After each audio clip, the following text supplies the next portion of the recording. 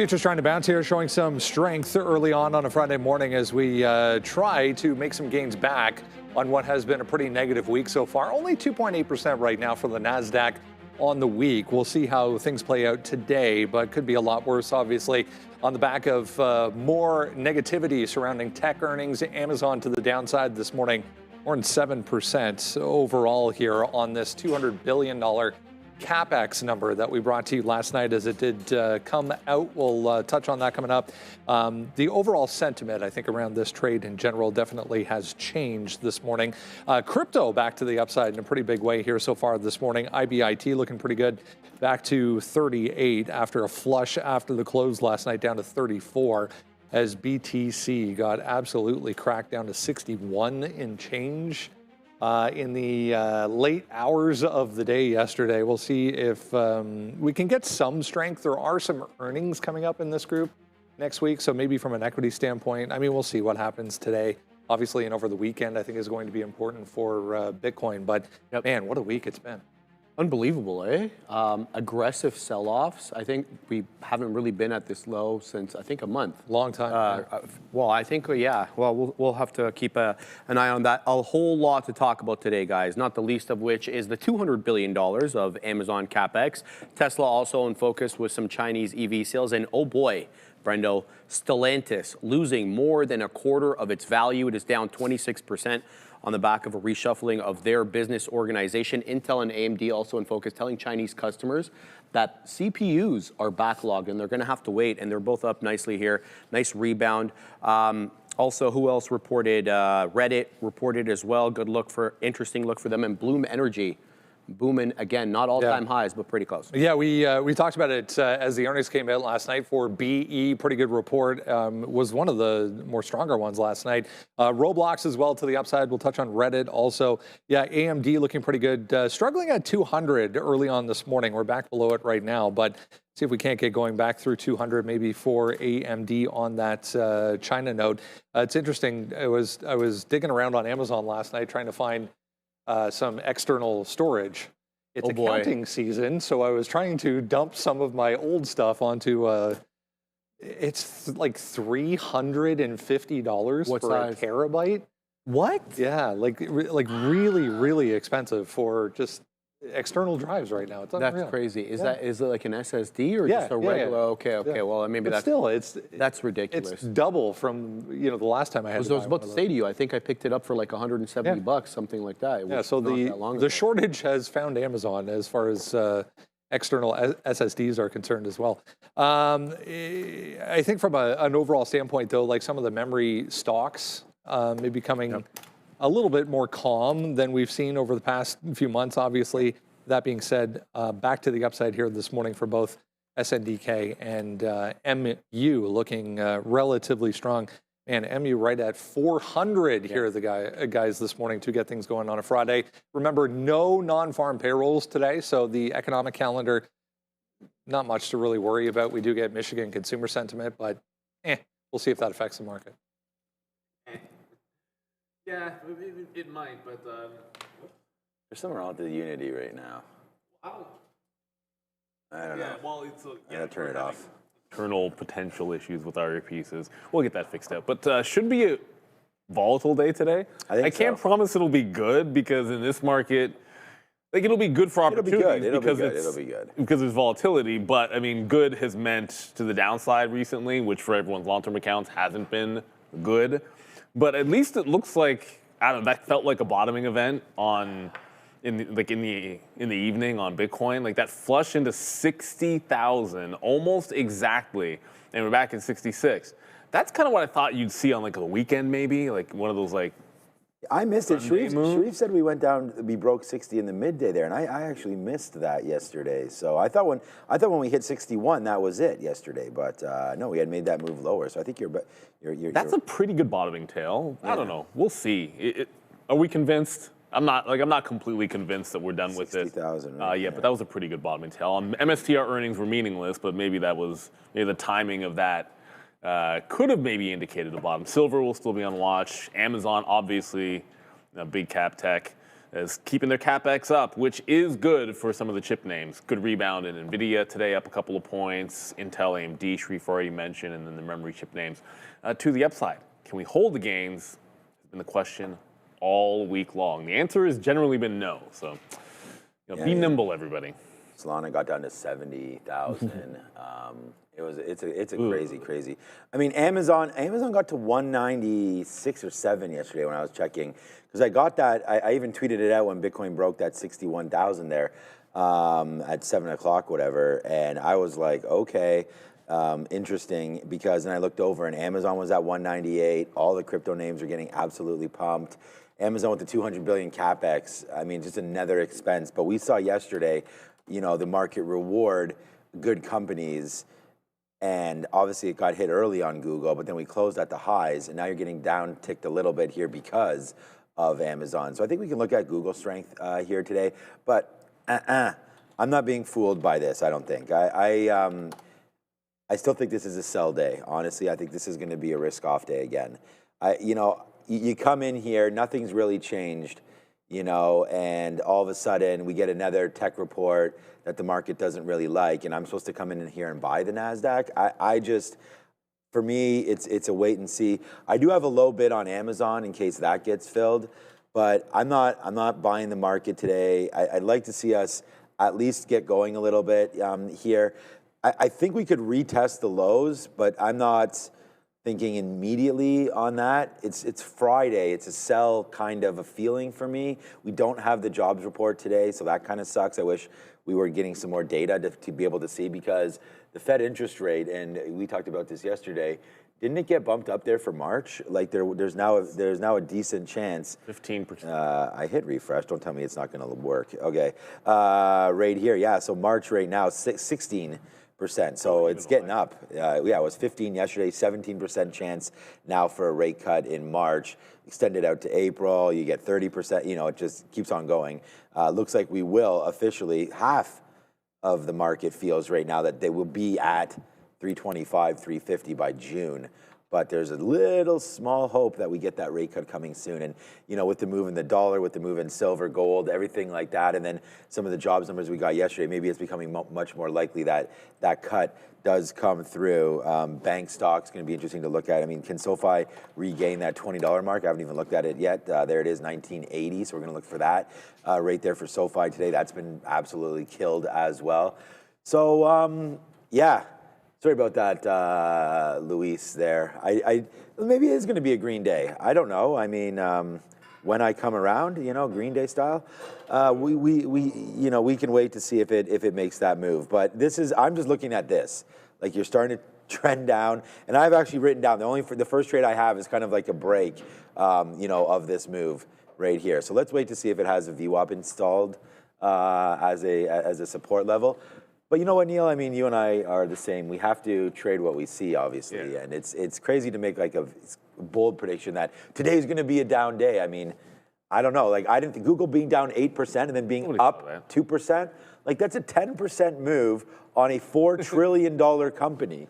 That happened yesterday. It was the flips were insane. I mean, the yesterday was one of the weirder ones as well for even ARM, which we talk about 4 times a year on earnings, and they were like the weakest in the aftermarket show on Wednesday. These guys were easily, I mean, at one point, maybe not for the entirety of the time, but they were the ones that you were crapping on the most. Certainly them and Qualcomm, and it was a related reason. And it seemed like maybe it'd be weak. It lost $100, like right in the pre-market. Like, oh, okay, well, this could be a thing. And then it just proceeded to be the strongest tech name for the majority of the day yesterday. But everything's under VWAP right now. It's weird because like everything I'm looking at is under VWAP except for like the futures are above on the NASDAQ. But then you look over, I kind of look at NVIDIA. Okay, well, that's been sliding down after gapping up, and not nearly. Ignore these dark pool prints. Like, we're actually up a couple of percentage points. These dark pool prints get annoying around 8 o'clock. Then you look at like Intel, which was also gapped up, and it's been sliding down just a little bit here. Apple, which good support on Apple yesterday. Oh yeah, Apple. That might be a good long. 2 days in a row. Oh, there we go. Thank you, chart. 2 days in a row, you've basically held the same support level, but then it's off some of the highs. Yeah, like there's signs of a bounce, mostly in, look at what's going on with crypto. Even silver is looking like it might be bouncing. But then there's just enough this morning that hasn't really followed through. And as Sean said, we don't really get any economic data. I just think you have to keep nimble. Like, okay, this is an obvious support level on Apple at 273. But if it doesn't hold this level at the open, then maybe you don't want to be long the stock. It kind of works. I don't want to say it's that simple, but with a level like this, be open-minded. If Apple loses 273 just because it's been relatively strong for a couple of days, doesn't mean it has to be today. Tesla's at $400, pretty much exactly at $400. And this has been dropping all pre-market here. Big gap up for Tesla, and then it just lost like over 1%. And it's just been sitting down here. So yeah, when things, when I got in the train, things looked a heck of a lot better on the way in than when I'm sitting down now. Like it was kind of easier to say, hey, if we hold this, looking like a bit of a rebound day. But the sellers have started to creep in. It doesn't mean we're going to head into the downside for sure, but you got to keep an open mind. Like I said, just trade what is in front of you. And well, one thing that I'd be surprised if it was up today, Sharif, would be Stellantis, as we're going to talk about some of the auto names. Oh, and Sharif was very excited for Bloom Energy this morning. There's something that had a lot of strength that still looks pretty good, holding on to some of the afternoon gains. Don't forget, this is the short float, a bit of a story here. And it's got room to get into the highs, which gives you a bit of a chance for something to go. What I don't like about Bloom, spread and volume. So you got to wait for this one to open up, very thinly traded, but looks like a very good one. Yeah, we'll probably have Michael Noss coming through. I'm curious to see what he says technically about Bitcoin, because everybody was throwing numbers out. Like, I was like, oh, look at this chart. Like 50,000 just looks like a level, and then there's another reason you could say that. I saw people saying 34 and 37 for technical levels. So I'm curious what a technician says about both this 60,000 bounce and where a technical bottom would be. Yeah, I'm actually less interested in what he says and more interested in what he does. I mean, anybody can sit here and say anything they want. I want to know if Michael's actually putting some money into some of these crypto plays, because I believe he is. So I think that's a question usually that we can ask him, right? Because anybody can sit here and read a chart and tell you, wow, this doesn't look good, or this might be the bounce. But do you actually believe in the bounce? Because that's the thing. IBIT's had a nice move back, right? I mean, the low of 60,000, it's now up 10%.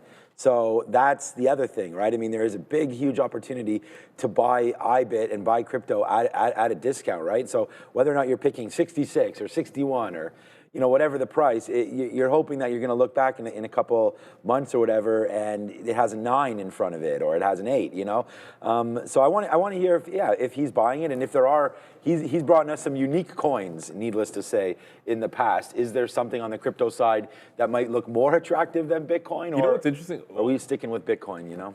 Well, that's the other thing. I can't think of any of the other coins that I like any better, to be honest with you. Yeah. But Ja with the super chat. Thank you for the super chat there. Good morning. Good morning to you as well. It's been a scalper's paradise, short all the pops. See, that's where we're like, even if everything was gapped up and it's like everything looks strong, shorting pops yesterday or just patiently waiting. Like Intel went like 3 or 4% to the upside at the open. And even that was a short, and it was super strong on the open. It's just, there's so many of these types of plays, so I'm kind of with that. That means the only thing I will disagree with is, like for me, if someone's showing me a technical level, I'm making my own decision based on it. Like I could care less if somebody else is buying something at a certain level. If they show me something and I think the level looks good, I'm like, oh, I agree with that. Then I can make a decision myself. Like I'm never doing something because somebody else does it, or liking something more because they like it more. It's just, I just want to see if there's something that I'm missing on the chart that might change my opinion for myself. And then whether he would buy it or not wouldn't matter to me. It would just be like, oh, I didn't see that, or I didn't look at this anchored VWAP. I was thinking 50,000. Now I want to buy at 42. I have no idea. I'm always interested in someone else's viewpoint so that I can see something that I might not have seen before. But let's head back on up to the desk. Lots to cover here. And we'll try to get through everything, or as much as we can, including whatever small cappers might come our way. It was a pretty quiet one yesterday for small cappers. Not that you needed it to find movement, Sharif. Sharif and I were just talking a little bit about these opportunities that are presenting themselves, in the sense that you brought up a good point. going back to last April when the market had the huge flush. Yep. I don't think anyone was really prepared at the velocity and the speed at which we came right back up. Exactly. You know, and a lot of people got caught thinking should have bought more, should have bought period. A lot of people I don't think did anything. Even on that little retracement, there was the initial bounce and then the retracement that gave you that second opportunity, and then the market just ripped right back to all-time highs. So, and you could make the argument that a lot more had fundamentally changed in 100%. terms of the economic 100%. dynamics then than it has now, right? Sure, you're getting technical breakdowns. Nobody can argue that, right? But what is so different about the economic landscape? You made a good point off camera. The market, the market may be running out of patience with this CapEx, especially because a lot of these hyperscalers haven't really monetized it in the short term. But like I was saying to you, you look at Google growing at a 40% clip, right? And you're seeing the immediate monetization of the neocloud services that they're providing. So I don't think it's just ubiquitous across all big tech that you're not immediately seeing gains in revenue. But maybe that becomes the benchmark now. And anything that is falling behind as far as growth, Amazon was nowhere near on the growth number specifically, but still wants to spend that kind of CapEx. Well, yeah, is going to get punished for that. MSTR, I was just hearing day highs here, kind of through 117 again, trying to hold a little bit higher as we continue to march higher for IBIT. Earnings basically a non-event. We did absolutely nothing after the close yesterday, but nice gap here with Bitcoin this morning for strategy. It's good. I mean, strategy, obviously that levered play. So if that's your cup of tea, fine. Put buyers, Brendo. I was looking at this article yesterday.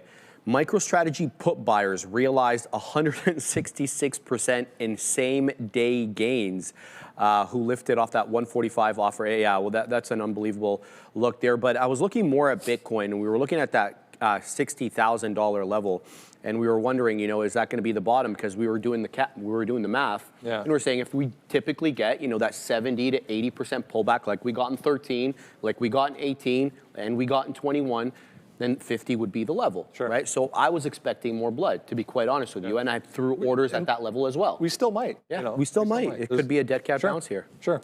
I was just looking at the other wild one that we've been keeping an eye on this week, silver, trying to get back higher as well. There's been a couple of days this week, if you just go back to the beginning of the week, where we get these kind of bounces higher and then fade back into prior levels, bounce higher, fade back into prior levels.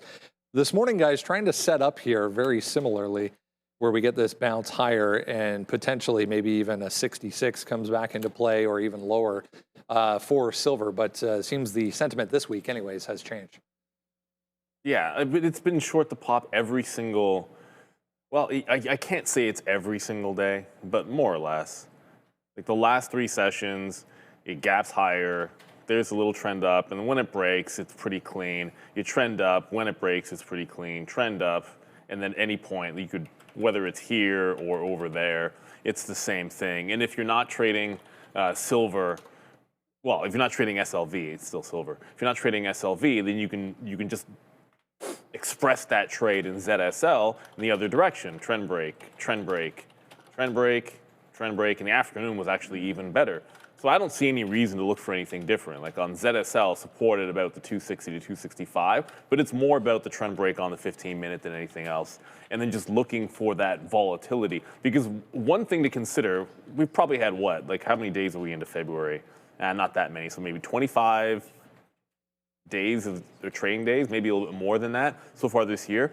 SLV has had 5% or more days. So it's not half, but it's just under a coin flip to start the year, whether you're going to have silver move 5% on the day, which is, it's a tremendous amount of volatility at this point. Like you're not, like for most names, you need a specific catalyst to get over the 5% movement mark. Like you have earnings or your HIMs and you've got some legal battle going on.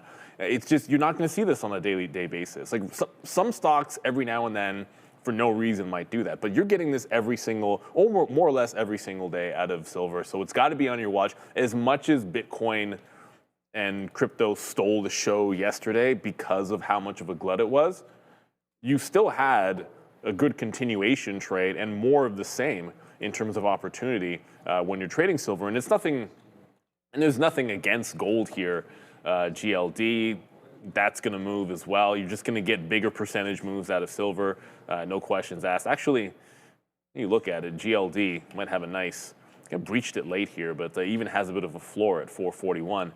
There, I'd feel better about looking for dips on gold on structure than I would silver. Just very, very different charts when you pull the daily. Like, as much as we pull back on gold, it still looks pretty good around that 420 level if we ever get down there. And maybe we'll be able to ask our good friend Peter Schiff about that on Monday, because he'll be on Monday, Peter Schiff, the gold expert.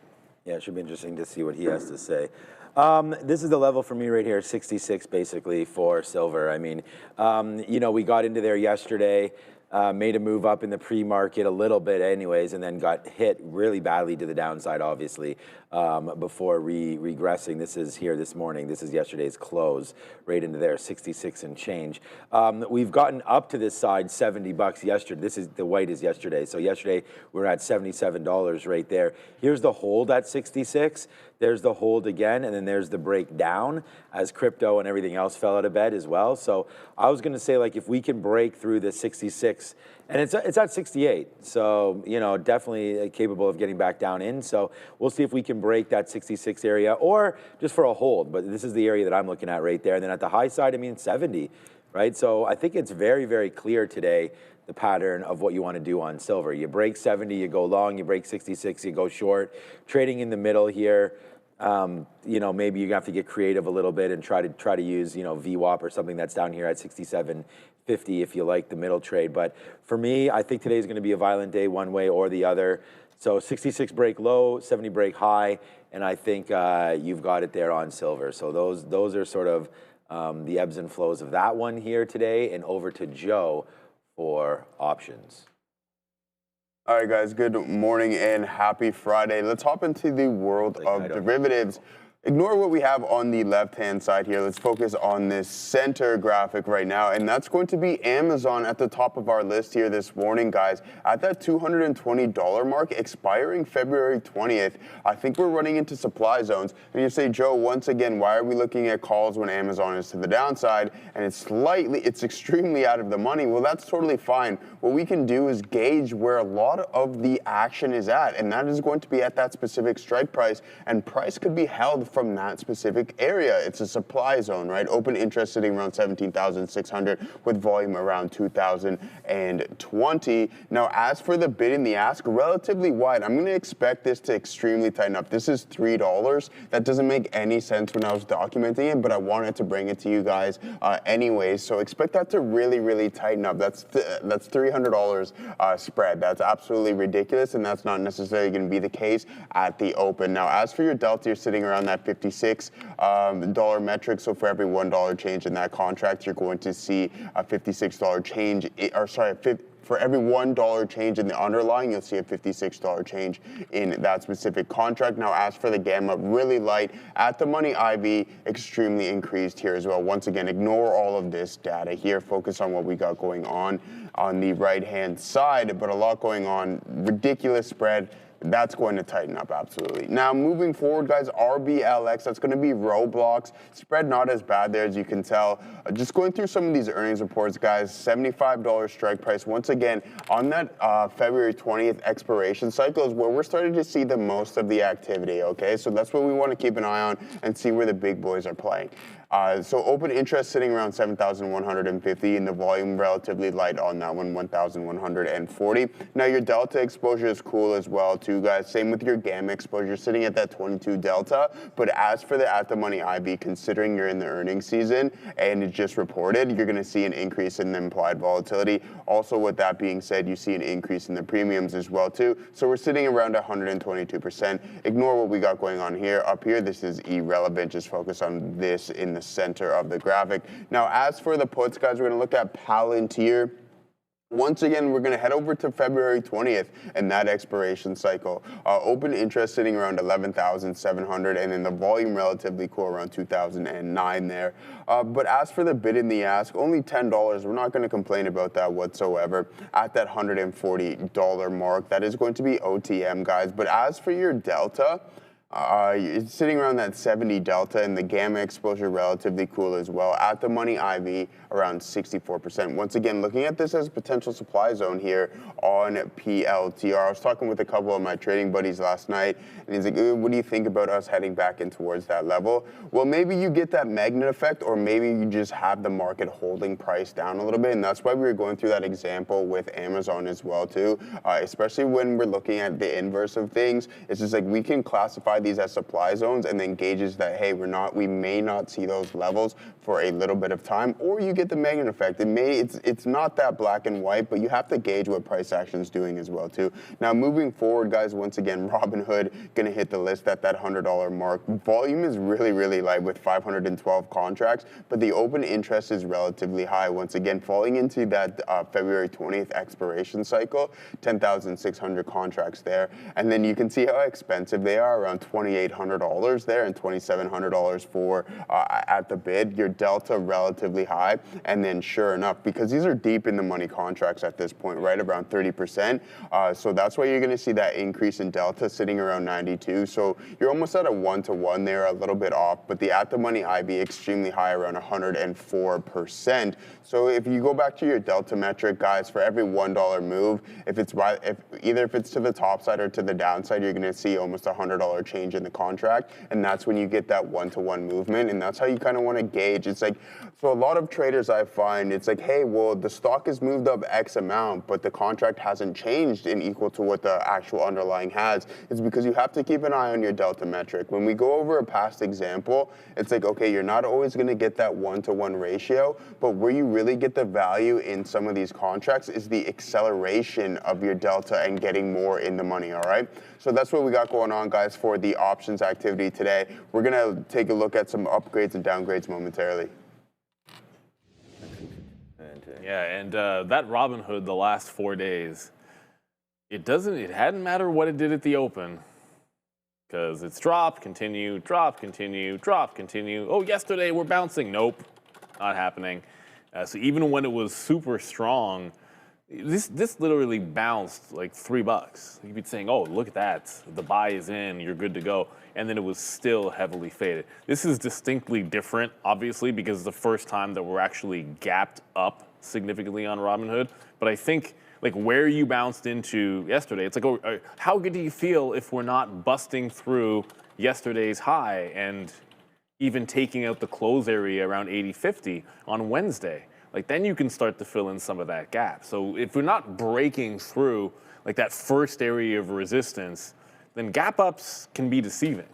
So I think in Robinhood's case, anybody would look at this last 5 days actually since losing the 200 period moving average and say, yeah, you're primed for a bounce. But this one needs to get through 80. On a Friday, that can be even more difficult with 80 being a key price for sure. But like this is going to be on your radar. I feel like if you're trading like Bitcoin, for me, I like Bitcoin and BMNR. So it might not be in Robinhood because they're probably going to move very similar. But the volatility is here to stay on the hooded one. And you know, the only thing I can say for in a related name, somewhat related name, even not exactly the same thing, the only thing I can say for SoFi is, well, the pattern's not exactly the same, but it is absolutely uncanny. Both of these broke the 200 period moving average. Both of them had the same successive crazy drops. The only difference is, I mean, SoFi before tanking yesterday didn't have the common decency to bounce significantly early like Robinhood did. Like SoFi just dropped right away. So it was actually weaker in some ways. But like these things, when they're patterned down like this, you kind of feel like they're a short till they're not. Like prove it to me through a resistance level before getting too on board with the bounce. For the day trade, you can scalp any kind of long or short here. I'm talking about a momentum shift because I haven't seen a momentum shift in any of these downtrends. Yeah, the name that I mean, he mentioned many different names. I like Roblox. Today we're going to talk about that off the earnings. I thought it was a really great quarter, and we'll get a second here to see what winds up happening with Roblox. Oh, okay. There. Oh, wow. Okay, yeah. So we are going to go over all of this. I mean, I like the fact that there was a 94% increase in daily active paid users, right? And so I think that that's going to be a big sign, obviously, for Roblox there. getting these kids and whoever else is playing it, to deposit a little bit of money in there, and the fact that those numbers are going higher. Obviously, they're not even making any money, Roblox, so that's going to be a big problem. So it's a growth story, and we know right now that growth is getting absolutely shellacked.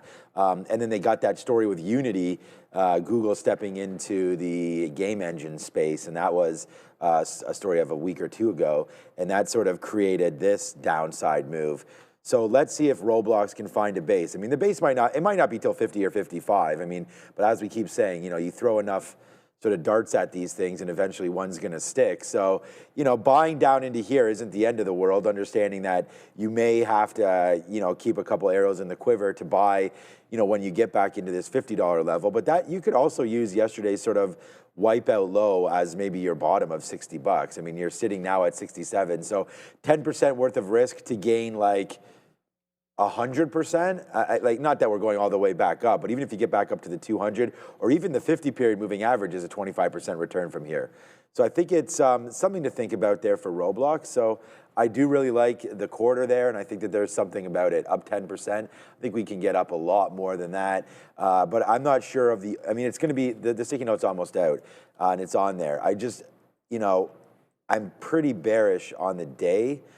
I mean, we'll see what the NASDAQ does. I mean, it's just now ticking higher. But if the market gets to the downside, then we don't want to sit on a bid for Roblox, right? But I do think that the 64, 65 area is something to look at for that kind of a bid. So thank you for the question. I do like the stock, and I think we can move forward on some green days ahead for Roblox. Let's go back over to the desk. Right, there he is. Andre just getting Michael Noss set to go here on a Friday morning with his look on what we've seen so far this week and maybe what to expect going into next week because, hey, earnings season is continuing. We're not done yet. Happy Friday, Mr. Noss. Good to see you as always. I'm glad you brought this morning because I was even having this conversation, sitting here with Sharif this morning. And I think the underlying message is very important in that. And, we've been talking about this since the beginning of the year. This is rotation more than it is, Armageddon, as media has been portraying it. I was looking, SPY's down like 1% on the week. Almost 3 for the NASDAQ, but could be a lot worse, obviously, when you look at big tech specifically. So when you take, the fact that IWM could even be green on the week by the end of today, if, we hold these gains this morning and continue with a little bit of a rally here, I mean, it's not that bad. This is rotation. Exactly, right? And that's my whole kind of, I feel like I'm the calming voice sometimes when I come onto these things. But the first slide I have is a bit of a meme. It's just markets in turmoil. Because if you go on Twitter, if you go on, you for whatever reason, watch CNBC, it seems like it's like the sky's falling. It's the end of the world. But I brought some charts and some drawdown charts, and I agree. It's very much overblown, which could mean two things. Could mean there's more down to go, or it could just mean that people are freaking out for some reason. But yes, this is again just kind of a meme, and I talk about the contrary indicator of the magazines all the time. Right, magazine cover loves this thing. Maybe you want to short it and vice versa. And we've been seeing a lot of stuff like this out there talking about how the market is down and how everything is feeling bad. But I think I found the source of this, and that it's the next chart here, which is MAGS. For those who don't know, this is just the Mag 7. This includes all of those names. We know some names like Microsoft are actually really having a hard time, where we have other names that like Apple that are doing just fine. But the Mag 7 is down 10%. And that is the imaginary line in the sand that we've put to say this is a correction. And I think this is where a lot of it's coming from. Obviously, software getting just absolutely taken to the woodshed. But I just wanted to zoom out. So this next chart is the same chart, just zoomed out. And this lower indicator that I have is just the drawdown from all-time highs. So just showing you how far down you are from wherever your all-time high peak is. And if you zoom out, and we're not even zooming out that far, this is just the beginning of 2025, it doesn't look that bad. This was the tariff tantrum. We were down over 20% in this particular ETF with the Mag 7, and we're down a little bit less than half that right now. And that I think is great. I come on all the time. I say I'm probably the only one out there that loves markets like this. because as someone who likes to buy relative strength, that relative strength, I think, is just slapping you in the face if you look around just a little bit. So next chart I have here, like Brendan was talking about, is just the Qs, right? I think this is part of the problem as well, where everyone's looking at this and saying, 3 big red candles in a row to the downside, down like 7-8%. That feels, pretty bad if you're holding that large cap tech.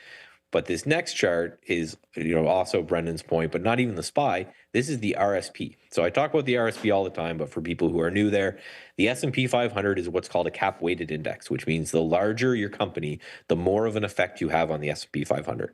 The reason they do that is it turns out it's a really good investing strategy over time. It's why the S&P 500 has done well, basically giving more money to your best and your largest players. The RSP is the same 500 stocks, but equally weighted. So, some an industrial company that you've never heard of that's in the S&P 500 has as much weighting as NVIDIA. And the ratio between the two basically shows you whether or not it's big cap tech that's having the problem or if it's everything in the market. So I use this as my representation for what is the average large cap stock doing, because it's looking at all of them. So the average large cap stock is less than 1% off all-time highs, right? And that was as of yesterday. And as of this morning, right, we're obviously moving higher. There is a world where today the average large cap stock makes a new all-time high. So I really want to just hammer that down for a second, because I think that is the difference between people who are really panicking and people who are wondering why other people are panicking. It's if you are having a very bad time right now, I think you're just overweighted to the AI play, to large cap tech. We've been talking a long time about rotating around. So what I want to do is I want to just give a couple ideas of sectors that are holding on okay. And this first one here is the XLI with the same chart I have underneath. And you can see less than 1% from all-time highs. So what's the XLI? This is our industrials ETF. So think your Caterpillars and your John Deeres and anybody who is out there actually building real things in the world. They're doing just fine. Like, look at this chart. It had a little bit of a down, a green candle yesterday, and a little bit of a gap down, and really no action. You're comparing that to quantum computers and, all these crazy things that were really, really elevated. They're having a bad time. But instead of focusing on those, I think it's better to focus on the stuff that is holding up okay.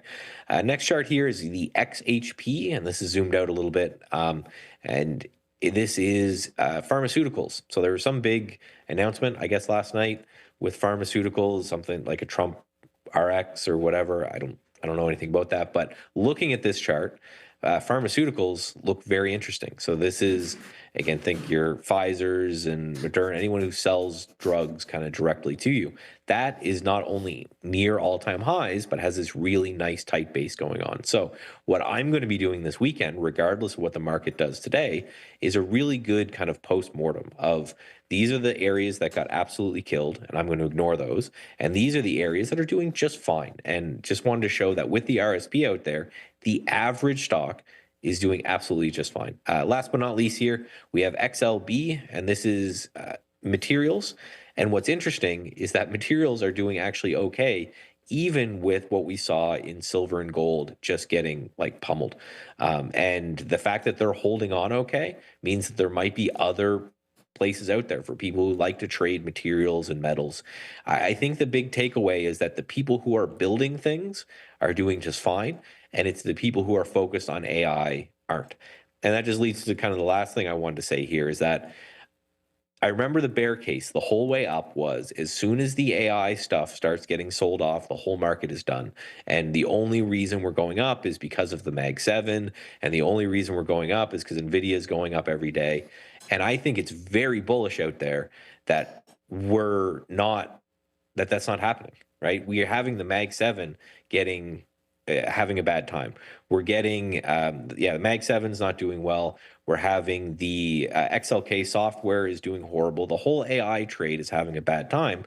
And then the average large cap stock is less than 1% from all-time highs. So if anything, I think what happened this week is bullish. I'm sorry for anyone who's in a lot of these names, but yeah, for anything, I'm looking at this and saying we're holding on great considering what we're seeing with this unwind in the AI play. I just brought up that XLE chart as well, just to add to your list there, because I mean, energy stocks seem fine as well. So If you zoom out a little bit, as we started this conversation with, if the market is still more or less constructive and holding significant levels, then if you dig down a little bit, it's very important to understand if it's not tech that's leading, where the strength is coming from. So good luck going into next week as well, specifically, Michael. Is there something that you want to see to maybe add a little more confidence to this conviction, I guess, that, the market's fine?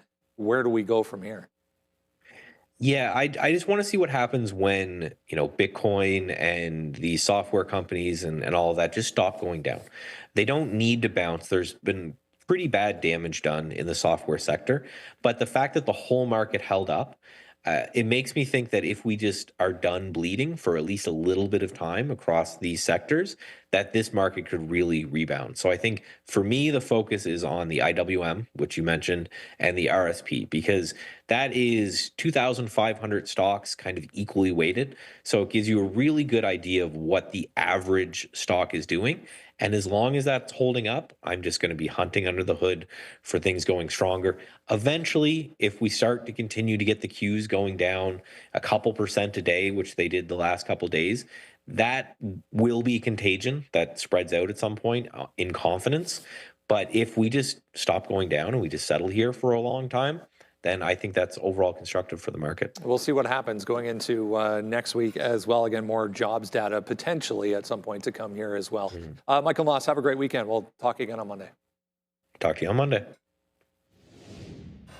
Yeah, thank you, Michael. And, speaking of energy, like CVX from consolidation's up like over 20%. From just the beginning of the year. So it's been doing a lot. And XLE's in the midst of a breakout. Look at a monthly chart of XLE. There's individual names that are going to do better, but that's the nature of the ETS versus individual stocks. But XLE is literally breaking out as we speak on the monthly. Like this current month candle is our secondary breakout after getting through that 50 to end last week. So yeah, there's absolutely going to be some strength out there. But it's when we start to think about it, and I get it. Like I was sort of saying the same thing about the SPY not being off all that much, and look at your Caterpillars of the world, and look at how the Dow has been holding up. But when we're looking at momentum as well, then the things that are moving the most are going to be of interest. So like everyone's in this. If you're in sort of like the day-to-day trading mentality of things, you're going to notice, because where are your eyeballs going on a given day? Well, it's going to be going to something like a Robinhood that's moving the way that it happens to be right now. I'm going to pick on somebody I haven't picked on in a while. Like you're just going to look at some distinct charts for the ones that are giving you the volatility. It did not break 10 yet, C3AI. But this is a stock that's down a bajillion% over the last year and down like 40% in the last week, which is like, it's crazy to say, but it's true. Like the stock has been down like 80 something. What is it? Yeah, like 80% from, I think the highs are back here at like the 50. But in just the last week, it's dropped from about $14. So it's been absolutely insane for some of these names. And that's where the momentum's been. So like all the big volume momentum has been to the downside, which is why people feel like they're in a panic. But there's lots of great boring stuff which is still going to the upside, and sometimes it's good to have some of that in your portfolio. And some of it, I'd argue some of the energy names are still good to get into. I wouldn't necessarily chase Chevron up there, but on the monthly, XLE is still breaking out, so you might be able to still catch that. Yeah, we bought some XLE earlier this week, so we're pretty happy with that one. We've talked about the breakout that's been happening on XLE. So, I think energy is the next one to go. I've been in this name probably for 20 years, to be honest with you. And you're just going to look at it. It's been doing haven't been in it for 20 years, but a long time. This is like the first kind of oil stuff that I've been looking to buy, and there's the breakout right there. So we're long around this $50 mark, trying to get higher right now. I think we're long at like 50, 65 or something like that. But there's the breakout happening. This is a monthly chart, so we're trying to break a little bit higher. We've seen this kind of similar thing happen with obviously gold and silver in the past year. So if energy wants to go, these names should go as well. Upgrades and downgrades, Joe. Yeah, let's fire it up, guys. Let's see what we got going on here from some of the analyst actions this morning. A lot of earnings names here, guys. We're going to start things off with Reddit, RDDT. It is up substantially here this morning, 8.3%, but we're also getting a massive price target lower. I thought that we'd bring that to us here this morning, going from $240 to $170 by Cantor Fitzgerald. And then moving forward, once again, we have Roblox up double digits here this morning, guys, but price target being lowered by Oppenheimer from $150 to $130. Once again, you're up double digits. Then IREN as well too, guys, $136 to $82. Surprisingly so, it's trading around $36 right now, but once again by Cantor Fitzgerald. And then Peloton, I mean, if out of all of these four names, I would expect this one to be on the downgrades for sure. Peloton getting a price target lowered from $8 to $6, still slightly positive this morning. Now looking at some of the upgrades here, I know Amazon is to the downside, guys, but a price target raised by BMO Capital from 304 to 310 on Amazon. You're down a little bit less than 8%. Bloom Energy up a substantial 14% this morning as well too. Evercore ISI giving them the nod with a $152 price target being raised to $179. Once again, you are up 14%. Now Snap going from a sell to a hold with a $5.50 price target by Stifel. You're up 2.5% this morning. And Vistra as well getting the nod, guys, going from a neutral to a buy with a $205 price target. Yeah, the last name on that list, you might be surprised to see like what Vistra and Constellation, like Constellation is down 40%. 40% from its highs. Vistra is down about 30-something% from its highs.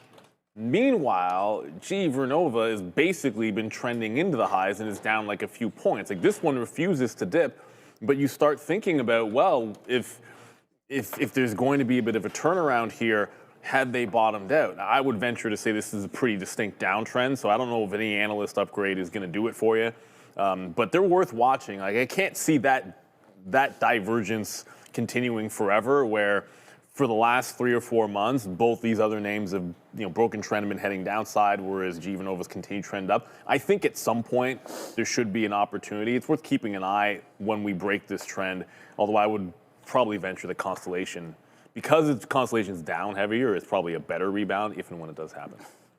Look at some of these picks that we have on the show so far. We did talk to Michael Noss about like everything is, the average stock is a couple percentage points away. All right, my portfolio. We picked these less than a month ago. Okay, Big Bear AI down 35%, Eli Lilly down 5%, Marvell down 10%. Neil, AVAV down 36%, CRISPR down. This is less than a month, 17%. I'm just saying, look at these names that we chose. Broadcom, Northrop Grumman, Joe, CrowdStrike, I love that name too, 19% down, right? JP, I know, this is in 3 or 4 weeks. JP Morgan down 4%. Walmart, Joe, there it is. You got that one. Brendo, look, these are names that we were like, okay, IREN, 20%, Tesla, 12%, CEG, this is in 3 weeks, man, we're bleeding over here. And then we got Adara, what up, Adara? There's as I said, man, picking the short right there. Starbucks actually with the long pick. So, these are some of the things that we talked about with Michael. These are both big cap stocks, and obviously Boeing's gonna be fine, but only down 1%. So here we go right there as well. So just to show you guys, like, there are lots of names that continue. Look at Ramin's Rocket Lab, ASTS, Netflix. Everybody liked this portfolio when it was chosen. So it's just a matter of like, I think you got to be careful about what stocks you're in, obviously. And those were returns right now and here we go. Here's the average, the total portfolio return. This is in 3.5 weeks that we've done here. All these numbers in 3.5 weeks. So there's Obi with the shorts. He's got Citus and Circle. Circle's pretty huge. And then there's Adara. And then this is our 3-week performance here. So not great there. But just to go show you that, it just goes back to what Michael was talking about.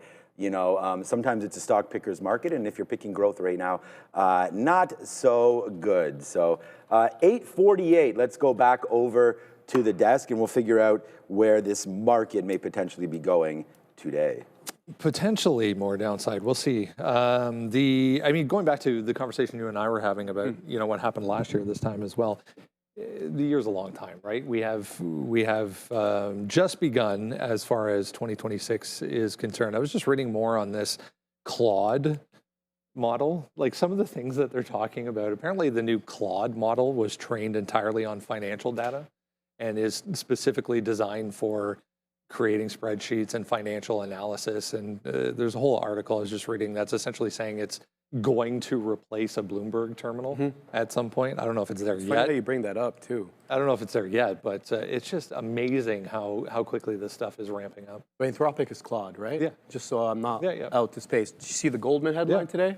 And it's building on exactly what you're talking about. They basically trained off the Bloomberg or financial data, and Goldman obviously got wind of that, and they want to use it, Brendo, because they've been working closely with Anthropic. They said for 6 months to co-develop these autonomous AI agents, and they're supposed to automate trade accounting and client vetting and onboarding. So very much, I think they're like kind of stealing Perplexity's lunch a little bit, because we were talking about Perplexity being, that financially driven model. Yeah. Claude's kind of weaseling in. I mean, I think this is a different level. Perplexity, from what I read anyways, Perplexity trained on Yahoo Finance, basically. And whatever's available on Yahoo Finance, more from a very surface level.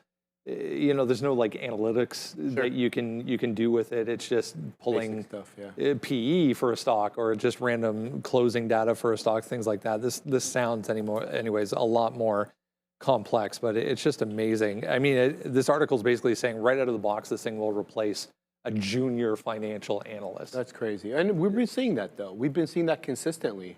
Where I don't know if you heard one of the podcasts on Compound. I think it was a few weeks ago.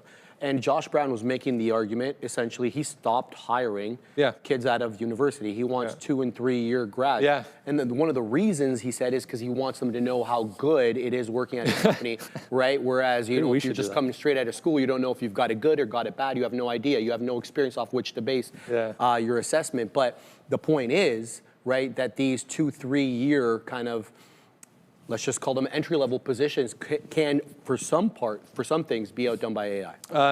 Another tie-in to this, Reddit coming back into the aftermarket levels right now. I just heard made a session low, but it's bouncing back up a little bit.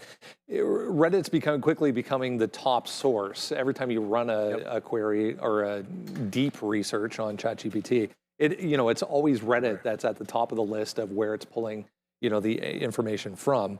That being said, we're basically right back to 160, 158 right now, coming back in pretty quick. And I give my specific prompts. I tell them for certain things, if I want recommendations on, restaurants, I don't want it to go on sites where, you could be compromised. I want honest opinions. So I'll specify in my prompt, check Reddit, specifically for this, that, or the other. Yeah, that's a good idea. And it seems to work pretty good, especially if you're looking for something kind of very niche. And you don't want influences from advertising here and there. So that's kind of what I meant there. But I really like Reddit, and obviously it's been a great runway for them to kind of license their data to these LLMs 100%. And generate revenue that way. 100%. 160, guys, potential level here today for Reddit. Okay, so we'll get to Reddit in a second, but Micron just dropped $10 in the last couple of minutes here. So I haven't heard or seen anything hit the wire, but Micron, I'll do the little thing where I try to fix my mic. Hopefully that worked. So Micron was gapping and looking very good and dropped all the way to 380 from 396. Now a bit of a bounce. I've seen or heard nothing on Micron, but I just wanted to make sure everyone saw that as, just these little signs that we've been selling off in the morning since almost everything gapped up after yesterday. And even Reddit here, it's just been a very slow trickle back in. So instead of thinking, hey, we're breaking out past a 170, you got to look at Reddit. Well, I mean, whatever, you don't have to do anything, but the way I like to look at it is you're in the pullback mode and you had a very distinct resistance at 156. So if we're not breaking to fill this gap, which quite frankly is a heck of a lot more exciting, right? Like double bottom, break this gap, go $10, everyone's happy, Reddit's made a bottom, good numbers, exciting, yay. No, we're filling the gap back into 156, it seems, and now you're waiting to test this prior high for Reddit. But I don't know, that Micron move, it's just, there's something about this morning, like everything that was gapping and looking strong is just, it was just a slow sell-off, which makes you think we could get a dip at the open. We'll see. Yeah. I want to see how Micron reacts to that, or maybe if something comes off the wire for them. But yeah, but I'm waiting for 156 would be the area on Reddit. Yeah, I mean, that's why I'm feeling bearish. I've already talked about that a little bit. So if the market goes to the downside, I'm not going to be surprised. But the thing is like how to act on it. I'm going to use the TQQs. I'm not going to use Reddit. But I said this yesterday actually on the show as well. I like the Roblox number, and I actually liked Reddit as well. I mean, I said this, and again, join us on major market days. We were after hours 4 days this week, so it was pretty good. Was it Monday? Yeah, Monday, Tuesday, Wednesday, Thursday, yeah. So yeah, falling right back into these levels. So I think this is going to be a good dip buy opportunity for Reddit as we watch out for the LLMs, right? I mean, these guys are going to continue to make money on queries and everything and accessing their software, accessing their API, you know, as more large language models start to look for, you know, information to run off of. I think Reddit's a pretty, you know, well-designed space to get information, kind of like the YouTube algorithm there, you know, making sure that you see things that you like, just introducing forums to you, getting you on the platform a little bit more. And they're just starting to run out ads and everything. I mean, the ad space was a good space for them.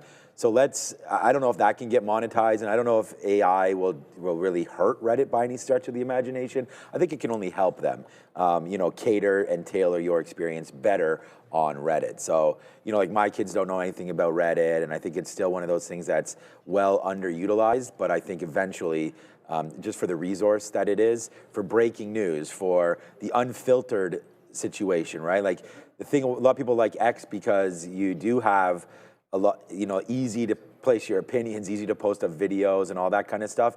Reddit is a very similar format for that, except for you can get very, very specific and join certain forums and groups that you really like, so communities. I like Reddit. I think it's been absolutely killed here in the sort of software tumble that we've seen. I think it's a buy down here, especially after earnings, but not a buy today. I'm gonna give this a little bit of a beat here. And I'm trying to only really buy indexes at this point. I do have a lower bid for Amazon today to add to my tech stack, like, but Reddit could be a name to get some interest going as well here today. The spread's going to be quite large on this to start with, so let's see if it does give us a base, and then we can base and rip off of that. But yeah, I really like Reddit. I think it's a great long-term story, and this would be a name that I think you'd be happy buying here. But you know, you got to be confident in the market, because a lot of these stocks don't really care about the story. It's about the momentum. And right now, the momentum is down, you know, so this hold might be a good spot. Nibble in Reddit if you like it. There could be some more pain coming through. I don't expect this to be a huge year for a lot of these tech names, but we've already had quite the spill in the last 2 weeks. 260 to 160. I mean, if you like the name, it might be worth picking something up. All right, let's go back over the desk. It's 8:57. We have our watch list, which is pretty packed today. I mean, we had a huge amount of earnings last night. We had names like UNH and this kind of stuff on the Trump RX news, Oscar, Molina, all these healthcare names starting to go to the downside. Stellantis. Well, yeah, Stellantis, yeah, completely different than the healthcare. But yeah, another move down there for Stellantis, as the auto parts business maybe not as great as we once thought. Let's go back over to the desk and get going on today's market breakdown.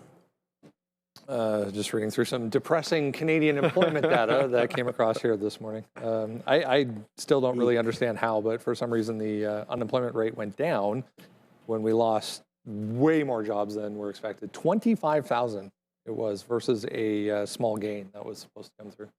Was it the gains, I'm assuming, in probably part-time? Or I have to dig into it. Yeah, or maybe some seasonality, because it was like the... Yeah, it's a tough look.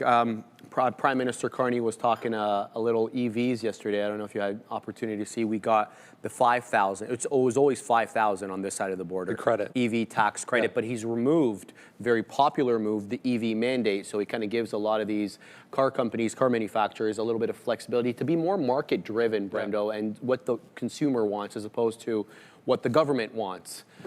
So nice to see. We'll see. Someone who wants to buy a car as well, you know, maybe a couple of years, that 5,000 might help a little bit, Brendo. I mean, this day and age, 5,000 doesn't get you much. It's honestly as far as the car goes. Good point. Let's have a look at the market here. All right, 677.5, guys. That's the official close on the SPY. But as you see, we were well below that. We got to a low, guys, of almost 670. I think we got to about 670 and a fifth, 670 and a half. The point is, though, the closing print defends that December 16th level, December 16th, December 17th, despite the fact that we did make a lower low. We lost that January 21st level. So we'll have to see if that December 16th, 17th level is more important in any event. We're looking at a support level of yesterday's close, 677.5. And then we have a base here at 687.5 that we were using as support. Now we're going to look at as resistance. All right, if you haven't done so yet, make sure you grab the watch list. Comes out every single morning before we come on at 8 o'clock. Super easy. Below in the description, top link will get you to the sign-up page, and then all you need is your email address. Has everything that's moving in the pre-market and why. Zoomed out here on Amazon just to give some perspective. That's a weekly chart right now. We've been in this kind of sideways consolidation going back to summer, really, of last year. I mean, 255, 260 the high, 220, 215 the low, but there's really not much decisive, break here yet. We'll see how today plays out. It held the $200 level that we used to lovingly call the Bezos shelf from the south side, of course, now that it's cleared. So that's the good news. But there was more bad news, especially on the top line. There was an EPS miss, guys. $1.95 versus the $1.97 expected, albeit a modest miss. Revenue, an eye-watering, Brendo, $213.39 billion ahead of the $211.33 expected. Net income rising to about $21.5 billion. That is up from the $20 billion in profit they took home last year. Now, AWS, everybody wants to know what's going on with AWS. Well, they grew at a 24% year-over-year growth. Not bad, bringing in about $35.58 billion. That is ahead of the $34.93 expected by analysts. Advertising revenue, though, very, very seldomly spoken of here when it comes to Amazon. But look at this number, $21.32 billion. And that is a higher margin product, believe it or not, than AWS. Even though AWS is in the 70%, this is in the mid 80% gross margins. And that number is creeping up to AWS's top line number. And let's get to the CapEx. 2026 CapEx of around $200 billion. The street was looking for 146.6. I was surprised that the street had a higher estimate for Amazon's CapEx than they did for Google. I didn't expect that because they were expecting 115 for Google. They were expecting 146 here. So not too bad. That revenue number is still just ridiculous, mind-boggling. I did the math earlier this morning. It was something like 300 and hold on, I'll grab it. Yeah, $331,481,000 an hour in revenue for Amazon. Yeah, well, the crazy thing is that they had their best growth ever for AWS percentage-wise. Like, it's their most rapid growth. And it was, like, the 24% was half of Alphabet's. Like, Alphabet came with 49%, and they come with 24%. And that's their best ever. And then you throw in the CapEx number, and it's not hard to see. Like we're in a market now. You said you were saying it's a stock pickers market. Inside the Mag 7, it's the same thing too. And if one Mag 7 name looks better than the other, then that's where the money's going to end up flowing. And I think after earnings, Google, Alphabet got a win. And for now, I think Amazon takes a bit of a hit. Does it feel a little overdone? I would argue that it does. Today, you're at the 200 level gives you just a fantastic litmus test here, because you held 200 in the aftermarket. Actually, you know what? Let me just quickly double check Blue Ocean here, because I just realized I didn't look at the overnight to see how we reacted with the $200 level. Don't jinx it. Yeah, so you had support at the 200 level in the overnight market as well. So there were buyers down there. So today, especially being a Friday, as long as you can hold on to 200, I think that's a good sign for the dip buy. Last time, I think it was this time off the 200 period, it was like 2 or 3 days before you even had that bottom made. And then the next time it tested the 200 period moving average, you had 2 or 3 days down around there to catch the bid. So at this 200 level, I don't think a decision needs to be made for 2 or 3 days for the dip buy. As for the day trade, this one's not on my list for the day trade. I like crypto We like some silver for sure in the chip space, some Intel, and I like Hims and Hers for a sell today. But Amazon, for that dip buy after earnings, the pattern has been you don't have to have it on day one. You can wait for probably maybe Tuesday and see if, as long as we're above the 200 level, then I think you stick in the buy. So yesterday was day one, obviously, of Google, and the 316 level we had written down on our sticky note. You can go back and look at it. It was about the best it could. I couldn't ask for better. So today we're going to try Amazon 200. That's going to be a play for me here. We're going to have patience. This is not something, again, like when we saw that Google 316, right? It wasn't like you sat there because you got run over early and then it held from 10 o'clock, and it held for like an hour, 316. So why can't it hold again here for Amazon, right? So we'll just have a quick little look at what this looks like here. There's $200. The low was 190. I mean, this is just early. I mean, it did get lower when Bitcoin finally broke 60, as we had mentioned there. But yeah, 197, 198, like those are some of the lows. So let's go and see if we can hold this 199.50 to 200 area, because I do think that this does come in, and then that's why it's the whole patience thing. The minute you see 200, you don't have to just hit the buy key. Let's let it work off of that level. It's going to be quite violent. Like yesterday, as an example, we saw what Google did early. It just went whoops, all the way to the downside. So we started here, we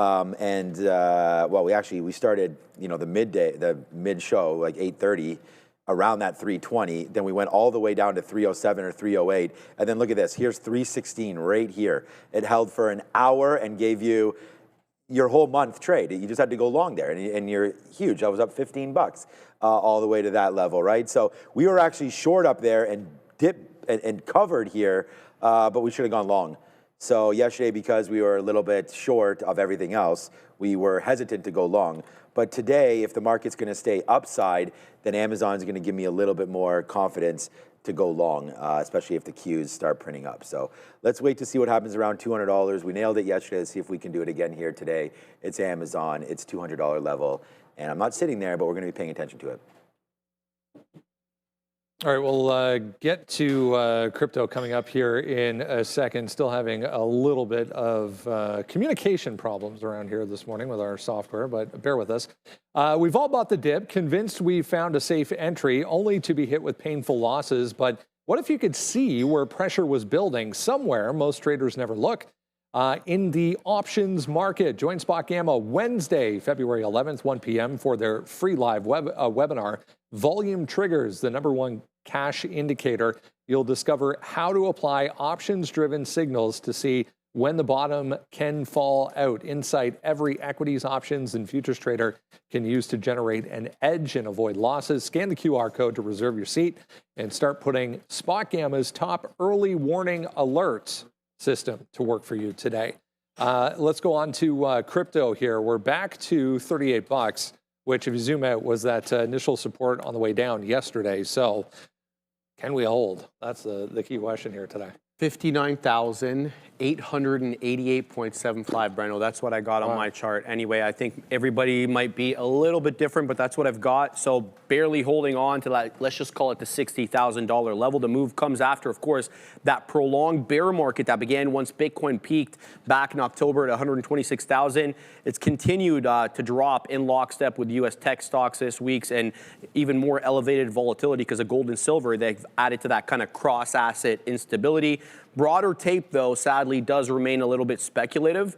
So we'll have to see how this trades today. And forced liquidations, we always want to talk about this. A wave, this article cites, of forced liquidations accelerated the downside momentum on Thursday. About $2 billion in longs were liquidated at one point. That adds to the $800 million that were liquidated on Friday. And data for CryptoQuant is showing that U.S. Bitcoin ETFs have now flipped as net sellers in 26.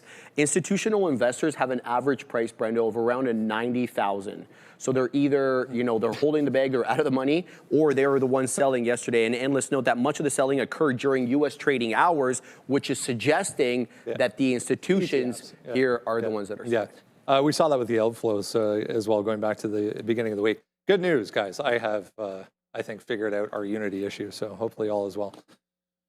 Yeah, well, all's not well. By the way, Micron all's not well. It was still dropping even though we couldn't find a particular news story for it. Actually bounced off $370. So all said and done, it dropped about 7.5% to the downside and now catching a bit of a bid. So going red on the session after gapping up. But IBIT, it's been Bitcoin, IBIT, it's been a short. I think everyone kind of realizes that if you were short this thing the last few days, it has worked every single day. We were short at the open yesterday. I'm looking at this level here. It's like 38.8 to 39. And if you there was a morning bounce, right? So like the first bounce when you kind of came into the volume weighted average price later and then got to this 38.8, you're still underneath 70K. So you're getting a decent bounce, but it's not, like we're not breaking back through any monster price levels yet, especially if you don't take out that 70,000 level. But one thing that was a shift for me was early, it was short IBIT early, but then BM&R later, and BM&R ended up being weaker. So I will probably look at both of these today. The 19 level is like right away on BM&R, whereas if we pop, I wait for the Bitcoin level, 19 will be right away. If we don't pop on BTC right away, then I think an earlier trade in BM&R is going to make some sense because it's got a little bit more room to its next resistance level. Until we're breaking that prior resistance, I'm still looking short back into it. And yeah, we had to pay for locates on BM&R, but they're relatively cheap here at Real Trading. I think Bitcoin goes lower, guys. Honestly, I'm not going to be going long on crypto today. This is a 5-minute chart. Obviously, you're well above the 200 period and the 50 period moving average. I mean, it could be a long. It's just for me right now, I'm going to just hold out and wait to see if this trend, is confirmed, right? And you did have a dip down area there of 64,000 or so. Like we said yesterday around 7 o'clock, we did break that $60,000. But look at the buy support from 60. I mean, it hit 60. It's a 5-minute chart. 20 minutes later, you're up 5% to 63,000. So it had quite the move off that low. So I just kind of want to see if we do get a move down in, where is that next sort of bounce zone, right? And so I'm, right now I'm looking at it and I'm saying 64,000, I think would be a spot where if we did come back in, that we could wind up holding this. So this is from last night. It looks like it's 11 p.m. or so. And then this morning we got it around 4 a.m. So let's just be careful with trying to buy too many dips here today, but I wouldn't be surprised if it goes, because the next sort of level that it may want to test, believe it or not, is all the way to 70. Can we go from 60 to 70 in 24 hours? Yeah, that's just how violent the market's been. And yeah, crypto just has buyers, but where? And I think the only time we really were able to find it was down here at 60,000. I should put a volume up on here just so you can see, but I'm sure it's pretty extreme. So there's 63, 64. So, in this area, I think is where we wind up falling down to on BTC, and everything else got crushed, man. XRP went to 110, or Solana got down into $74 last night. This is, again, when I got the warning that I was at chess with my son, and it was just like, oh my God, this whole thing is completely cracking lower. Now Ripple, this is 110 or so. So now you're up to 142. That's 30% back right there on XRP. Let me refresh this. Is this even right? Yeah, okay, wow, that's a huge move back up. Solana, I saw at $72, $74. That's now at 82. So that's another 13, 14% on that, right? Dogecoin down to 9%, wow. I mean, but why do you have a $4 billion market cap? Why does Dogecoin have a $4 billion market cap? There's still a lot, Cardano $2 billion. There's still a lot of money that's sitting in these coins, and it's just kind of okay, maybe we need to flush even more, but I don't know, 66,000 right there. We'll see what winds up happening. It's been a bad 7 days. Ethereum's been taking it on the chin the most. Me and Tom Lee, again, will probably get together for Super Bowl, so I'm going to once again talk to him about that. He never really tells me what he's betting on. When he ever tells me financial advice, you know which way we go. So, but at the end of the day, I'm thinking about asking him what he thinks about Ethereum. So we'll wait. Here comes Amazon pulling down to 202 again. I would say stick with Ethereum, stick with Bitcoin, but that Ripple level there at 110, what a move higher into 140. So that would be something interesting to watch. XXRP on your screens today might be worth it. All right, Roblox next here, coming back in, trying to hold 65 right now, but it was one of the few last night when it came out that was just immediately positive and held up quite nicely until this morning. In fact, we're coming back in though. A decent report, though, for Roblox. Great report. They beat on everything. I just didn't know that they weren't profitable. I mean, they're still losing money, Brendo. 45 pennies per share loss. The street was looking for 48, so a narrower loss per share there. And bookings did surge over 2 billion. 2.22 billion, well ahead of the 2.05 expected by analysts. And their daily active users, their DAOs, increased 69% year over year, now up to 144 million daily active users, with Q4 bookings rising as well, 63% year over year. Their outlook, what are they guiding for Q1? They're saying bookings are going to come in between 1.69 to 1.74 billion. That does beat analyst expectations. The company did announce, though, it will stop issuing annual guidance starting in 27. So we'll have to wait. Obviously, we have another year for that. Safety and age verifications, they did take a bit of a hit here. So they completed a global age verification rollout in January, and management did acknowledge that they did see a mid-single-digit drag on engagement and growth and low single-digit headwind to bookings as a result of the change we see in Australia, other jurisdictions as well. And listen to this, Brendo. So new age data shows 35% of their users, 35, are under 13 years old. 38 are between 13 to 17, and only 27 are over 18. And that kind of jives with my understanding of, the attractiveness of this platform. It's more like young to mid-teens. Interesting. Hard to monetize those people, though. Oh, That's definitely. my point. Yeah, definitely. You monetize their parents, like Yes. the round trip here, guys. If you zoom out to a weekly chart, you get the round trip here entirely for 2025 completed for Roblox now. Oh, I was about to tell Sean, we had like 15 minutes getting back from Ninja Parkour, and it's like we got to get ready for bed. It's kind of late because it's one of those evening things. She's like, "Can I play Roblox?" I'm like, "You can only play for like you'll play for like 10 minutes." She's like, "No, I want to play Roblox." I'm like, "Okay, fine, do it. I got to do dishes. I got to do this. I got to make your lunch." It's just, but it's just, it's the only thing they're not doing is making money. Let's just get that one out of the way. And I think that's what's going to be holding them back, because I think once profitability comes in, it'll probably be too late, because if you're looking for a bottom, well, heck, you're going to find it when they get profitable. So it'll have already made it when they turn that corner. And so therefore, you're looking for places to get in. I'm just not completely convinced that we're there yet. And part of it is just utter lack of, like, look what are they doing to this thing in the pre-market, first of all. Like, is this much like Reddit? You started to feel pretty good last night. Like, look at how this was setting up for a break and a runaway from 76. Instead, the prior resistance won, and it won big, and we pulled back more than 10% from there. So I can't get on board with this one today, given how far it's fallen up. But I think it's definitely at the point where, I've never owned it, and just how much my daughter loves it, looking to nibble into it. I'll give it a couple of days here. I just can't stand the way that it got sold off this pre-market. On what everything else was a good report. It's just they're not making money yet, so I can't pull the trigger on this one. Maybe it'll break trend or give us something a little bit over the 50 period in the coming days and weeks. But it was that 76 break that was getting me excited. You're literally $10 away from that. 15% away from what I thought was a potential breakout trade. That's just, it's not in the cards.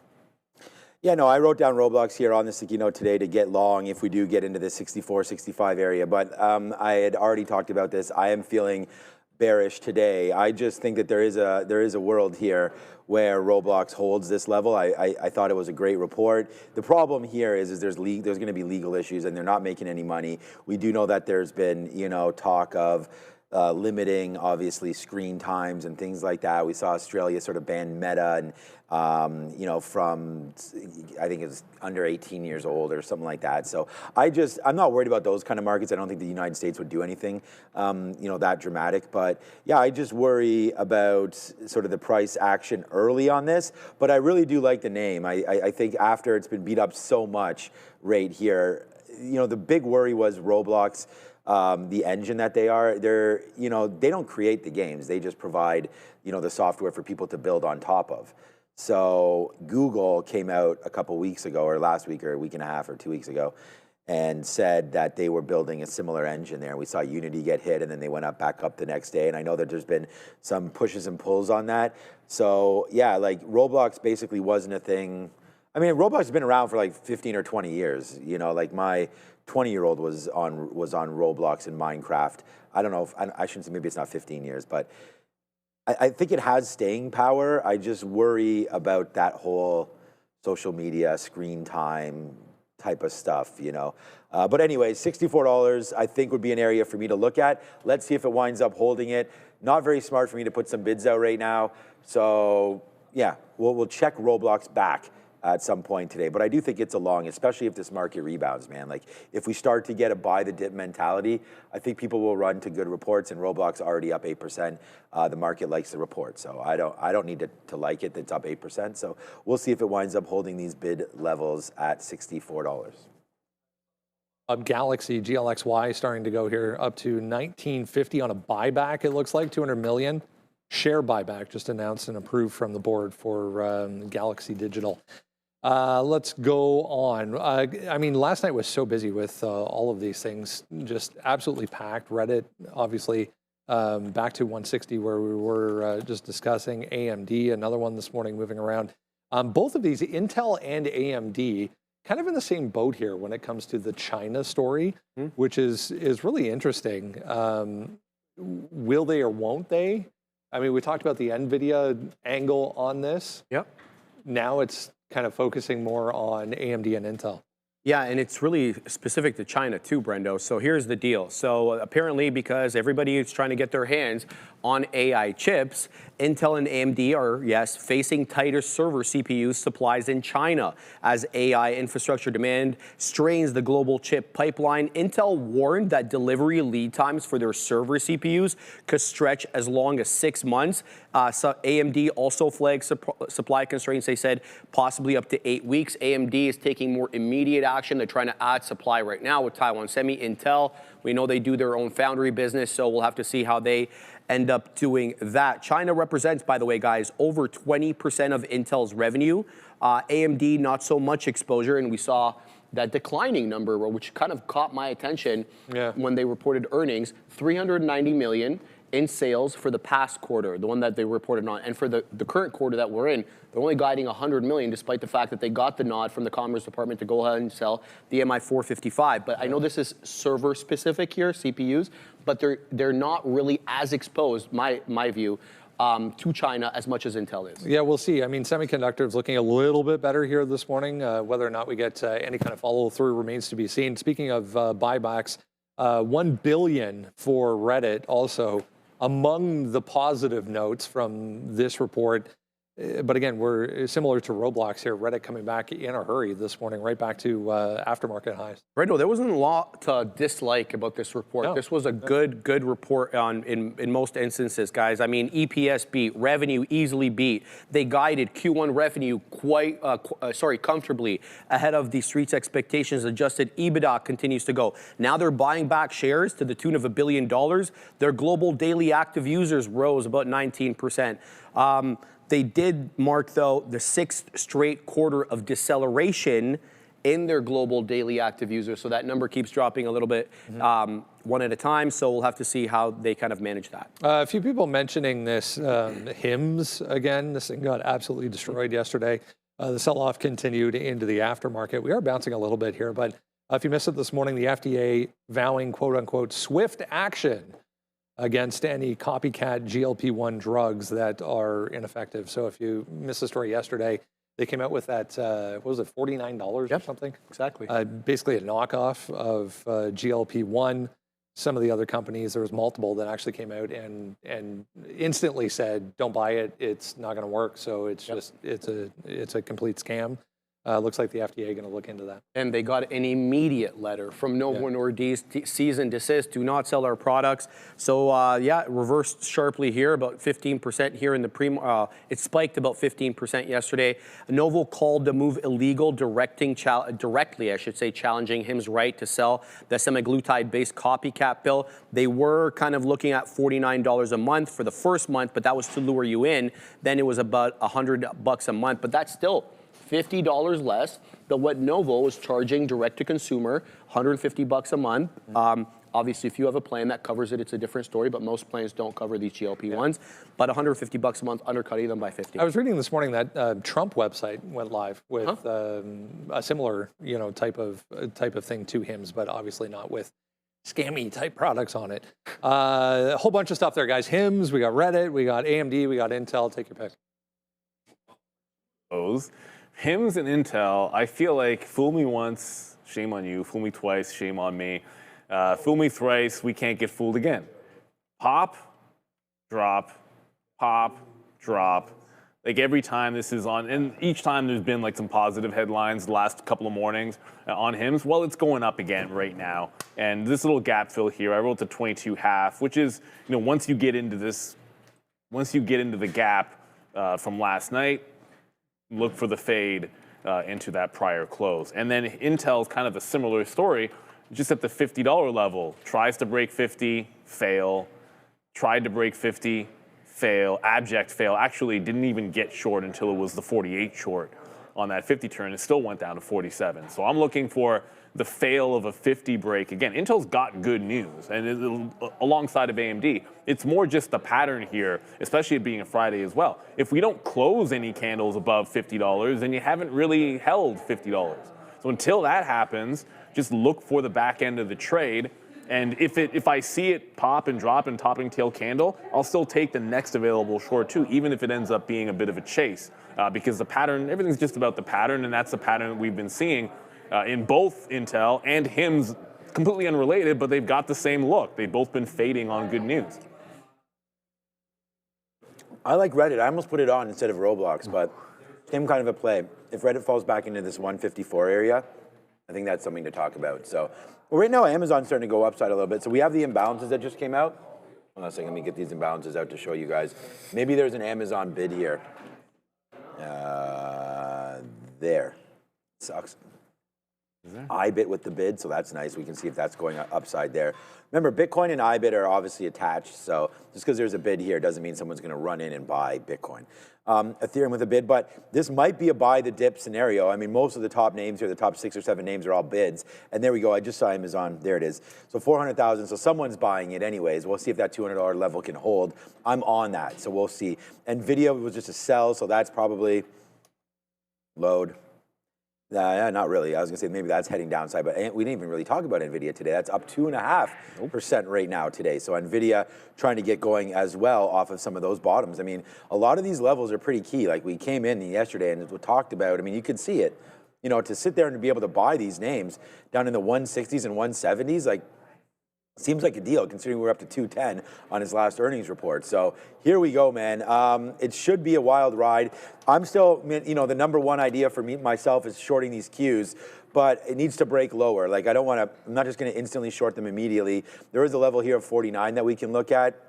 Yeah, not really. Like if the market blasts, then I think that's maybe even a takeout long right there. I'm going to wait to see I wrote down 47.80 or so area, and that was basically this break right into here on the NASDAQ. So if we can break this area and get to the downside, I think we can slap that short and maybe even use 48 as our out. So I feel like comfortable if and when that winds up hitting there. And then I have AMD written down as a short as well. And you guys can go check it out at Trader TV Sean. This is just an idea that, and what Trader SIOX or something like that in the chat is always telling me to stick with the note because it's been fire, and sometimes I get carried away. So let's wait to see if AMD can get to this 205, 206 short area as well. So I know we just looked at NVIDIA for 1 minute. These are up 3%. So can they go up 6%? Let's see. And if they do, then I think we should be there ready to short it. So this is what I'm going to be doing for advanced micro devices. And maybe if we zoom back out just a little bit, there's the top area that I'm talking about. So this is like between 204 to 205. We'll see if we can get back up there. So there's only a minute, actually 2.5 minutes left. So we actually came back to us with a little bit of time here. So that's what I'm going to be looking at. Not really watching the VIX or the dollar or anything. There goes the market to the downside right now. So, I mean, it's probably starting out a little bit early. Let's be careful with what we're doing. Tesla just broke through 400 again. They went up to 403 or 404 there. there, and then just had a right there 402.50, down now $2 on this little move for the market. So yeah, man, I think the fund's just getting started. I've been calling short sort of all morning. Here we go. Let's wait to see what winds up happening. I was even thinking bearish up here when we made this move, but didn't want to get involved yet. So, you know, the day's early. We didn't put on our biggest trade until might have even been the afternoon yesterday. So let's be patient, wait for it, and it should be another fun one here with volatility on our mind on this Friday. Yeah, and by the way, this Micron story, it's first of all, there's no story. Sorry, this Micron move is what I should be saying. It just continues. It's right back into 375, back into the lows. It all started $20 ago for Micron without any kind of a headline that we're able to see. And it's now starting to drag a lot of other things down with it. Hey, we still have 1 minute. Yeah. I like it. We're not kind of, I always feel like we're kind of rushed going into the open. But just to give you an example, look at SNDK. This hasn't dropped a bit. SNDK is actually at its morning high. So it's not as if the memory names are all falling together. This is seemingly just something that's happening to Micron. IBIT had that big buy imbalance. Well, I mean, it's 1 million shares. Whatever. It's actually not that big, but it did have the 1 million buy imbalance. Small bounce off the volume weighted average price.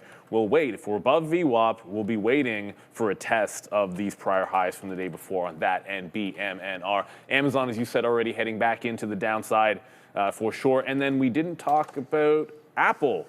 Apple breaking higher. I didn't see a buy imbalance on it, but since the imbalances came out, it did spike upside. So once again, when the market starts to look weak, or the NASDAQ, I should say, when the NASDAQ starts to look weak, Apple seemingly a buy. Suddenly that 273 support level on Apple doesn't look as likely because we are at the high of the day.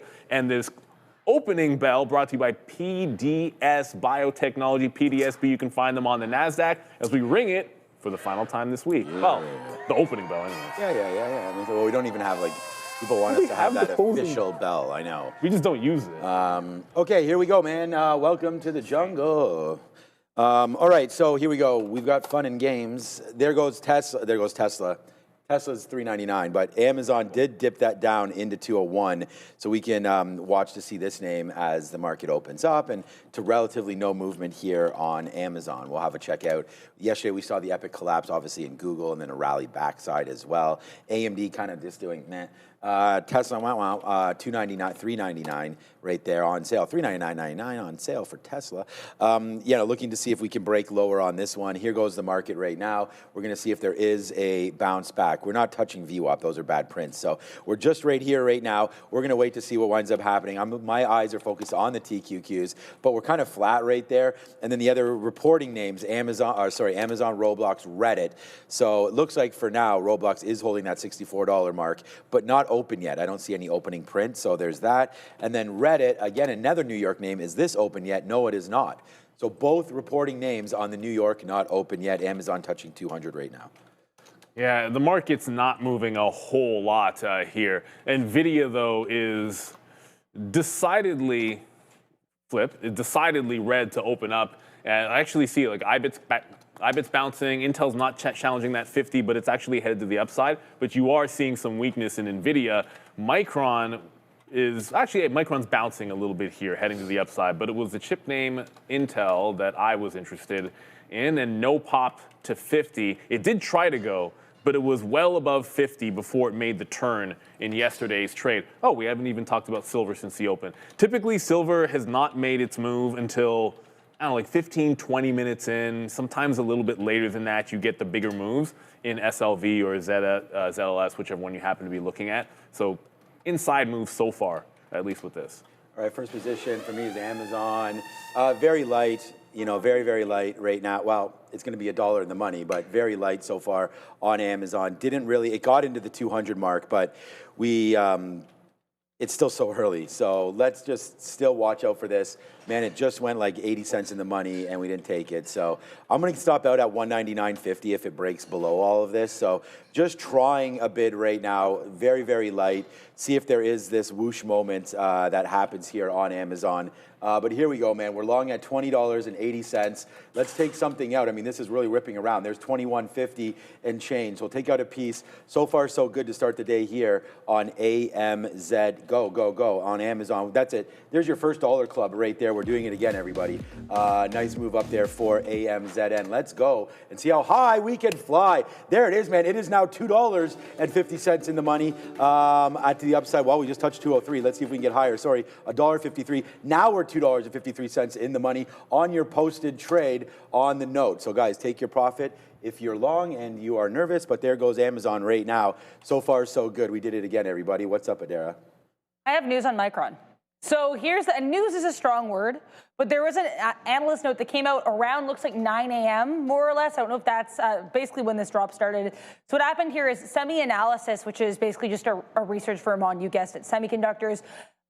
They basically said that they, quote, reduce Micron's share of NVIDIA Rubin high bandwidth memory to 0. They do not see indications of NVIDIA ordering Micron's HBM. They do expect that NVIDIA's HBM4 supply is going to be consolidated between SK Hynix and Samsung. So again, and it's worth a lot of people are not really believing this report or taking it seriously as far as I can see from like responses to this online. But either way, Semi-Analysis basically saying that they don't see any indications of NVIDIA ordering Micron high bandwidth memory. We also at 10 a.m. do have the University of Michigan Consumer Sentiment, which includes an inflation print. I will, of course, be delivering that for you guys. You might see me before that if there's any news. Back to you. Thank you, Adara. You knew there had to be news with that Micron drop. There's no way that stock is going to move the way that it did without some kind of a headline. HIMS did have a positive headline yesterday. It is negative today with the Novo legal battle, I suppose, over the knockoff. I guess, whatever. I guess they don't call it a knockoff, and Eli Lilly calls it a knockoff, and Novo Nordisk calls it a knockoff with their alternative GLP pills. So we just had a false break. It filled in the gap, and then it came right back underneath. It did not get filled down here at the 22.3, but we're in at the volume-weighted average price, looking for the low of the day if we are able to get it here. And where are you going? NVIDIA is way to the upside. When I went to punch into HIMS, I actually keystroked into the wrong stock, but I punched out pretty instantaneously in Intel. The plan for Intel is to wait for a 50 break and then jump back into the downside. It is at 50, or it got to 50, but there hasn't been the solid turn like we had yesterday. Sort of obvious when it did happen, so we will wait for that. And Bitcoin, which has been easily the most volatile thing that we've been watching, is pushing right into this resistance at 38.8. So we'll be talking about 68,000 or so on IBIT will be the level. Just looking for that trend break, and then we should be good to go. All right, let's look at other stocks here. Advanced Micro Devices. I mean, right now we're in the money on Amazon, but we're just going to act like we do it all the time. AMD, so 204, 205. That's going to be a level for us. I mean, obviously the market go boom to the upside right there. So I don't know if we're going to be shorting that level. I was really looking, because remember I was like, if we take out that top, it might just be a long, up there for the rest of the day, because there is a dip buy opportunity that's in every market, no matter, bullish or bearish. But there goes AMD starting to kick up a little bit higher. What about NVIDIA right now? We've been topping out there on Amazon, by the way. Like that went, like I said, $3, $4 in the money, and we just right up to VWAP, so it's empty out some of the trade up there at VWAP. I mean, there's no point in holding this thing. Like I said, be patient with the trade. It came in, take some profits where they lie, and let's work off of that. Roblox, we like that 64 area. It broke through, so now we wait. We were never going to sit there and take this, but we did want to look at it. The other name was Reddit as well. Yesterday on strategy, I was like, if we wanted to really play the Bitcoin long, and I actually thought that Bitcoin had a good bounce opportunity. Yesterday, we talked about MSTR at 106 or whatever it was there in the afternoon. Yeah, right into here, right before close. And I was like, if you think Bitcoin's going to bounce, man, this was probably the tool. And there it is, another 14% on your head there for MSTR. And then we had that Micron move lower, right? I mean, is that what is that all about? So Micron makes that huge move down into not huge, but into 374. Yeah, and bounce back up about to $10 there. So far so good there as we just hold on to hopefully what's going to be a monster winner here with Amazon. But we've already taken 250 on it. Let's see if we can get a little bit more. Yeah, I'm gonna get a little bit more out of HIMS. It lost VWAP, headed toward the low that it didn't quite get to the low of the day, which is about 21.2. That'll be your support. Pre-market lows, all the same thing. I want the reload right in here in the 21.80 zone. I'm giving it to this support, which was 22. So that's the idea. We're going to give it to the $22 level, but VWAP is right here at about 21.7. So if I reload, it needs to confirm a fail of VWAP, or I wait for it to get into the 22 spot. HIMS should be able to do its own thing. I don't think it's, I can't see him necessarily caring what the market is going to be doing. Like Reddit is filled in the gap almost entirely here. There was support at 150 going into the print last night, and it is right back into this 150 level and just falling like a rock. There's just no signs of a bid right now for Reddit, so I don't think that's going to be one to rush into. And it's sort of a similar, I would have a similar take on Roblox. Like Roblox is also filling in the gap as the market goes higher and not showing any signs of abating anytime soon. So right now, HIMS doesn't seem to care that the market is going up, which would be a good thing if you happen to be short. And silver's still not really setting much of anything up. It's trending, but it needs to get up to the top and break the trend. That's when I would look long ZLS. Or ZSL, sorry. Yeah, ZSL, of course. So the only thing that's really hit for me, we're getting close to AMD right here. You guys can go, I'll put this in the chat so you guys can see this. Thank you to Trader there in the chat as well. You know, AMD, Roblox, Amazon. So there's our Roblox. We already looked at that. That's broken through that. AMD's on its way to 205, 206. The TQ's ripped, so that 4780 is not there yet. We just talked about it being a key level. I do like the short if that does break, so maybe we can go back over and have a quick little look at that. But right now, it's Amazon that's really running the show for me right here. We'd like to get out of a little bit more upside, but it just keeps on bouncing off this VWAP trade. So I keep on watching it and being patient. And that time we got 250 period moves up to 203. So yeah, what goes boom in the night? Apparently Amazon goes, and we'll take another offer here at 202.20 if it gives it to us, and there it goes. So yeah, now let's just wait for that bigger move. We're out of just over half of this trade so far, and you know, so far so good. Apple's been, it could always come back in, so you know, let's be patient with it and be humble with that position. There's Apple 1%. I mean, what an absolute monster, man. Apple could not. We were saying this. Man, it's a good thing that, you know, we believe in some of our convictions, because when this was going down, there was no reason for this. And I thought people were selling Apple just ahead of the earnings so that they could actually do this and buy. Like, I remember when they announced, I actually bought some down here at 255 when they announced that Gemini deal. I remember I hopped right in and bought some, and then it didn't really have the reactions that we thought. Went all the way to 285, and we were pretty happy about it. Then it came all the way back in, and now it's ripping back up to the top side. Apple just took a minute. Yes, Amazon. All right, man, we're pretty big on that right now. Now it's $3 in the money here on Amazon, so 3 Benjamins there. We do have an offer at 04, so here we go, Amazon. Here we go. It's your number 1 trade idea off the note, and it's working out so far. So Amazon upside, we take some 204s right there. That's a $3 and change winner. So hopefully we've bottomed, as people are saying in the chat, and it's nothing but upside right here, sponsored hopefully by Amazon. I see you got that nice trade on HIMS there. So far so good. Yeah, you're welcome, YouTube and everybody else that's there right now. Bitcoin 68,000. 68? Yeah, it just pulled back. So it's above 68, but it's pulled back off of the highs. Those even dollar levels on IBIT are entirely useless. And same thing with Bitcoin this morning. HIMS won't seem to break the low just yet. Looking for a break at the low of the day. And because, okay, so it's down 9%, it's very close to going SSR. If it goes 10% to the downside, I'm looking for that as an exit. Because a lot of times if it was 10% down, I'd look for the reverse trade. So I am bidding for a break of that 10% and then a quick out for myself. It doesn't mean I'm going long, but I'm going to kind of respect that SSR level, at least for now. And then as you said, I bid through that Bitcoin through that 68,000.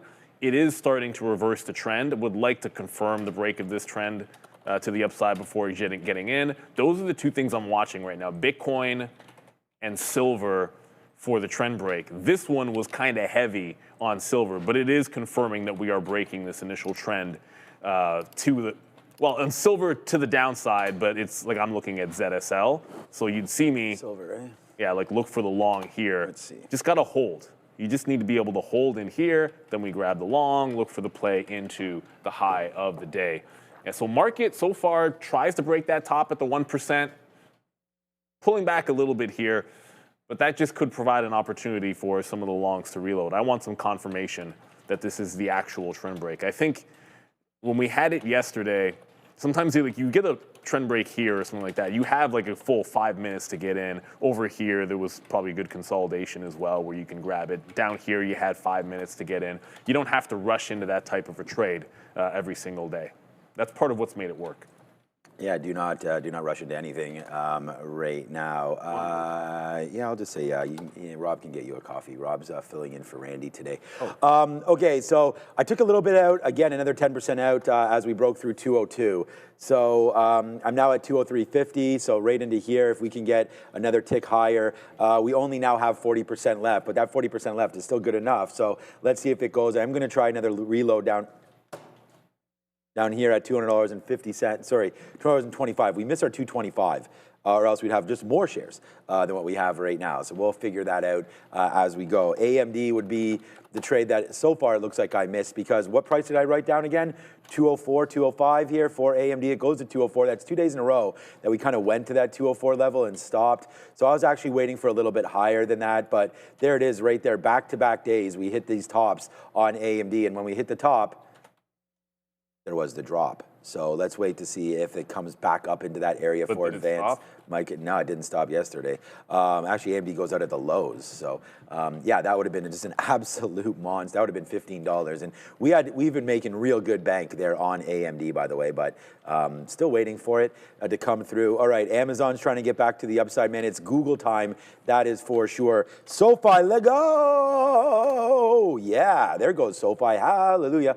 Nice move back higher now. I mean, the bank stocks needed this little, well, not the bank stocks, sorry, these beat up fintech names, which SoFi happens to be. Yeah, Amazon, yes, Amazon happens to be it. So there goes SoFi today. We're probably expecting Robinhood, which hit a low of 68-ish. 68 yesterday on Robinhood. Right now, up 12% there for Amazon, for Hood, as that starts to go. It's Amazon. It's an Amazon kind of day. We're $3 in the money over here. This guy's got Hims to my right, so let's just keep on going, man. We've got some good trades on here today.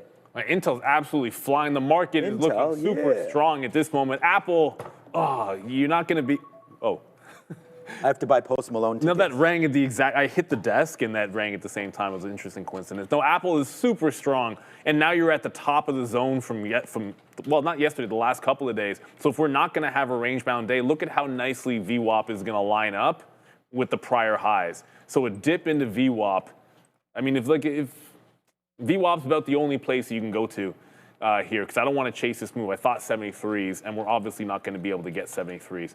Jumping back over to silver, there's our little confirmation here. So you've now broken the trend, at least a little bit. It's not as big as it was yesterday, because I think the market is moving way more early, and crypto as well, than we're actually seeing in SLV. But we got the confirmation we're looking for, so going to look to jump into ZSL. Remember, this is inverse, so a long here is a short over in silver, and vice versa. Just like the way that this always sets up the mean reversions, because you can kind of get in exactly at the price that you are looking for, which is the big key for me. And Intel, thank goodness. For Chef Boyardee. I hit this one short instead of Hims. It was a keystroke error. I want to flip sometimes when you flip stocks, you're too fast. It didn't actually flip from Intel to Hims, and I punched short on Intel. Just get right out, because you don't want to have like a single trade like ruin your day, especially if it's a keystroke. But now all of a sudden Intel is setting up a trend, and it's above that 50 mark. And this is what happened the last time we were above 50. Big, massive trend at the open, and then a monster reversal. And I know it looked super strong yesterday, but it's exactly what it did the day before. So I will take my shot on Intel once we break this trend line. Yes. I am absolutely, it just takes one trade here, guys. So we just got 405, 204.50 there, $4 plus on that one. Yeah, I do know. Everyone's asking me and telling me, AMD, and it is here at that 205. So yeah, I mean, we can give this a go right now. My only problem is I said no, I'm going to stay away just because of the momentum in the market. But we might look back and be like, what have we done? So we can maybe even try a little piece here. This is a level that we had thought about, but remember, like, our mind can switch. Ooh, thank you, Rob, so much right there. So cheers. People are asking what's going to happen today, and Rob has generously asked us. So cheers. Thanks, Rob. All right. I don't know, like this is a Christmas style right now. What do you got? Hot stuff, yeah. So, Yeah, this is a very office mug. It's like this is very typical office mug right there.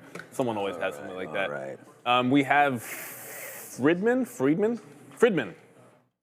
Can you analyze NBIS? Okay. Just very quick. Before I do that, we got our fill on ZLS. So I'm in the trend trade. Give it to the prior bar low. It was NBI. Oh, we didn't leave it up long enough. It was NBIS, right? We want to talk about Nebius. I believe that was a super chat. Correct me if I'm wrong. So that one's going to be a nice gap up. But, yeah, okay, thank you. It was Nebius, just making sure. But it's a daily pattern setup. So first thing I will say is on the daily chart, you're holding support. On the daily chart, you're holding the 200 period moving average. But none of that matters if you don't close above. It's that simple. No close above doesn't make a difference. If you close above, I like reversals, but whatever the trend is on the time frame or whatever the level is on the time frame, then the trade is on that time frame too. So I would say on NBIS, it's only cool at the bottom if we hold that 200 period today. And while the market is booming, it doesn't seem to be doing much work right now. It's just it's gapped up 7%, but it's not doing anything with that so far this morning. It's not really blowing it out. So I would be a hold on this one and wait for that 200 period to confirm on the daily. Okay, new position, of course, and it's going to be AMD. So here we go, man. Let's see if we can put some money in our pocket here on Advanced Micro Devices. We're in the money now, 40 cents. Let's see if it gets a little bit lower. Here's wow, okay. I mean, thank you, everybody, for bringing that to my attention again on that. Sometimes I do get carried away and don't follow my own plan, as many of you know. But here it goes, man. It's a nice one.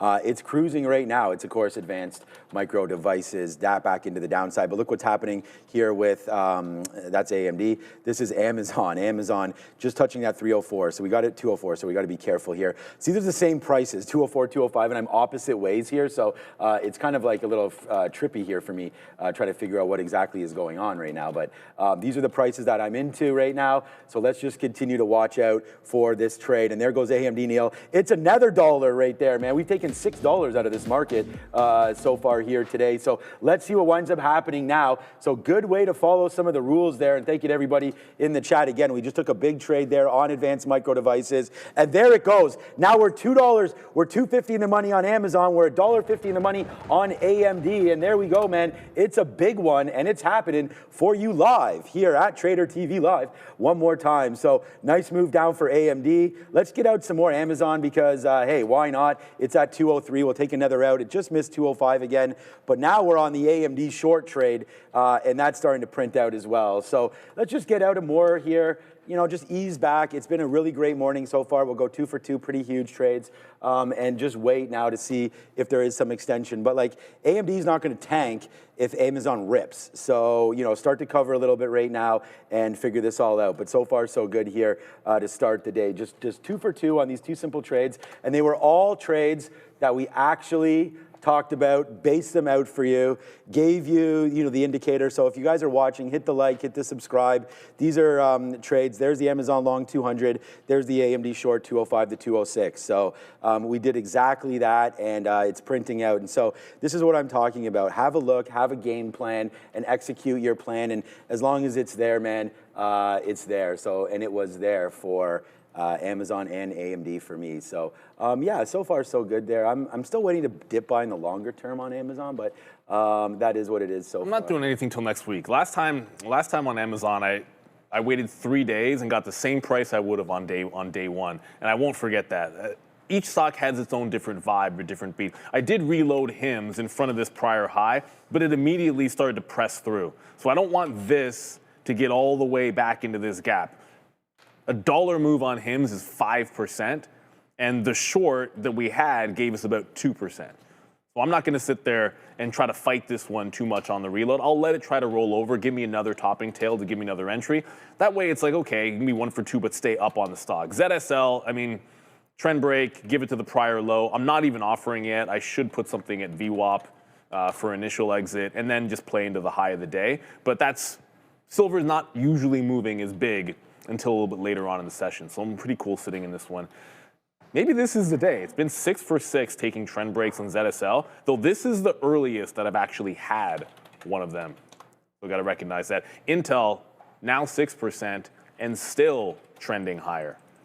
But it only takes one shot for the trend break, which I'm cool with waiting for the entire time. I think I traded maybe 4 or 5 trades the entirety of the day until the late BM&R one yesterday, and that worked so much better. I think consistency in January and the beginning of this year was fewer trades in the morning, and certainly like picking your spots and entries a little bit better.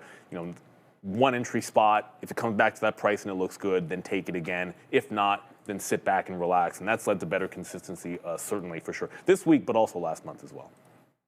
All right, here we go, man. So we did get stopped out there on AMD. So we will, thank you so much, Christmas there, 10-0-0-0-0-0-3. Right there, thank you too much to Cabbage Patch Traders and everybody out there, man. You know, it is what it is. So we'll just continue to watch out. But there's the stop out on AMD. Take the profit, it's there. We put it in our pocket on that move down. And then just got stopped out for flat on that 206 break. So, and then we were able to get out some more Amazon up there at 204. So it's kind of just like moving around just a little bit right now, and fine with that, just waiting for specific trades to hit, right? We'll try to get back into AMD a little bit right here because I'd hate to be right and just to get stopped out on that last little piece. So we'll try it again. We'll get time, we'll give it up to like 206, whatever it is there, 206.50 or so for the stop here on AMD. What's up, Adara? Just to let you guys know here, there is a headline going around right now on X, Politico, reporting that a lawmaker seeks Department of Justice communications with Apple and Google. Now, I looked this up so I could give you guys the story beyond the headlines. Basically, what happened here is House Judiciary Committee ranking member Jamie Raskin, who is a Democrat from Maryland, he is, I guess, wrote a letter here to the DOJ with regards to Apple and Google blocking the ICE tracking app. So that's the deal here. It's nothing bigger than that, but I just want to mention because this headline is circulating around here for Google and Apple. Again, we have a lawmaker contacting the DOJ with regards to Google and Apple, specifically the ICE tracking apps. Back to you. Okay. Well, I mean, usually you want to stay out of controversy, but I'll stay away from that. I don't think that headline necessarily is going to move the stock. So I wouldn't worry too much about that. Like, Apple's been an absolute. Yeah, I just wanted to mention, because the way it was worded was like lawmaker probes, and I was like, I just wanted to give people the full story in case there's. Oh, 100%. You always want to make sure you're aware of the news. If you're sitting there and you're in a long on Apple, it's been rocketing, like maybe it gives you a reason to trim some. I don't know. I just think it'll be absolutely fine. Like, Apple, they're good. They've been one of the strongest names out there, no questions asked. So the trend break did happen here on Intel. There's a confirmation on the 3-minute chart. I always say this. I shouldn't make the assumption you know. It's a 3-minute chart, so the trend line's different depending on your time frame, obviously. So mine's a 3-minute chart. I think the play's back into the volume-weighted average price if we can get it. ZSL, sort of the same thing. Like, it's just sitting here. It hasn't broken the low, but we're not getting that push into VWAP, and I'm going to get another order. I should already be up here in the 80s as well. So if it spikes up, then I just kind of get swept up because we're just going sideways off of that low for now. For now. We've seen silver do this move before. All right.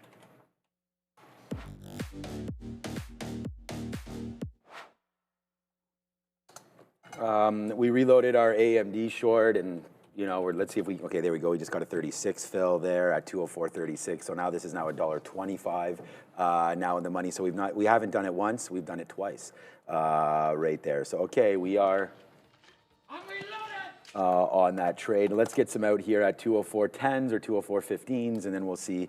You know, if it does wind up holding that 25 period moving average right there that we've been using as sort of that kind of an indicator, right, to see if we hold levels or not, and then get out or not on those prints. So let's just wait and see if that is the case right now on that, and then we'll just move forward with it. Amazon, obviously, is still $1 and change, but we've just been getting some out on the upside. I have 20% left right now, but this is kind of getting lower here. Let's get another piece out at 85 if we can.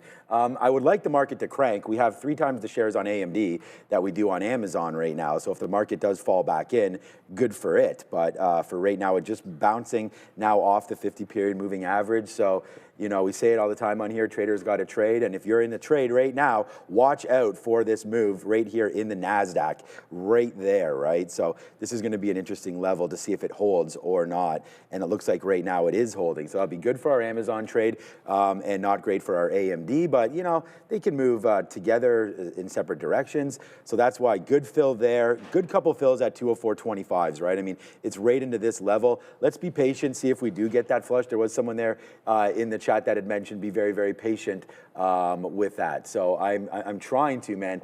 Salvador, you're in this one with me as well. So I'm really glad that some of you guys are looking at that and trying to make some plays as well, right? I mean, the plays that I write down are one thing, but I really hope that some of you are able to, you know, understand why, and then everyone's going to have obviously their own outs and whatnot. So there it is, right? There's the face slapper right now. We're at the highest spot we've been at all day net-wise, so we're pretty happy with that. But still more to come, man. Let's see how low it can go. There goes AMD to the Z down the side. Let's get another piece out of Amazon, and let's watch out for this bleed right now on AMD. Nicely into the money. Now we'll take another fill there. It's now $2 in. So $3 or $4 winner on Amazon, $2 here on AMD.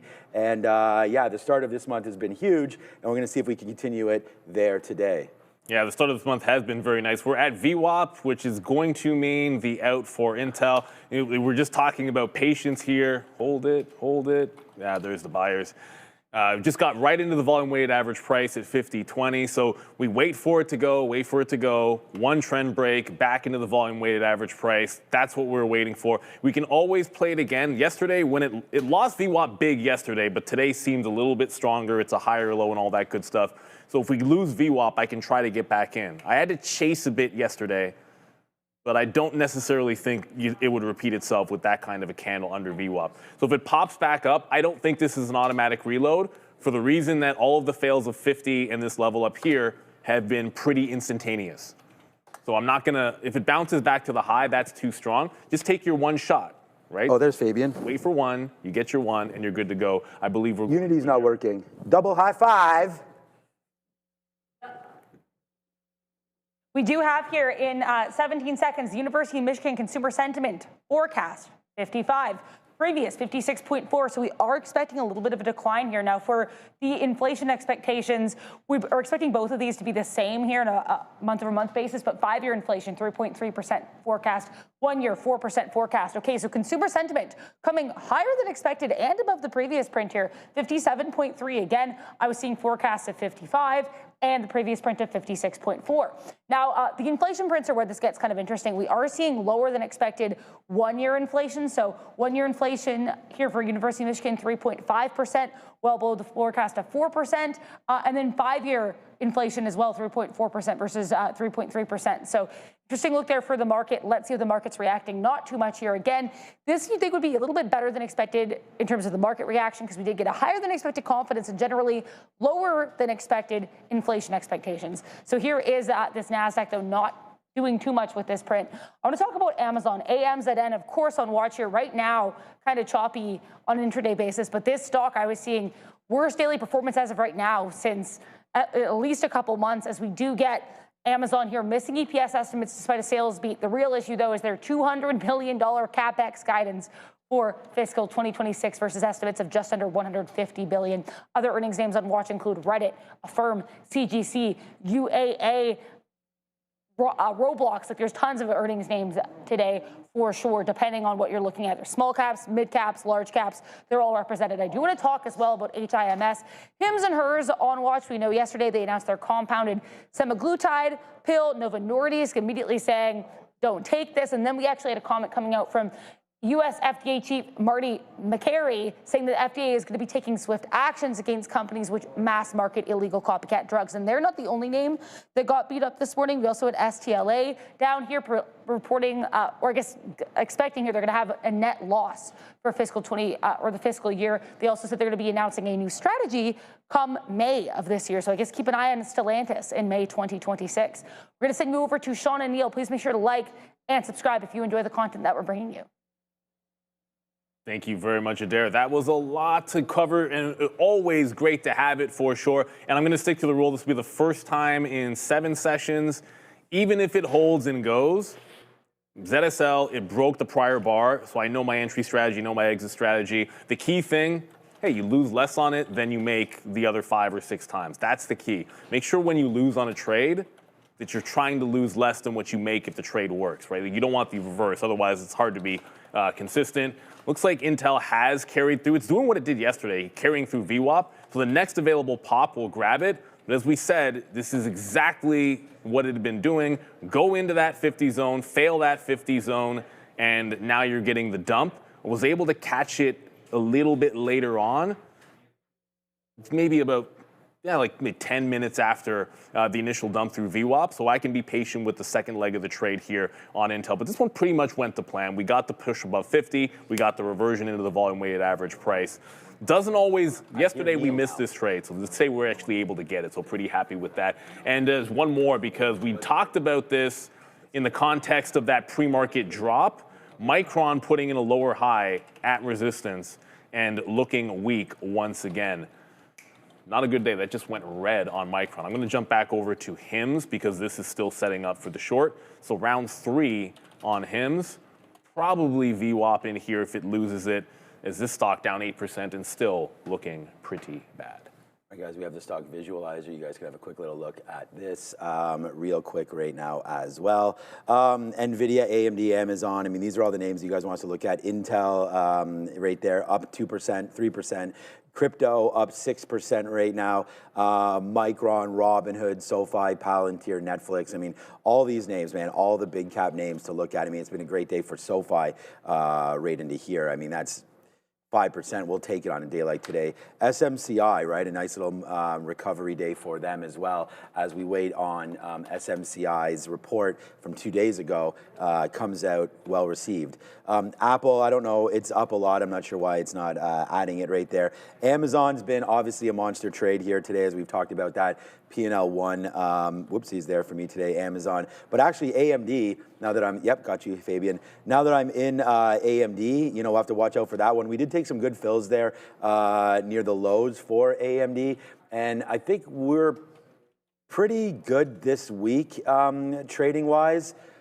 I just want to give you guys an idea here. Amazon, although we let it go to the moon, it didn't. So it stopped at 204, right? And that's a 200-period moving average. So we just went like little bumps up there into VWAP. So we were just covering there. So now, you know, we're pretty light on this name, which is all good. I mean, we took 4 and change on AMD down there to VWAP. And now I'm seeing that this is looking like it might want to bounce. So let's put a bid there. Okay, here it goes. In the 70s, we did clear some more out, obviously, of advanced micro devices. We're having quite a day, and it's been pretty good. So 2 for 2, both pretty good. We did get stopped out of our AMD right there, but we had written down 205 to 206. So I said that we would try to give ourselves a little bit more of an opportunity here on said stock. So that's what we're doing right now for AMD, trying to give it a little bit of room now and see if we do have a downside push even greater than what we've already had. So we only have about 25% of that left and under 10% right now. We just got another fill there on AMD as well. So, you know, getting lesser and lesser and lesser on these trades. Tesla, obviously the bounce name there today as well. That goes into 400 and then rips back up to the upside. So, hey, man, the trading's here. We're doing pretty good. We're just going to have to wait to see what this next couple moves are. Roblox at 64 was another level that I wrote down, RBLX, so we can have a quick look there. Didn't hold. We talked about that. Right now, yeah, so the problem with Unity before was that I couldn't hear Brendan when he was up there, even with that selection. So now I should be able to hear Adara, I guess, now. 64 right there. That was a good level, but it was a short, not a long. So let's see if Roblox can come back up into VWAP and then potentially look at the short over there. Roblox is where? 61. And then here we go, man. AMD, still though, this is going to be a banger, man. We're still 450 in the money on these trades. I see you exited yours, so good trading over there. Let's wait to see what winds up happening now. Oh, that threw me because you said happening now. I thought we were going to Adara. No. No. Happening now is we're losing the volume weighted average price. So I want to jump back into HIMS. Going to be annoying. Sometimes you set yourself a rule, it breaks that prior bar, and then doesn't get into this wick to give us an entry point. Is what it is, but I want to jump into this one more time if we can. Intel's still falling, but now IBIT has finally gotten the target. You can only trade, the way I see it, when you're taking this kind of a style of trade, you're only getting one at a time. So if something else is breaking trend, like an Intel or a ZSL, that can also be on IBIT in the same moment, but this broke the uptrend and is now going sideways. So 38.8, which is the level we liked, is holding. So I'm going to jump in, hopefully in the 70s, give it to that lower high, and then play this to VWAP.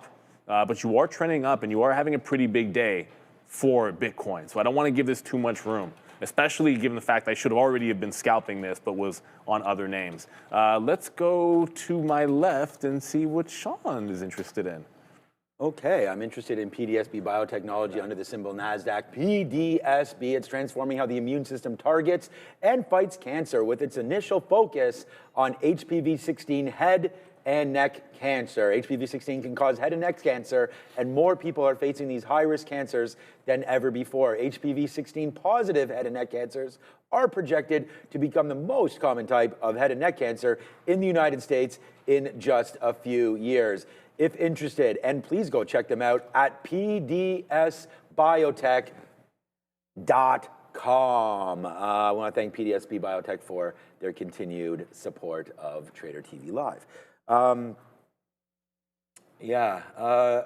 Not really looking to do too much. We already talked about some of those names. Again, I can, of course, look at Intel. Intel was part of a great trade that we had earlier, either this week or last week. I sold at 53.50 some of those, some of my position there, and have repurposed the money. But what a move there today, 51.20, man, all the way upside there for Intel, and then a complete sort of reverse V-shaped recovery. If it's like kind of like a bad, written N right there. As we come back, you just put a little line there and you got an A. But nice move right back in now into the 200 period moving average. Potentially Intel getting interested for a bid now at these levels because you've fallen back in a lot into those levels. This could be a good buy area against 49. So that's a great little tick there if you're able to get anything here. I think it might be worth a shot to potentially go long even right now against $49. So something to think about. AMD has bounced back, man. This was $4. It's bouncing back. Watch out for 204 break. I'm going to put my stop in now. Remember, this stop to get us $4, the stop was 50 cents. So that's another 8 to 1. So I know we always like to talk about this isn't certain people's styles and whatnot. We all have different styles. Mine is low risk, high reward.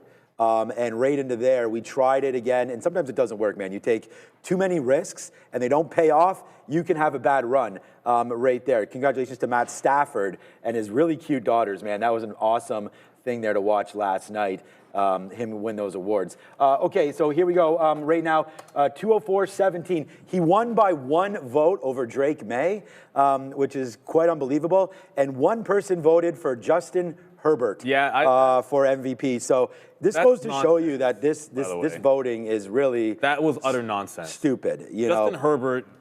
Anyway, it doesn't even. No, but even it just comes down to 1 vote. It's like all the votes should be cast in the same vein, and you should be able to. I think these guys attach their names to it. No reasonable person can tell me that Justin Herbert did. No, of course not. It's just like no reasonable person can say that Bill Belichick doesn't do. Yeah, exactly. Right? I think what happens is when you get a little bit of power, it's like you start doing. It just gets personal. You do Homer type stuff, and you feel like you just want to make a point instead of doing what your job is, and that the ego is going to be a part of that as well. I bet you there's some Spygate stuff that went on with that for sure. Just very quickly, Adam James Abroad. We'll get to the super chat right now. Hit huge on getting in at the bottom of SanDisk with retail and out before rug pull. Done for the day, 7 a.m. West Coast. Yeah. Wait, you West Coast? You're Adam James Abroad. West Coast, best West ever Coast. week of trading. Have a great day. God bless. Congratulations and fantastic. Good job. Nothing wrong with that whatsoever. But make sure, some traders love the morning, some traders love the afternoon, some traders love the close, some traders love the middle of the day. Whichever one works best for you, just make sure you do that. Because if there was the biggest fail yesterday, is we like IPO opens when they're big ones. And yesterday there was a 1.5 billion IPO, which is over $1 billion, which fits the strategy. Didn't take it. As clean as can be. It was absolutely, you couldn't have lost money doing what we normally do, and we just didn't take it, and it comes down to that. Just do what is a positive expectancy, and then you don't worry about the one time out of 7 or 8 or 9 or 10 that it loses. So long as it works for you, do it every single time. That's the idea. So in that vein, even though, you come back, here we go, back to my chart. even if a little bit late, and yes, I was late on this trade. I should be in when it breaks the trend here, and I should already be out. So I'm still going to take it. I just tighten the stop up a little bit. Instead of giving it to the prior bar high, I'll give it to the local high that it made. So in that case, like, you're just risking a little bit less because it's not as good as if you have it here and have already scalped out a bit. I am back into HIMS, however. HIMS, effectively, all right, so kind of just like look at these wicks. That's the best way to visualize it. There's the open, there's the lower high, here's another lower high. It's at VWAP. So you now have a trend line. Instead of taking the break of the trend, I'm shorting into the downward trend line because I prefer the short. So if I'm short biased, I'll short the trend line instead of going the long reverse. If I like the long on HIMS, I just wait for it to break this and go long. All right, new position. We're just gonna try Roblox here. Pretty small rate. I mean, I'm not trading this with big shares whatsoever because, okay, well, here comes the break anyways. If we broke below, I was gonna give it to like 60. There we go. We're out. 60.75 break there. We'll lose 25 cents there on Roblox. But I actually want to get. That might have been near the lows. I mean, Amazon's trying to pump back to the upside. Obviously, there goes AMD downside. We're not going to, ruin anything here. Let's just try one more time. We just tried to bid it there, and it just went back up to the upside on the bid that I put in. Too bad. All right, whatever. Basically, we lost 5% of what we made on everything else right there. We'll try Roblox one more time. All right, so AMD and both these names starting to cook again here. AMD and, of course, Amazon, but we have less of all of these shares right now. So here goes Amazon right back up to another key level. And I think even though it's only 10.13, there's 300. So let's take another piece out right there at $3 and then we'll 203. And then we'll wait to see if it gets going even a little bit more. I'm sitting here at 2. Money, money, money, money, money, money, money, money. There it goes. I was just saying we're sitting up here at 204. Here we go again, man. We are bullish there again. Thank you. Sharif. Yes, sir. Appreciate that, my guy. All right, nice move there. A lot of love from the man on my left. Thank you, Mr. Sharif. Okay, so join these guys on the midday show, by the way. It's going to be another monster show there as we look to trade some small cap names on that midday show. It's fun to have Luis there, of course, the other day as well. Let's take out some more here on AMD and at 203 there. So we're sitting in $7 in the money right now on these two positions.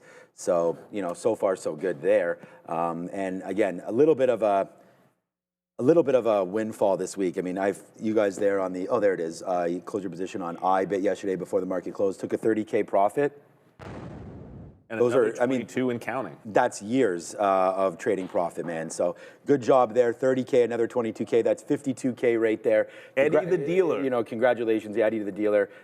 He and I becoming friends on the gram. So shout out to you, Eddie the dealer. And hey, Eddie, what did we talk about last night? I mean, the very last message that we had mentioned there, I was saying, nothing wrong with taking a little bit of a shot there last night. And it looks like you have done that with iBit the day before as well. So congratulations, Eddie.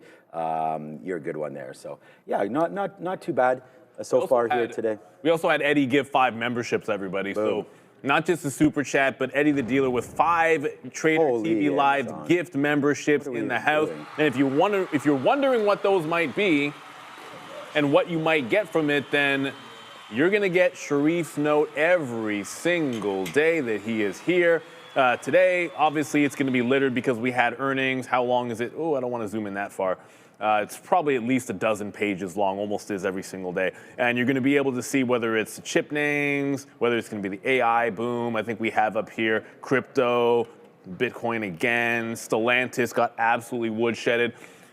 It's only $5 a month, which works out to like a quarter per trading day. Like you're literally talking a quarter for every single trading day to be able to grab that bad boy. And thank you, Eddie, for gifting that. I think it's a fantastic resource. You never want to trade blind. Finding that news and narrowing down the names that you're going to be interested in is so key. When we talk about finding consistency, sometimes it's just about knowing which names are of interest to you and why, and starting from there. Because it's hard to track like 100 different symbols or 200 different symbols. And ultimately, so the more you can refine your trades, I think the better off you are going to be. So shout out to you, Eddie. Really, really appreciate you. There. Speaking of refining your trades, I just noticed he had entered twice. See, that's what I was talking about before. hit enter once and nothing happens, hit enter twice and we get back to Intel. So Intel's starting to press back up. Yesterday, we missed this break and we took the first available bounce. It kind of double tapped a lower high and then gave us the entry. So kind of doing the same thing here on the way back in. Going to give it to this prior bar, which is at about the 90 level, looking for the secondary push over on Intel. So sticking with the name that I like, and even more memberships. Eddie's going crazy now. 20, 10, 20, 10, 10. So forget about 5 memberships. Eddie is now just given 70 more. So that, I believe, if I'm counting correctly, that is 75 memberships handed out. So shout out to you. Appreciate it, Eddie. That's fantastic and very kind of you to do so. They're very generous. And remember, you jump into the chat. It's a subs-only chat, so every subscriber can be in the chat, and then you can enable gifts. And that's how you're able to get that benefit. Just enable gifts when you're in the chat, and then you are good to go. And only people active in the chat are going to be able to get that gift in there. So I want to thank Eddie again. And you've been generous for quite some time as well. It's not just this morning, everybody. And we have a fantastic community for sure. And I want to thank everybody in it. Again, the show is about you guys for sure. We're just trying to keep you guys informed, show you guys some ideas, and then what we're doing every single day. Trading is a lonely and difficult business. Anyone that makes it seem like it's easy is not telling you the truth. I promise you that much. And that's why we're trying to be here for you guys every day. Eddie again. Eddie. When I win, we all win, because Trade TV Live helped me a lot. So thank you. We'll hit the like on that one. We'll power it up for you as well. A little bit of Mario action over there. $100 super chat. Eddie, you're an absolute monster. Can't really thank you enough. That is incredibly kind. And, I think it's humbling, right? And at the end of the day, your hard work is paid off. And I know, and I can tell, that's the thing about it, right? In your success, the first thing you're thinking about is giving back and other people. And that's what I love to see. Make it about the community, brother. Truly appreciate that for sure. About 75 memberships just now from Eddie. Yeah, I mean, this guy, I told you, this guy's the real deal over there. Shout out to Eddie, the dealer. Thank you so much for all of that, man. It does obviously mean a lot. All right, so yeah, okay. I don't know, did he mention anything about the Bitcoin last night? I had to go there and get some more water. Yeah, thank you so much, Eddie, for all the nice talk there, man. Many options there. Make sure you go in and hit the like and subscribe, and a big thumbs up for you, Eddie. Thank you so much. You can obviously message me anytime, that's for sure. All right, let's go back over to Adara. It's some kind of a update. That's exactly right, Sean. And the kind of update it is small cap related. We'll start here with CCHH. This is CCH Holdings. Couldn't see any news on this. Roughly $13 million market cap. So CCHH is the first one here. This next one, I know you guys have seen on here before because it has moved, especially lately. It's Sean Ruxang Holdings. That's TIRX. Press release here this morning about their digital financial revolution with 15,000 Bitcoin powerhouse alliance surging towards historic government-backed stablecoin issuance. So their stablecoin digital finance related play, that's again TIRX. Last but not least, no news that I could find here in FLYE. That's FlyE Group. A little bit of action today with FlyE. I want to mention as well here, roughly 9 million share float, about $9 million market cap float here for around 1.5 million shares. Pretty small float there for FLYE. Now we're going to fly over to Sean and Neil, but do make sure to like and subscribe always. Back to you. Thank you, Adara. About that, look at Roblox right here. So we get stopped out of Roblox for 25 cents, and then it goes $3.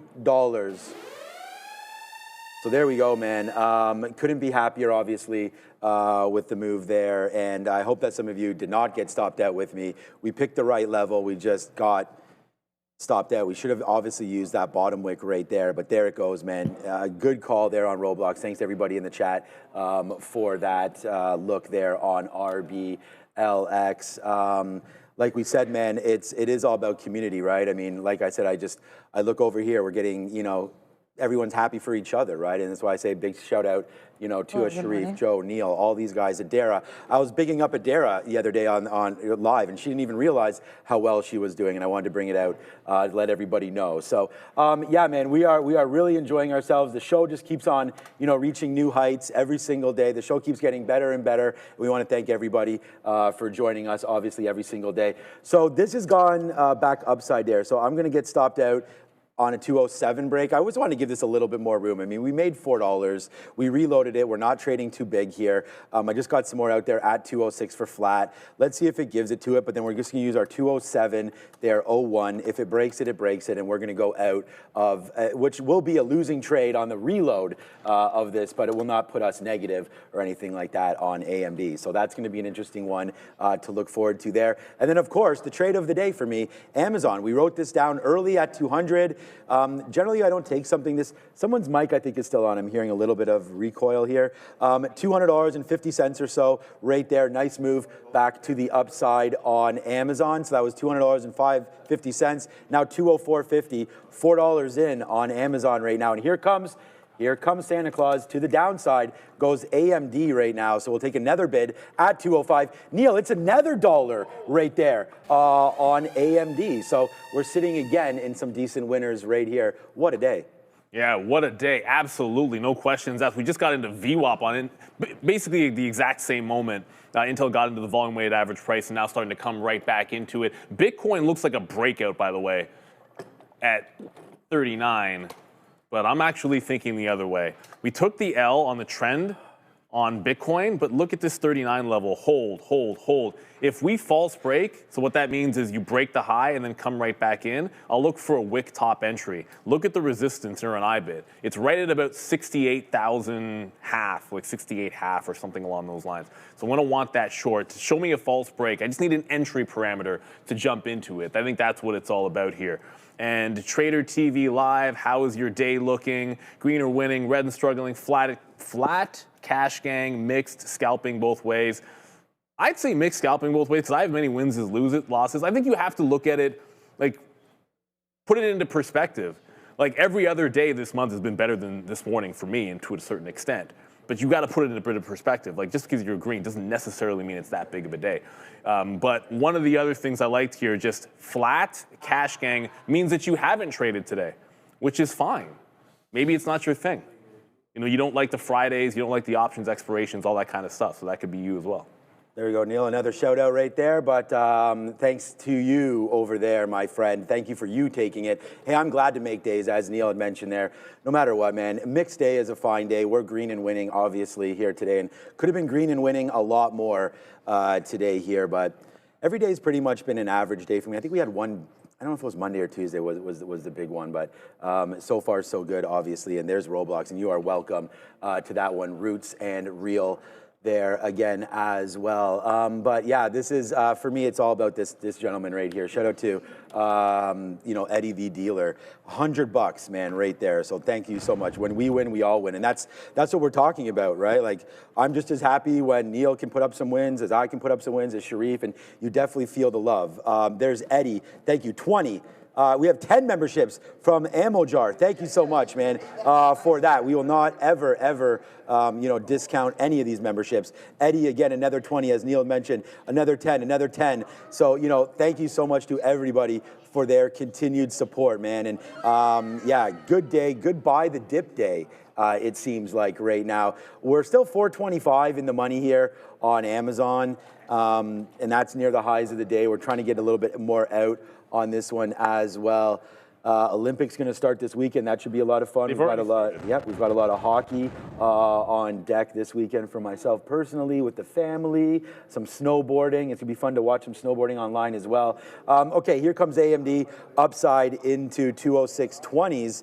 Sorry, that's Amazon. Here's AMD, 206 and change. So again, a couple good covers down there at 205.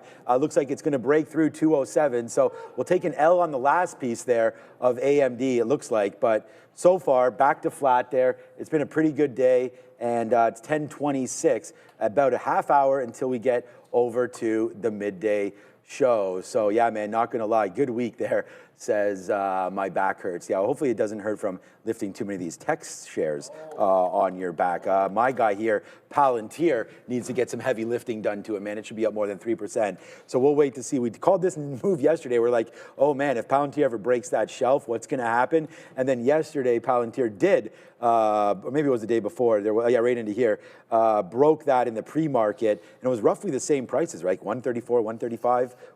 134.50, whoosh, all the way to the downside. So right here, right now, we're trying to do something very similar on Palantir, thinking about that 132.50 breakdown. So, okay, there goes AMD, man. All we should have done was reloaded there on AMD, but we did not. But we don't need to because we still got some in the clip. And there goes AMD right back down to the downside. So all we've written down is 206 short. We try to take that. I'm going to take another bid right there in the 30s, and we'll let this thing fall down. We're at the high mark for myself today, so we're pretty happy overall with the results that we've been seeing. Just keep it coming, man. It's 10:30. Let us know any names, and we can look at that visualizer, and we'll definitely go over Silver them. is the one that I see that no one is, that we haven't talked about. I was in it once, but that was like 30 minutes ago. Yeah. And by the way, Intel just broke through VWAP, so the reload's going to be no good. Oh, no. I'm not taking this back at 51. Just the plan of action was a fail of the 50 level, which happened early up here, and then continuation with a lower high. If it gets back up to the top, that's too bullish and very different from what it did here, very different from what it did there. So like if it works here and it works there, because it's lower highs the entire way through, today is distinctly different. I'll zoom in so you can see better. Distinctly different. The lower high is not holding. So it's not the same as it was the other days. And this is the key thing for trading. Like when you're looking, I would say apples to apples, it's like how you do here and how you do here is what you can risk there. So you don't want to turn, like red or green almost doesn't matter relative to the other stocks. It's how did you do on the similar move, like the thing that you're patterning it off of.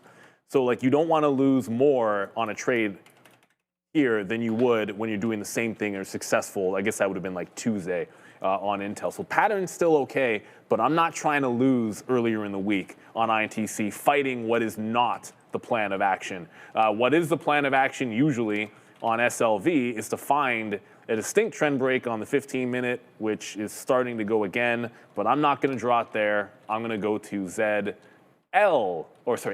Shoot, damn it. Ah, well, one of these days. I've been saying it wrong all day long. One of these days I'll get it right. All week long. Well, actually, I think you had it yesterday. Yesterday I was getting it right. I think in the afternoon. Well, I think after like 11 o'clock I was getting it much better, and then in the afternoon show I was pretty good. But yeah, if I say ZLS, you know I mean ZSL. But it's now got another trend that's putting in. Now, obviously, the first time it broke the low, and we're still trending down. But where I'm going to look for it differently here is I want it to break the trend on the 15-minute. It's now an hour into the day, so I want the higher time frame trend break, which is an even more patient play. Because suddenly you've got to wait for it, not just to break the trend line, but the confirmation comes literally on a 15-minute candle after that. So your entry is, it could take you like 5-10 minutes to decide you're getting into it, but it is going to be a break of this trend line in ZSL, and just look for that one chance and one opportunity to get the reversion. This one didn't happen until about 145 in here. And even then, like you're breaking it on this candle at 2 o'clock. But it was worth it if you took it. I had the one in the open yesterday, and it was much, much quicker. Today, it's requiring a little bit more patience to catch that move. But silver, 40% of the time this year has had a 5% intraday move. And usually it's done it more than once. That's worth waiting for until it stops being this volatile. $6 in the money right now with these two trades. So, you know, obviously the day goes pretty well. Congratulations, everybody, on the green train today, because look at this chart right now. You know, there's been many days where we've looked at this thing and been like, what has gone on? And today we don't have to worry too much about that. As you can see right now, the only name, wow, Google getting hit today down 2.5, Meta down. So it's the big spendas right here. Amazon down 8. I mean, Amazon's been, We're $5 now in on that one, so that's okay. $5 on there, Sharif, and $1.50 on AMD, but it doesn't matter.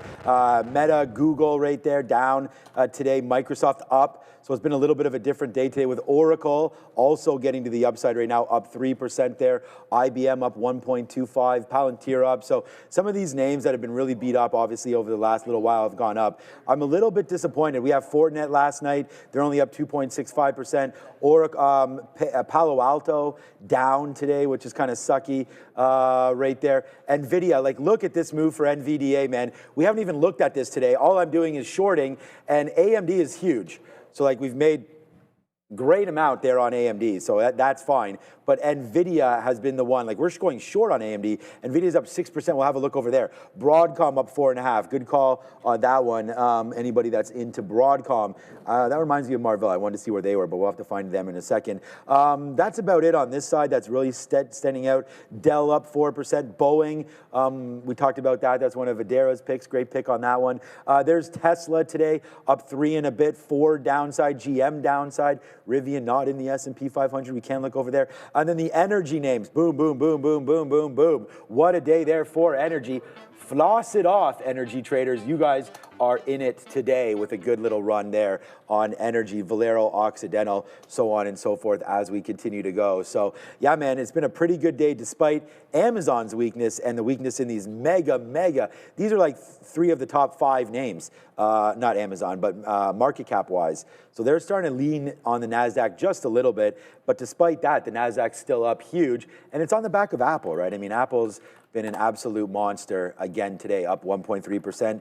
And then, hey, man, you're putting 6% on a $4 trillion name? Wow, the market has a lot of money left to work, right? And they're working it out right now with NVIDIA, up 6.3%. Did you guys buy the dip? Maybe it wasn't the dip that we're all waiting for. There could be more, but for now, up 6 on NVIDIA. I think most of us would take that. Well, that's the thing. It's even if you didn't buy the dip, you're certainly feeling better about your account than you did the day before, right? Marvell up 6%. That's, you gotta like it. I bought one thing in the last few days, and it had nothing to do with the dip yesterday. It was the flash crash on IBM into the 200-period moving average. So it's like if you bought anything the last couple of days, you're probably looking, I'd say relatively good, but it is what it is. Always could have bought more. I thought the bottom tail was gonna happen at 60,000 on Bitcoin over the weekend, and that's what I was really interested in, like a Saturday or a Sunday. You know, I sold some ETH a while back in my Coinbase account, and I was looking forward to logging in, maybe catching a flash crash. Instead, you're getting that bounce here today. What hasn't happened yet is the curl. So I tried it once. And now it's just a matter of waiting for, it's past 10:30, so everything becomes a more patient setup the later you get in the session. And much like silver, I'll just watch this uptrend, you're into the resistance, you could go as high as 40, and I would still think this trend break is gonna be entirely valid. And you always trade patterns in the general sense, but then you also have to figure out like what patterns work the best when. And I find that in the middle of the day, I don't want anything. It's either VWAP or the 15-minute chart for some kind of an entry point. Everything else ends up just being noise, at least for myself. And ooh, we haven't talked about this earnings name at all. Thank you in the chat for mentioning, or Alpha, IREN. So if you were even adjacent to crypto, you were getting absolutely smacked down yesterday. IREN fit the bill, but then unfortunately after earnings got dumped. Well, looky. Wipe out bottom, and then at the open, even more volume than you saw at any point yesterday at the open, and a red candle. That's a wipeout low and a potential breakout. I never think these patterns are complete till you're breaking out the higher level at 44, but volume is a very good indicator of a turnaround story. And throw on top of it, hey look, that's the 200 period that we're always talking about. Where does it go? Right to the 200 period for support. So that looks like a very good and obviously good setup there off that 200 period moving average. If you hold it and you like the stock, I always say there are worse places to buy. If I'm ever blindly buying something on a dip, it's usually the 200 period moving average if I think it's a good company. Hence why IBM, really. There was nothing else 2 days ago that was setting up. Thank you so much for this super chat, or these 5 memberships again. So Aziz, thank you so much for that. It does, obviously we keep talking about it, but it does mean a lot for you and for us, for those memberships, regardless, obviously, of the amount. So thank you to Aziz for that 5. I mean, that's huge, man. Thank you. It's $5 each. You guys can go grab them, obviously, as Eddie's spit out a bunch here today as well. And then the super chat, thank you so much, man. When we win, we all win. That's what we're trying to do here every single day on Trader TV Live. Just get those good feels, and the rest is easy. So yeah, like trading's a very, very tough job, needless to say. But investing, we talked about yesterday, if you like Bitcoin, and you know, again, shout out to my guy over here to the left, Sharif, right there. That's Brendan, but get it, Brendan, always. But yeah, Sharif, good little pickup there yesterday, midday. He was mentioning with IBIT, so that's going to be a good one, up to 68 now as that continues to go. You know, MSTR, we talked about it near the close yesterday. If you like the stock and you like Bitcoin, this might have been an opportunity where you could get, you know, outsized profits on that, right? Because MSTR, again, holding, you know, 750, 800,000 Bitcoin, definitely part of the move higher right there. So congratulations to anybody that was able to pick up MSTR. Forget about IBIT's great, but MSTR right there definitely gives you that, yeah. Right. Hit it, Fabian. Or Andre, whoever's over there. What's up? That's your boy Joe. Yeah, Joe's got that. What's up, my boy over there, Joe? Yeah, we like some Stone Cold Steve Austin action coming through. Let's take another fill right there. I don't know if this is going to come crashing in or not, but AMD, actually, you know what? We've pretty much now made the same amount of money on both AMD and Amazon today, and we could have actually, oh my. Wow, did we ever have this one pegged on Roblox, man? And we already got that super chat. Somebody was mentioning, thank you for making the day on Roblox. You are welcome. And there it goes, man, straight to the upside. Great look there. And I'm just going to be like, the confidence that, you know, right now I have is pretty high, which is always dangerous. But that was a great look there. And we stopped out early, but like you guys know, using bigger shares, trying to take smaller losses with bigger risk. We were definitely right about the risk to reward there. We just tapped out a little bit too early. So, you know, maybe on earnings day on a name that we don't trade too often, we can lower our shares and give it just a little bit more room. Maybe looking at things like average true range, things like that, you know, we could definitely get our hands on to give us that little bit more of an advantage. But there is such a thing called as information overload. You know, the ones that you see use a lot of these technical indicators and stuff like that. Most of them are just trying to sell something. You got to actually make sure that you can put on the real trades, and that's why we sit here and we show you every single day the trades that we have on. And sometimes it's, you know, instincts will get you into a trade. Sometimes technicals will. But at the end of the day, you always got to have a plan. And yeah, this week, and like I said, with the confidence high, the plan seems to be working out a little bit better. But even if you go through a negative point where you're trading, you know, just back test, look what's going on, potentially lower your share sizes. But, you know, that's why it's important to review your trades every once in a while and get going off of that. So Roblox, great trade off the bottom if you guys were able to hold that. But there she goes. Amazon now $5 in the money at the high of the day. And this is what we talk about with Process, man. We talk about it every day. We all put out notes. You can go check Neil's at Trader TV Neil, at Trader TV Sean as well. My plan of the day is right here, man. It's AMD short 206. It's at 204.50. So that's good. We had the TQs, did not fill yet. A little bit of a money storm. There's our Roblox long. And then there's the big trade for me today that hit early. It's the Amazon $200 long. That was really the key right there. It's funny we wind up making just as much money on AMD as we did on Amazon. Amazon's now 5 in the money here and going through the pre-market high. So yeah, so far so good. Off to Adara. It's 10:40 already.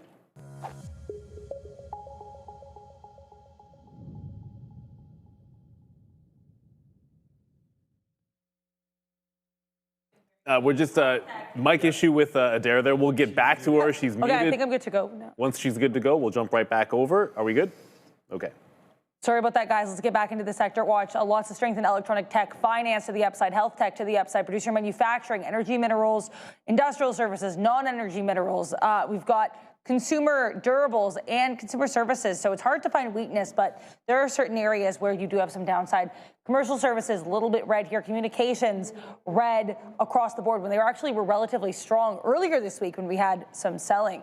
Retail trade's an interesting one, other than Amazon, which of course, to the downside, generally being interpreted as because of their CapEx. So all these other retail names in this sector are doing incredibly well. Walmart, notably, up about 1.5%. And let's go over to tech services, where you're seeing another kind of mixed look here. Meta and Google both to the downside, though Microsoft relatively flat. And then you have strength in a lot of these names that have gotten beaten up as of late. Oracle at 141, so definitely below where it started the week, but up about 3% on the day. Apple up about 5%. This is a name that's gotten hit pretty hard throughout the week as well. Palantir up 3%. This name's kind of been struggling since earnings. So lots of strength across the board here in tech services, other than the Mag 7 names within the sector. Make sure to like and subscribe, and back to you. Thank you, Adair. We were just talking about plans. There was actually one stock on the plan that I did not trade today, and it was BMNR. And it was 19 over on the 15-minute is a breakout. Yeah, and it looks like it did actually go. There's the 15-minute. For a break, when I say breakout on the 15, it needs to confirm. So there's a break. There's your confirm that it holds, and now it's continuing its upside trend. So the other way to look at it is, okay, fine, that was part of the plan. You did not take the 19 back in here, but here's the trend line. So if I like the trend of the upside over 19, then I buy the dips into the trend line is the way to go. And a big shout out to Real Trading. Why? Because I will hit save. You guys don't see me do that, but I just hit save on the platform. And now my trend line is on all of my time frames on the intraday. So I can look for the next dip, not have to worry about some kind of random price. I'm just looking for a test of this trend as we press away, probably at least until we get to this high, right? Like yesterday's top at 20, that's not a double top because that's a dark pool dump. So $20 top here in BMNR. Next available dip, we'll look for the breakdown. But it's not really a breakdown. It'll just be a dip buy in a BMNR. And it's just about finding that pattern for sure. And we just got another, oh, here we go. We got another poll up here. Silver squeeze dead. No SLV to 80. Yes, retail pump done. Trading the chop. I will just go with trading the chop because realistically all week long it's just been trading the chop. Like, let it make a move, let it make a trend. Don't even worry about what direction. Just sort of play the technicals if you can. And then 20% never believed in it. Well, you know, you don't have to believe in it for it to be real. It was really squeezing. Now, the real question becomes, does it have anything left? All right, 205 out if Amazon breaks back below 205, right? We've rid this 200 period moving, or sorry, 25 period moving average all the way up to 205. So, I mean, we are really mooning now in this space for Amazon. So, you know, I want to check on Target. Target was, I was thinking about actually getting out, man. We're long in Target like in the 80s, mid 80s or so. So this has been a really good move over the last couple months there. Up another 3.5% today, starting to go higher. We don't have any outs yet. Well, we did take an out rate into here on Target, but not a major one, like maybe 15%, because that was a level, and we actually did pretty good the first time. And, you know, I sit here and I just try to tell you like what I'm doing all the time. It's not necessarily right. I mean, but right into here, I think this is close. I was going to actually wait for this 122 to 125, so maybe we'll hold off on it, but Target up another 3% there today, and so that's actually working out quite well on a rebuild story there for Target. Walmart already hit that $1 trillion mark there as well earlier on this week, and now it's up 1.5% and still going higher and higher and higher on that one. Looks like we're about to get stopped out, which is completely fine. Well, not stopped out. We have less than 10% left again of this AMD trade. I mean, we just keep on respecting our levels, right? And like I said, when we get that all figured out, it becomes easier. So right then there into the 50-period moving average, we'll figure out if that is coming in again on that one. How in the world does 41-year-old Lindsey Vonn rupture her ACL last week and is competing today? Amazing. Shout out to Lindsey Vonn right there, man. An absolute props up to all those athletes out there in the Olympic village and everything like that. It's going to be huge. Very, very excited for that as well. So just goes to show you, man, these athletes are for real. 41 years old, right? I mean, that's what's so insane. She's been around. She's been doing it for how many Olympics? Probably 25 years. 5. Marie-Philippe Poulin. This is her 5th year in the Olympics for Canadian hockey. So yeah, it's absolutely insane. Yeah, man, she started at 18. Yeah, I know, because the way it moved up, I saw yesterday it was her 5th, so absolutely unbelievable there. So it's just crazy times. Well, it's not like it's a sport that you don't need some strength in the knee. Let's be real for a second. There's probably a lot of things you could do with an ACL. The first on the list of how are you doing this would be skiing. Like I watch somebody ski, and my first thought is my knees hurt just watching it. Yeah, for sure. Like that's what's crazy, but. That's why they're Olympic athletes. Yes. For sure. And we're getting an Olympic-sized breakout on Bitcoin today. Well, maybe not. I mean, if you compare it to yesterday, I guess it's not that impressive compared to yesterday. But BM&R, there still hasn't been a dip as we get into this high. But the other thing that I didn't mention is if we do get to this top at 19, I probably look for, if I don't get the long into it, I will look for a trend break in the other direction up at that high. It's just a strategy that I like.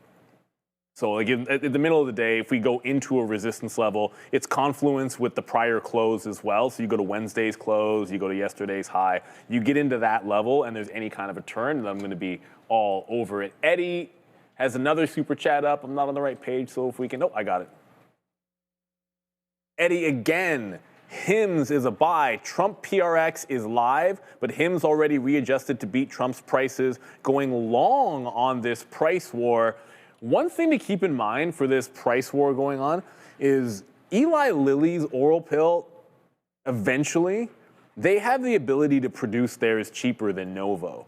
Right? Like it's something about, I'm no scientist, but it's like something about the process, about the way that their methodology for doing it allows them to go for a cheaper price point. So I think that's going to change the game if and when, I think it's sometime in the second half of this year, we're expecting to get Eli Lilly's version of the oral pill. So that will change it should change the game. I shouldn't say will. Again, I'm not some scientist or anything like that.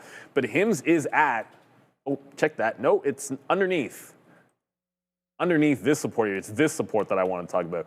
If you go back to 2024, you've got a $20 level that is trying to bounce up. So maybe the bottom is in. It's not that terrible of a gamble.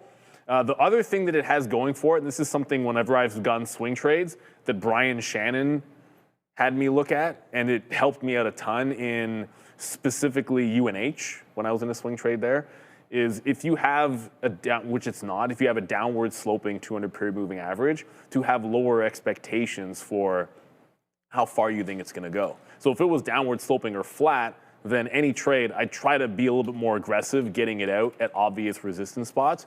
Whereas if it's upward sloping, you buy the dip and just try to let it fly a little bit more. Like let it fill the entire gap on an upward sloping 200 period moving average. That's something that helped me. I don't do a lot of swing trading, but it saved me a bunch of money in UNH, obviously, because that thing did not follow through when it had the downward sloping. So good luck in that, Eddie.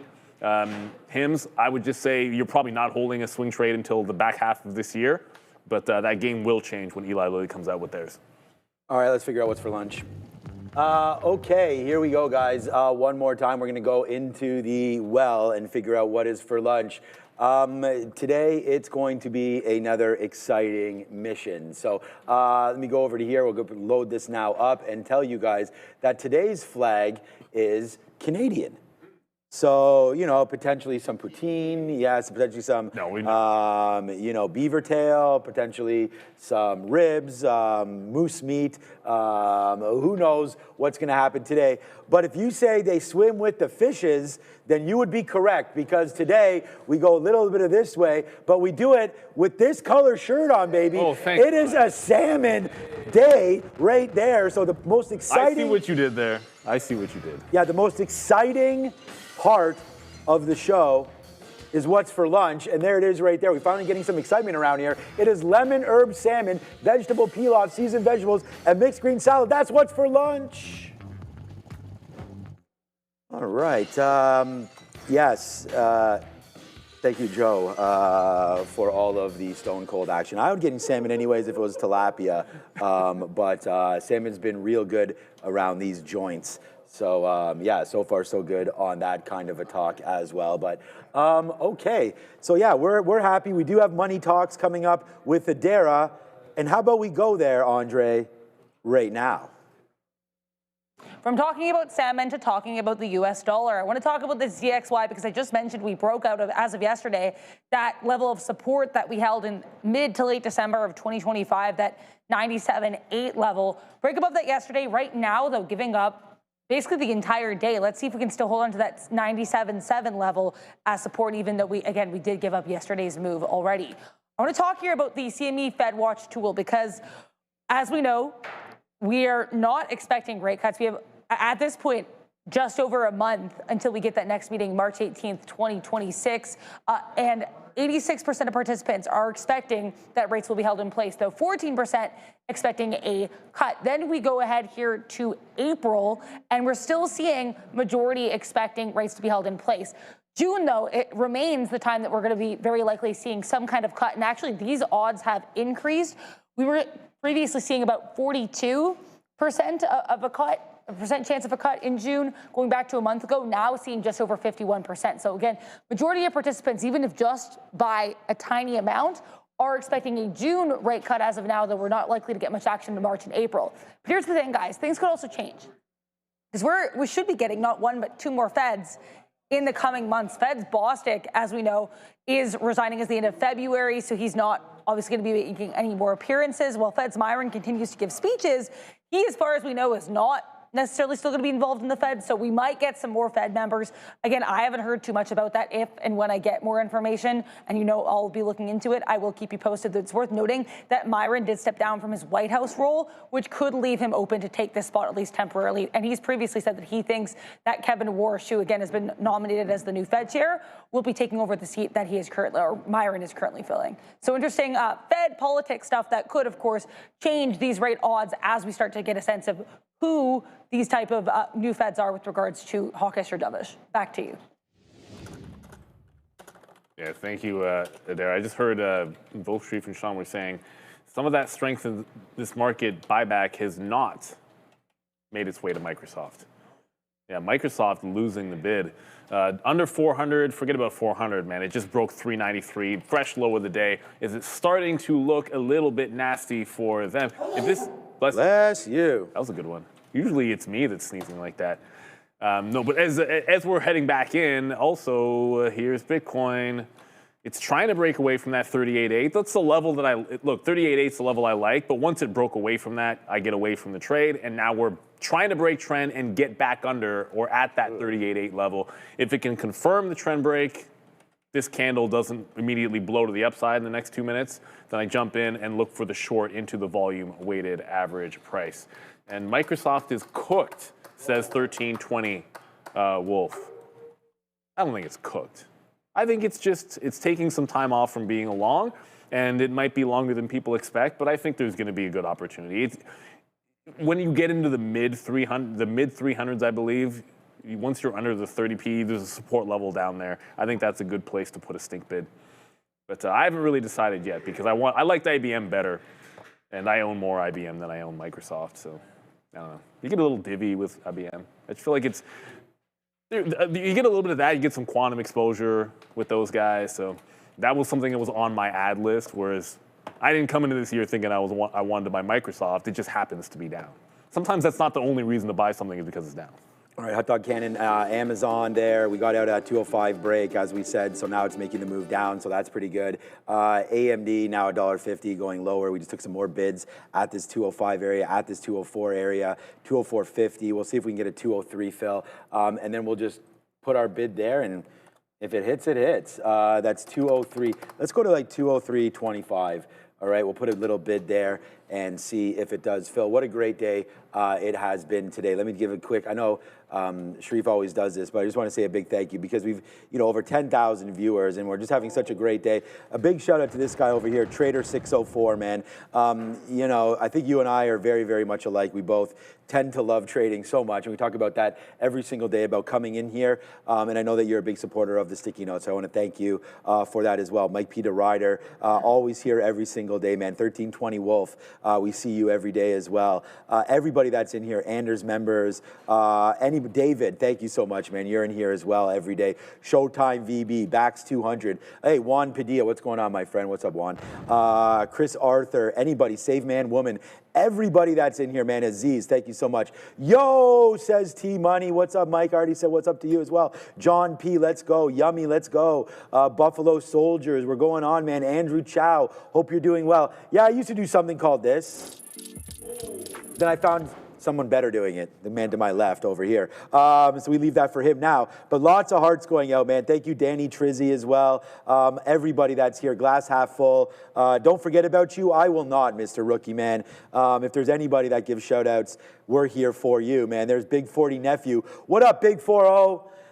Great age, man. Spin that. We'll spin that today, Charlie, man. That's exactly what we've been doing today. I know it'll be a mixed board a little bit, but, so far so good there. We have 2 trades today. Well, we have 3. We have this Roblox one. I can't believe we're actually taking an L on that one. But thank you to Ruju there. Big ups. Everybody that's here, man. You're welcome, Aziz, one more time. And Tony, big up, man. And there's Juan. You learned your trading style from me. Hey, man, that means a lot to me. So thank you so much for all of that. And I mean, we've been here now for quite a while, and we wouldn't be doing anything without the viewers. And a big shout out to, of course, the dealer. He's dealing out memberships. He's dealing out super chats. He's doing well. It's Eddie the dealer. Thank you so much for everything today, and Aziz and everybody else that put up some super chats and or memberships, right? So thank you so much for all of that, man. We have the best community. We talk about that all of the time with only 2 minutes to go before the midday. Everybody enjoy your lunch. It's salmon time around here. And also just to everyone that's a part of the community, whether you give a super chat or memberships or not, just being here, just conversing, just giving ideas out there. I see in the morning, and there's conversations about some of the small caps that are going on when we're sitting around prepping, when we're not even on, and we're not even necessarily in the conversation. We might have only said good morning, and I see you guys in there already sharing with each other, which is what it's all about. Like, you've got to, like we said, trading is a lonely business. And you want someone that you can bounce ideas off of. A community is even better if you can do that. So shout out to the entire community. I know silver is on a lot of people's minds, and I want to go back. It is at the volume weighted average price. So there was this trend break that happened. I might have missed it because I was hunting the Bitcoin one or IBIT, which I'm actually in. But you're now back at VWAP. It held VWAP right at the open, and it's trying to do it again. I do still think, okay, so here would be, this is only 2 points on the trend line, which I'm not as huge a fan of, but there is still a chance that we get that second or later opportunity for that trend break. But I feel like I've already missed this trend break here, so I don't want to chase it. If it lets me in at VWAP and ZSL, then I take the shot. But I don't necessarily want to chase this too far because the entry's down at like 71, 72, right about here, chasing it all the way up to 75, when the top of the range is 15 pennies. So you chase it 5 cents, that's actually a lot in ZSL if your range is 15 cents. You're giving up a third, and you're probably doubling your risk, which doesn't make a heck of a lot of sense to me. With about 30 seconds to go, everybody, just want to remind you, for those that haven't been doing it, when you type in a symbol, use that $sign. When we do the rundown in the afternoon, we're going to go over, we always just go over the names that are on this list. So if you're like, why are we covering this stock? Why are you not covering that stock? Well, it's because we're just going to be true to the stock visualizer with SMX and AMD and NVIDIA and Micron and Amazon. Maybe Robinhood ticks up there because people start pumping it. Maybe Tesla jumps in there, or SoFi. IREN is down there at the bottom. Roblox, I think, would have more interest on a day like today after Roblox. Right? It's just whatever you guys put to the top of this list is what we're going to cover. So make sure you're in the chat. Hit the subscribe so that you are a member of the chat. And then jump in there and say $, whatever it might be. It could be $ARM, because that is continuing its post-earnings run, defying all logic, because I didn't think it was that big of a quarter. But hey, the dip buy seems to be in, regardless of what many people think. It is 11, everybody, so we're going to enjoy our lunch. Sit back, relax. You got Joey options. You've got the professor, and we'll be back at 2.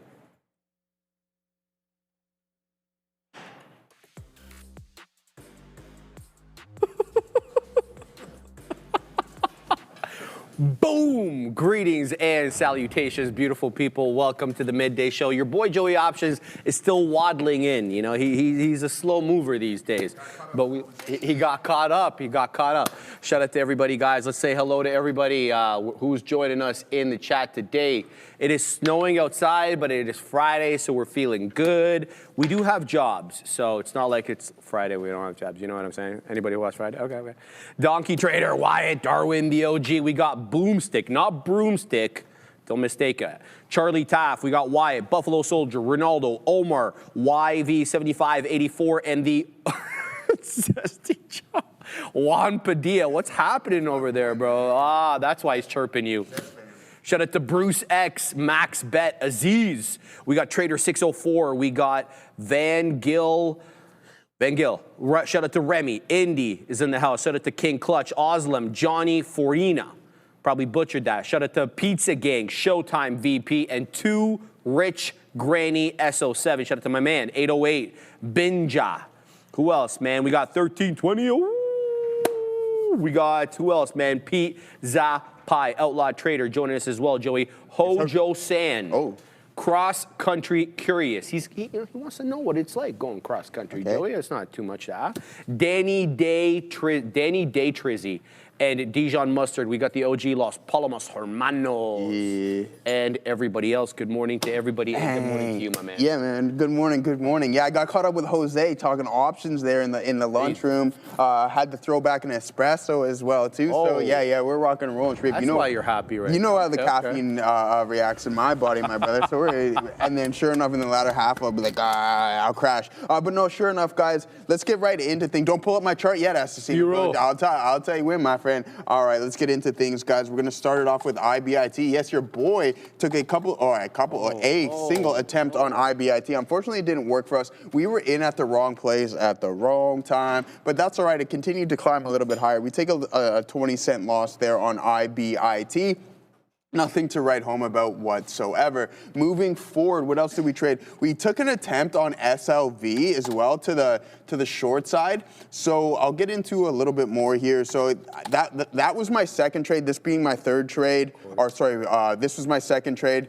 IBIT being my third trade, and I'll show you my first and my fourth here momentarily. But yeah, we took a little bit of a loss there on SLV. Too early. It did run into our target eventually, but that's neither here nor there. That didn't work out for us, so I showed you the 2 losses right off the get. But I started trading some IREN, Iris Energy, right here, guys. And I was thinking short, considering, right, down substantially. I thought we'd get a little bit of a continuation, and you can see that I'm short here from 38.20 roughly, and we get that move down to 36.54. So almost $2 ITM.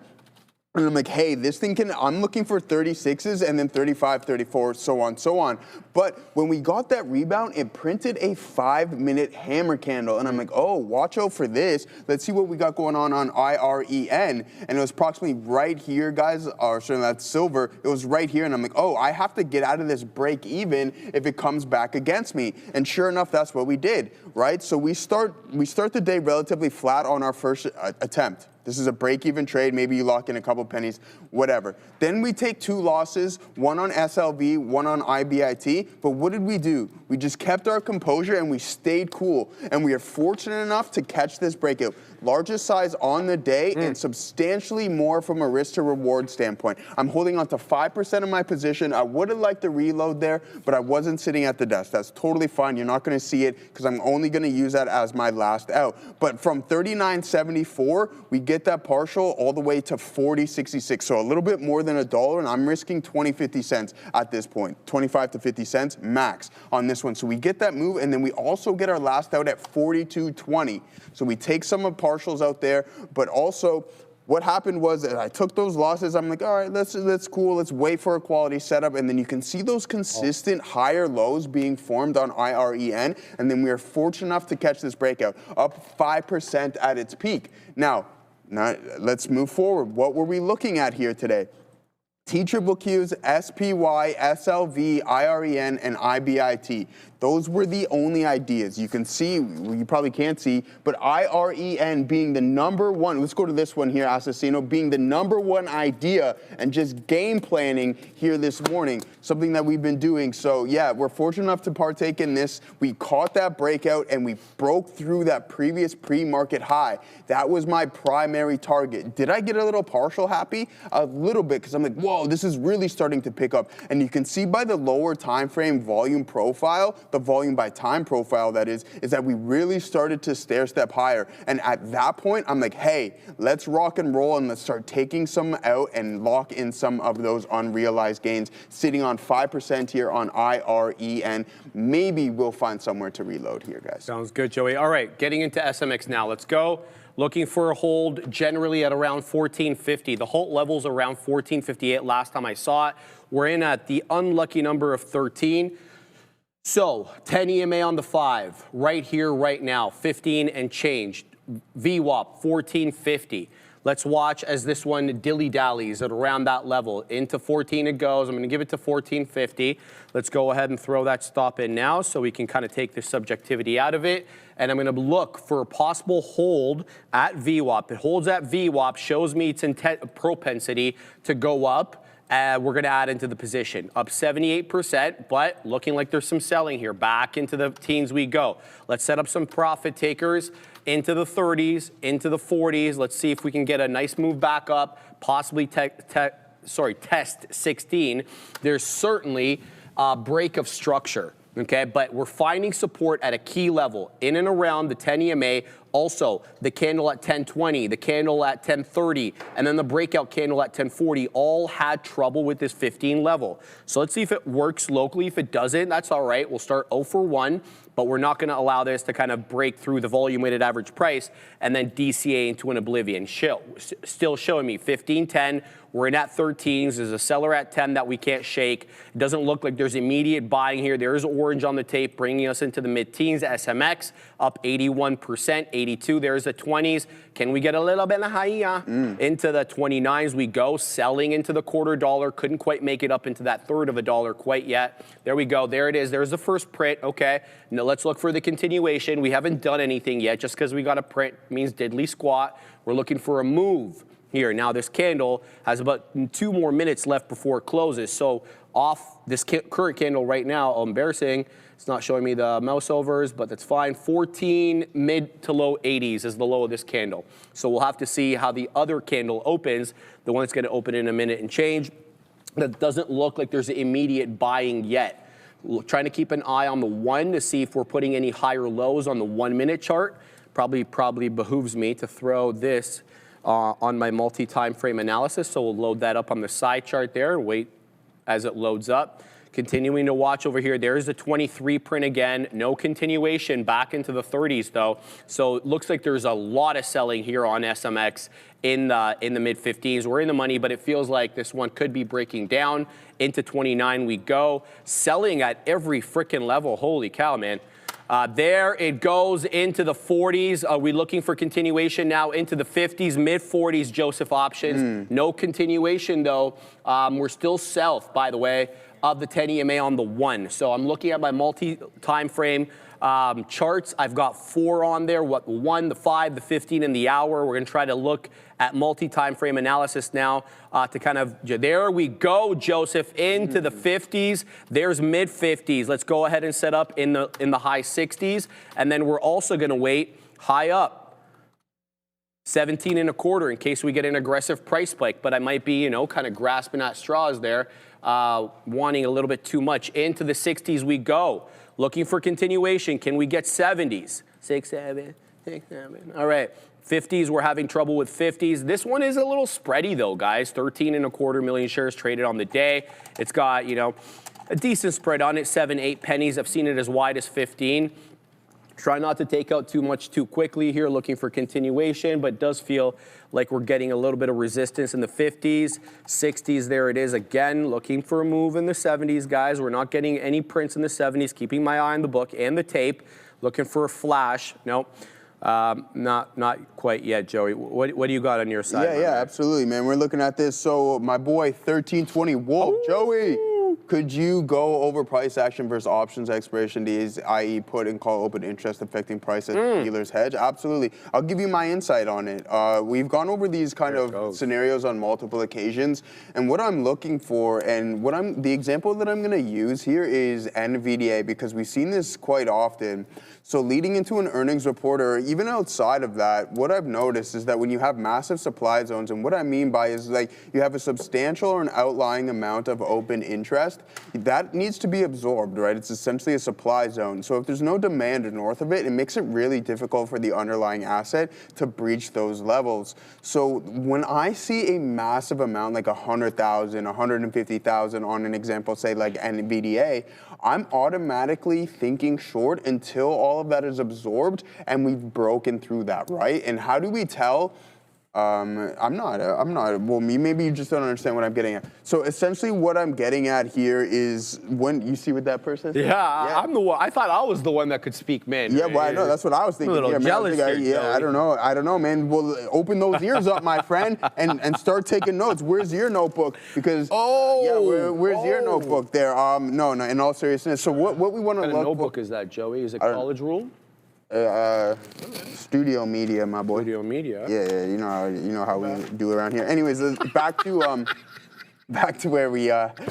Dollarama, my boy. Yes, Dollarama. It's just like I like your responses make me chuckle, my boy. I love it. All right, we'll get right back into things.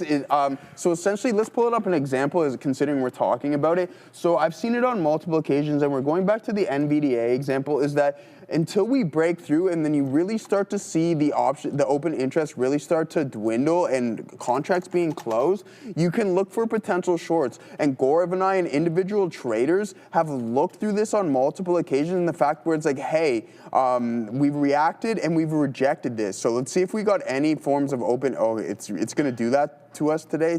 Yeah. Well, it's been doing it to me for a while now, Joey. So it's a little bit of time. You can take off a load a little bit. We got it here now. All right. So if this was a little bit bigger, I mean, like 190 is okay at 85,000. So getting into things is that, like, say you have a day where you rally from 185 and then you start to see price action slowly start to cool down, and it looks like you're going to curl over around 189.5, and you run into the 190s and you start seeing more topping signals.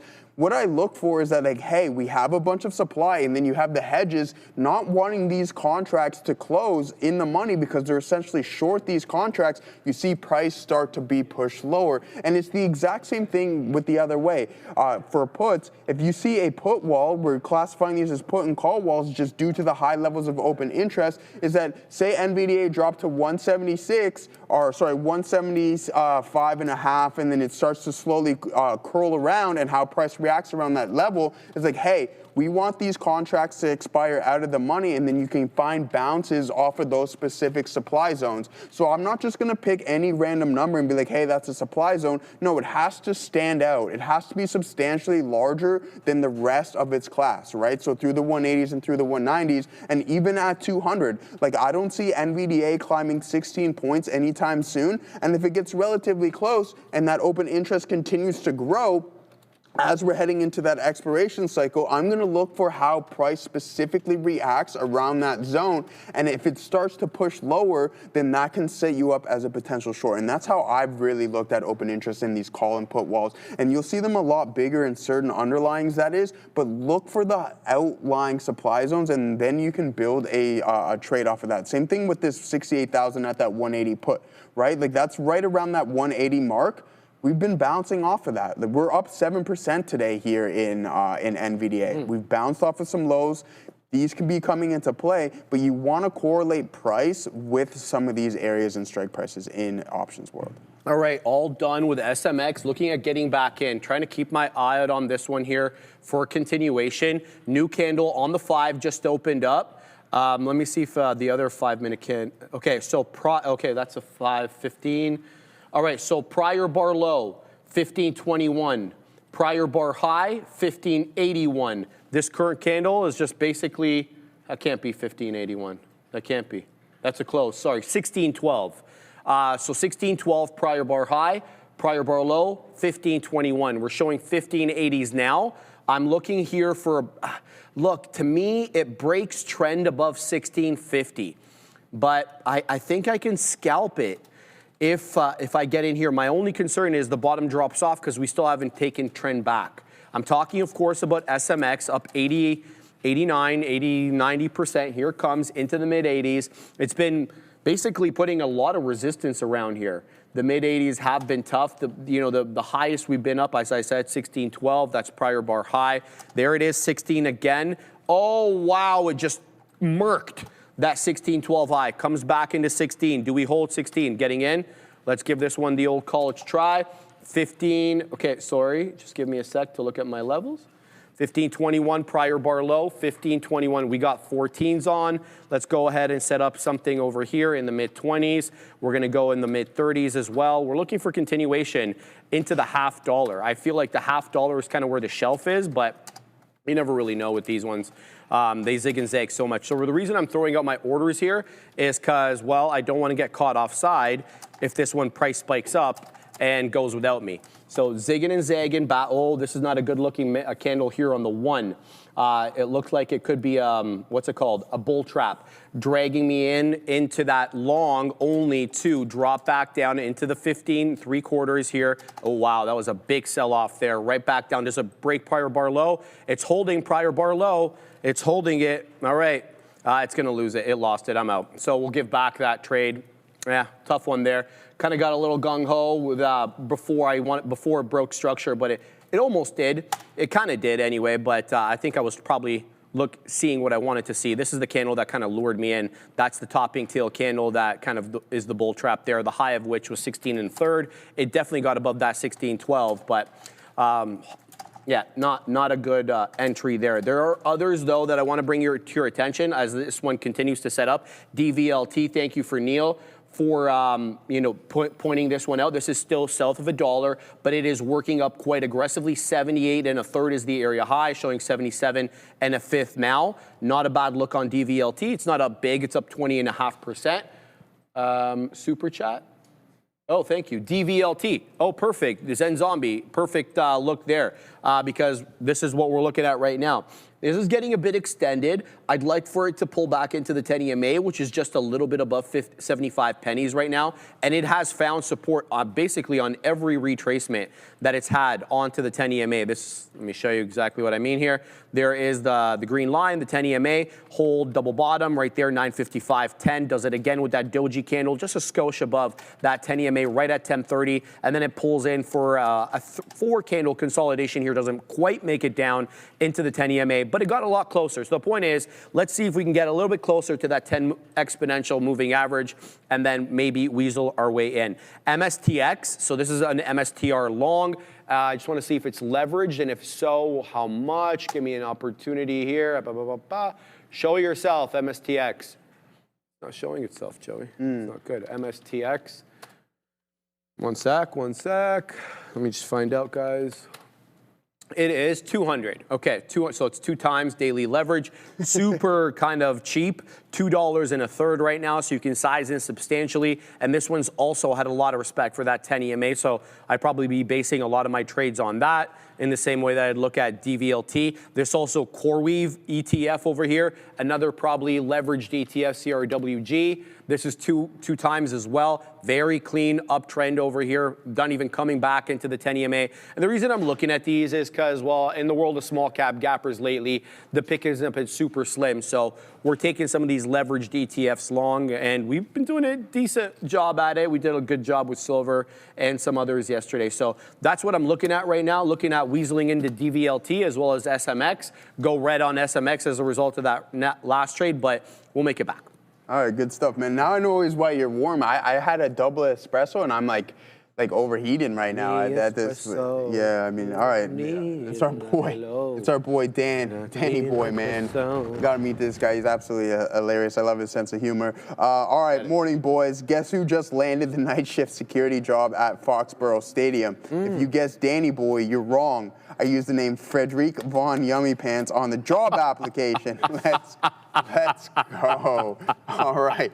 I mean, hey, man, what is the ticker? Number SCDI.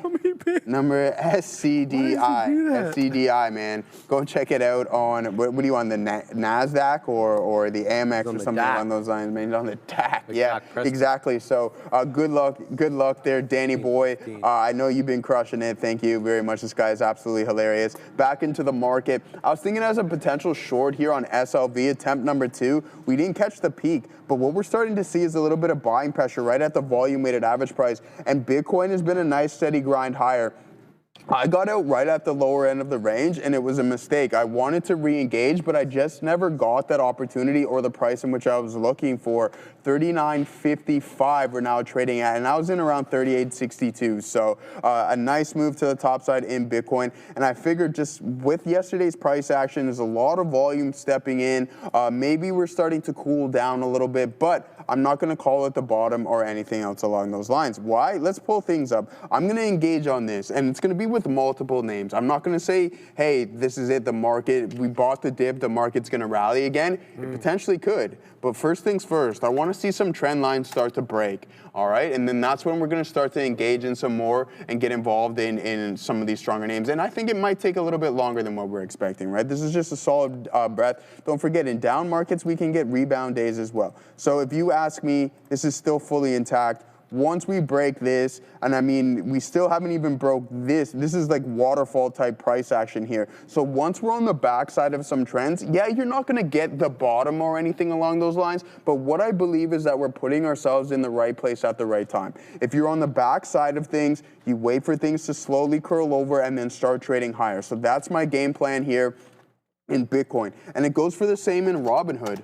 Right, like Gaurav's saying, hey, I'm buying these names, but I want to ask ourselves, like, yeah, this is all great. Like, we're getting this rebound day where we're up almost double digits in a lot of them, but have we broken trend? And I think Neil's going to be asking that question as well, too. Have we broken trend, and are we ready to start to climb? I mean, back to the top side, you're down 50% in Robinhood. I get it, but there's nothing wrong. Like, there's 30 points from here to there, but at least I believe that I'm putting myself at the right place at the right time, because if we are going to continue to climb higher, if I'm in at $100 or I'm in on the backside of the trend, then I think I'll be positioned relatively well. And it's the same with Palantir as well.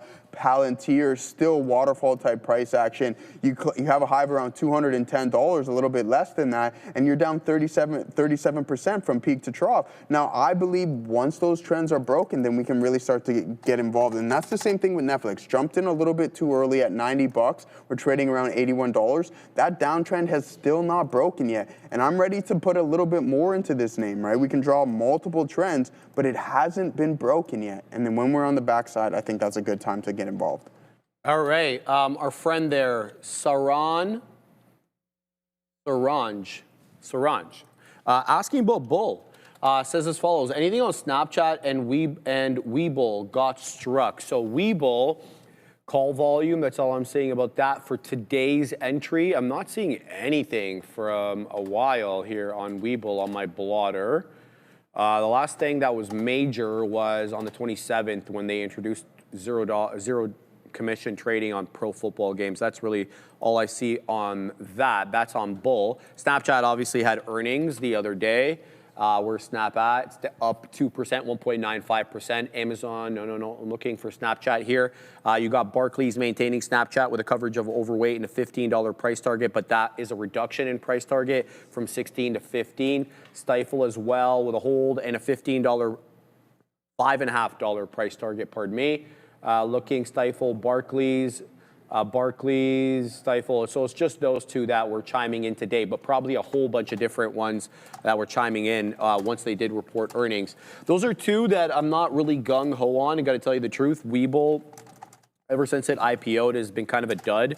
It really hasn't lived up to some of the others that we've seen, like SoFi and on Robinhood. Those seem to be kind of eating its cake at the moment, but yeah, sorry I couldn't be more help on that, but nothing new that I can see anyway with regard to those two on the day, other than the analyst upgrades. So here's the deal. With SMX, I'm still quite interested in getting into this. Bovin, by the way, DNA is about to take out $10, man. DNA is going over here. So we'll get to that one because I'm going to wait for SMX to break structure because it's still basically uninterrupted lower highs, and that downtrend line has is basically unbroken. So DNA, much slower of a mover. What do we got here in terms of volume on DNA? We have 1.1 million shares. It's a little bit south of $10, up 18 and 4/5, a bit more than that. 997 high, showing 989 now. 10 EMA on the 5, 970. Consolidation level 960 to 965. That could be the buy zone from the 10 EMA to that consolidation level there. Closing print, I think, was around 8 1/3 from yesterday. So that's DNA. Not a bad look. But what I'm talking about here about SMX breaking structure is this. It's just really not breaking the lower highs, even if it does, breach the lower high like it did over here. Look at that 11 o'clock candle. Technically takes out the opening print of the 1055 candle. But what I'm looking for is a decided green candle to break through this trend line. Until I see that, I'm going to steer clear of SMX, even though it's the best looking one right now. What's up, man? No, Silver just took a dive. Like we got involved. Yeah. I mean, it flushed pretty quick. I mean, from 60 cents. Oh, lost VWAP. Yeah, exactly. And just really started to pick up its momentum. So guys, you can see where I've been long in IREN there from 39.72. And now we'll head over to SLV and see what we got going on over there. I mean, it really started to accelerate at the break of the volume weighted average price. Let's see if we can get a little bit lower. My primary target on this one is going to be around 67.36. I think we can head towards this pivot, but we also have to take into consideration this trend line, right? So we're running into that zone right now. If we break it, then maybe we're going to be in the right position. We don't want this to close as a hammer candle because we know these signals with SLV relatively work relatively well, right? And it kind of did there. So we're going to have to be patient and see. We'll look for this rebound, and if it gets too aggressive and comes back right into our entry price, we could just take a break-even stop out, and maybe it's going to take a little bit more time than what we're expecting for this to curl over. That uptrend is still fully intact, but if we're fortunate enough to get a 5-minute candle to open up south of 67.92, around $68, then we might be okay. So, but it was a pretty quick move to the downside there in SLV. You can see we're right at 68.60s, flush right down to 68, and I want to wait a little bit more, but you can see buyers really starting to engage right now. That might not be the best sign. It's always best. It's always good when things work right away, but we're not going to complain considering we're in IREN. That's worked for us, and this is going to be attempt number 2 on SLV. Downtrend still intact as well, so we'll look at the positive things until we break that 69, but I'll get out break even just in case it does come back all the way up here, and then maybe we can re-engage at a better price. So we'll take maybe 1 loss and 1 break even on this bad boy as we're starting to get that rebound there. Gorev in SLV. What a dog. Volume cooling down though. Let's see if the volume can work. That's the frustrating thing, right? You get those clean flushes, and then you get those pullbacks that are just like when you're working with pennies, you don't give yourself much room. You know what I mean? It's like, oh, okay, well, why are they so aggressive? But in the grand scheme of things, it's not really. Los Pollos, I hope BTC gets to 74K today. It will be a bullish engulfing candle, he says. Joseph Birch Music, IRE is a good 2X ETF that I use regularly on IREN. It's $5.87 a share currently. Okay, I like knowing that. 2X for the same total dollar amount. Yeah, fair enough, brother. I appreciate that. So there comes silver. We'll hop out. Let's see if we can hold these support levels. I don't want to get out too prematurely, but again, I don't really care for this thing to work overly well, even though I would like it to. But if you're going to continuously trade within this channel, then I don't really want any part of you. I want a clean price action like we were getting in IREN earlier. That breakout was showing itself. You have that ascending wedge starting to be formed, and then sure enough, you get that volume stepping in. So a lot of participants, a lot of volume in SLV, and then that's why you kind of see these ebbs and flows. So a nice clean flush to the downside right there. Let's see if we can breach 68 on SLV. All right, we have to go to Adair at the big desk for the crypto segment. Oh no. Bitcoin bouncing back. So yesterday here, just for some context, opening exactly at 73,000, closing at 62,200. Low of day I'm seeing here is around 59,900 for Bitcoin today. High, about 10,000 points above that, around 69,775. So let's see if we can get above that 70K level. But again, if we surpass 70K and then move into 73K, we will have completely wiped out yesterday's move to the downside. So really nice recovery here for BTC. We'll take a look at Ethereum as well, which is now back above that 2,000 level, even if just barely. So nice recoveries across the board for crypto. In terms of crypto-related stories, there is one. It's not major, but kind of an interesting note here. It looks like China, or rather Chinese financial agencies and watchdogs, have issued a notice reasserting their 2021 ban on crypto trading and stablecoins. This includes cross-border activity, and apparently real-world asset tokenization is going to be covered by this as well. So again, China continuing its crypto ban. Nothing big here. By far the big story on Bitcoin today and in crypto in general is this massive recovery from yesterday's sell-off. Back to you. So, you have anything there? I got it. I didn't mean to get out, but it did come right back to our break-even price there on SLV. So we'll dock a little bit of a W, nothing substantial, a couple of pennies or so. All right, SMX right into VWAP, guys, and it's not holding it strictly, and it's still continuing to move down. Unbroken downtrend right now on SMX, so a bit of a tougher look there. Yeah, this one's it's going to have to set up a little bit better. Didn't really hold VWAP. Now, this consolidation area at around 1015, I don't want to jump in quite yet, from 1015 to about 1040, there was this consolidation area top, the range of which is pretty wide, about 1350 from the closing print up to about 1450.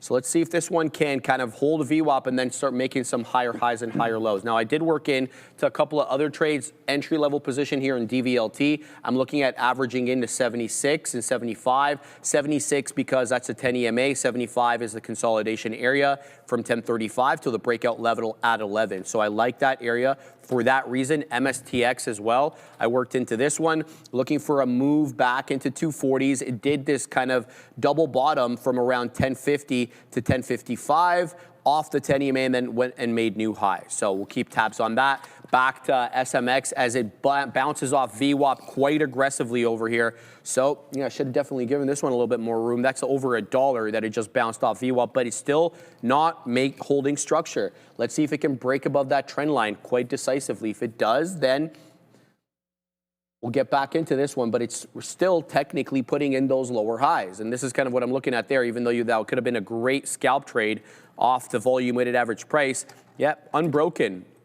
And it's kind of lower high trend there. So that's what we'll look at, and we'll continue to wait on that one. Let's throw in some orders here on DVLT. I'm going to continue to wait at around, I'm going to wait 76s, excuse me, 0.76. Wait there, and then we'll also wait at 0.75. All right, it's breaking out here, so, well, we're going to have to put some orders. I'm going to put orders at 80. We'll sell at 80. We'll see if that one can take out the day high. CRWG is the one that's really going. It's the only one I'm not involved in. And it's like at the day high right now, 367 for the CoreWeave 2x leverage ETF into 367 high. It's up about 37%. Very good trade on this one. It's so strong. There has been no red candles since 11 o'clock. So that's over half an hour now on the 5-minute chart of no red candles. So look there, back to SMX because that's still trading at around 15.5, looking for that move, a clear move into 16 to kind of break structure.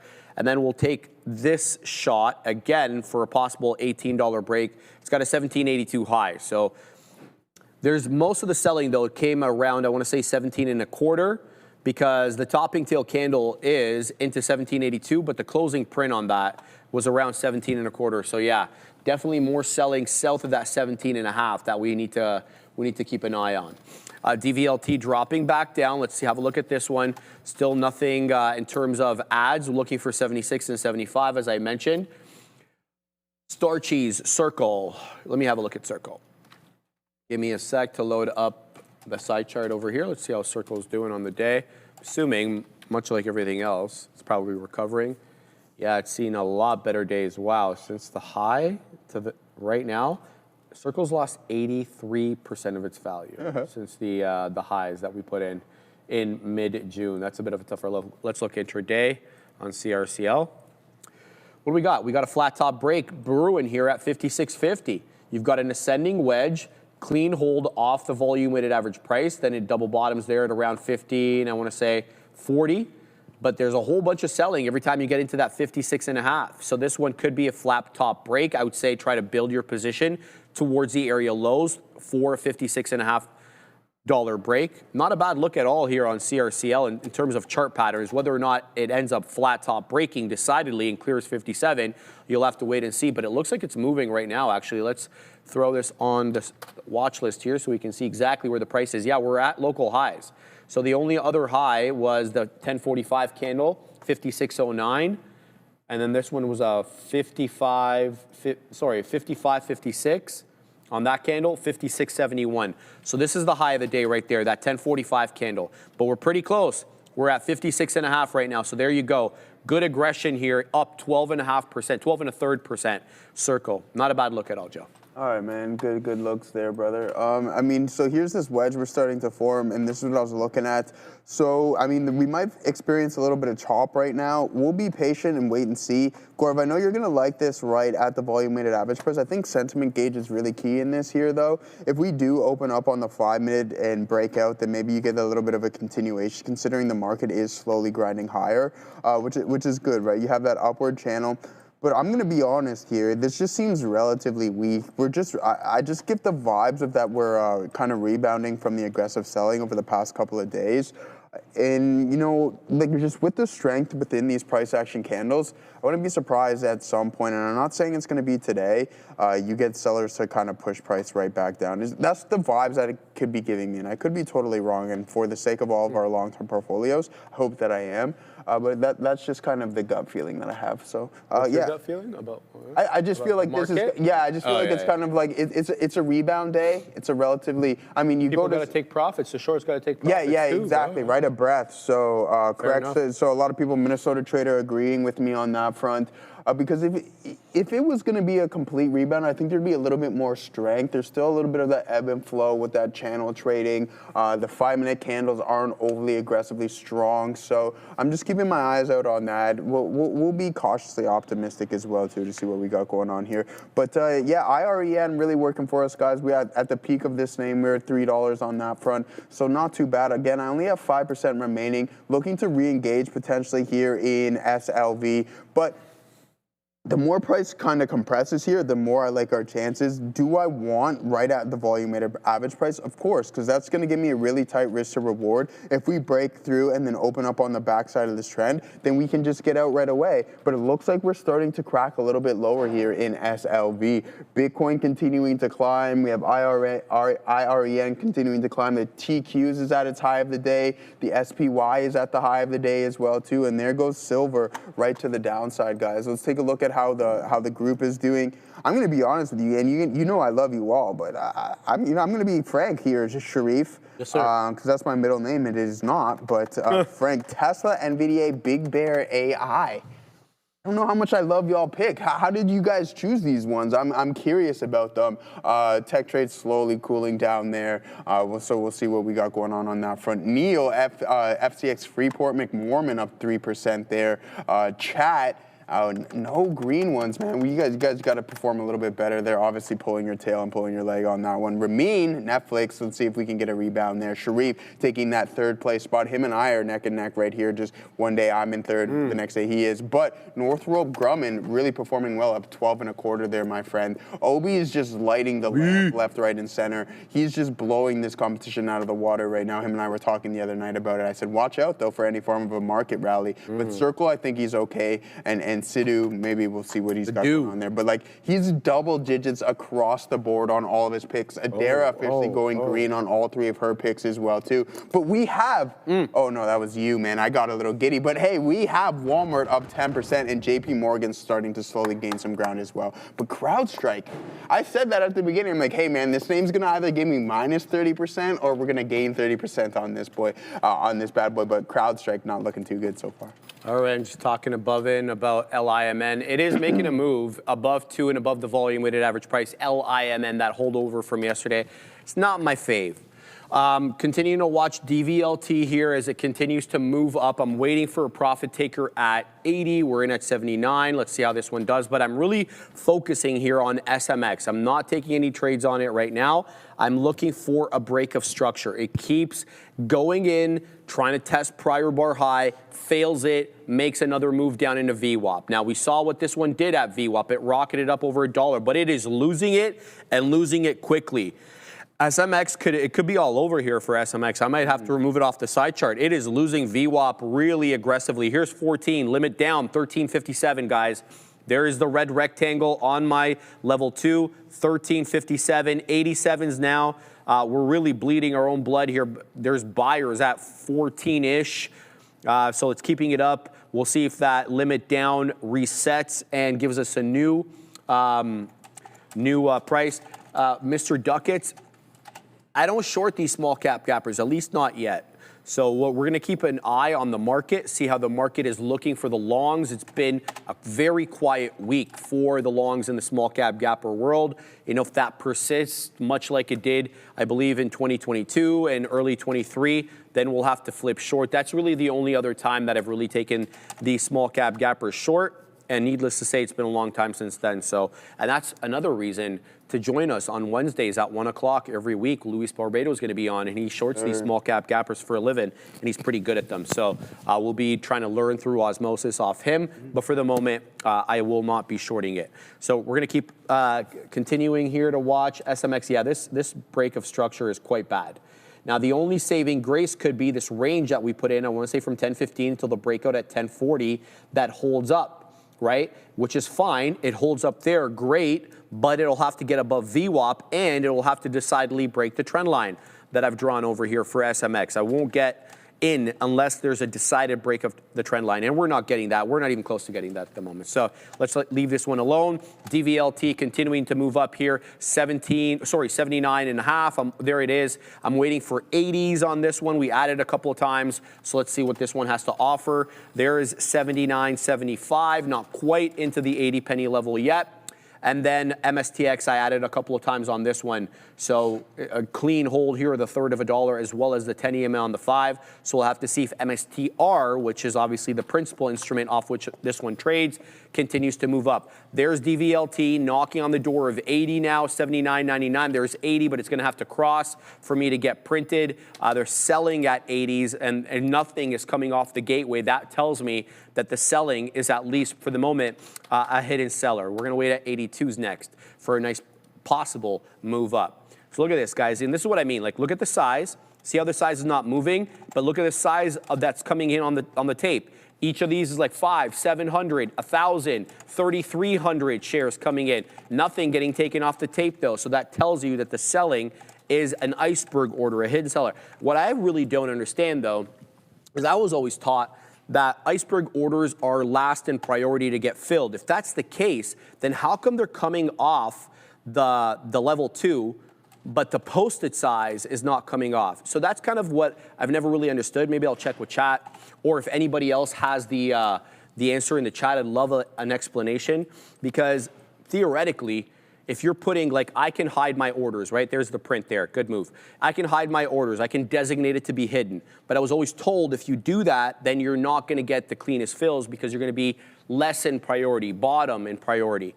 And then we see here that there's all sorts of posted size on all these gateways, but the size that's coming off is not the size on the gateways. It's obviously a hidden order. So I kind of don't understand it, but that's my problem there. If you guys have an explanation, just tag me, explain that. Otherwise, I'll check with chat. Willis Addison, SLV, get off the choppa, added more $70 puts, February 11th. That's your world, Joey. Get to the choppa. All right, Willis Addison added more 70 puts, February 11th, expiration cycle. I mean, on its trajectory right now, do we love it? Not necessarily. We did break that downtrend, in which I was referring to earlier. So let's see how we react around that specific zone. Is there going to be a re-engage in the short, or is the buyers going to dominate this session? I mean, you got $1 before those contracts are OTM, unless you're selling those. I don't know if you're selling those contracts, but it sounds like you're just bearish on it right now. But Bitcoin continuing to climb, right? 39.57, IREN up to 42.95. A lot of people talking about Walmart right now, saying it's up to 130. Oh. So let's go WMT, man. I thought that was Walmart up there. VST, Rocket Lab climbing higher as well too. So it seems like it's a long day in the overall market. Let's pull up Walmart and see what we got going on. Yes, 130.20. Some strong price action here in Walmart there, guys. Boom. What's the rollbacks? What's the saying there? What's the little theme song? Oh, it's not. Oh, Yeah, same. You know what? The sail. Yeah, the sail with the little yellow smiley little face, yellow smiley face. jumping around everywhere there. But yeah, Walmart looking pretty good, guys. In all reality, CrowdStrike not so much. We'll go just talk our own book a little bit here for a second. Okay. A big time engulfing print there on CrowdStrike. Maybe this could be the lower end, but we'll see. But JPM, let's see what JPM is up. Still slightly, a nice strong day from our boy JP Morgan and Chase. So 1572, 315.72 up to 322. I like this. We like it a lot. And then sure enough, maybe we can climb up to 337. I like the banks this year. If we're looking for a flight to safety and getting out of tech, I think the banks will start to play catch up. And we know that with Walmart, right? People heading into the staples. This is a big time uptrend. I think we can head up into 150 here on Walmart, maybe even 200 by the end of the year. That would be crazy.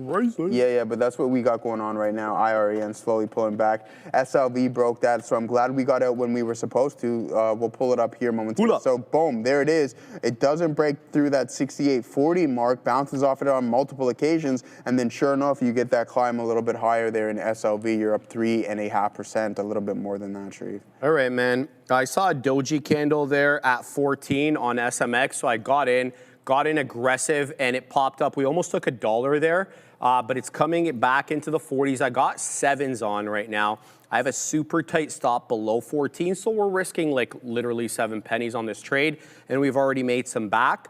I took 1.5 times the position. Here it comes into the $0.25. Anything below 14, I'm out. It's really that simple. We're looking for a scalp. Here it comes into 14, 20. Let's just watch over here to see if it loses the bid.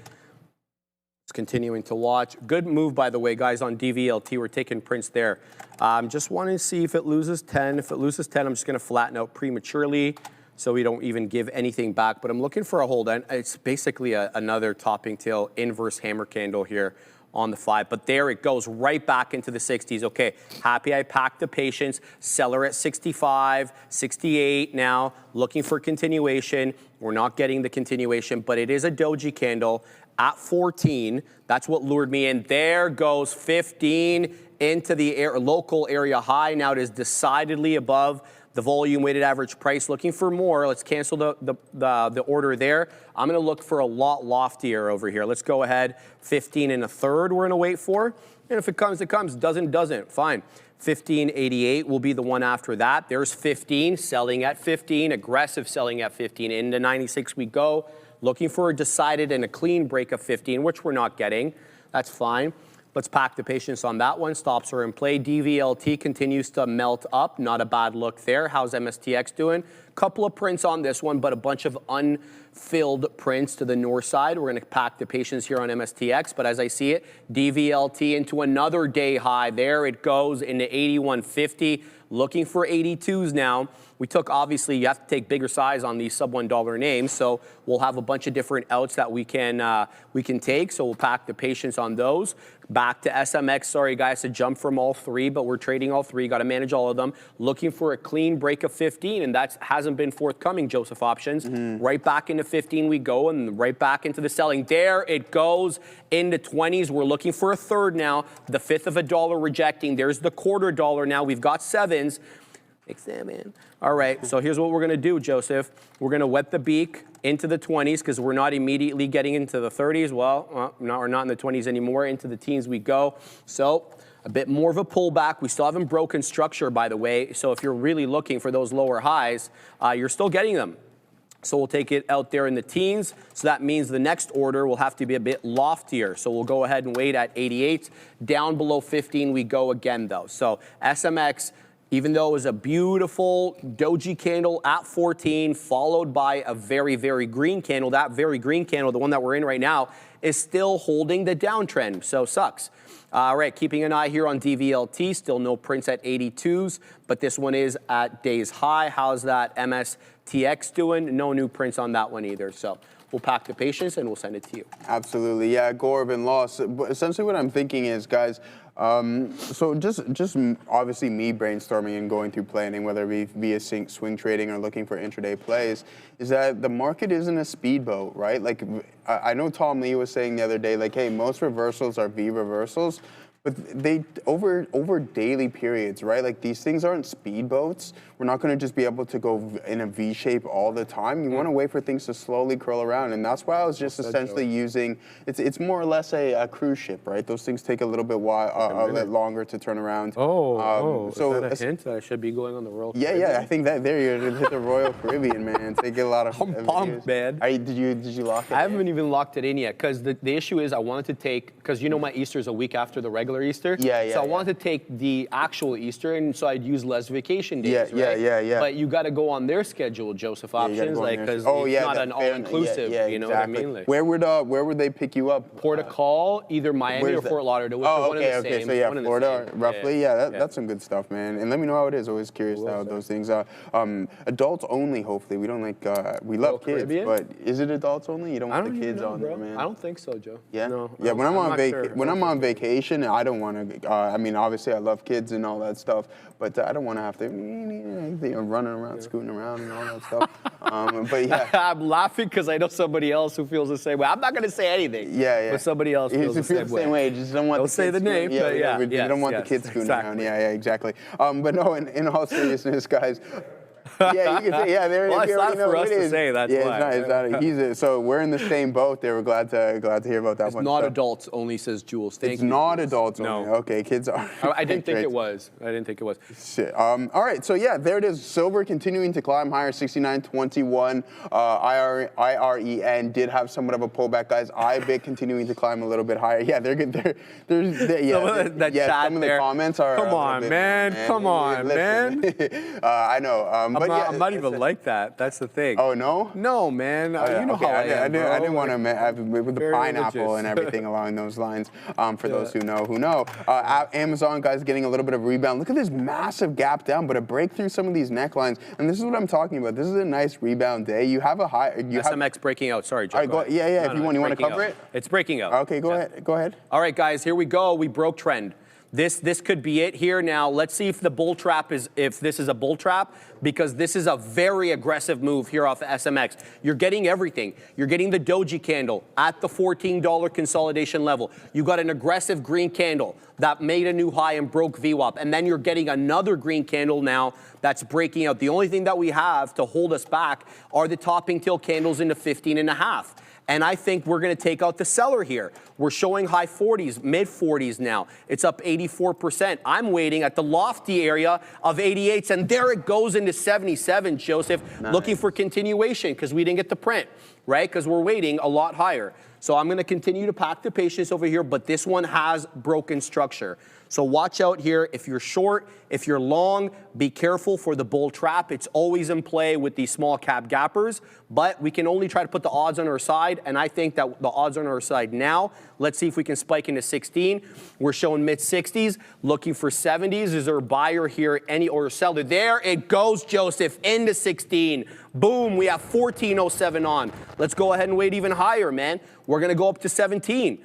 Come at me. Let's go. 1669. We're going to wait, Joe. We're not going to go as high as 17. 1669. Good move here on SMX. A very, very clear, decided structure break. Let's see if we can get a little bit more. Yeah, it's jokes.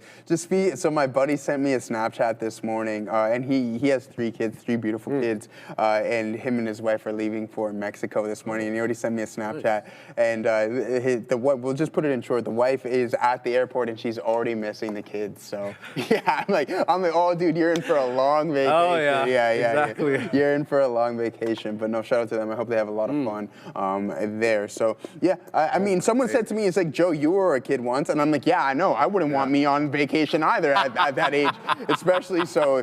Like that's what I was essentially getting at. There's zero chance I would want me on there. But no, we're having a little bit of fun, SMX, guys. Man. Yeah, let's go SMX. Nice move there, Shreve, as Bitcoin is heading into $40, and the TQQs is continuing to grind higher, guys. So a lot going on here today. A solid rebound. 5-minute on Amazon. Not too much going on here. A lot of sideways price action, but just be cautious. You might get a little bit of a breakout, and you might feel some more of this downside price. Were you a troublesome kid? Just cut the crap. Yeah. I mean, you were trouble, weren't you? I was just. Did you get in trouble in school? We'll say that. Yeah. We'll say That we'll makes say two of us, Yeah, bro. leading into high school. That makes two of us. Leading into high school, yeah. I mean, I didn't get in trouble in high school as much, but I got in trouble a lot in like, elementary school and junior high. Yeah. We used to get in trouble because we would play tackle football and we weren't allowed. I mean, I think I got. We played every day. Yeah. It wasn't even that, man. I don't even know what I would do in elementary school, but yeah, I was got in no trouble a stranger lot, to pink slips going home. Yeah, suspensions. Well, yeah. I got a lot of those too. Well, I told you about my buddy's cousin Todd. Yes, I remember that. Yeah. Caught Todd. Man, caught the. When I moved from one junior, because we moved from Scarborough to Markham, right? So I had to move schools, right? And the school that I moved to in Markham, if you didn't finish homework, your parents had to sign the slip. Sign the slip, and I mean, I was no stranger. We had to figure out ways. Things definitely cooled down. We had to figure out ways. You gotta think, man, like I was just a kid in Rexdale, right? Like we had a lot of running around, a big group of friends and stuff like that. So it was almost inevitable, man. And we were troublemakers, but I think that's what kids are at the end of the day, right? Yeah, some kids are.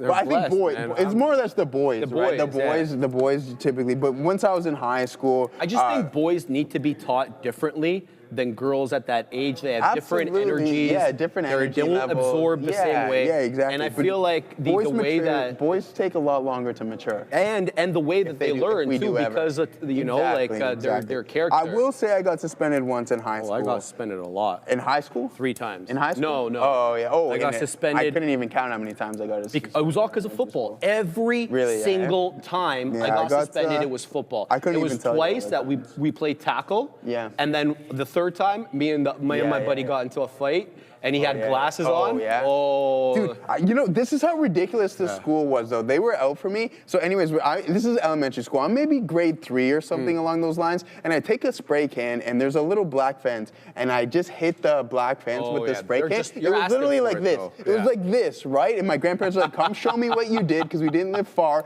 and I showed them, and they're like, that's it? Like, boom, Joseph, you're going home. But what it does is, like, you're not really teaching the kids anything when you suspend them, right? Because they're now away from school and stuff like that. Exactly. So yeah, I remember I caught it. But I got suspended once in high school. You're taught because you catch hands at home. I don't know how your life was, but the hockey bare stick, hands. the mug. Yeah. So that put the fear of God in you, Joseph. Yeah, and speaking of hands, the one time I got suspended in high school is because we were Guys, throwing they're saying no audio. I don't know what's going on. Assassino?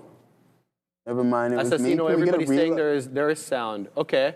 No audio, no audio. I can hear fine. Okay, so different. Just refresh, maybe. Joseph. Refresh.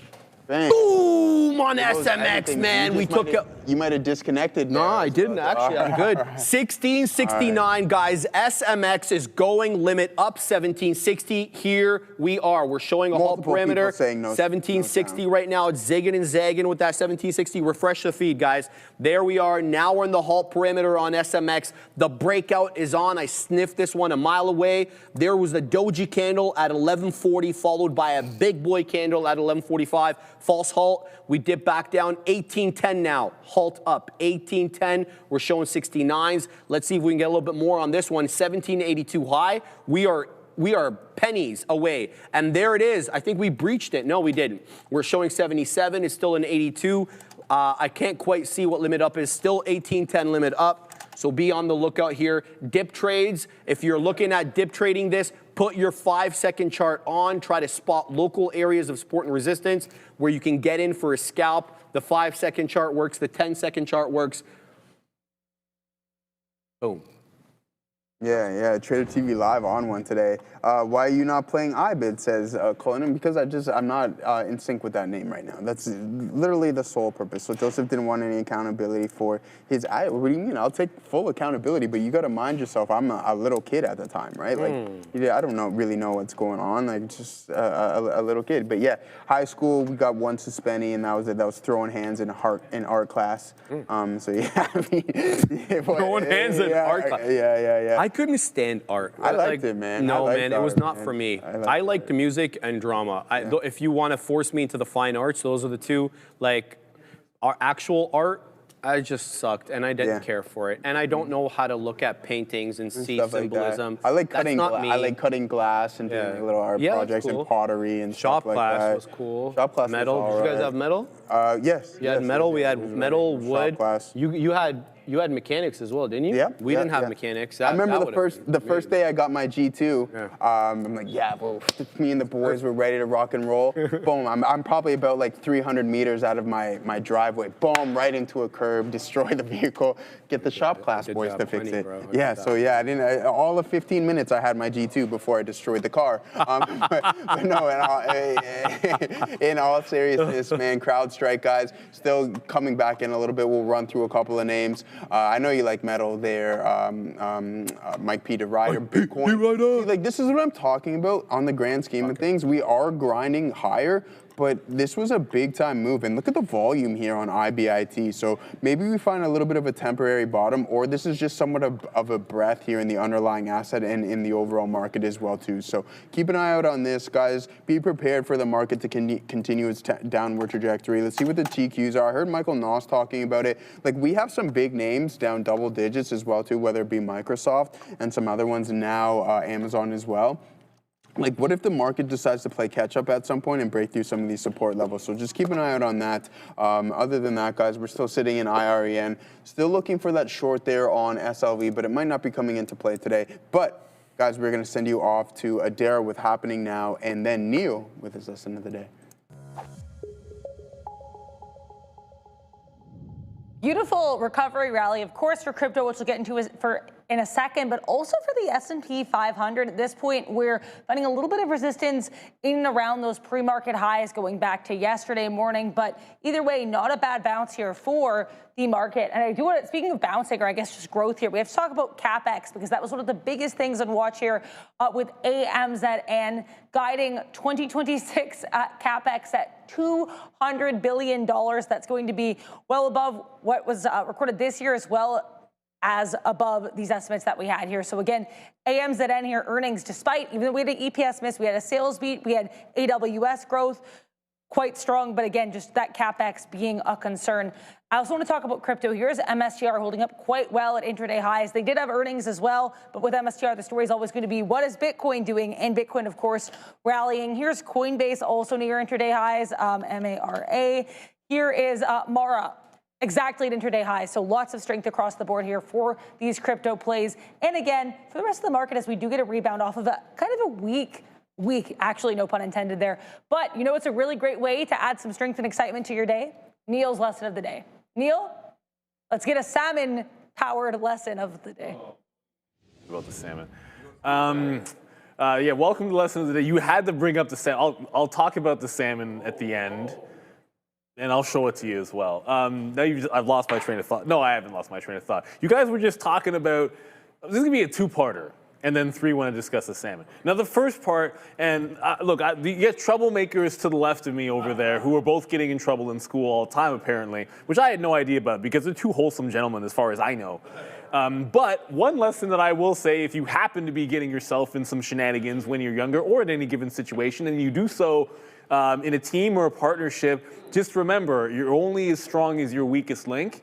That's important advice. The one time I got into serious trouble in school, I think we had a very foolproof plan of action where there was a certain class project that I'm gonna keep it real, not gloating. I knocked the park out of it, and everybody knew that the work was good, and a few people were interested in being able to, how do I say this the best way, borrow certain pieces of the project, and we're willing to make it worth my partner our while for that to be true.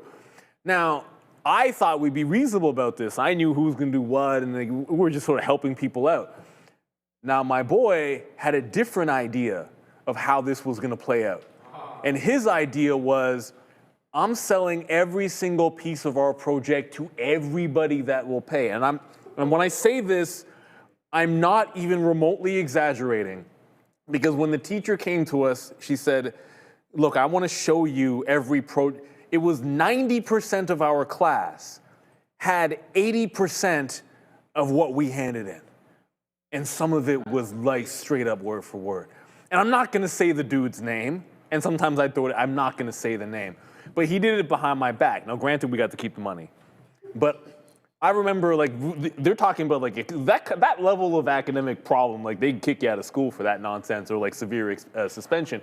And so let's just say when you're getting involved in anything, you should always know the risk. And if somebody else is on the other side of it, then you should know the risk of that other person going ham and make sure you know what you're getting into. Because I wasn't that dude. I was like, make a couple bucks here, that'll be fine. But the real lesson of the day, I don't know how the conversation got to getting in trouble in school.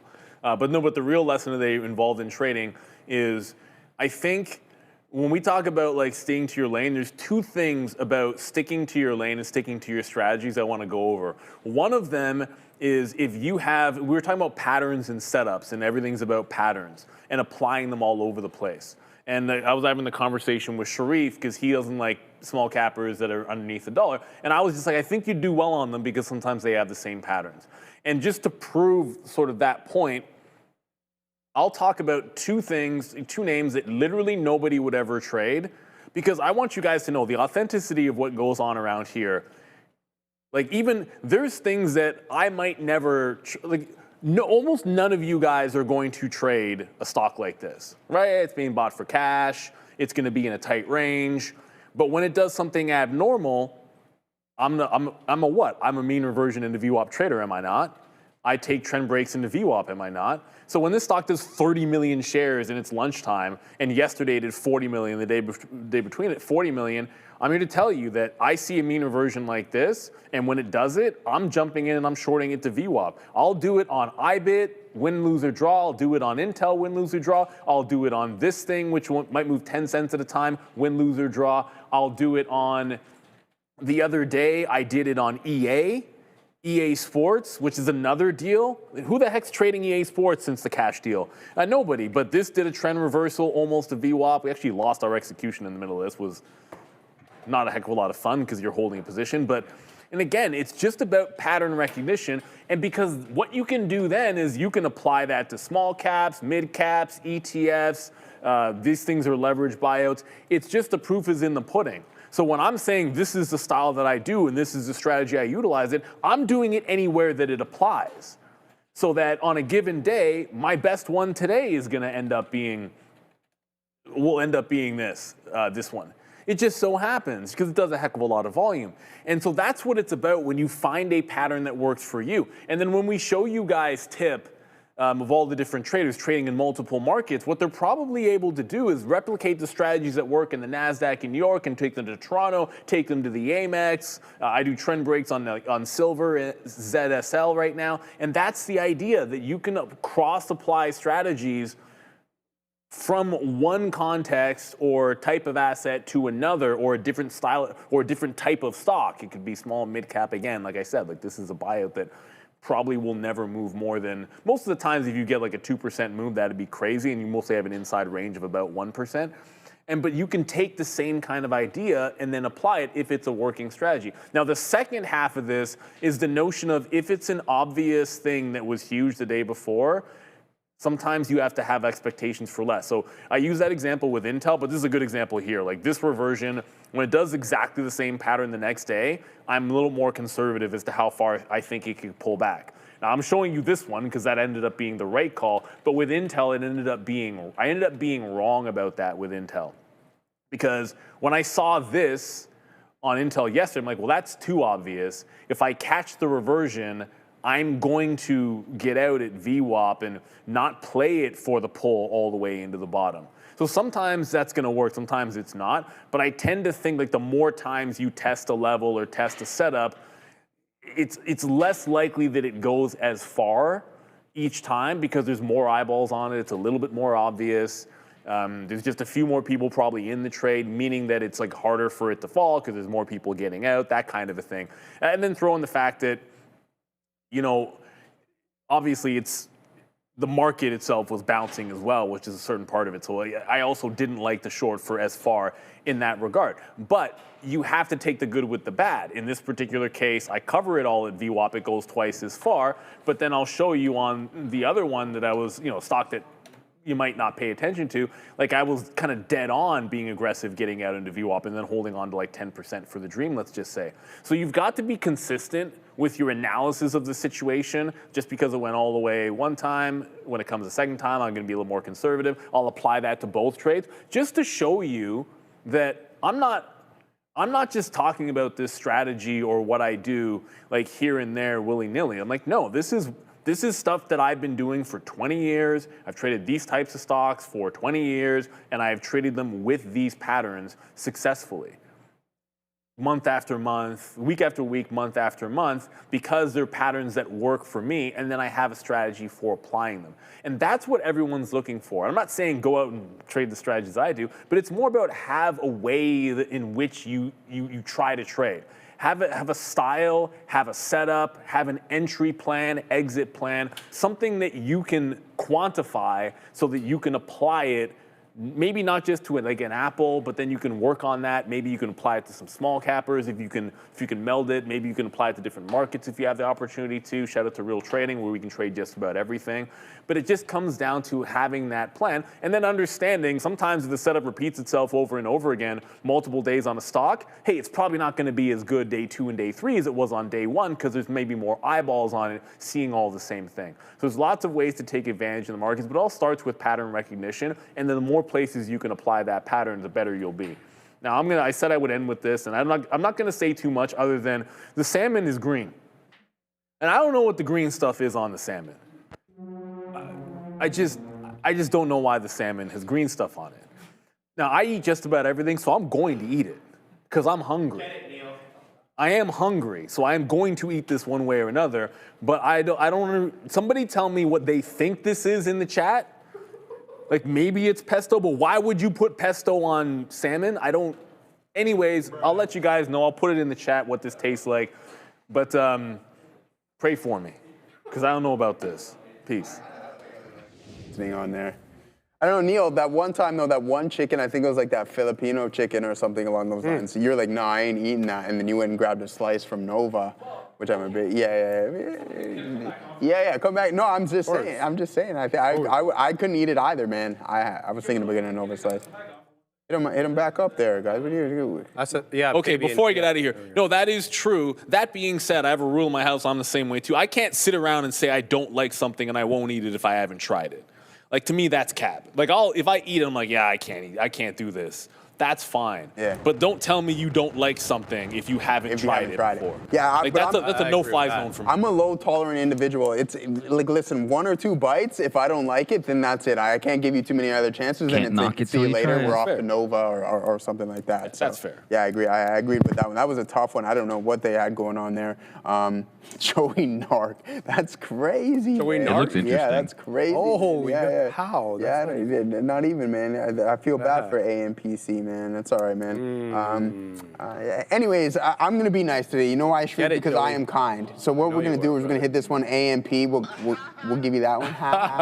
But we're also going to hit this as IREN is continuing to climb a little bit higher. Boom. Let's go. Oh, it's starting to come off those highs a little bit. Do we re-engage in this SLV short? It's really strong today, guys, but we might have to counter trend this as it looks like we're starting to slowly fail to put in a new high, right? So we can't break this previous pivot high, and we're starting to slowly turn back around once again. So that's what I got going on. We'll take one more attempt on that. A break even there, roughly a small ITM, and then sure enough, a loss on SLV. 3 strikes at the plate, and then we have to find something else to trade. IREN being that guy today. All right, I'm in on SMX 84s. I've scalped up as high as current bar high, which I believe is 33s. It's really having trouble clearing 17 decisively, at least for the moment.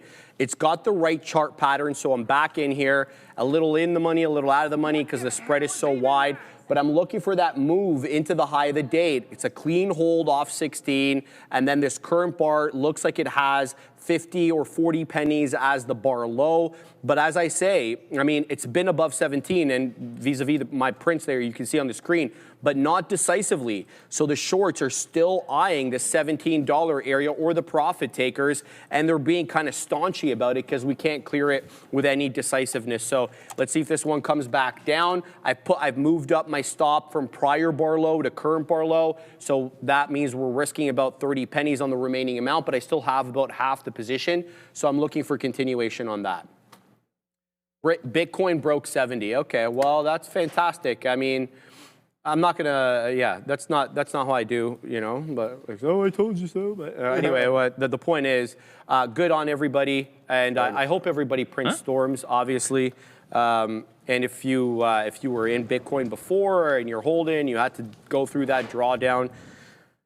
Yeah, that's the nature of the beast. All right, so watching here, 17. Here comes 17 again. The spread's opening up, dude. Holy, it's like 20 pennies at times, 17.20 now. Remember, current bar high is $0.33.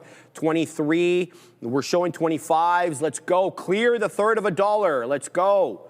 25s again, we were just at 30, so trying to pack the patience here. We've got shares on this one. Let's wet the beak. Might as well. We've got 84s on, but like I feel like I really want to leave the majority of this for the higher prices, because here we go. We're about to take out 17.50. Where's my next profit taker, the one that I've posted? It's 69. Okay. All right, so let's see if we can take through 50. Seller in the high 30s, low 40s that we can't shake, but it's up over 100% now. It's got higher lows, it's got higher highs, it's got a flat top. I'll submit to you guys at around 1750-ish. Obviously, it's not going to be to the penny because this thing moves insane, so can't expect it to be the penny, but you've got the higher lows here. Let's see if it defends 17 this time around. I don't expect it to, but maybe the buyers are stepping in at around the whole dollar right now. So I'm going to keep that in mind. Back up into 20s we go. There's the $0.25. Can we just take out 50s? Let's see if the price spike can come in. I'd love to be able to call it out while I'm talking about it, other than, you know, sending it to you, then it happening, then have to interrupt you. And it's annoying, right? But yeah, we're probably gonna have to do that because it's not doing it. Yeah, but when it breaks out, man, we want to know as well, because you never know, we might get involved in that stuff, man. My pen is just slowly getting destroyed here. But yeah, you can see that we're short a little bit of silver here, guys, from 69.45.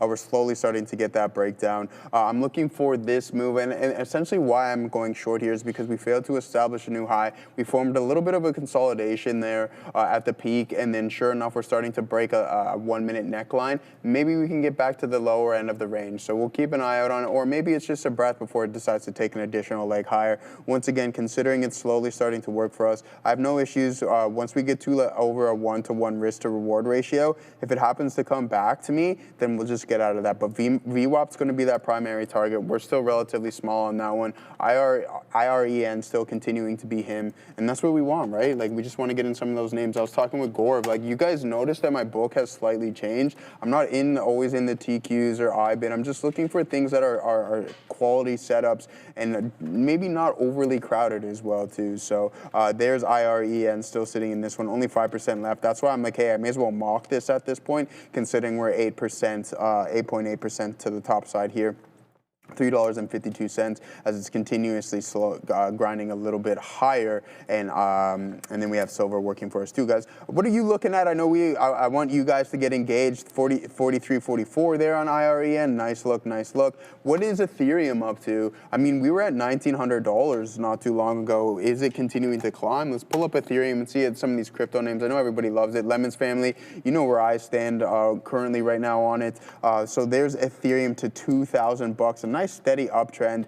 ETHA we want to take a look at as well and see how this has been performing on today's session. Not bad whatsoever. Out of the gate, you're just straight to the top side. You're holding the volume weighted average price, and you're up to 1553 now. So yeah, what a big bounce back in SLV, man. This is what I'm talking about. So if it's going to remain strong like this, we're going to keep an eye on it. It looked like we were going to break down, but then it's immediately bought back up, and that's just signals of strength for me. So we'll keep an eye out on SLV. If we do rebound and head a little bit higher up to this top end of the range, maybe we just avoid it, and the short isn't going to necessarily work here today on SLV, all right, as it's just continuously going. But the 5-minute time frame is saying, hey, Joe, it's a potential top, but again, it could just be somewhat of a breath in the underlying asset. So there it goes. If we breach that high of the day, what are we in at 45? That's going to put us around 66. So if we lose on this one, we're going to have our out at the higher end of the range, at the top of the break of this previous pivot high.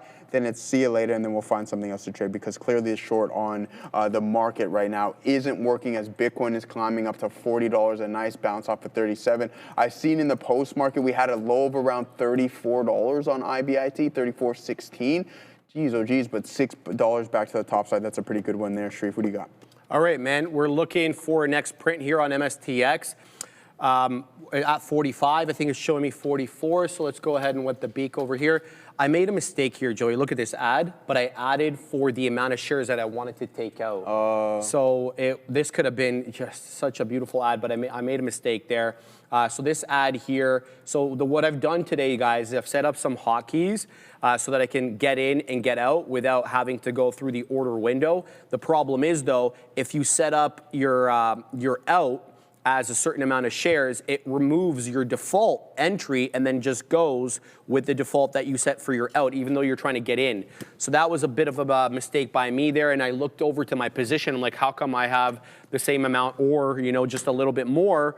And that was because I got my out. I got in here with as many as I was programming to get out. So this is a very bullish pattern right now, in my humble opinion, on SMX. This accumulation into 17.25, 17.5 with higher lows and multiple bottoming tail candles. Of course, anything can happen with these small cap gappers, but it does feel like it's coiling up or an aggressive breakout. It's a 1782 high that was really early on at, well, not really early on, at 1050. Since that time, it has been a very, very clear area of resistance, a little bit above 17. I want to say it's a range, 17.25, 17, and a third in and around that area. So that's what I'm looking at there. I'm also obviously in two other trades, DVLT. We haven't really taken any prints on lately, so we'll just take out some there. And then MSTX as well. That one has been good. This one has been more steady state, higher lows, higher highs, and a clean hold of the 10 EMA on the 5. So,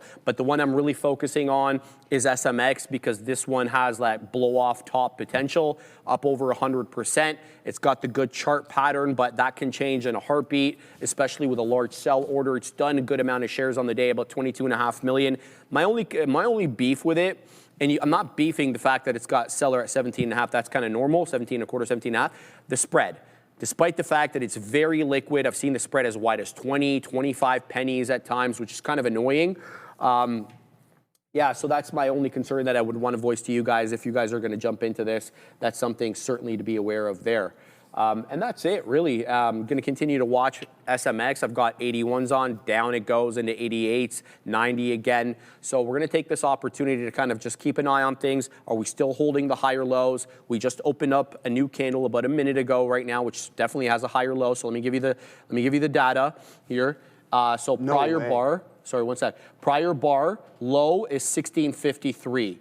Current bar low, 1696, but we're looking for that 1650 area to hold. What's up, Joe? No, I don't know why it says no positions when I'm into right now. Take a fill. Yeah, well, I know. Just for that. Yeah, exactly. But yeah, there it is, guys. We're continuing to climb here. We got our boy FVY, Frederick Von Yummy Pants, sending in another $10 super chat. The HR lady here at Foxborough Stadium is questioning my fake ID. But she says she's saying she'll issue my security badge after she confirms my job references. Anyways, expect a phone call shortly. Yo, this guy is absolutely hilarious. Thanks, That's guys. great. Yeah, man. No, this guy is. Man, oh man, you are a funny individual, and I love that style of humor. I said that once again, but expecting the phone call. Sharif, are you going to answer that one, or maybe I don't know, man. I don't pick up. It's going to be HR. Yeah, so that's probably going to be Katina Man or Neil or Brenda. Or Neil. Yeah, we'll get them to pick it up there, and we'll refer you there. Thank you very much once again, Frederick. I know it's Danny Boy. Once again, so yeah, here it is, guys. Whoever's short SLV, we're up 4%. It doesn't seem like it wants to break down just yet. Maybe we have put in a little bit of a top. Struggling up here as the market is starting to form a consolidative zone as well too. So we'll keep that in mind and we'll take it into consideration throughout this trade. If it breaks that previous high, you know that we're out of this one. So there it is, SLV. That's what we got cooking. Now I was gonna pull up just to make sure I wasn't out of all of these positions. just in case I was. Okay, we're not, which is good, and we'll be thankful for that. So IREN is absolutely on a monster run, Sharif. I think we might hit 10% up here today. We're 9.8%, closer to 9.9 here on the intraday session. So there you go, 9.9. You just smacked into that there on IREN, 43.71 on that one there. So not too bad of a look whatsoever, guys. Moving forward, if there's anything specific that you want us to go over via options chain, you want to talk a little bit of option strategies and volatility stepping into the overall market, or you have a specific ticker that you want us to go over, just put it in the chat and we'll do so right now, as I'm currently sitting in multiple positions, so is Sharif, and I'm just relaxing to see if these things are going to work out. I'll get out of silver if it has to and it calls for it, but also put those dollar signs because, you know, Sharif is doing the afternoon rundown, and you want to get that in. Any zero? Boom! There, Joey. There it goes, man. And I just added into the low. Finally, yes. All right, we're killing it on this now. Killing it. Be killing shit. All right, here we go. It's coming down. I'm flat now. Wow, I caught that before it went against me. Joe, holy cow. Oh my goodness, this thing is insane. Did you see that? I didn't. I personally didn't. You can't even react. That was insane. Bro, zoom in on that. Oh my days. No, let's show them on this, man. Oh my goodness. I was extremely in the money and then almost completely out of the money. This is nuts trading over here, bro. 18.25 high, lost 16 there in a second.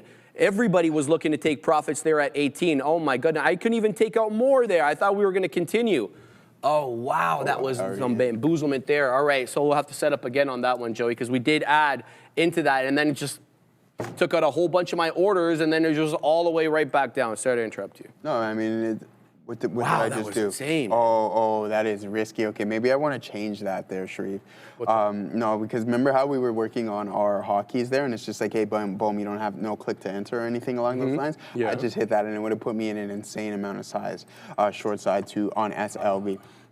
You guys can't see it, so I'll just add a little bit more here. Nothing substantial, just to get involved a little bit. Let's see if we can catch a fill up here on SLV, and maybe we can start to get that breakdown. But this consolidation is kind of giving me the not so good looks. Now you can see it, guys. 39.72 on IREN we are long from, and then now we are short on 69.46 on SLV. Once again, once we break that top out, we are out of dodge. But this has been a big time monster run on IREN. What do you got going on? We're back in, and it's doing it again. This is insane. I'm not getting caught offside this time. I promise you that. There we go, right back in. We're at 1664. There's 1765. Here comes 18. There goes 18. 1805. Dude, I'm like, this is not gonna. It's not gonna do it to me again. Not gonna Absolutely not. What a move on the SMX. This is crazy trading. But it was a clean hold, by the way, of the current candle on the 10 EMA on the 5. And I was like, how come it's not losing the 10 EMA? Right, and it's exactly why I got back into this. So let's see if it can clear 17.5 now. We're $1 in the money, so this gives us a little bit of room. But as we saw, maybe I shouldn't say that, because we just saw the candle at 12.20 just bamboozle everybody and their mother's cousin. Let's see if this one can continue up, though. I want to take out some more prints into that high day. 18.45 is the high of the day. But it's still, Joseph, it's still having trouble 17.5. Here it is again at 17.5 and unable to clear it decisively. So there, I'm just getting out of this, man. Let's focus on something else. Where we made the money back on this one. Ooh, wow. That was intense. That's too intense for a Friday, bro. That's too intense for a Friday for me. And here it comes right back down. So happy. Yeah, breathe, man. I got into that one. There we go. We gotta do a little bit of wiping here, there we go. Yeah, I mean, hey, man. A little heat. There it is. A little heat. We got all out of IREN here. It's continuing to climb higher, but we're not going to complain about this whatsoever. It was a nice run. We've been in this for the majority of the day here. So, boom, we take the attempt short, get out of it, patient, starts to form this bull flag. We play the break of it, and then you go on this monster run throughout the whole day. So we've been in this long since approximately 10:30, and then we get out around 12:30 as well, too. So not too bad of a look whatsoever on IREN. And it's continuing continuing up to $44 now. That is a big time run. 11%. This thing is continuing to climb. What does the daily look like? What's the daily I was trying to correlate this with something, and I'm like, hey man, there's nothing really going on, but a nice bounce off of some key support levels here in IREN. And sure enough, you don't even get to that previous pivot low, that neckline, guys, 33.93, and then you get that boom, that break up there. So a nice rebound here in IREN. All right, enough of that. Let's see what we got going on here in silver. We added a little bit, nothing substantial. It was more or less so you guys can see what we got going on the position board. We're not going to write home about this ad or anything along those lines. It's struggling to break down, but slowly starting to work for us. And we haven't broke this 69.60 level. Now, at this point, considering the consolidation, if it decides it wants to go on an additional leg higher, then we just get out of Dodge and look for something else, as Bitcoin is up to 40.27. So it is definitely a long day. We're kind of going counter trend right now. This might not work. So watch those shorts and silver shorts. This is a tricky one. All right, Adair, what do you have for us? To be aware, guys, that NVIDIA CEO Jensen Huang currently being interviewed by CNBC, saying that Anthropic and OpenAI are making money, demand is sky high, quote unquote, and that no one uses AI better than Meta. So META getting a nice compliment here from NVIDIA CEO Jensen Huang. Stock actually popping a bit on this comment from Huang. Back to you. He seems to like to praise everybody who buys stuff off him because I would too. Well, of course. I mean, are you a stupid businessman? Yeah, You're not going to be crapping on the people you sell to, right? But it's really interesting how he does that. He calls Elon, one of the best whatever of our time. Yeah. He said this. He's positive about everybody who does business with him. Hey, so man, I would be. Shout out to Jensen. Would you send him big money over? I like your Friedman, 1992. Thank you very much. I think that's Polish something or another. I checked it out. 60. Thank you very much. I'm holding NBIS, Nebius. I think you asked the other day about this, and it's running like crazy now. Should I sell now or lose it all later? Don't say that, man. Let's have a look at NBIS. All right, what do we got? Oh, this is a nice recovery. Where are we up on Nebius today? 16 and a third. What's the daily look like? Let's start with the daily. So this is nice. Higher lows and higher highs than yesterday's print. Generally. Oh my. You want to take it? No. Generally, you take that 200. You do defend the 200 because, well, it depends on what kind of rule you're employing, right? The 3% or 3-period rule. You don't spend more than 3 periods below it. It's 1. Moreover, I do like the shelf. I think I made this point to you last time as well. That this shelf was quite important for a technical area of support. I'm talking, of course, about that $75 to $70 shelf. It's actually, if you look at the range of this shelf, and that's from the 5th of August to the breakout there on the 9th of September, it's a $65 area low and a $75 area high. It held it, and now it's made new highs. Now, you obviously haven't broken above this lower trend line over here that we talked about yesterday. It's really hard to know what the technicals are going to be, especially if you're going to ride trend above 100, but you got a clean hold here of a good technical area. Moreover, you had support at that area at 75 back in mid-December when we sold off. You want to look at this for him, but I think, this is still showing a downtrend, no question about it, but it does hold key technical areas, and that's the good news. The bad news is you're still south of that trend line. What's it called? Is taking out highs. It just got into a new high a day, 1889 on SMX now. This one is up 120%. It looks like it's getting going here. I couldn't see limit up there.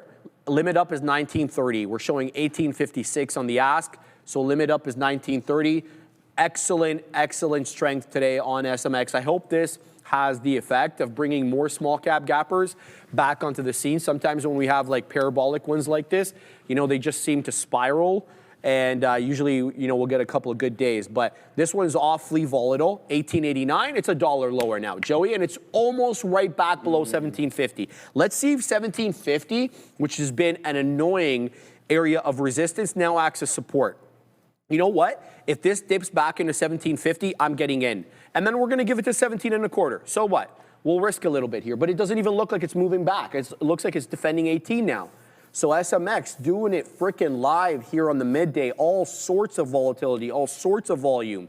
and all sorts of prints, man. So keep your eye out on this one. I think 1750 could be a buy area, but don't have a tight stop at that 1750 for goodness sake. You see how this one moves. It moves $2 at a time. You think it's going to respect a 2 or 3 penny stop below the $0.5? I don't think it would. Here it comes again. 18 2/3, 1889 high. This one has intentions here to take out 19. And then, if it takes out 19, I have a bias, it gets into 20. Here we go, we're accumulating again. And the spread is tightening up. There's 63 again. It's an 89 penny high, as I mentioned, 75, 81, 82. Here comes that high a day, guys. Not quite there yet, all the way back down now into the $0.5. So make sure you're picking up these, local area dips for an accumulation into the high. I think that's what I'm going to do. Joey, what do you got? Attaboy, Gorev, man. You're rich, man. Send Get it, some Gorev. out, my way, my boy. Thank you very much. Thank you, Dogo, by the way. Yeah, Dogo, member for 1 month. Yes, Let's sir. go. Thank you, Dogo. Joe, have a good rest of y'all weekend and much appreciated, man. Appreciate you, man. Any big plans for the weekend? I'm just chilling, man. It's been a pretty, I'm not knock on wood. I already We had a told you what solid the one. plans were. Oh, my yeah. boy. My boy. We'll hit this one there. Let's run through the Meg, man. This is why. So this is okay. Let's actually get into what we were trading there first. Look at this out on SLV. I'm like, you know what? This really started to pick up. If it was going to break down, it would have been on that third time, that third test. And then sure enough, it didn't. And it started to climb higher. And then this would have went multiple more pennies against me, 20 cents to be exact with you. So I'm happy we got out of that. We take 2 losses on the short on SLV and 1 break even. So that's totally fine. We are fortunate enough to be in a position where we make 8 times as much as we have lost today on IREN, literally. So there it is, just one good trade, and it's to the long. Happened to be in the right place at the right time on IREN, and we're extremely thankful for that. So let's move forward and go over some of these big boys, right? Microsoft, Gorev, long from this hammer candle, bang, see you later, having a good time over there. Apple looking like it wants to break down over here, Sharif. So adding a little bit of a pull in the overall market. Watch out for this one. This bull flag is slightly failing here. NVDA putting a new high of the day, up to 185. Let's go, man. What a big-time rebound there in NVDA. We like that one. Amazon off to the races here, breaking through those pre-market highs and starting to pick up a little Momo, and we like that. Same thing with Tesla. Tesla is continuing to climb a little bit higher, 414 and change there off of that 398 low. We're down to around 387 in Tesla. Google 322. Google not participating, right? We were talking about the potential downgrade. Go ahead. We're going, guys. SMX took out 19. 1965 high. I've got 54s on. Let's go again. Let's do it again. Here comes 1965. I can't see limit up yet. Again, $0.5 rejecting. How many shares do we have? I don't want to take out too much. All right, we're going to take out here. We're going to let this one go now. Let's go SMX, 130%. Here we go again. Look for the dip trades. That's exactly what I was looking for. I, in fact, have another dip trade that went unfilled. Here's the $0.5. Here's the seller at the $0.5. Let's go ahead and wait just a little bit south of that whole dollar. We're going to go to 88. All right, we're going to have to go to Adair. She's got news. I'll be brief here. I'm seeing reports suggesting that Manhattan U.S. Attorney Jay Clayton planning on taking enforcement action on these prediction markets. Now, DKNG moving a little bit here, as you can see, a little spike in both directions. Generally, these stories that are negative for prediction markets are viewed as positive for these names like DKNG. Back to you. Very much for that there. There we go into the high. We just took it out at 59s. I had to take it out there, 69 penny high. We're going to be looking at getting in more. Let's go. I have a bias. This one's going to get into 20. It's a few measly pennies, 31 pennies to be exact. Off that, sorry, more like 23 pennies now. There's a new area high, 1977 now. SMX is really going. Good strength on this one. Let's see if we can get a little bit more. Now, where's the shelf at? Guys, use the 5-second chart, the 10-second chart. I'm seeing support at 1880. I'm seeing a lot of rejections on 18. Let me bring this down so you guys can see. So here's what I'm seeing right there. That's a shelf, 1880. Here comes 1880. Does it hold? It's not. 1860 down. Can it recover? Right back above into 19. What a move there on SMX. Let's now keep an eye out on this one. Does it hold 19? It gave you 1880 ever so briefly, but I was trying to tell you, don't have tight stops with this one. It's just too volatile. Does it have continuation legs, though? Can it get to 19 before it drops back down, maybe test another key area of support? I'm talking about that $18 shelf that we had. Keeping an eye here on SMX. I know I've got other trades on, but this one is really occupying all my focus at the moment. I'm going to have to watch this because I'm not going to just jump in. Looking for the test again of 19. Let's see if the buyers are going to step in and around 19. You got a moment. You only got a moment at that 1880. By the way, so that 1880, it actually, there was slippage. It dropped all the way to 1860, then it rocketed right back up. And now the buyers look like they're stepping in here at 19 generally. Every time we dip into that 19 single digits, we're being met with some buying. There's the teens. Can we get a little bit higher? No, we're still holding here into this pattern. So look, if I get in here, I'll have to give it to 1880. That's a little bit of my bias. I'm going to go small share size here. Oh, it's already getting away from me. Oh, geez, there we go, into the $0.25. That changes my analysis a little bit. Here, let's see if it can dip down into the single digits. There's 12, the buyer 12, there's the single digits again, 19 buyer. Is that 19 buyer gonna step up? Let's go ahead. 18, we'll give it to 77, 18. We're gonna have to give it room, so our cost basis is 15 on this one. Let's go ahead, set up some profit takers, otherwise we'll stop out. I went for way smaller share size this time, so we don't get caught offside. Dipping down into 19, but right above 19 it goes again. We're break even, there's a seller at 15, exactly where we're in at actually. There's the $0.25, no continuation though. Into that $0.50. That's kind of what I'm looking at there. Let's see what's watch over here. Buyers stepping in. I can see that on the time and sales. There it is into 30. We're not getting the prints because of the spread. Let's continue to watch over here. Let me just have a look at my 5-second chart. Does look generally like there is support at 19, but you can never really tell with these bad boys here. All right, let's just continue to watch, Let's see, what do we get? Is anybody stepping in with any large orders? There's a buyer there at 19 exactly with a good amount of lots. It keeps popping up into the 20s, but there's no continuation above the 20s. You can see that the mid-20s seem to be a local area of resistance, and that's what I'm seeing as well on the 5-second chart. But you know what? We're still putting in higher lows. There's 30s. Well, this could continue here. Did we get the print? Nope. Looking for that decisive, I should say, 19.25 break, even though we did pop up into the 30s. What keeps me optimistic is the 5-second chart is showing higher lows. That can change in a minute, though. And we kind of know that. We've seen that live and living color with that crazy, you know what, candle there. So what do you got, Joey? Because I have to throw in some orders. Yeah, absolutely. I'm just looking at some things, guys. It is Friday. It hasn't been a horrible one whatsoever.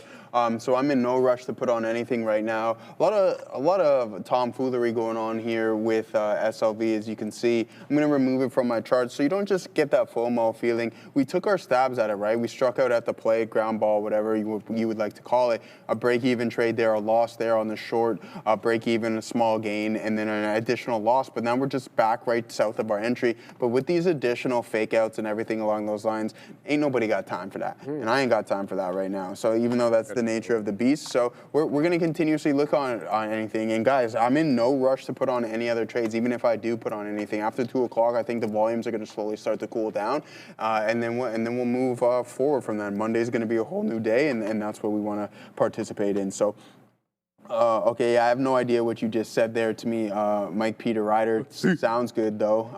Looks good, sounds good. No idea what it means, but hey. All right, guys, moving forward, let's head back over to our watch list and see what's cooking up here in the Mag 7 world and the big time rebound. Google not participating to the down or to the top side here in the overall market rally. So maybe adding a little bit of a pull effect, but it seems to be shrugging it off relatively well here, guys. So we'll continue. Broadcom, what are you up to? Nice and steady to the right. Not a bad look whatsoever. What are you up to? Salesforce, if you're not participating, of course Salesforce isn't participating. Why would we expect Salesforce to be climbing higher when the rest of the market is climbing higher? But believe it or not, Cisco continuing to grind higher here, guys. 83, 85 there. IBM, what are you up to? Participating with the overall market. We like participation, not necessarily the participation trophy, right? You want to get those first, second in place, and third places, even though Ricky Bobby's dad once said, if you're not first, you're last, and keep that mentality, all right? The idea is to be first here. And if you don't like it, boo-hoo. Adobe, 267.86. I'm choosing violence right now, Sharif. AMAT, Applied Materials, not looking too bad whatsoever. TXN, performing relatively well, guys. This is starting to really form a bull flag. Watch out for an additional leg higher in TXN. Pan W, we're just going through a list of names, correlating with the daily. really clipped, bro. Yeah, I mean, who knows? It clipped. Yeah, I mean, so is CrowdStrike too, right? So a lot of these cyber security names. I added into that yesterday too. I have a bit of a bias that 150 probably comes into play. On pan? What are we at right now? Weekly at it's the weekly, I think 200. Yeah.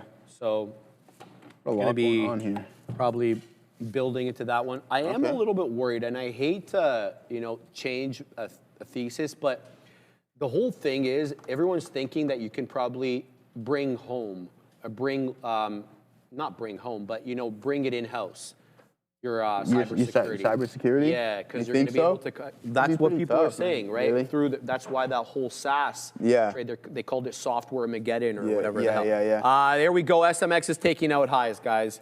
Taking out highs. There we go. Good look. Good look. So this software Mageddon, everybody's talking about these SaaS models getting disrupted because you can kind of bring that in house using some of these more advanced servers that we saw. Lisa Sue, she's obviously that's a small scale.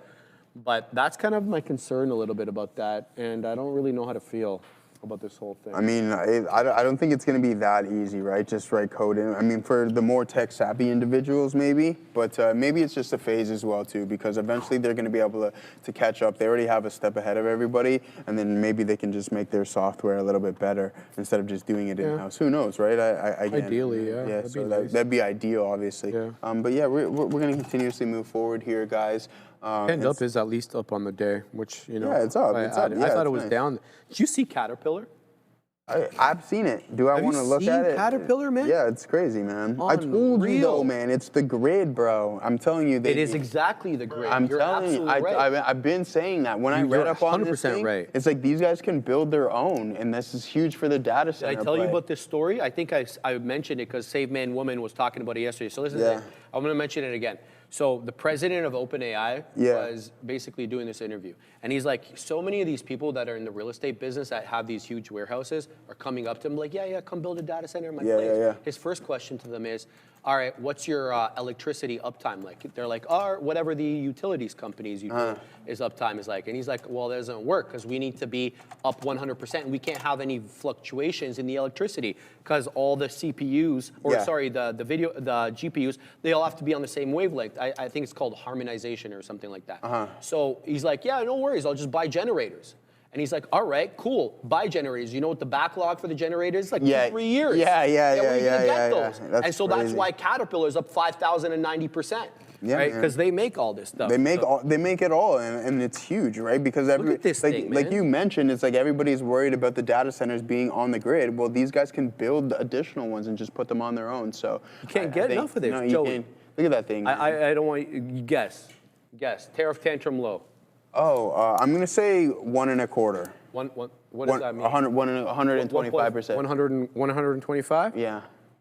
Keep going, Joey. Oh, 1.75, man. Yeah, pretty close. Yeah, pretty close. That's the tariff tantrum low to the area high that we made in yesterday. So I know Neil's involved in this one as well as myself. Neil, have you wet the beak? Neil, did you wet the beak on any cat? Because I know you and I were talking about that. Yeah. He ended up not. That's my man, because it's right back into all-time highs. Man, my boy. I don't know. Should you? What's up? JP Morgan. Okay, we got to go to Adara. There's something going on. A couple different things going on. I'll start here with NVIDIA. NVIDIA CEO Jensen Huang still speaking with CNBC, saying that there's no drama with OpenAI and that they need his company's new generation chip. So very confident Jensen Huang there, as he always is. Let's talk about BILL Holdings, though. BILL, much like NVIDIA, near high of day, but a different catalyst. As you can see, this spiked about 15 minutes ago. Just now seeing a story coming through. Looks like reportedly Hellman and Friedman are in talks to buy BILL. So BILL reportedly in some kind of acquisition or merger talks, which is why the stock is pushing higher. Again, NVIDIA looks like Jensen Huang is still speaking with CNBC, so be aware. Generally, though, he's speaking very positively. There's not been anything negative yet, though he did mention again that China is always a competitor here in AI with the U.S. Back to you. Thank you very much. Bovin saying there's a new IPO AGMB. Let's find out. AGMB, Assassino on the NASDAQ. Yes, new IPO, about 1 million shares. This has been trading since 12/12. It opened up at 12/12. It's up 50%. I'm assuming that's relative to the IPO price. Opening print on this was like right at 24 bucks. It's right at 24 right. What? Oh, sorry, it's showing me, my bad. So I have to redo that whole thing. It's down. It didn't update the chart. I do apologize. AGMB is down 14.5%. Looks like the opening print, 1470, showing 1369 now. Low, area low on this, 1269. It's at 1350. Wow, look at the spread, 26 on the bid, 69 on the ask. This isn't for me, but thank you, Bhavin. Yeah, wrong screen. It wasn't the wrong screen, Bhavin. It didn't update, but this is the right one now. So down 14.5%. So maybe if it takes out that day high, the opening print, which is 1470, we'll get involved in that. Farm Trader, BE is a short because what you are talking about, they can't make and install fast enough. It will crash like SLV. Assuming you're talking about Bloom Energy. I did wet the beak. I'm not selling the full position. I'm in way lower. You guys know we've been talking about Bloom Energy for a hot minute. Shout out to Mitch. Definitely not off the highs. I've wet the beak a couple of times on Bloom Energy. Look, to me, I've dealt with the drawdowns before. You guys can see it got to that 147, dropped all the way back to 75, and then it proceeded to make all-time highs. I think that this is a bit of a secular tailwind. We'll see, brother. And besides, don't forget that Bloom Energy is coming at this a bit of a different way. They're coming at it from the hydrogen side, right? They're not coming at it from like the diesel turbines that turbines that Elon Musk is using in Memphis and stuff that's pissing everybody off to no end. They're coming at it from a different way. So I think it was a bit of a defensible moat. Whether or not it continues to go, your guess is as good as mine. We're continuing to print here though, Joey. On MSTX, man, we got 35s on. It just got into 51. So we're going to wet the beak here as well. We added a couple of times into this one. Good look here on MSTX. This is an inverse leveraged MSTR ETF. It's up 49.4%. It's at the day's high. That means MSTR is flying. And it is. Joseph, don't look. What's MSTR up on the day? 20%. You're close. 24.5. 24.5. So it's really going. Oh, Crapcoin is up to 11.4%. So good. It's almost at 71,000. So hopefully we might move up a little bit over here on our friend Bitcoin. Pretty Panda, feels like 2 to 3 days relief. Then we find our footing lower. Yes, I have no idea. Like I've had no idea the last 22 years. Still here though. Shout out to you, my man.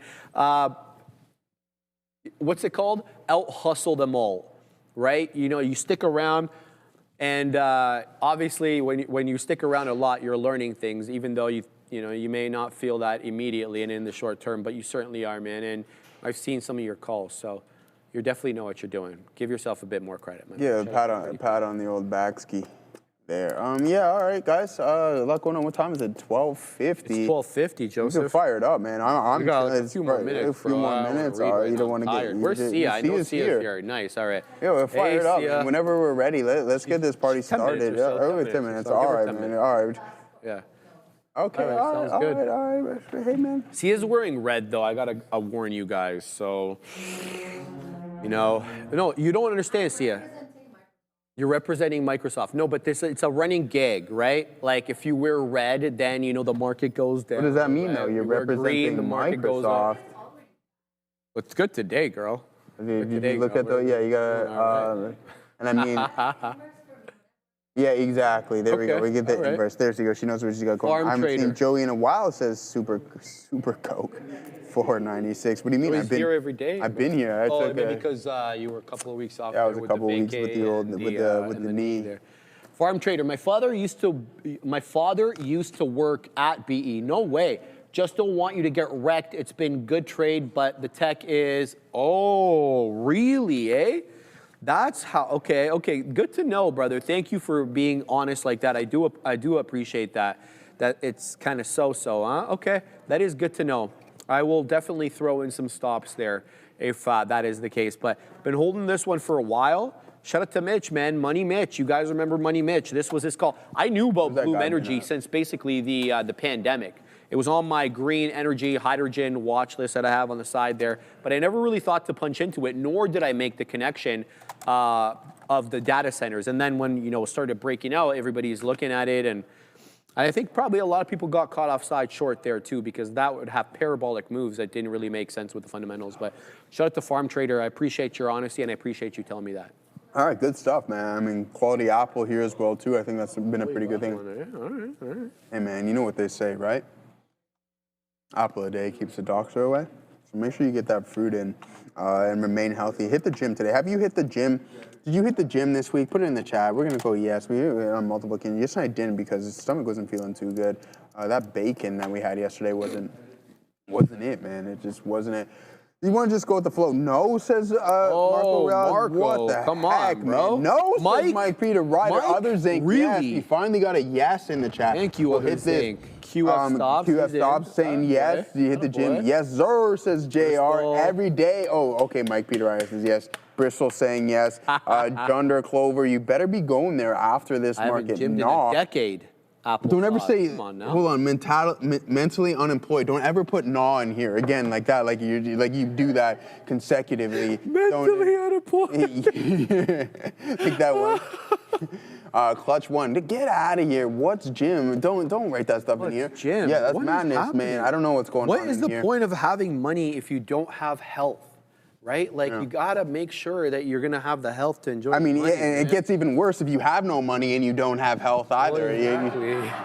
So like things get really bad on that end, right? So you don't want to be going down that slippery slope. So all right, guys, let's get right back into these markets. So make sure you stay relatively healthy here, guys. We're gonna go through some scans once again. I'll go over my trades here, but I'm in no rush to get involved with anything else. IREN was that guy today, up more than 10% at one point. Silver, we take 2 losses, 1 break even, and IBIT, we take 1 loss on that one. So what was it, 3 losses, 1 big win, and a couple break eveners? That's all you need for the day, Sharif. So we want to end it on a positive note. I like hearing that, Joe. Yeah, that's it, man. So no rush to get involved in anything. AI, C3 AI, putting in a session as well, too, guys, like straight to the top side. A big recovery in the overall market. CrowdStrike back up to 390. Let's go cyber. Let's see what that First Trust Nasdaq cybersecurity. This is the ETF getting slacked here, Sharif. $78. Getting smacked, eh? Yeah, but only down 15%. Nothing horrible. Uh-oh, that's not a good sign there, guys. Not a good sign there. I see Applied Digital, nice recovery and a strong intraday session there. So creating future. What do you got going on there? I'm going to try to build the Let's do it, man. Zeekr We haven't 9X. done this in a while, man. It's been a minute. build it, I'm trying to man. look for it, man. The Zeekr, the one that I want, Joey, is the 9X. So the model, Zeekr 001, Zeekr 009. What is this crap, man? Where are the 9X at? I don't even know where it's at, Joseph. Models. I don't even think they have it. You can't even build it. Maybe we have to change the jurisdiction. So let's go to, well, they have everything in Bahrain. Let's go Dubai. Where's Dubai at? Qatar? Okay, definitely Qatar, right? Let's see. Models. Bro, they don't have it. They don't have it there. Like, why do they have? All right, let's change this. Build a Xiaomi or something, man. Man, bunda Xiaomi, my boy. We want to see the. Now, hold on, I'm trying to find the. Okay, let's just go global. I don't understand. Maybe it's a new one or something, and they don't have the 9X. Guys, why don't they have the 9X? Do you guys know why? Like, is there anybody that's that knows the Zeekr family? Because this is. All right, well, they don't have it, Joey, so I don't want to build it. EV Marketplace. This is the one I was talking about, guys. This is like, look at this, 76,000 US For their Cullinan. This is like the Cullinan, man. I love this, and the spec on this, you can get it a zillion different specs on this. Look at the black. Yeah, the black is just next level. Imagine that blacked out, and it's got LiDAR. I know you're a fan of LiDAR. This is not even the good spec because they have the double monitors. Wow. Right? Like, this is the crappy spec. Maybe they, anyway. Man, Black with white that's inside, crazy. yes. That is definitely. Ooh, Top VoIP throwing some shots there as well, saying, do you say? Timo make those cards. Timo. Yes, that's what everybody says about Chinese products. I disagree. You can get I it think all China, you pay for what you get. You can get from the lowest quality crap, and you can get the best stuff. So it really is about what you want. And you know what the running theme is with people who go and do business in China? What's that? That want to bring in products and sell it here. You go and you check out the factory. and you don't check out the factory, like the factory floor. Yeah. You go to the residences because they where they all live? Yes, and then you look at how many a room they have. If it's 2 to a room, it's okay. 3 to a room, you get the hell out of there. Oh, yeah. 1 to a room, you know it's a healthy factory, Yeah. and you go with that. Yeah, apparently that sounds like a lot of work. Tricks of the trade. Yeah, well, you got to put in the work, Joey. All right, man. Adam James, my man. Q's back at this monstrous 608 margin mark. Again. Yo, guys, yes, absolutely. We are back there. At least we're above 600. We're up 1 4/5 on the Qs. The Dow, though, leading the way. Well, it's not actually. The Russell 2000, the IWM is up 3 1/3, almost. The Dow's up 2.15. The SPY is the one that's lagging, but it was also the one that got clipped the least yesterday, up 1 2/3. So more pleased I could not be, man. Yo, we are barely off the highs on the SPY. Let's take a look at this, guys, before we start the new segment. This is where we're at right now, and this is all-time highs. Joseph, we're 1.5% off the all-time highs on the SPY. Yeah. What was this panic that everybody was in? Yeah, the NASDAQ, to be fair, Katina, man, yes, the NASDAQ obviously got flushed hard, but the SPY obviously more representative of the market at large. We're 1.5% off the highs. Let's see where we're on the Qs. Well, we're definitely a lot lower. So all-time highs on the Qs are what, 637.5. Current price action, we're 4.5% off. We didn't even get to correction territory, let alone bear market. So, yeah, the panic was more in the Qs than the SPY. Yes, I completely get that, Gaurav. You had 3 ugly, ugly days on the SPY, 3 in a row, too. On the Qs, sorry. Excuse me. And you did break trend. But what I did like is that we held this low back from November. Who remembers that low? The double bottom there, 1120 and 1121. We didn't even come close to that. That was a lot lower. That was about 580. We basically defended 590 yesterday.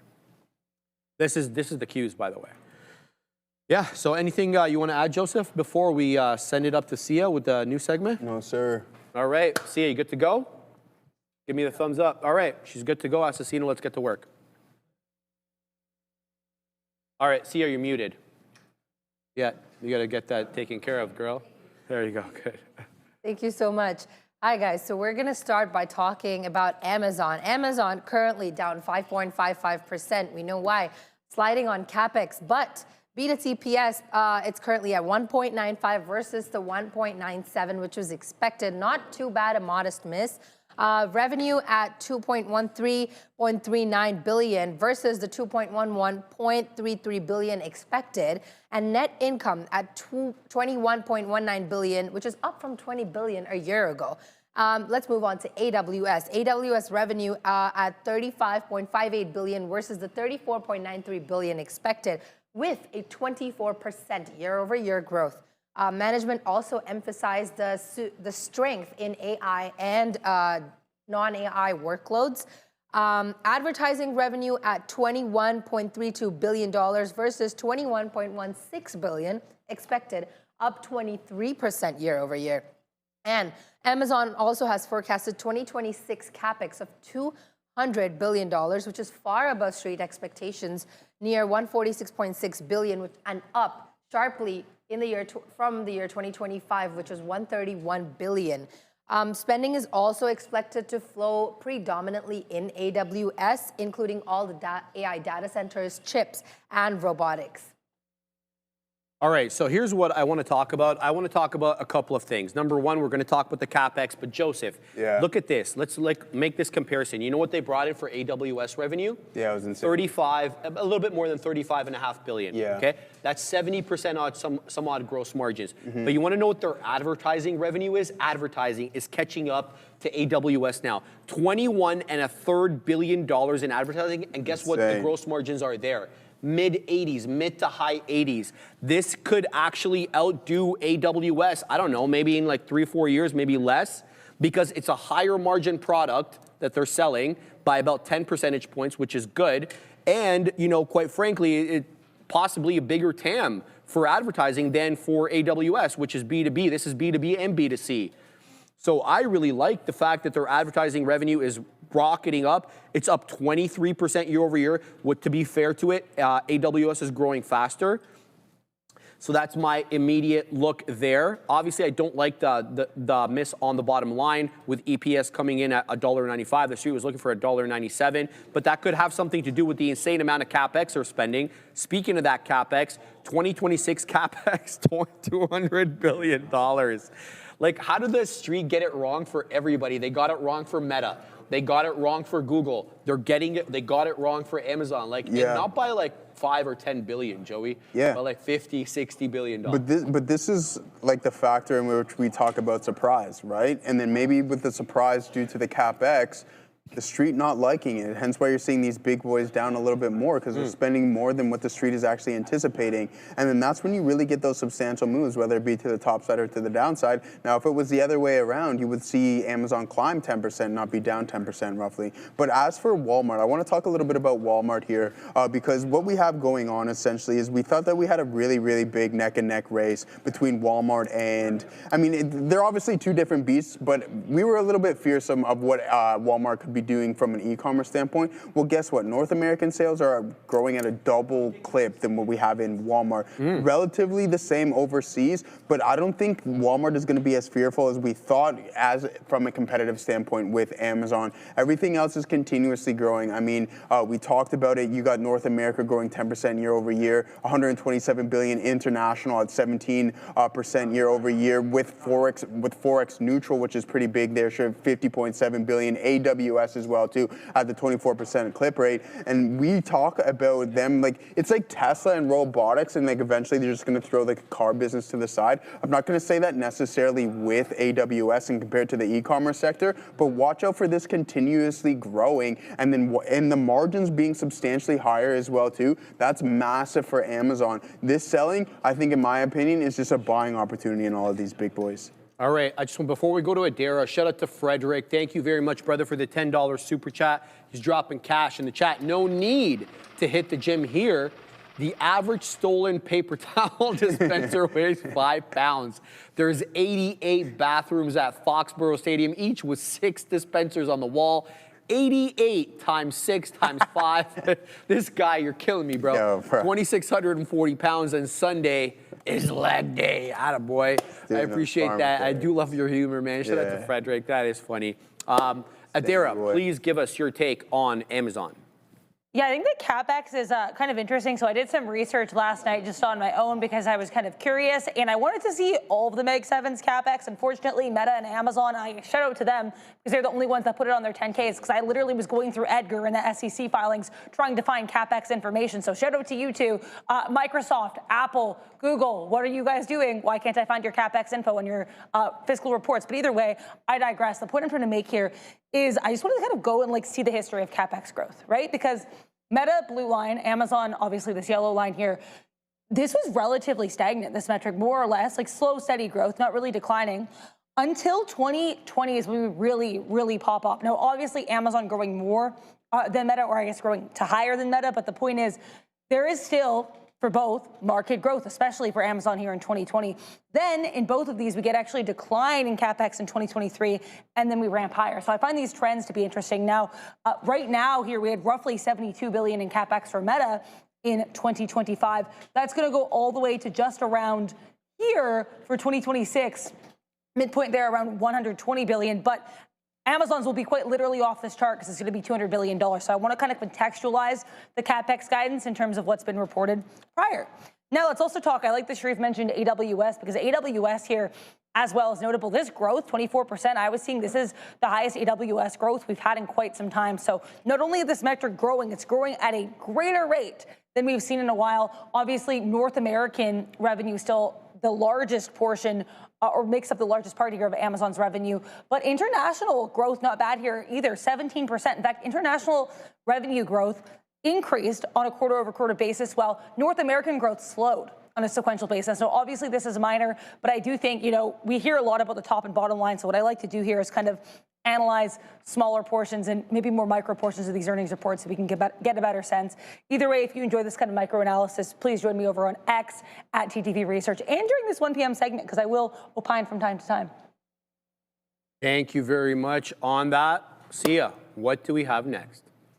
Next up, we have Tesla. Tesla's China-produced EV deliveries have risen in January 2026 alone by 9% to 69,129 units, which is not bad, modest growth in a slowing EV environment, I would say. The Shanghai Gigafactory output has placed Tesla among the third EV makers in China, well behind, as we know it, you guessed it right, BYD at 205,518 units, and Geely, 124,252 units. And also, despite higher January shipments, there is very little evidence of a consumer demand in China. CPCA data is also backing this up and showing that Tesla's China-produced EV sales have fallen 4.8% alone in 2025, and new vehicle registrations in Europe have ticked slightly higher, but there is global momentum that is still uneven. And Tesla is continuing to face intense pricing pressure by its competitor BYD, as we know it, and other lower-cost Chinese competitors. Here's how. The Model 3 base price is at 235,500 yuan, and it's nearly 3 times the price of BYD's Seal base model, which stands at 79,800 yuan. Big jump over there. To stay competitive, Tesla is now offering a 5-year 0% financing or 7-year ultra-low interest loans for orders that are placed before 28th of February. What do you have to say, guys?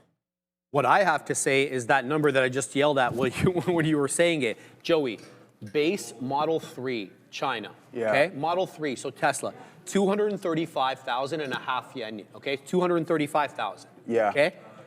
The comparable BYD Seal, 79,800 yuan.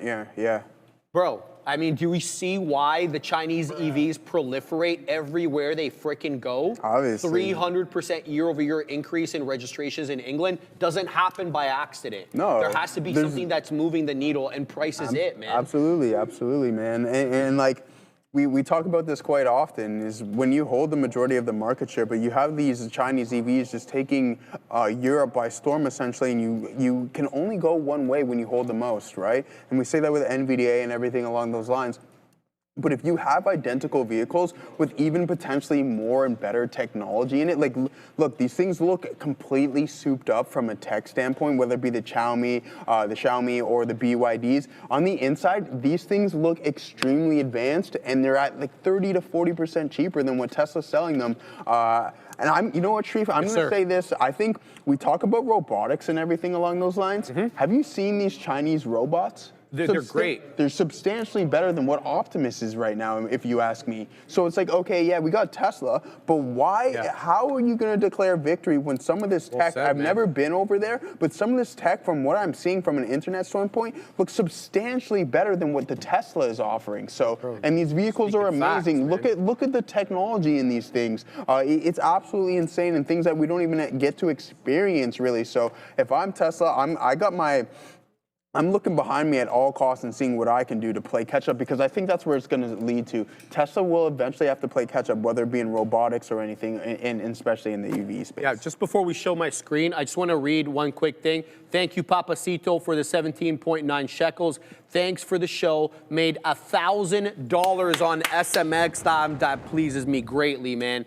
And gave back 300. That doesn't matter. That means you're up $700, baby. Stopped out 3 times. Profit 2 times, was worth it anyway. Best show in the whole world for me. Thank you so much, man. That is very kind of you to say stuff like that. Shout out to Papacito, coming out from Israel, dropping 17.9 shekels. Very kind of you, brother. And yeah, stick with us. We're doing it every day, as you know. The Real Gary F. Sharif. Any idea what Chinese EV owners in Europe do for service repairs? They got centers there, man. They have presence there now. That's what we're saying. That's why we were saying when they come to Canada that Tesla may be ahead of them, because Tesla is going to send some Model Y, Shanghai-produced Model Ys, I should say, to Canada under the new trade agreement with China. But They are coming here. They're going to have dealerships, service centers, etc. And I was making the case that Geely could be the best suited to be in Canada first. Why? Because they own Polestar, they own Volvo, so they already have sales centers here that they could just kind of put, you know, what's it called? A Geely attachment to it, much like what Mercedes did with Smart Car or BMW did with Mini. Remember that? When they added those to the dealerships? So that's kind of what I'm thinking there. They're gonna have service centers, they're gonna have dealerships, etc. And here's what I wanna show Assassino. This is the BYD seal. This is the competitor to the Model Y. Let's take a, this is nice, look at this, bro. Yeah. Look at this, man. We have people in the chat. We have someone in the chat who's hurt, their feelings are hurt because I said some of the Chinese text is better than what we got going over here. Look at the inside of this vehicle, and that's like a standard model. It is better tech. Yeah, so it's not like they know how to do it and we don't. They're including it in the car. I would absolutely, I would love to. I would truly love to meet you in person. I truly would. I truly would. All right, this is the BYD right now, guys. I'm just showing you the seal. This is not a bad-looking car. I think we can all agree. This looks pretty cool. And quite frankly, from a traditional car perspective, it's not as minimalist as the Model Y. You're getting a center console display where you don't get that in the Model Y. You're getting stalks where you don't get that in the Model Y. You're getting a regular shift knob and some buttons. You're not going to get that in the Model Y. You're going to have to do everything on the screen. And this has a big-ass screen as well. So I'm excited to have these here, man. I got to tell you the truth. I'm going to be, you know, pretty selective about the next car that I get. But hey, man, that you get my, if you have a better product, you're going to get my money. So simple as that. All right, Sia, what do we got? Next up, we have Stellantis, the automaker company. The shares of the company have collapsed 23% in Europe and 21% pre-market in the United States after announcing a 22 billion euro, which is $26 billion write-down for certain business sweeping reset. Management has also framed the charge as a consequence of overestimating the pace of the energy transition and misaligning products with consumer affordability and demand. CEO Antonio Filosa signaled a pullback from an aggressive EV timeline, saying electrification will proceed governed by demand rather than command. The company also pre-released Q4 figures and expects a net loss of 2025 for 2025, and also responds, Stellantis suspended its 2026 division and plans to raise up to 5 billion euros via hybrid bond insurance to protect their liquidity. So here's the Assassino, if we can, please. This is the chart, Joseph Options. Look at this. This is where we were in the tariff, sorry, not the tariff, the COVID lows. This is Stellantis. I was telling Brendo, I'm like, I might buy Stellantis here. I think very little of the cars that they have to produce, but I like how the company is recognizing that they mped up and they're going to change their tune. Now, to be fair to them, the government pushed them in that way, whether it was the Biden administration or the Trudeau government in this country. They kept pushing them for that EV mandate. No, you got to phase out ICE vehicles, get those electric cars on the road, even though the consumer didn't want them. Now, they're going to right-size the company. So I like these technical levels. I might be hitting the buy button on Stellantis here. This is a very, very important technical level. This is the COVID low that we got into about, I think, $6. What's the actual low? We spent very little time there. The low is exactly $5.60. Today, the low is $6.76. Again, you know, I'm not a big fan of Stellantis vehicles. I still like some of the Jeeps, like the Wagoneer. I heard it has problems. I like the Grand Cherokee. I used to own a Grand Cherokee. My parents gave it to me when I graduated university. But, you know, I still have a love for Jeep. I think that the Wrangler is well loved, and it comes in a variety of different models. So I might be hitting the buy button here, but I do like the fact that they're recognizing not the error of their own ways, but the error of the ways that they were pursuing. And now they're going to right-size the company. Joseph, what do you have to say? Yeah, I mean, some interesting stuff here with Stellantis. Not something that we keep an eye on all the time, but I mean, operating income was negative at 1.5 billion there, Sharif. The company booked 22 billion in extraordinary charges, which is never good. No. 14.7 product and 2 billion in supply chain issues there. It's a typical vehicle thing. You know what I mean? It's just like these charges are coming from somewhere you don't know. They're struggling to perform relatively well, but mid to single digit net revenue revenue growth. Like, come on, man. Mid-single-digit revenue growth expected with low single-digit adjusted operating income. It's a little bit of a tough role here in some of these car companies. I don't know about punching long Stellantis. I think there's just too much going on. Out though. You lose the COVID lows, Joseph. I'm gone. It's that simple. I risk $2 a share. That's fair. I just feel with everyone undermining each other and the Chinese EVs just continuously dominating the space by just sending you lower and lower prices, I think some of these automakers. You're not wrong. You're definitely not wrong about that. But I was telling Brendo as well this morning. Do you see the Charger EV that they put out? No. Charger, like a two-door Charger, I think. The Challenger or the Charger. Anyway, they pump fake noise. It's not even a hybrid. It's electric. And they're trying to kind of give it the whole muscle car vibe. What? Yeah. What? Yeah. Everybody gives this thing a zero. So they had dumbass cars that they were forced into, I think, my personal opinion. I don't think they want to go down that road. And now they're going to right-size the company. I don't think we're going to get dumbass vehicles anymore from this company. Okay. But Dylan, he's got strong opinions there. Dylan's like, yo, bro, they're going to head into bankruptcy, my guy. Okay. If they lose $5, I'm out. It's really that simple. It's a technical trade. But what do you do when the Chinese government decides to shut down the subsidies?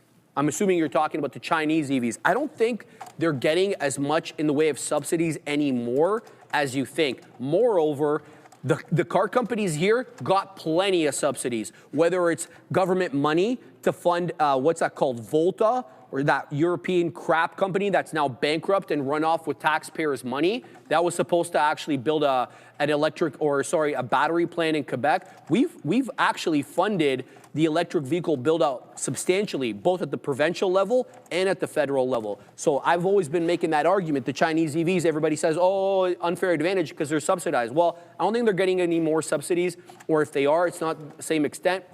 Moreover, we subsidize our own cars over here. So I never really understood that whole thing, but I do see your point.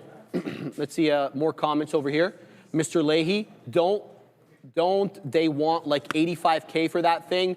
Demuro has a vid on it. Yes, exactly. Demuro crapped on that car because it is crap. We're talking about Doug Demuro, of course. He's one of the guys on YouTube that reviews these cars. Max bet all in. Sharif, if you ever owned a Wrangler, you'd know they're hot garbage long term, just super cool in the summer. That's fair. I think I've heard that a lot. Well, I've heard a lot. The Stellantis cars, Chrysler, Dodge, Jeep, they have issues. You've never heard that? Yeah, of course. I mean, every vehicle has some form of issue, whether you're going with Range Rover, everybody said that has an issue. So you gotta keep that under warranty. BMW, break my wallet, as they like to typically call it. Like, what vehicle, other than a Honda or a Toyota, I don't understand. What? What'd you say? A Toyota. It's not a Toyota, Toyota. Come on, bro. Man. Come with Toyota, it. Man. Come with it. Come with Toyota. Other than those ones, like which you can run to the ground, which vehicle doesn't have any issue? That's fair. Right? All right, let's send it to Sia with the next topic. We're going to talk about Bitcoin. Bitcoin has bounced after narrowly holding above $60,000, rebounding to $66,000 early today. Move has also come after as we know it, prolonged bear market that had begun once Bitcoin had peaked above 126,000 in October of 2025, which had left the asset now more than 40% below its all-time high. And the increased volatility to discuss here in gold and silver has added to cross-asset instability, contributing to risk reduction across certain portfolios. And another thing to note here, on Thursday alone, over $2 billion in long and short crypto positions were liquidated, followed by 800 million early on Friday today. And these liquidations obviously have all created sell pressure. All right, Joey, I'm going to send this to you because you're the Bitcoin guy. Well, yeah, you're the one that got me in Bitcoin. What are your feelings right now? Like, just cut the crap and come with it. Yeah. Okay, so this is my feeling. I think, I mentioned, you remember my speedboat and cruise ship analogy? Yes, sir. I think things take significantly longer to turn around than which we were expecting. Agree. Do I see a V-shaped reversal in Bitcoin? No. Can it happen? Absolutely. Anything can happen. But what we've experienced since the IBIT IPO, we've gone through these multi-month consolidations. We take a leg higher, we take a leg lower, et cetera. You go back into another multi-month consolidation. That's the narrative in which I stand. in. Don't forget, we're only in, I think we're the second year now of this halving cycle. We got 2 more years. Okay, we have 2 more years before we have Bitcoin once again to the point where you're only getting fractions of it. I think you're still catching a little bit more than a full one. I can't recall right now. Let me know in the chat as well. What am I thinking? And I said this, I wish I could pull it up on my X account. When we hit 126K, something was fishy. And I said crypto winter. I just put a little post on my X account.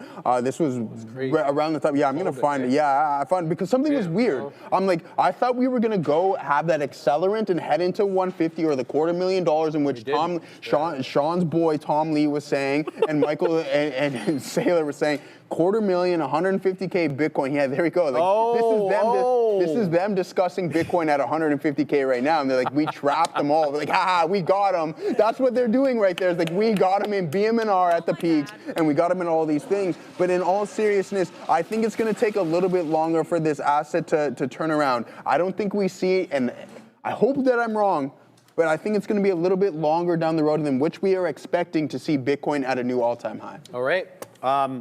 Thank you very much to Paulus, 8859 at Trader TV Live. Great show. Enjoyed every day. Thanks. Have a good weekend. You have a fantastic weekend as well. And thank you very much for the 30. Katina, man, do you know how to say the Polish currency? It's like Zolt. How do you say it, man? Does anybody Grodzi?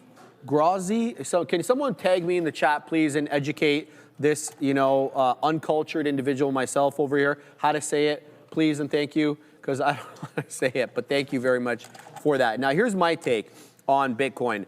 I'm worried that the institutional buyers weren't there, and they were supposed to kind of be that, stabilizing force. They were the ones that were going to punch into the ETFs.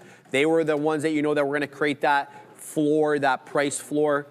We didn't get that at all. In fact, now when you look at the data, the institutional buyers, or in this case, now they're net sellers in 2026, and we're like a month and a week deep. So that does concern me. They accumulated, I think, about 40 to 45,000 Bitcoin. I'm talking about the institutional buyers last year. And I don't know what percentage they sold of that, but they certainly sold a lot in that. So this is, sorry to interrupt you. So this is what I'm hearing, right?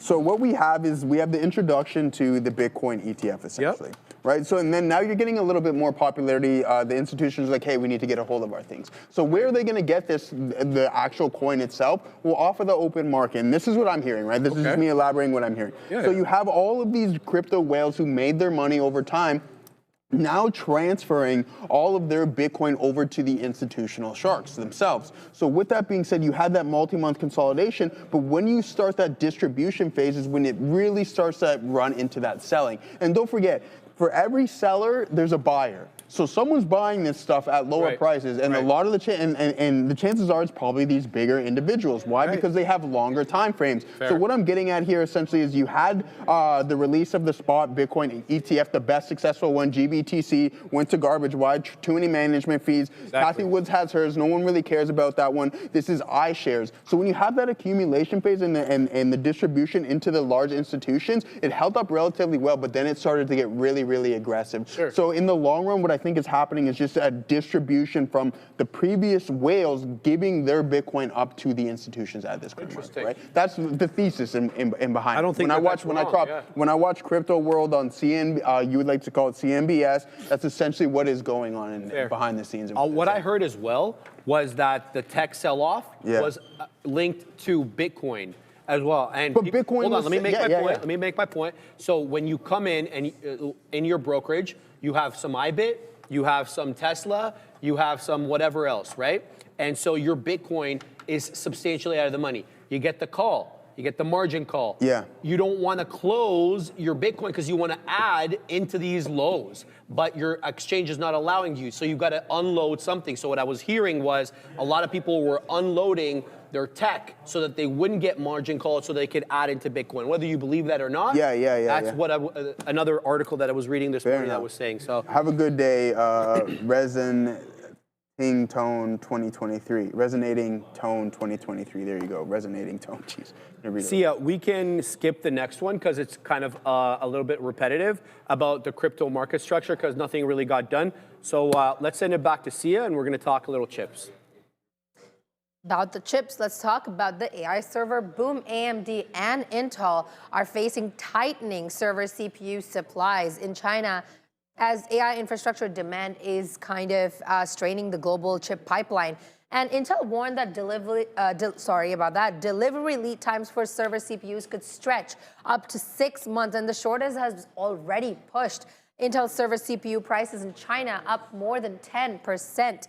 And I would say AMD shares are up 74% over the past 12 months. There's certain enthusiasm around AI data centers, as we're all aware, and Intel shares have gained 148% over the same period, driven by a combination of the AI momentum, optimism, server traction, and restructuring expectations. This is kind of what we talked to you guys, I think, about a week ago when we had, or whatever it was, a week and a half, when we had Intel's earnings. What did the earnings report say? It said that there was insane demand for their server CPUs, so much so that they could increase the price and increase it markedly and still have very little in the way of demand destruction.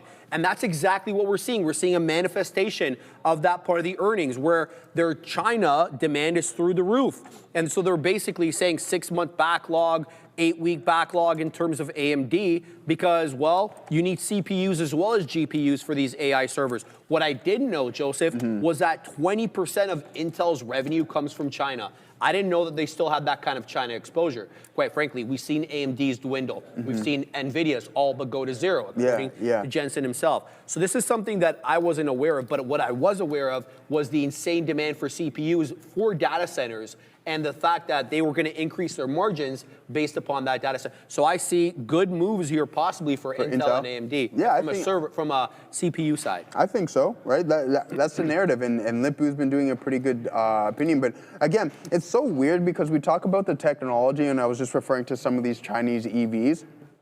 But then when you get into the stack of things, China is still reliant, it seems to be the case, with the requirement of obviously a lot of Intel's revenue coming from China now, as you mentioned. You have the H20 in demand as well, too. They want AMD's chips as well. Sure. So it's like, hey, when you really start to open things up, where do we lie here? And I think it's a really tough thing to gauge because how is one country have the ability to make everything look good? Is it more or less cosmetic? Is it not? But when you get into the nitty gritty things, you still want the chips, you want the CPUs, you want the GPUs of what NVIDIA and the American corporations have. So it's an interesting thing. It definitely is an interesting thing. And one other thing I would say is that the Chinese are still behind when it comes to, the higher end chips. And I really mean anything 7 nanometers and lower. Right now, we did see Huawei, really surprise the world with the Mate Pro, I think about a couple of years ago now, where they were able to make 5G chips en masse. And I think it was similar or akin to either 5 or 4 nanometer if you want to compare it to Taiwan Semi. But what the case has always been is that when it comes to the 4, 3, 2, all the smaller and more advanced chips, the Chinese just can't do it, right? And you're probably seeing exactly the manifestation of that because they're still relying on AMD and Intel's chips, at least at the higher level. See ya. Moving on to microchip technology, MCHP reported a Q4 EPS of 44 cents, beating the Zacks estimate of 43 cents and more than doubling 20 cents EPS from a year ago after certain adjustments. Earnings grew 138.8% year over year with a 6.06% surprise, making the 4th straight quarter of EPS growth and EPS beats. Revenue came in at $1.19 billion, which is slightly above the consensus and up from the $1.03 billion last year, also beating the estimates for the 4th consecutive quarter. MCHP shares are up 22.8% year to date. Yes, Sam 99. That's exactly it, brother. ASML is the supply chain bottleneck. It's not just ASML on their own. ASML also relies on Carl Zeiss for the mirrors, neither of which will be sold to China. Carl Zeiss is German, and we obviously know ASML is Dutch. They're not American, but the Americans, let's just cut the crap, control whether they can sell it to China or not, right? It's the Americans that are putting their foot down here. So Yes, they can get it done, but they don't have the extreme ultraviolet lithography. We know that, and that is where, you know, the headline risk for ASML is. And that's been saying that over and over about ASML. The second you get, you know, wind that the Chinese have duplicated, replicated their technology in any way, shape, or form, not the deep ultraviolet, the extreme ultraviolet, you're going to see ASML drop. Now, I'm an ASML shareholder. It's the second largest position that I have, but I am very acutely aware that it is subject to headline risk. So keep that in mind. Now, MCHP, this is a company that I was invested in. I got out of it yesterday before the earnings. I wanted kind of to get out of this. Now, we did good on this one. My understanding is they're very much like Texas Instruments in that they specialize in the non-advanced chips, so like 7 nanometers and up, because that's what your microwave, your oven, your dishwasher, and obviously dryer, all these use these non-advanced chips, and that's where MCHP kind of shines. I wrote it for a little bit, but you know, it's super low beta, and so I got the hell out of it. Joey, MCHP. Yeah, all right. Yeah, I mean, again, not something that we're overly familiar, but the guidance doesn't seem too bad here, Sharif, on MCHP. Net sales, we're looking at 1.26 billion. That's going to be plus 20 million, and that's going to be 6.2% quarter over quarter, or 29.8% year over year at midpoint. Non-GAAP gross margins, 60.5 to 61% operating margins. Not bad. 28 to 30% there. Diluted EPS of around 48 to 52 cents a share. Let's pull up MCHP because that's not a name that we talk about quite often here on the show. MCHP. Let's see what we got going on. I asked the chat one time if they thought that it was a head and shoulders pattern, and like I think 90% of the people said no. And what do you look at it, Joey? Do you see anything there? You know, no, I don't really see anything here. But a nice bounce off. I guess we looked at it before, right? Where we drew this trend line. You get that bounce off of it, and it looks like that move is going to be sustained. You're not running into a past supply zone, so keep an eye out there for MCHP. Interesting name here, guys. Yeah. All right. See ya. What do we got next?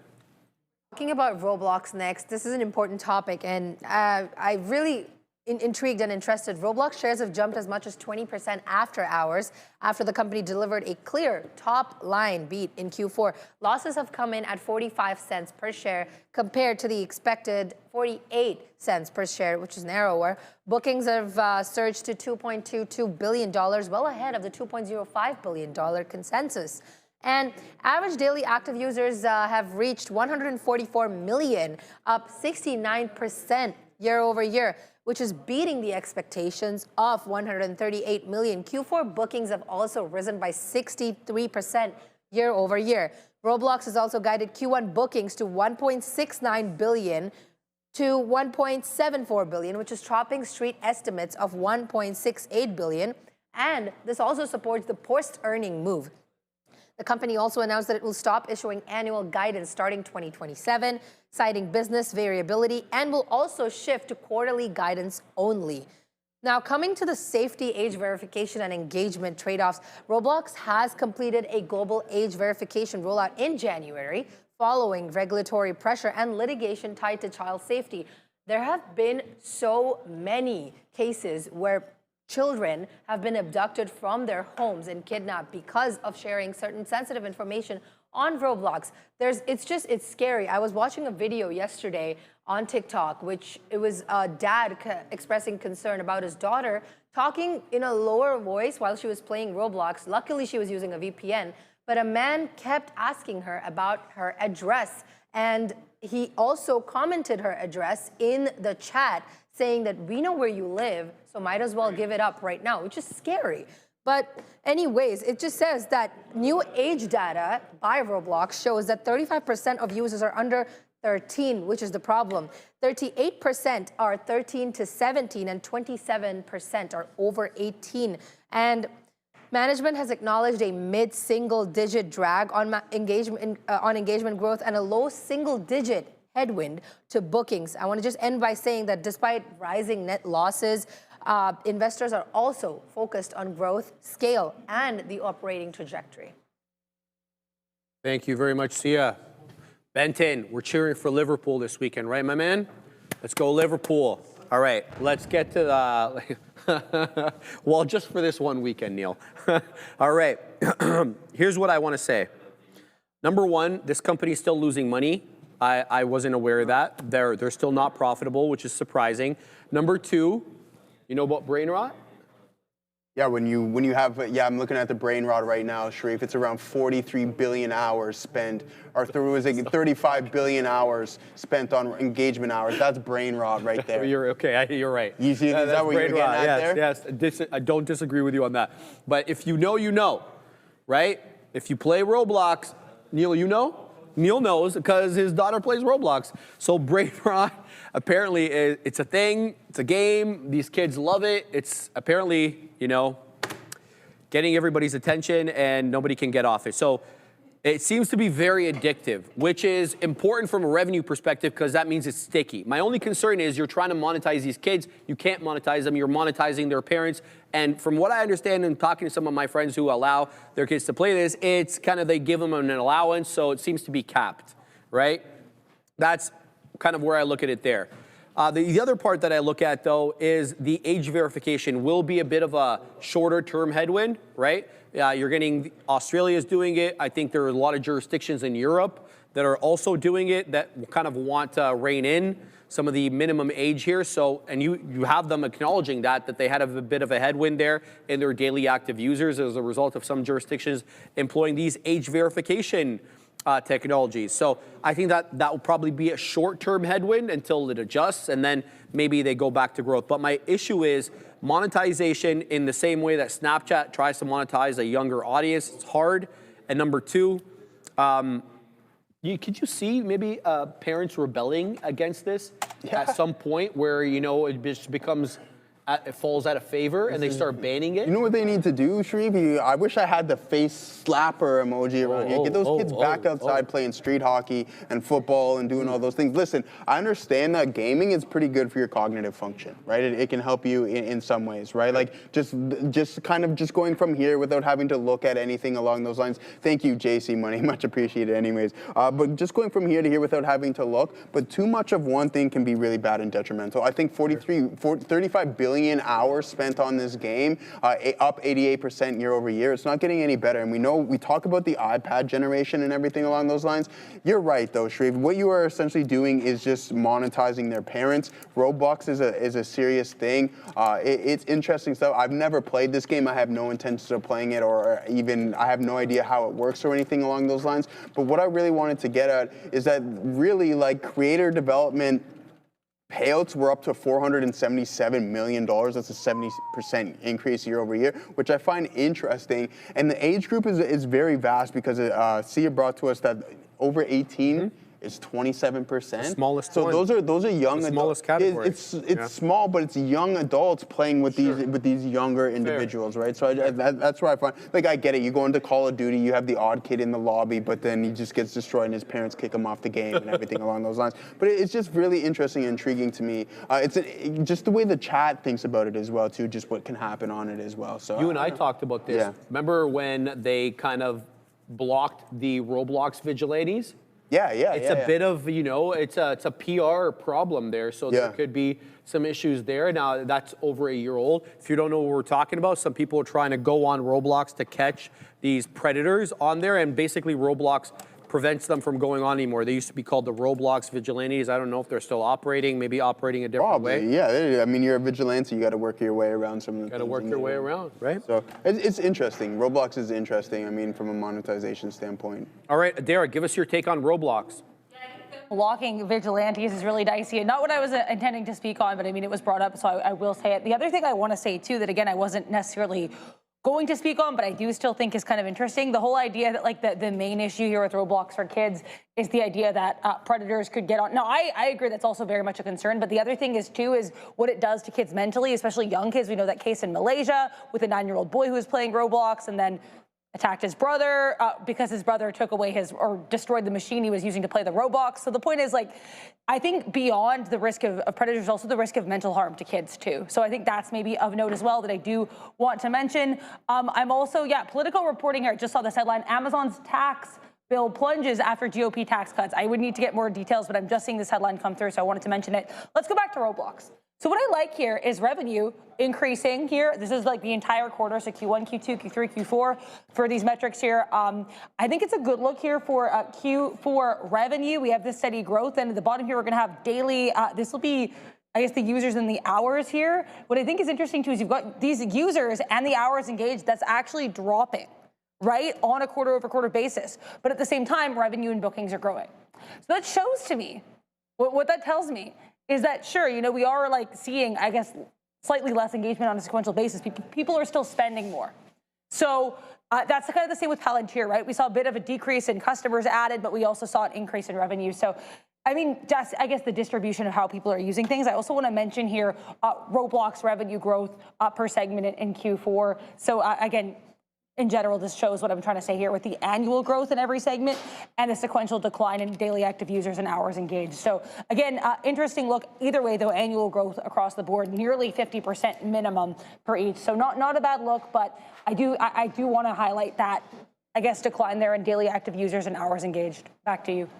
Thank you very much for that. Shout out to Frederick. Another $10 super chat. Thank you very much, Frederick. Amazon is getting crushed for its CapEx spend, but how much of that money is going to TER, up 9% to automate their warehouses? Amazon is going to make a ton of automation, in my opinion, so spend away. Yeah? All right, let's take a look at TER. I think, personally, I don't know if the CapEx was warehouse focused as much as it was AWS focused. We can take a look, do a bit of a deeper dive into that, but let's look at this. Whoa. What is this? Teradyne, $46.5 billion company, tariff tantrum low, $65. High of this week, we're not at the high, up a little bit less than 400%. TER Teradyne does as follows. Global supplier of automated test equipment and robotic solutions, designs, develops, manufactures, and sells automated test systems and robotics products. Segments include semiconductor test, robotics, and product test. The semiconductor test segment includes operations related to design, manufacturing, and marketing of semiconductor test products and services. So I think you're right here. This might not be warehouse related. They're obviously got their hat in the ring with semiconductors. This is a fantastic look, and it is going on my watch list. The only thing that I'm going to struggle with here is what sector I put it under. Momentarily, I'm just going to put it under microchips and semiconductors, even though I know it doesn't belong there. But thank you very much, Frederick, for that. That is definitely a good one there, and thank you for their super chat. Sia, what do we have next? Up, we have Reddit. Reddit has delivered a clear beat on both top and bottom line in its Q4, which has driven a 5% after-hours move, and EPS has come in at 1.24, well ahead of the 94 cents consensus estimate, and revenue has hit $726 million, topping the expectations of $665 million. It also guided a Q1 revenue to $595 million to $605 million, which is comfortably above the street expectations of 577 million. My apologies. The global DAU rose to 19% year over year from 121.4 million, and US DAU has risen from 9% year over year to 52.5 million. CEO Steve Huffman also said that Reddit has plans to phase out logged in versus logged out user reports later this year. I just want to mention really quickly, AAPL bouncing a bit here. Now, this story looks like it's a 2-hour-old post, but it's just being circulated on social media now, and Apple is moving, so I do want to mention it. Reportedly, an OpenAI phone-like product has been delayed because apparently there was compute being delayed due to HBM shortage. OpenAI now planning to ship a simple headphone first. So long story short, Apple facing potential competition with this phone-like product, quote unquote, from OpenAI. That is reportedly delayed. Back to you. Thank you very much, Reddit. All right. What I like immediately about this, the global daily active users rising. I'm not really too sure. I know we did a deep dive into this last time, the difference between logged in and logged out. That really isn't the focus of my concern. My concern is how long they're going to be able to monetize the selling of their data to these large language models before either a government regulator intervenes or, you know, their users kind of rebel. And I know that they have a very strong mod system there. Fabian, what are they called mods on Reddit? The Reddit people, they're called moderators? They're mods, right? Yeah, okay. So I know that they have a very strong like mod coalition, so to speak. So that does concern me, how long that kind of runway is for them. I know they can change their user agreement, et cetera, but then that could have the effect of dwindling their users, and then you could see users move somewhere else. So that is my concern, Joey, because, you know, the Reddit crowd is pretty, you know, I think they're more younger, and they definitely don't like Wall Street bets, their man. data, you know, being used by like these large companies to be monetized, especially if they're not going to see any money. What do you They're think not about going to that? see any money, but Sharif, I'll tell you who is seeing some money Who's right seeing now. money, Joey? The advertising revenue. Did you see the year-over-year growth? Beautiful. Insane, 75% up to 690 million. We talked about the daily active users and the IPO on this one, so that's going to continue to grow, right? You grow in popularity, you find a way to monetize, and then sure enough, it's going to be growing at one of the fastest rates. International, you're growing up 20% year-over-year as well, too. Revenue up 142 million. RDDT. I mean, the Reddit community is funny. I haven't really used the platform aside from just looking up at Bay Street bets and Wall Street bets just to see kind of where the activity is. It's not my go-to source, but I heard you and Bruno talking about it here earlier this morning. It's starting to grow. I think it's been there from a popularity standpoint, but a lot more sources just heading back towards Reddit. Like if I'm looking for like a specific spot and I want to see what people's honest opinions are, not you go and read through all the reviews, I'll tell chat, or I don't even What does Reddit have to say? Grok, for example, but like specifically look at the Reddit for Reddit sources and give me information about this topic or that topic. So I kind of narrow down the search a little bit, and it's worked. I like what, you know, a lot of the users on there have to say, especially if you're looking for something a little bit less niche. Yeah. Seems to be, you know, where you want to go. I mean, we talk about fades in the IPO. I mean, March of 24, so a little bit less than a year from now. Ago, I mean, anyways, you're still up 209%. I think this has been one of the more successful IPOs that we've seen as of late. I would say so. Yeah. Well, it's near the highs too. Yeah. All right, Adair, give us your take on Reddit.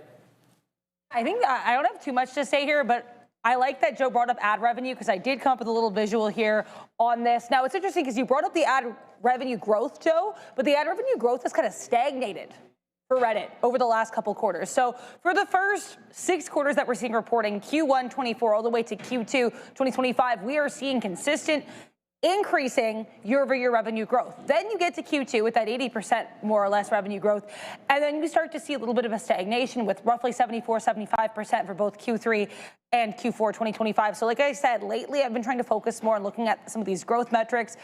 I don't think that this kind of stagnated growth is in and of itself a bad thing. It's not like it's decreasing a lot on a sequential basis, but again, it is something that I do want to mention because I think growth, especially for a company like Reddit, is going to be an important metric to be aware of. That being said, in terms of sequential growth, for the most part, we are seeing, except for Q1 2025, we're seeing consistent increases here in that ad revenue for RDDT. This will be a metric, I think, to watch for this company without a doubt, regardless. So yeah, we'll have to see if they can get some of that growth going back in the right direction for their ad revenue year over year next quarter.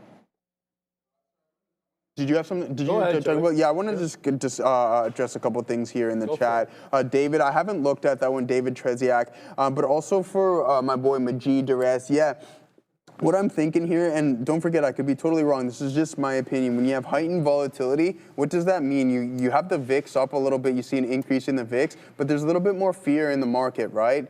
With that being said, you have the increase in options premium. But what happens when volatility is cool and it really starts to cool down? There's less fear. What happens during less fear? You usually get that nice steady incline. So I like to use IV in certain setups and certain systems as like a gauge. It was heightened before. Now it's really drastically starting to cool down. That is going to be my opportunity to find a potential long. So if you ask me, we have the majority of the Mag 7 have reported now. I think we're kind of out of the clear with that, but you still have some other mid-cap names that are going to be reporting. Then you obviously have NVDA coming up at the end of the month as well. Just be patient. Let the market volatility cool down. Don't be quick to jump the gun. And I'll use it one more time for the third or fourth time throughout the session. The market is not a speedboat. It doesn't always turn on a dime. It's more or less a cruise ship, and it takes a little bit of time. So just be patient, cash is a position, and then wait for those prime time opportunities to pounce. We don't always have to say anything. And I'll tell you one thing from experience.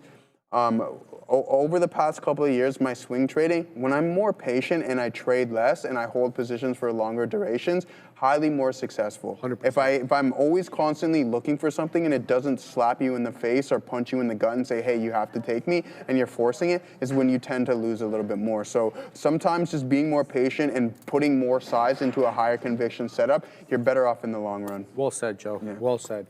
Sia, what do we got next? Next up, we have one of my favorite things to report on when I'm doing the small cap is Bloom Energy. Bloom Energy has reported a Q4 revenue of $777.7 million. Love that number. Up 35.9% year over year, which is materially ahead of the $652.1 million market estimate. Big gap. And the EPS came in at 45 cents, beating the consensus of 31 cents. Full year revenue has reached a record of $2.02 billion, which is up 37.3% year over year. Bloom also posted a record gross margin for the full year and delivered its second consecutive year of positive operating cash flow. Bloom.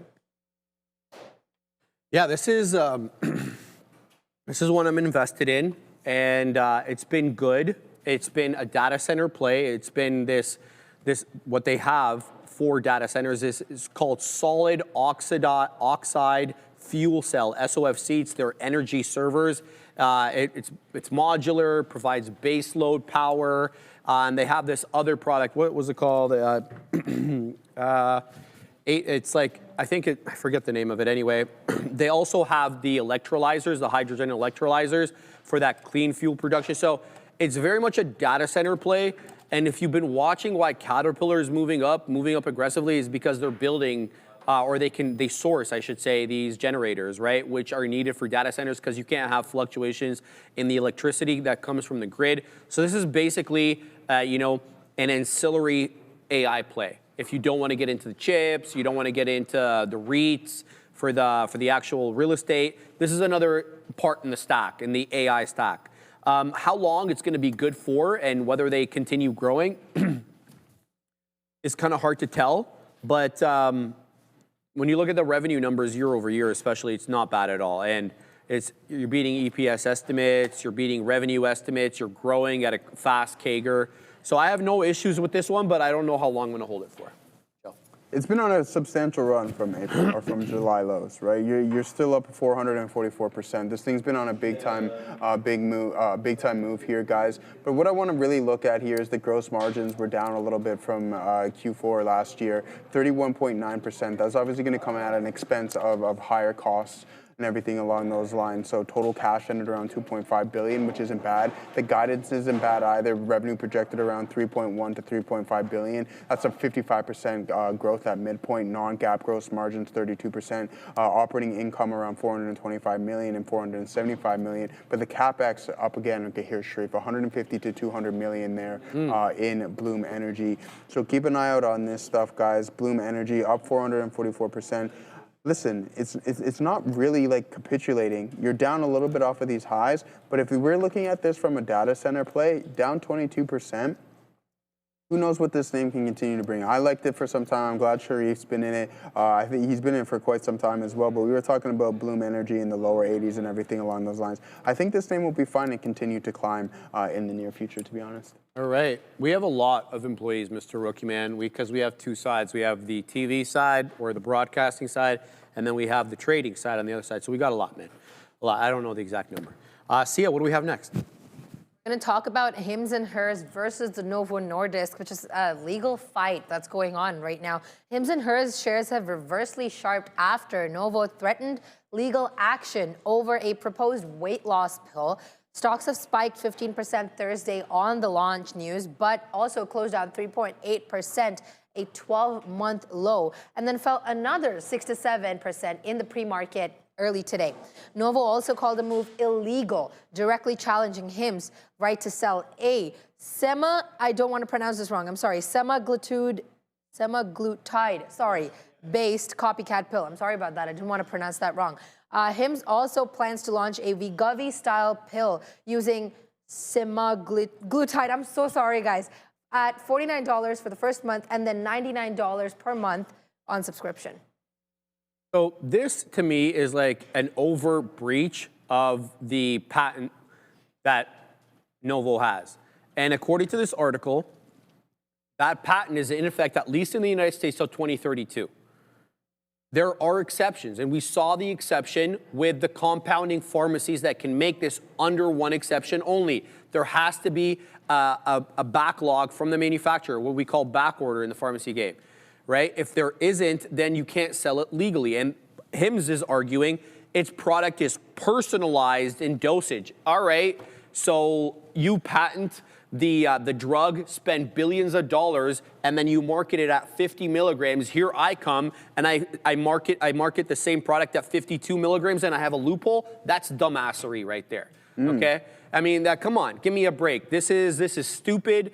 Hims is really like, you know, walking on the edge there. And Novo disputes Hims' argument there that they're personalizing the dosage.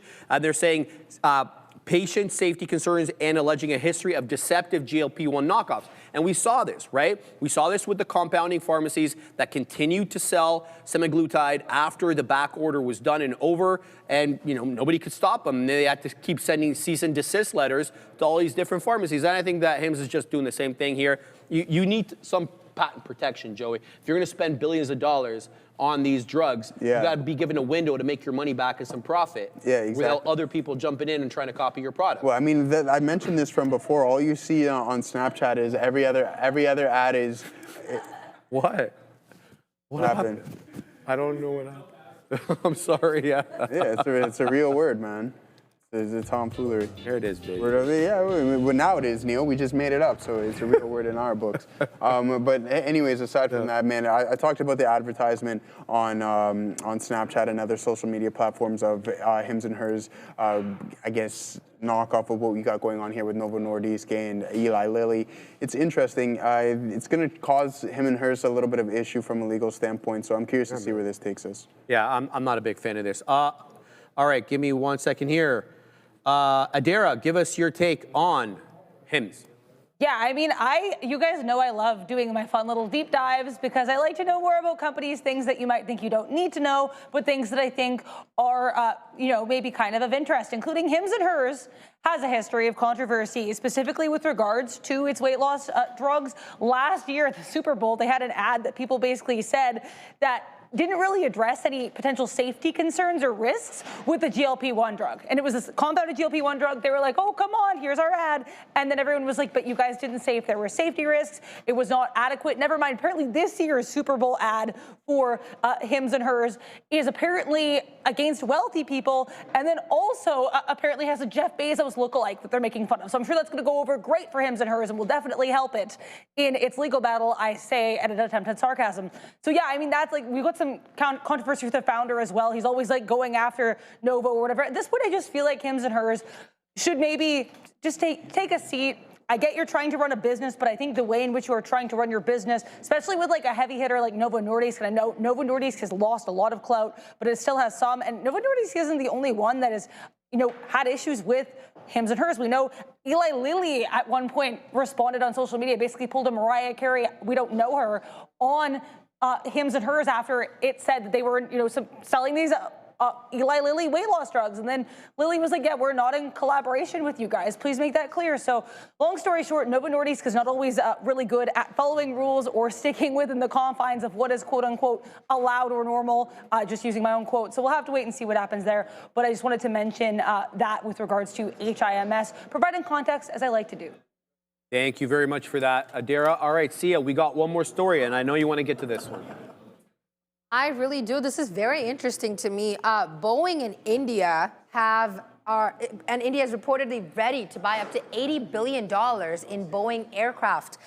India is prepared to place aircraft orders worth up to $80 billion with Boeing, according to the Commerce Minister, Piyush Goyal, including certain engine parts, services, and a total aviation imports from the U.S. could exceed $100 billion. Goyal also suggested that India could buy $500 billion worth of U.S. goods over the next 5 years. Families, and this is something, just a little bit of a background of what's been going on here. Families of the victims from the 2024 Air India crash in Ahmedabad, this was a very, very deathly crash. If you are not aware, look it up, are suing Boeing, alleging defective dual switches played in a role in the disaster. It was actually really, really deadly. And a joint statement has finalized the first tranche of the U.S.-India trade deal. Is expected within just a few days after a formal agreement is reached in mid-March. And India's position has been criticized by the government for a lack of transparency before. We know this. And experts have warned that Trump's $500 billion purchase target may be unrealistic given India's total import levels. Well, apparently India only imported about $45.3 billion from the U.S. in all of 2025, but that is part of $720 billion of imports that India brought in from everywhere, which highlights the scale. I don't anticipate seeing that $500 billion would be all in 1 year, let alone, maybe half a decade, if not an entire decade. But Joseph, we've been talking about the demand for Boeing, and there is no shortage of demand for their airplanes. No. You're seeing like Qatar Airways, Etihad, Massive Emirates. backlog. You're not getting these planes for 10 years. That's the 15, thing. right? That's the thing, right? You want these planes, sure, fantastic, we'll take your order, but get in line. Now, to be fair to Boeing, their delivery cadence is really picked up. Now, But they were allowed to deliver more. Well, yeah, they're allowed, and they're actually able to deliver more, right? Yeah. And you're seeing that not just in the 737-800 or the 737 MAX, you're seeing in the 787 a lot higher margin product on that bad boy. Yeah. So you got to give Boeing their credit clout here. That's why I think this name should be performing significantly better than what it is. I've said for some time, there's only two really major airlines that have market share in the commercial airspace.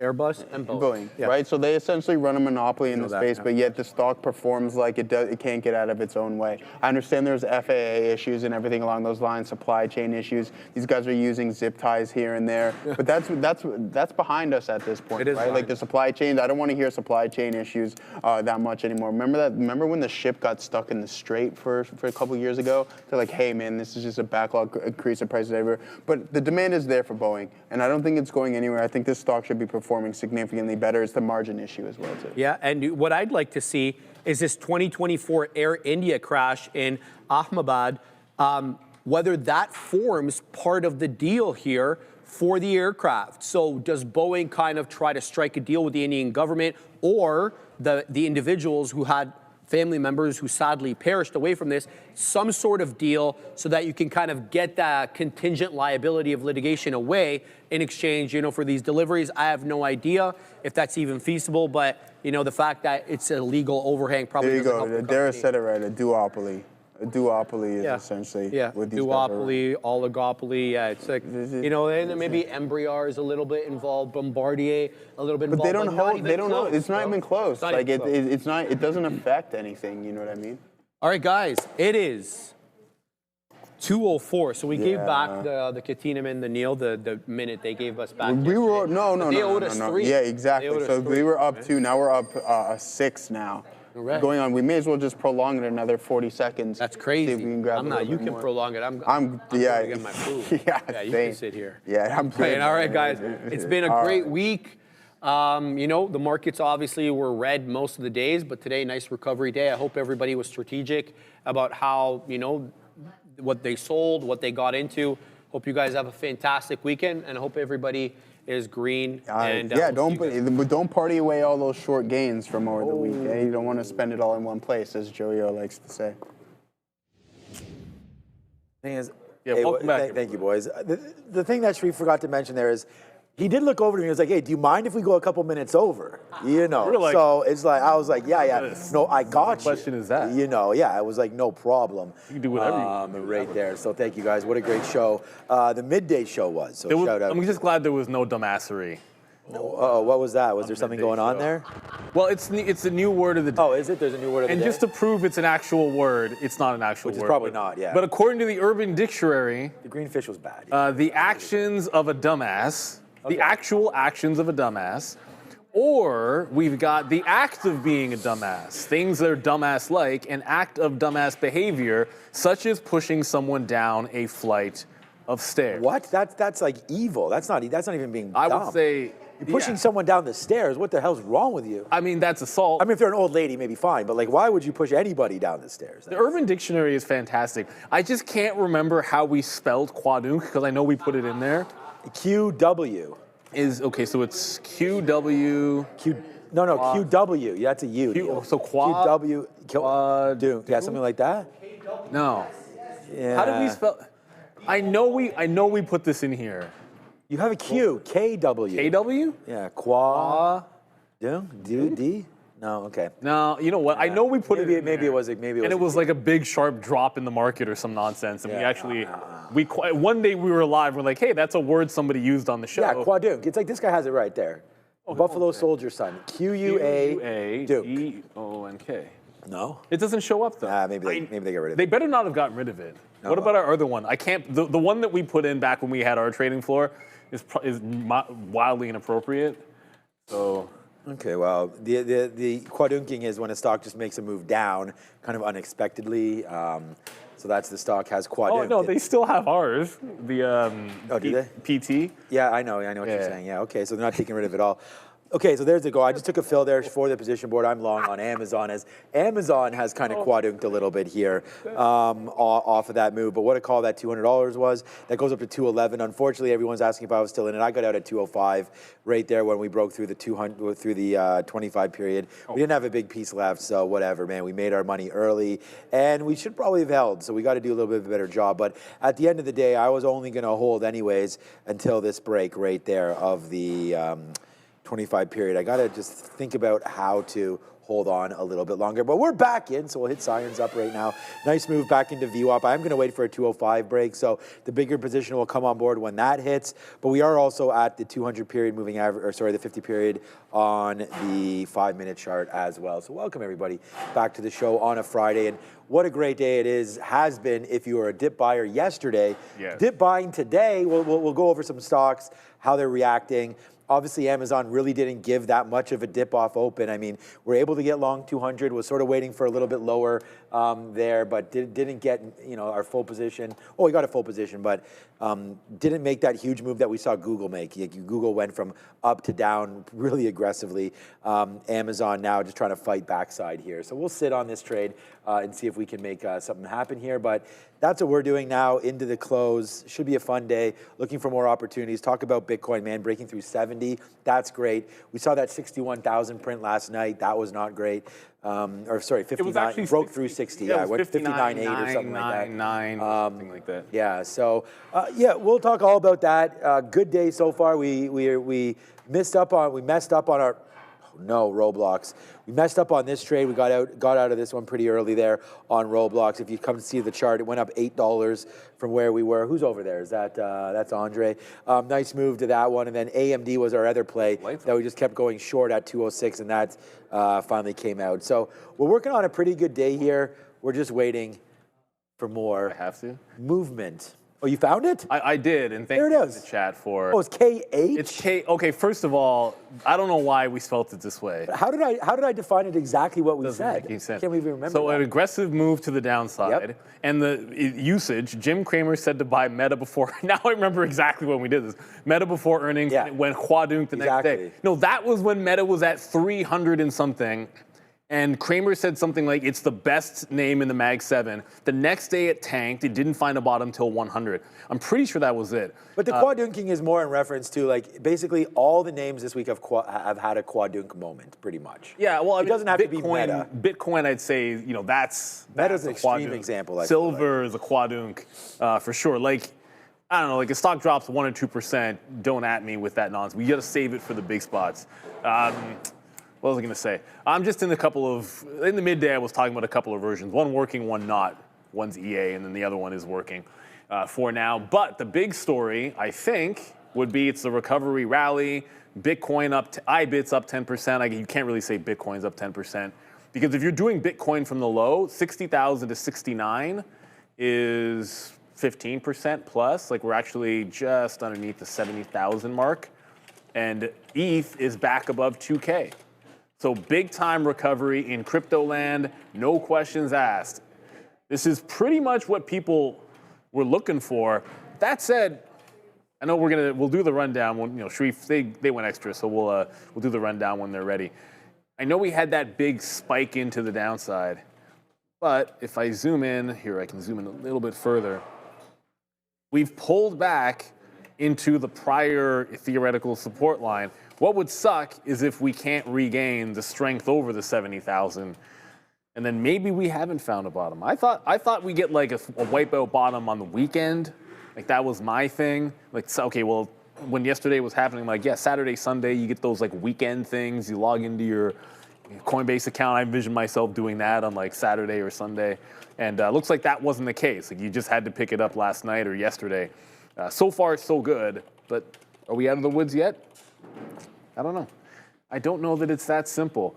Steve Eam or M is saying short Bloom Energy. Bloom Energy. Isn't Bloom, what the? That one can go Bloom real quick. Apparently it did. We have Bloom's at the low of the day right now. Is it? Okay, we have $1 now, almost $1. Is Amazon back to the upside? Yeah, Bloom reported, right? Yes. They're just getting some out here. I just want to bring that to everyone's attention here because we just got up into the 200 period moving average off this dip buy for Amazon. So we started light there on a break. I thought I missed it. We didn't. It came back in. We were able to get filled on that same candle was 206 to 205.75. So, and then we bought some more there at 206, and now we blow to the upside here as we continue to trade the strong name here in AMZ.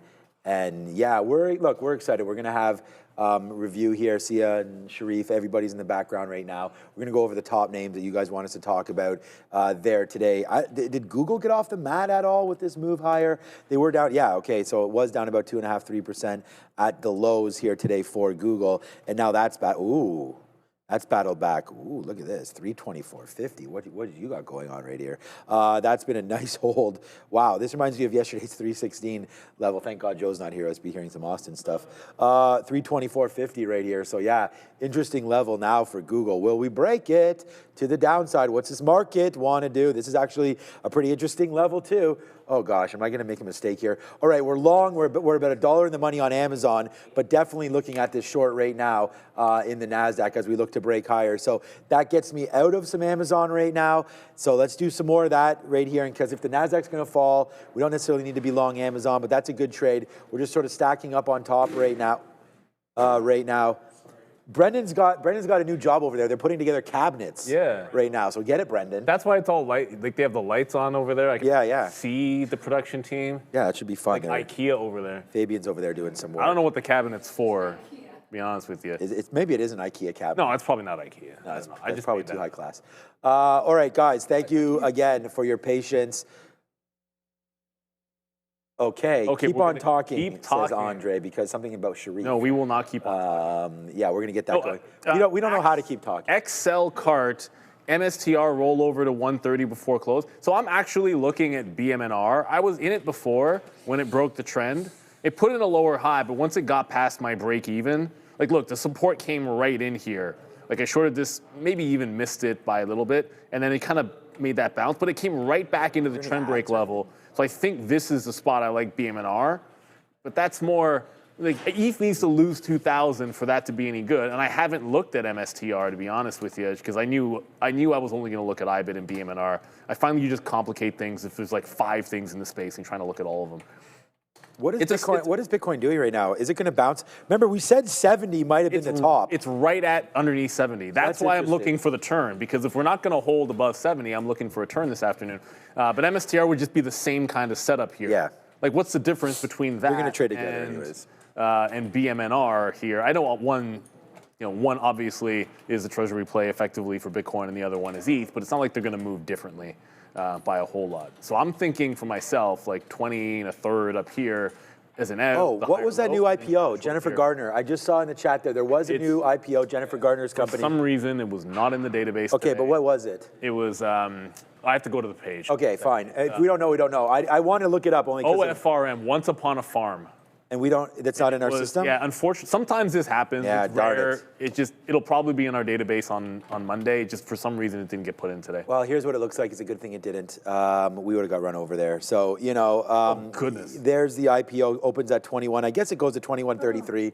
I would have not got out there. you get and then it just goes flushy. So I would have lost on this IPO. It's not, to say I would have lost, I don't know. Neil and I have talked about this. I'm not sure we would have taken all these trades anymore anyways. But as your opinion was, what was the... This one wasn't that big. It Okay, was so we might not have taken it 200 million. That's not that 200 million? That's not that big. What's the market cap of the company, though?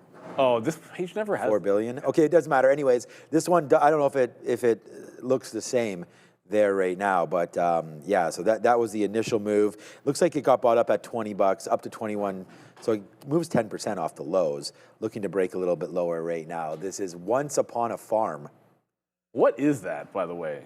What do they do? Once upon. Yeah, no, that's what we're talking about there, Brendo. Brendo's over there building and letting us know about Jennifer Gardner over here. Apparently, it was a pretty nice bell ringing over there. Plant-rich meals for babies, toddlers, and baby food. Okay. Organic snack food.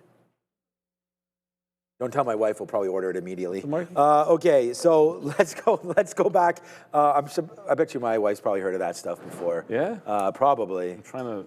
But if it's for little kids, I don't know. Here. Anyways, it's like that squeeze stuff. I think we those had something like. Oh yeah. We have those squeeze things. There's what's the brand that's they? Yeah. Those are the big ones. I forget what we have a bunch of them. I don't even know the name of it. There you go. So Once Upon a Farm. They're those squeeze things. Yeah. I don't know how that's going to. Okay. All right. Let's go back over to the desk and start talking more about recent stocks other than Once Upon a Farm.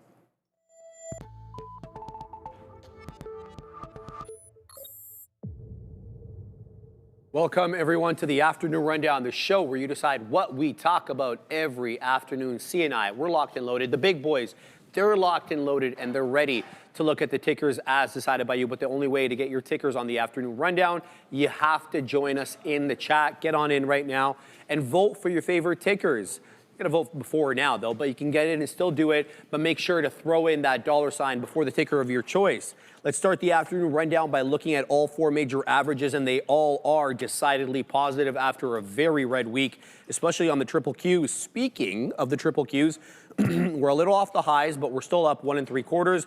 The SPY up 1 2/3.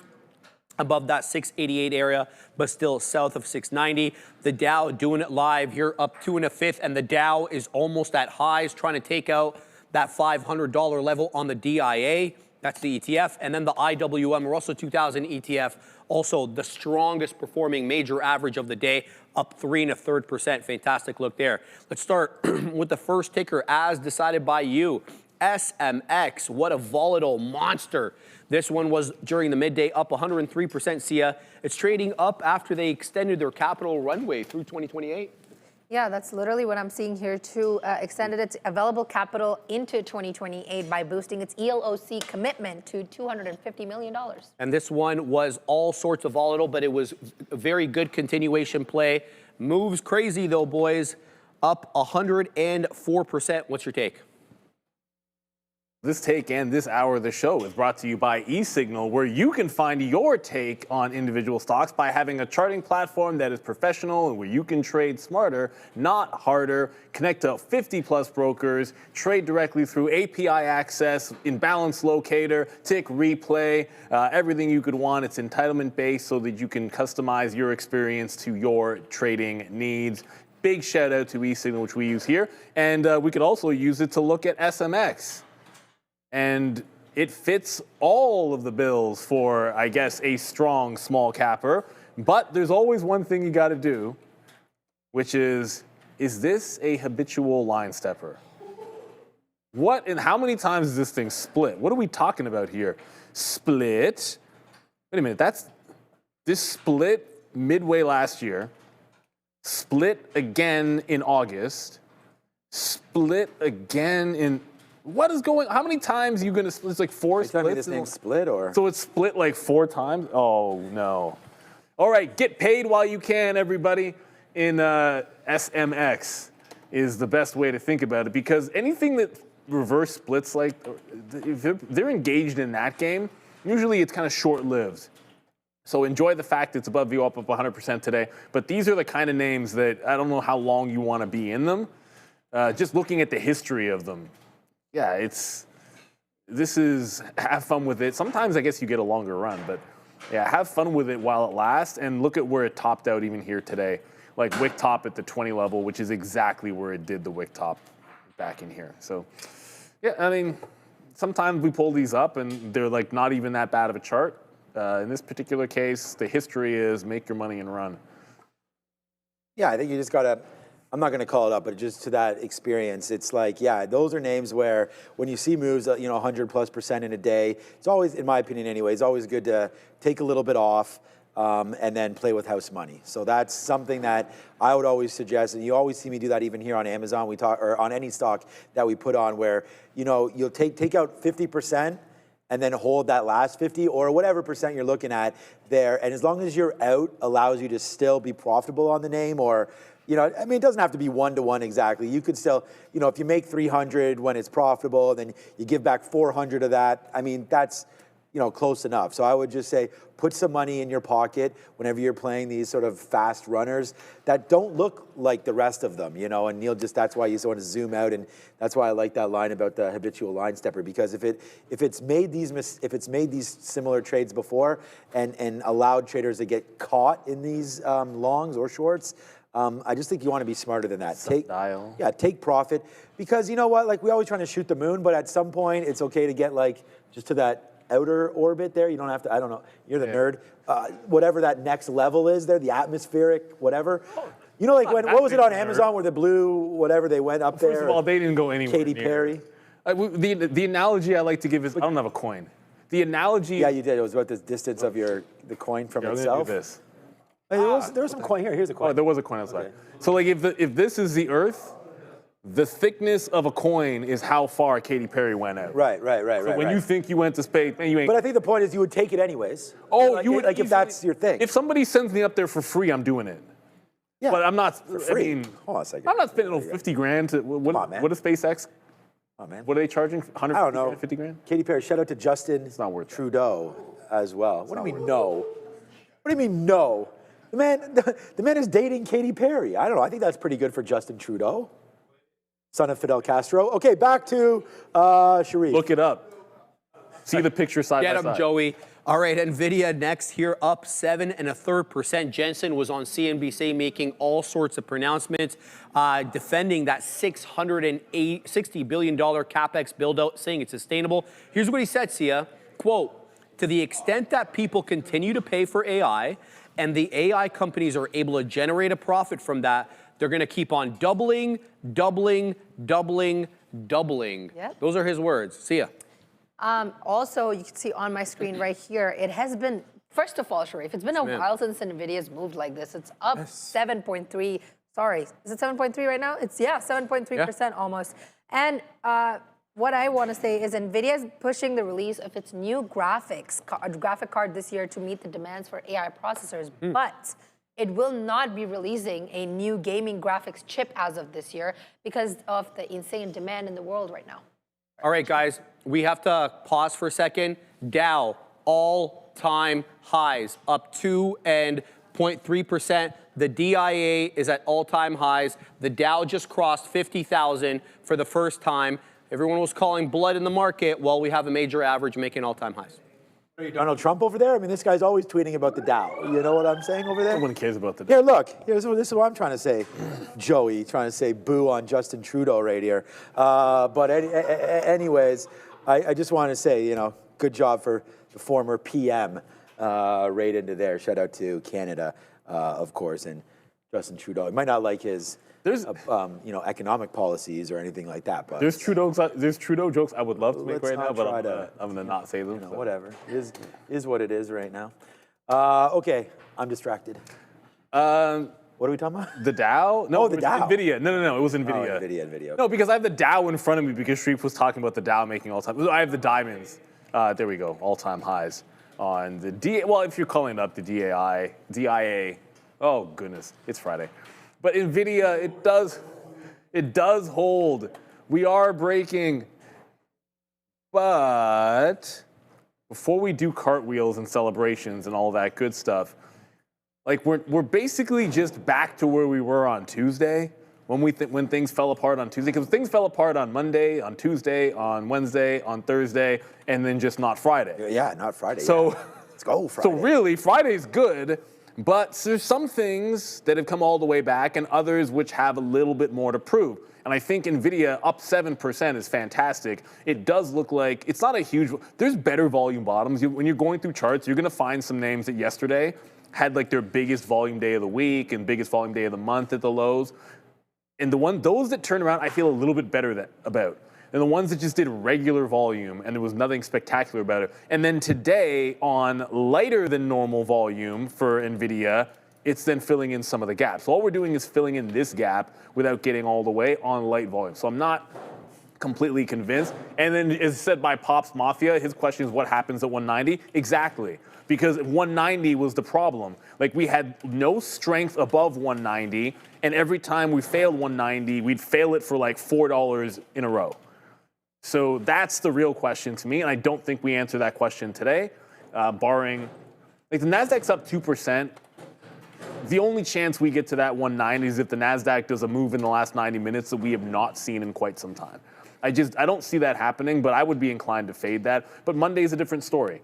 For NVIDIA. Like I said, there's names that did better volume bottoms in NVIDIA that have a bit better volume on the bounce as well.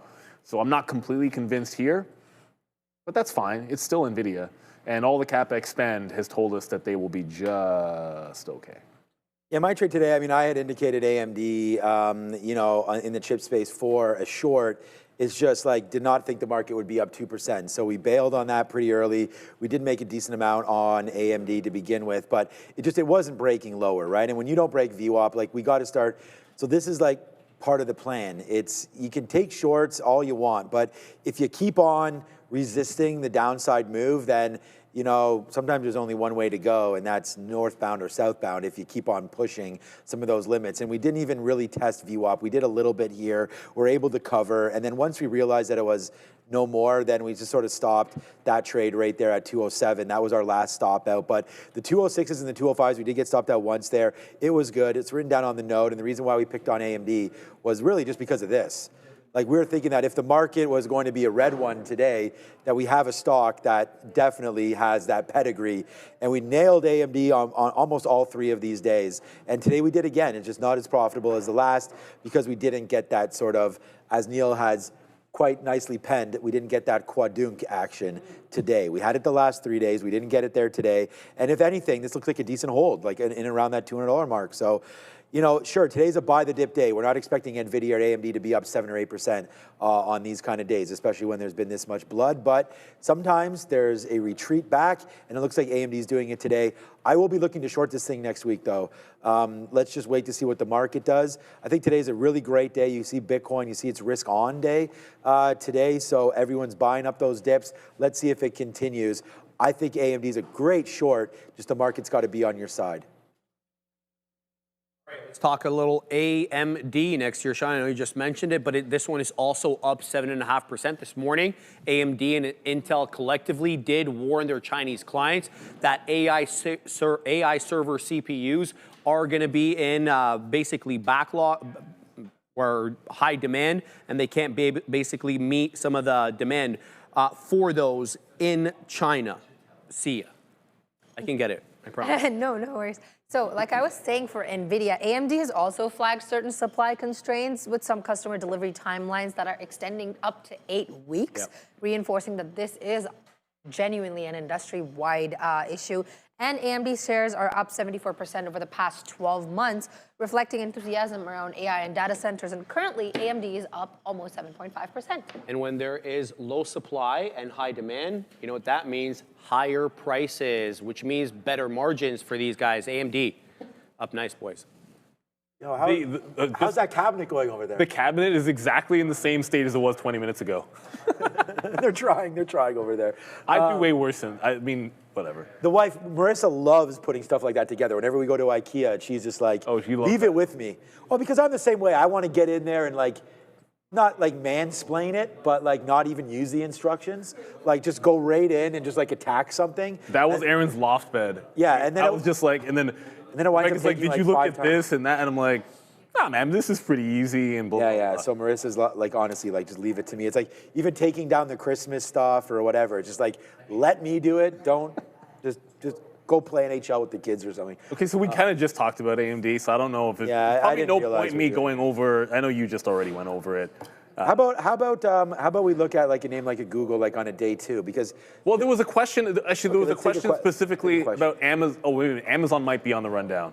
Okay, so I think Amazon might be next, anyways. I'm in Amazon now, so. So yeah, let's go back to this. We just talked about AMD, so we'll go to the next one, which apparently is Amazon, anyways.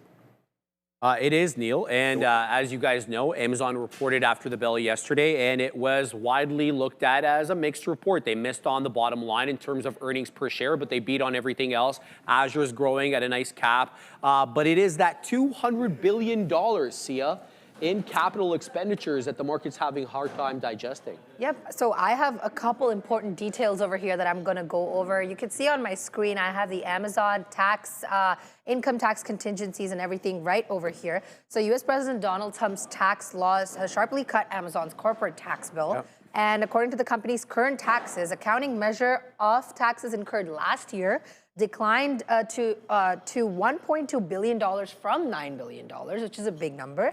According to, this on my screen here, which is a securities filing that was released today. Sure. And the law basically allowed companies to claim immediate deductions for certain capital investments rather than spreading those write-offs over the several years. And the second was that the new law reversed a piece of the Republican tax law that companies had been complaining about. And the old law basically required them to spread out deductions for research starting in the year of 2022. Okay. So the new law permits companies immediate deductions for new domestic research and also lets companies accelerate previously delayed deductions. So for accounting purposes, Amazon's global effective tax rate has actually gone up in the year 2025, increasing to 19.6% from 13.5% in 2024. And that part obviously is because the company's research tax credits declined while their profits took off. That's great information, guys. I have to intervene here. There is a Netflix headline. The Justice Department casts a wide net on Netflix's business practices in the merger probe. This is being reported by the Wall Street Journal. Netflix is reacting positively to this, moving up into 82. So here's the article. The Justice Department is investigating whether Netflix has engaged in anti-competitive practices as it probes the streaming giant's proposed acquisition of WBD and HBO Max streaming, according to a civil subpoena viewed by the Journal. Questioning how Netflix competes with rivals suggests the department is looking at whether it planned a Warner deal could entrench its market power or lead to monopoly in the future. The U.S. law gives enforcers broad powers to oppose mergers that could lead to a monopoly. Netflix, guys, in focus. So you'd think that would be a short. Like honestly, like I don't know. Them taking over Warner Brothers, like that's going to lead them to monopoly. Like, No, come on, there's so much content out there right now. YouTube. We talked about YouTube. I mean, not only that, there's so many more streaming options. Like Apple's putting out their own content, Amazon's putting out their own content, right? So I think it's capped. But to Sharif's point, I mean, you have no idea what the you don't FCC or DOJ or whoever's going to look into this wants to do there. And who knows? I don't think it's politically motivated or anything. It's just, this is just what they do. Yeah. Lawyers and everybody agencies got to get paid. You know what I mean? So I want to fade WBD on that news, but I don't know why Netflix is going up on that news there, but I mean, it looks like it spiked. I think it's a downside play for Netflix. Like, forget about the whole Warner Brothers acquisition. That was the initial move. It dropped $1 on the initial. Yeah, but then I mean, I don't know if there's ever any. Maybe I don't know if there's any prints down there, like serious ones. But downside move there. I think this will be a red move for Netflix. So if you're long Netflix now, just think about potentially exiting it and letting the dust settle on that. But that's just news that just came through. So we'll have to wait to see how that is digested here one more time. NFLX getting, I guess, that probe. All kidding aside, you don't ever really want to get probed too much. But there it is. I mean, depends on what it is, I guess. $200 basement there. We had Amazon written down today on the note of stickiness called the sticky note right there. So let's go over here and we'll just get that figured out. Here's Amazon. We had it early. Here's the note that we had out. We had Amazon 200. We said key level here. Let's have some patience and wait to see where that fills out. Well, it came out real quick. Off the open, right? To the point where I wasn't even sure if I was going to take it. But we did. We had a little bit of a lower bid. Our best fill is $200.50. And then it just blasted through. And then we take advantage of this little dip down, right? Came back in. We were actually, I saw that. That's an interesting one. I went over to Apple and I didn't see movement on it. So I don't know. I know Apple's right now working on a CarPlay for Tesla as well. So that's something cool. They don't have that right now. But right back into 205.50 there. So almost the same kind of a trade. Let it settle down, bring it into VWAP, and then rip that to the high side. We're now $1.50 in on this name. And we just put this on right when we went live. So you heard me talking about this. We put it on. If you followed me, it's $1.70 now in the money. And I'm going to take another piece out right now because why not? We're long at 205.85. There it is. We get that 207.50. It's another big trade, man. We've taken about $7 or $8 out of Amazon today, and it's been a good one. Normally I don't trade these names day one, but Google was so good yesterday. I wanted to go over to Amazon today, and it's been printing out. So here goes Amazon, nice upside play. Yeah, nice on Amazon. Too slow on WBD. It felt like that's a short on WBD. It was just when you're listening to the news, it just dropped a point. I'm going to try and catch this on the flip side, bounce, or whatever you want to call it. So I'm looking for the fade back in on Warner Brothers if we get a chance at it. The only strike against Amazon, some people were saying one of the questions was, we got in the chat is why wasn't Amazon doing what the market is doing? I would simply say this Amazon just reported and has a massive gap to be filled here. So it's a little bit different in that it's day one after earnings. So as impressive as the rest of the market has been, you do also have to keep in mind that if you're comparing Amazon's quarter to Alphabet's, it's not like it's going to stack up. So I don't think you could expect Amazon to have been as good off the lows as Alphabet was. Because when you're comparing the apples to apples, ultimately, it just didn't stack up against that quarter. So good, just not necessarily as good as Google, which is still absolutely fine. Disco 22, did I buy Amazon today? No. The only play, look, my dip, I'm not gonna lie, like my dip buy that I had in my personal account, I recently bought IBM. I was kind of thinking Bitcoin would be a weekend thing, so I was gonna look to pick some of that up if there was like a dip down. And then I had a dip buy in ARM because if you heard us do the aftermarket show on ARM's earnings, I was like, oh, this should head lower. And I had a bid in the 80s for the next day, and then I just watched ARM go up like 20-something% in the last 2 days, and I didn't get to stick with it. But Amazon was not on my plan to look for a dip buy on my personal account until at least the second or third day, because the last time I bought off earnings, or when we bounced VWAP here, it was actually back here in August, it was earnings day, second day, third day. Third day, you could buy the close. Fourth day, you could buy the open and still get the same price. So I just felt like I could be patient about it. It looks like that might not end up playing out because you have a distinctly larger bounce than the last time it kind of dipped off earnings. But this is also a more extreme dip. Like the volatility on this dip here versus the one we have is different. So I would suspect that almost said tomorrow. On Monday, you could easily be back like $5, and that's nothing. And then we still have a shot on day 3 or day 4 of the $200 level. Should be one name to go, I believe. I think. Yep. We've got one more name to go. To Sia. Let's go find out. Yeah, Sharif had to take his leave, but I'm just going to go over the last stock for today. MU Micron, you can see on my screen right here, the stock. Analysts have expected NVIDIA to not place any HBM4 orders with Micron in the near future as of now. And the stock was slipping a bit, but currently Micron is up 2.4%. Also, the company's EVP and Chief Business Officer, Sumit Sadna, has also sold 10.7 million in stock. And the sale went through on the 2nd of February and consisted the sale of 24,950 shares, prices ranging from 429 to 431.76 per share. Micron, guys, back to you. Well, the bounce is, well, it's better here than in some places, although the mission is not complete for Micron. Unfortunately, like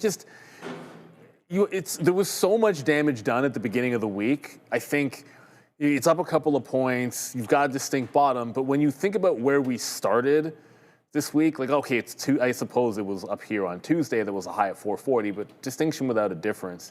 Because we started a little bit bullish, and we completely fell apart. We're not even halfway. We're not even back at support from Tuesday. So you're closing in the gap. But I almost think like this looks a little head and shoulders-y. Probably not even. It just sounded weird. That is a term.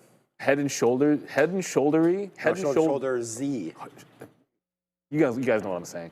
I don't know how that's supposed to be said, but it Friday yet? Or? It's definitely a Friday. Okay, good. No, so even if we pop a little bit higher, this 420 looks like it would be a resistance. I just feel like there's a lot of names that I'm not completely convinced don't have a little bit more room to go. And Micron hasn't even reported yet. Like, we've gotten Western Digital and we got SanDisk. Those two kind of linked at the hip, reporting on the same night. But we still have to wait for Micron. So I'm not completely convinced that this one is A-OK after this recent dip. A little further would make some sense to me. And that 420 as resistance next week, I think lines up.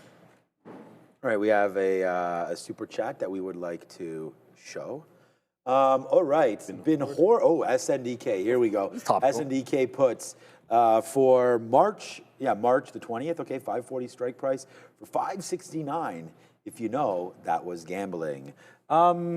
Okay, I think anytime you're playing options, obviously it's going to be a certain aspect of gambling because they can expire flat and out of the money or whatever, but looks like you're giving yourself some time here. So if I'm just going to look at a chart of SMDK here and just try to think about what your strike prices are, 540, yeah, I mean, that's basically where we were earlier today, or I guess not today, yesterday, down here at that 560, 540 area.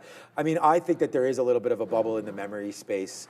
So I think that there is a chance that SNDK does lose a little bit of its oomph. So yeah, I don't mind. How could they only cost $5.69? That doesn't seem like that's I think he corrected himself, 55.69. Okay. That makes more sense. Ooh. Yeah, he corrected. I was going to say, man, sign me up. I'm like, that doesn't make any sense. That seems very reasonable. There's no chance it'll be $5. Yeah. So, but anyways, yeah, I think you're right on there. But again, if you guys are trading options, so in order if that was $56 and the strike price is 540, you're going to need to be at 480 or so, right, in order for that to start finally, getting some money out of that. So I think you're at the right spot there. 480 is that little shelf. And if we do lose that, then we could potentially be going into this 410 area. So yeah, man, there it is. I don't know if it's David's, what he used to say is gambling trade of the day or whatever. But yeah, an options play. It used to be. It might be safer with Micron. I don't know. I thought it was David's stupid idea. Then you've gotten away from that one. I always thought that was kind of funny. When you're making the game shares, play. But yeah, I see what you're saying there, Mark. Shares can expire worthless, but of course. Not really.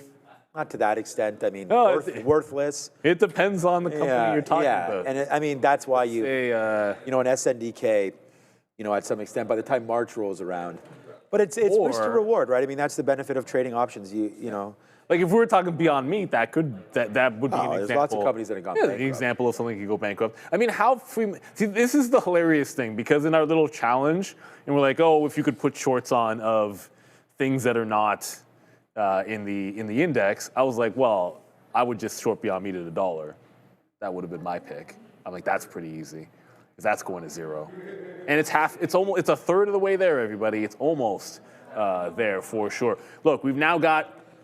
Oh, it's already 2:45. Yeah. Wow. Well, we've made more progress toward Power Hour than that cabinet has to getting completed.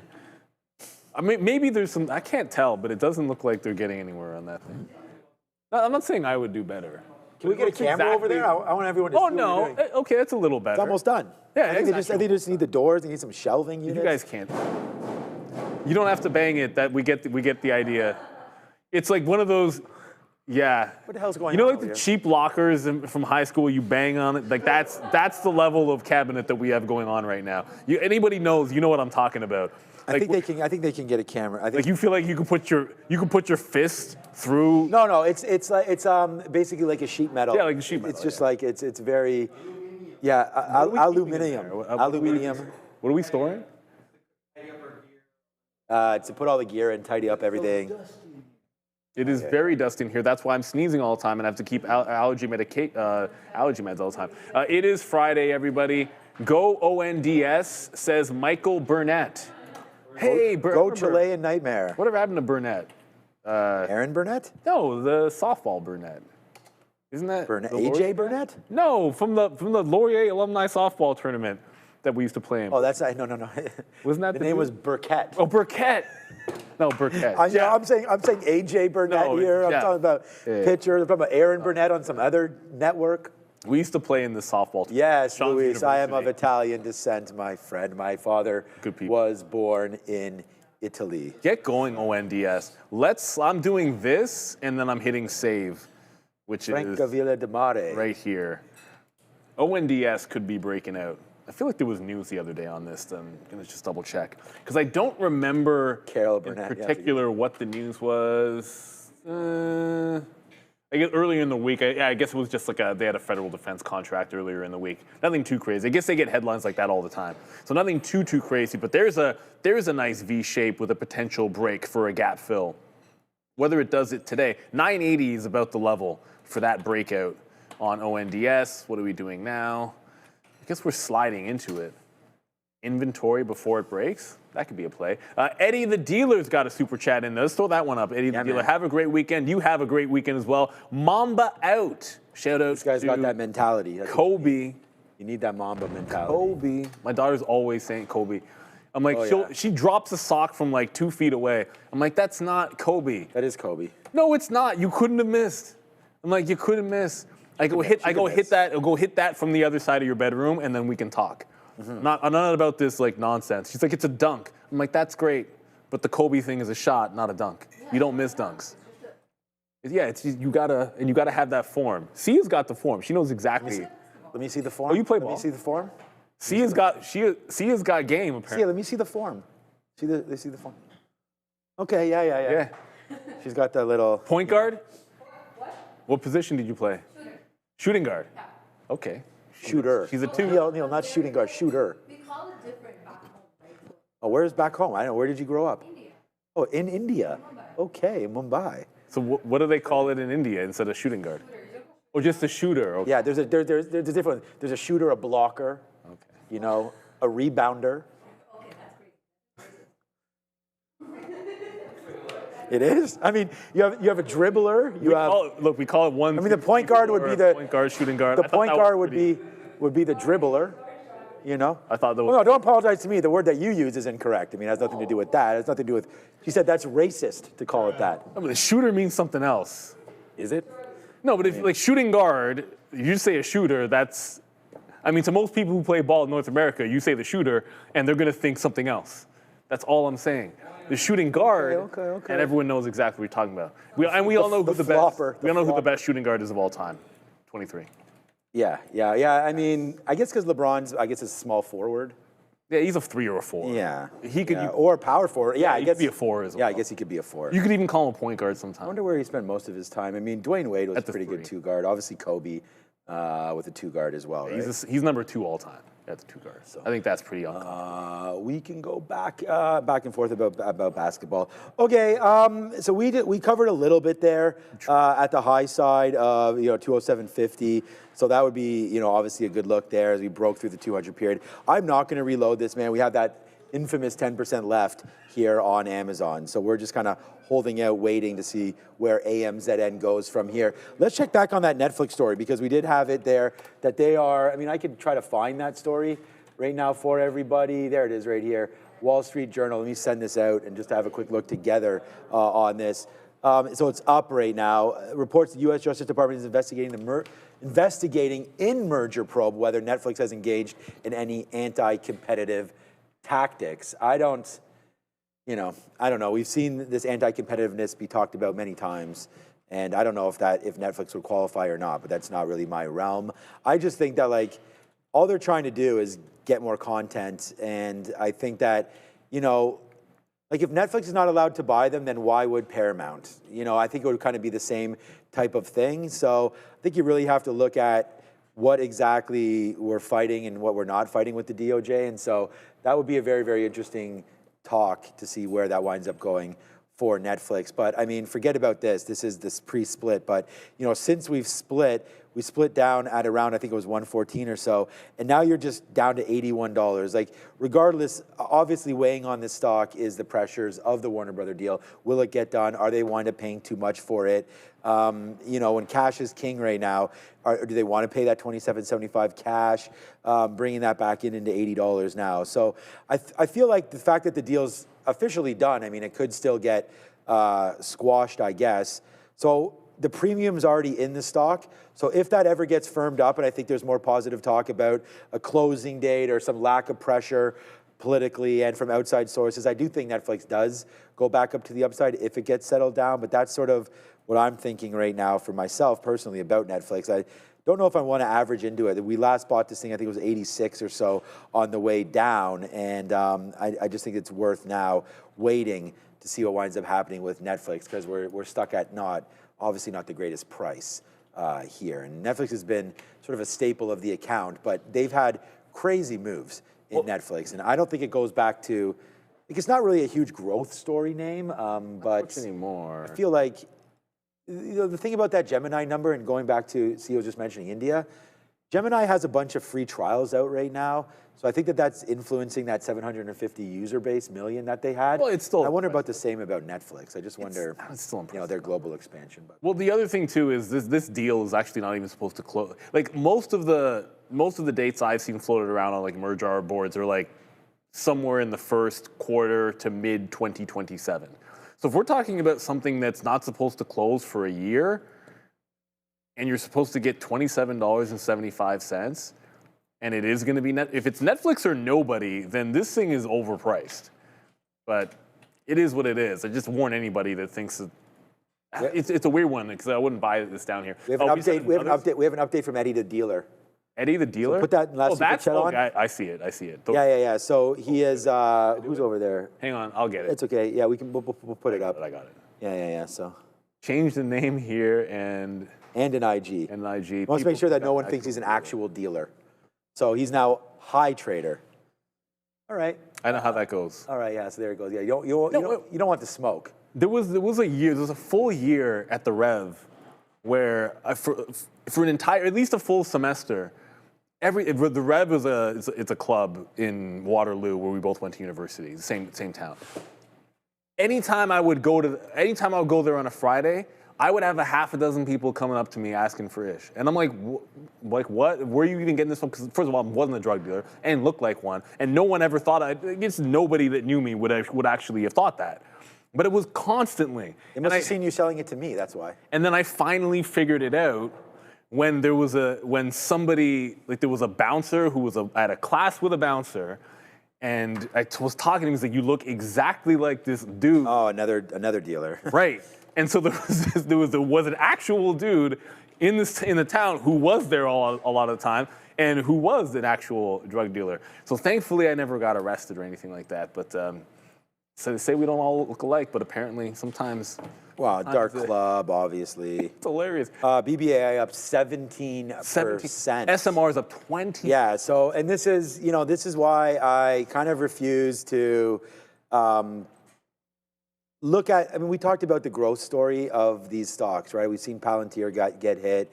We saw Big Bear AI get hit, and this is not to celebrate, man. I mean, you're still like I'm long at 420, and I did not buy on this most recent dip down. Once we violated sort of that, here, I'm using zoom back out so you can see, like, this was the 200 period, and it's just been so good since last year at this time.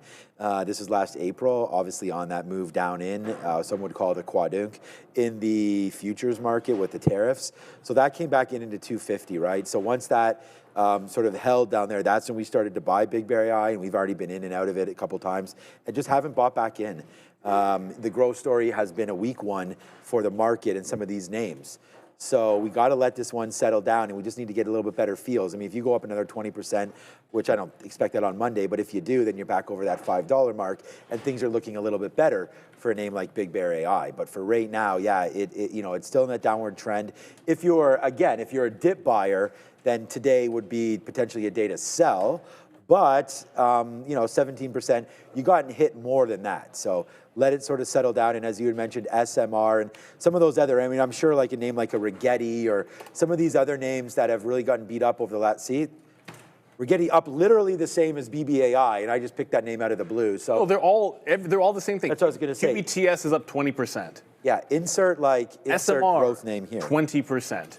Like they're all basically getting the same. Let me guess, Robinhood rally. is probably up Hood's 20%. probably probably like 10. Yeah, 13. But I think at one point it was up to $84. Like, SoFi better be up 10%. 15, 16%. SoFi I don't think is up as much. No. 7%. Yeah, what the hell's going on with SoFi right now? Nice little drop down right here for SoFi. Oh, it's at VWAP. Okay, that's not horrible. We did That's a fail. Yeah, we did get some more out here. I'm not going to let this go below where I'm in. Okay, you know what? I kind of like this name off of VWAP here, Amazon, so I'm going to take that back. I'm going to let Amazon figure itself out here at 205. My stop was always a break of this 205 area, so let's put a bid down at like 205.25. If we fall in there, we'll take a couple more shares, but nothing else until then. I have less than 5% left of this position. So most of the clear outs, and I know I take too many outs, but at the end of the day, it's all about share sizing. And when we get into this 200 period, I just start taking it out. These are responsible outs to me. It's not like they're not calculated. They're just out here. These ones, we started to dip down. We had that aggressive move, so we took some out at the 50 period. Then we get right back into the 200 period again. Then we get right back into this area and we take some out. So, sometimes I can criticize myself or whatever for having too many outs. But I think here, this is probably right, and now let's just wait to see if we're able to get reloaded, even lower than where we're long.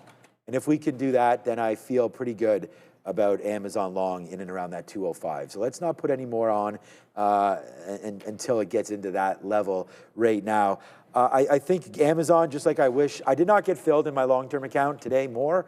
I did put a bid around that 198 level. I talked about that earlier today. For myself, specifically speaking here, I think Amazon on a move down of 8%.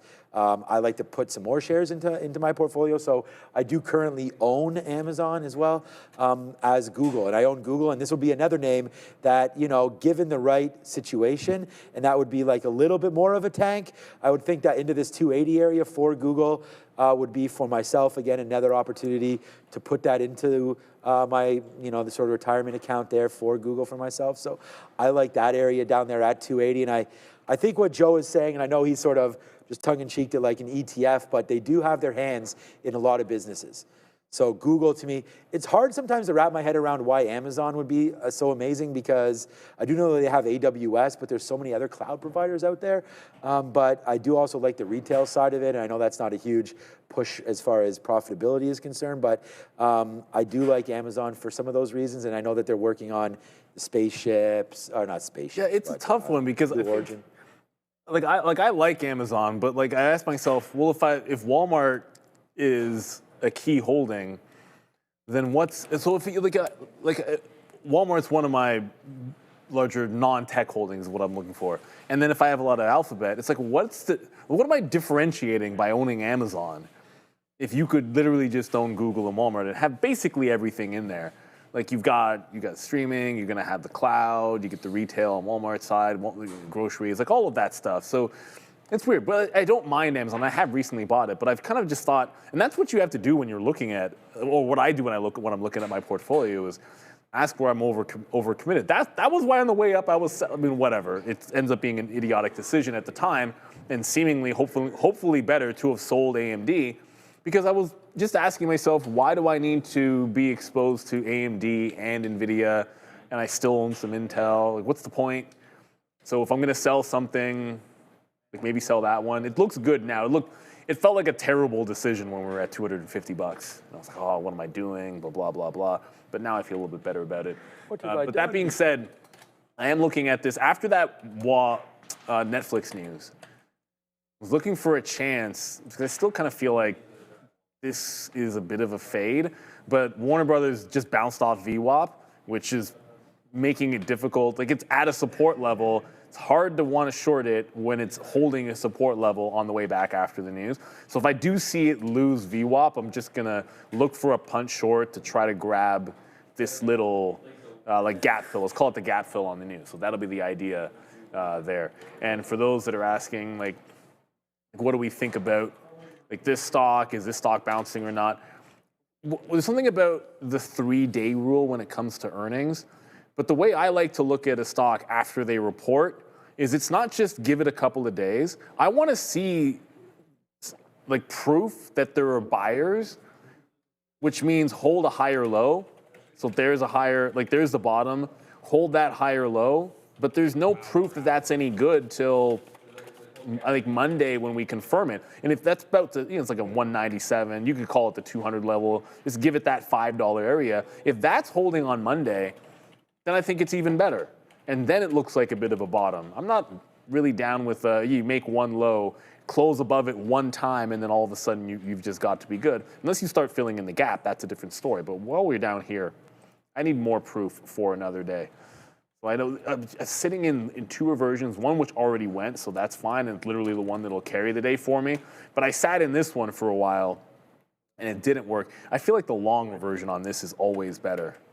So like this, by the way, like this is an example of usually when these are going sideways, I'd be like, yeah, I'm not going to tell you. If I'm just sitting in range bound trading these puppies, it's just a buyout. But when they actually start moving, then it's a different trade. It just turns into a regular momentum trade. And so the last couple of days after EA reported, it turned into a potential momentum trade.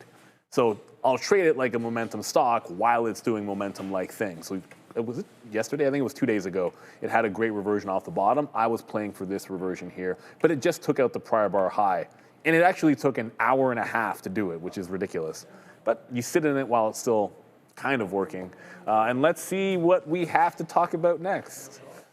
We have to talk about savvy Canadian traders who are looking to boost their exposure can now tap into the NASDAQ 100 and the S&P 500 with Beta Pro 3x daily levered ETFs. This is featuring built-in FX hedging. This aims to amplify short-term market moves while minimizing the impact of currency swings. Whether you're feeling bullish or bearish, these ETFs are built for active day traders ready to take on the market. Read the full risk disclosure in the prospectus at betapro.ca before investing. So yeah, just like, triple lever names, things like that. Just make sure you watch out for the decay. Read the prospectus there to find out more and more.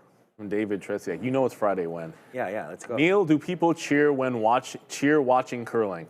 So here's what I would say. Absolutely, in my experience, you better believe they do. Like 100%, 100p. Like the whole idea, it's one of those like, you grab a beer, because most of the rings still have like a bar overhead. I mean, it's only about the social aspect. That's literally like I coach curling. I've gone to I went to my local curling. Some neighbors of mine, they go to they have a curling club and they go there and they have a beer and pizza night. So I was just at one and curled for the first time in my life. First, all I will say is this: like when you've been doing, it's harder than you think. Way harder. It's much harder than you think. And it's the beer after is just great because like you're sore and you're kind of cold and you just want like the beer and pizza was fantastic. People go nuts, man. Like I hit like one semi-good shot and I was just like, I don't know, is this good? And they're like, yeah, look, that was a great shot. And I'm like, okay, I wasn't even sure, but like if you said it's great, then I start cheering. But you just don't want to get too exuberant because then you'll fall on your ass. Yeah. Because I'm not very good on the ice. So I was very careful with how much I was celebrating. You weren't even wearing a helmet, were you?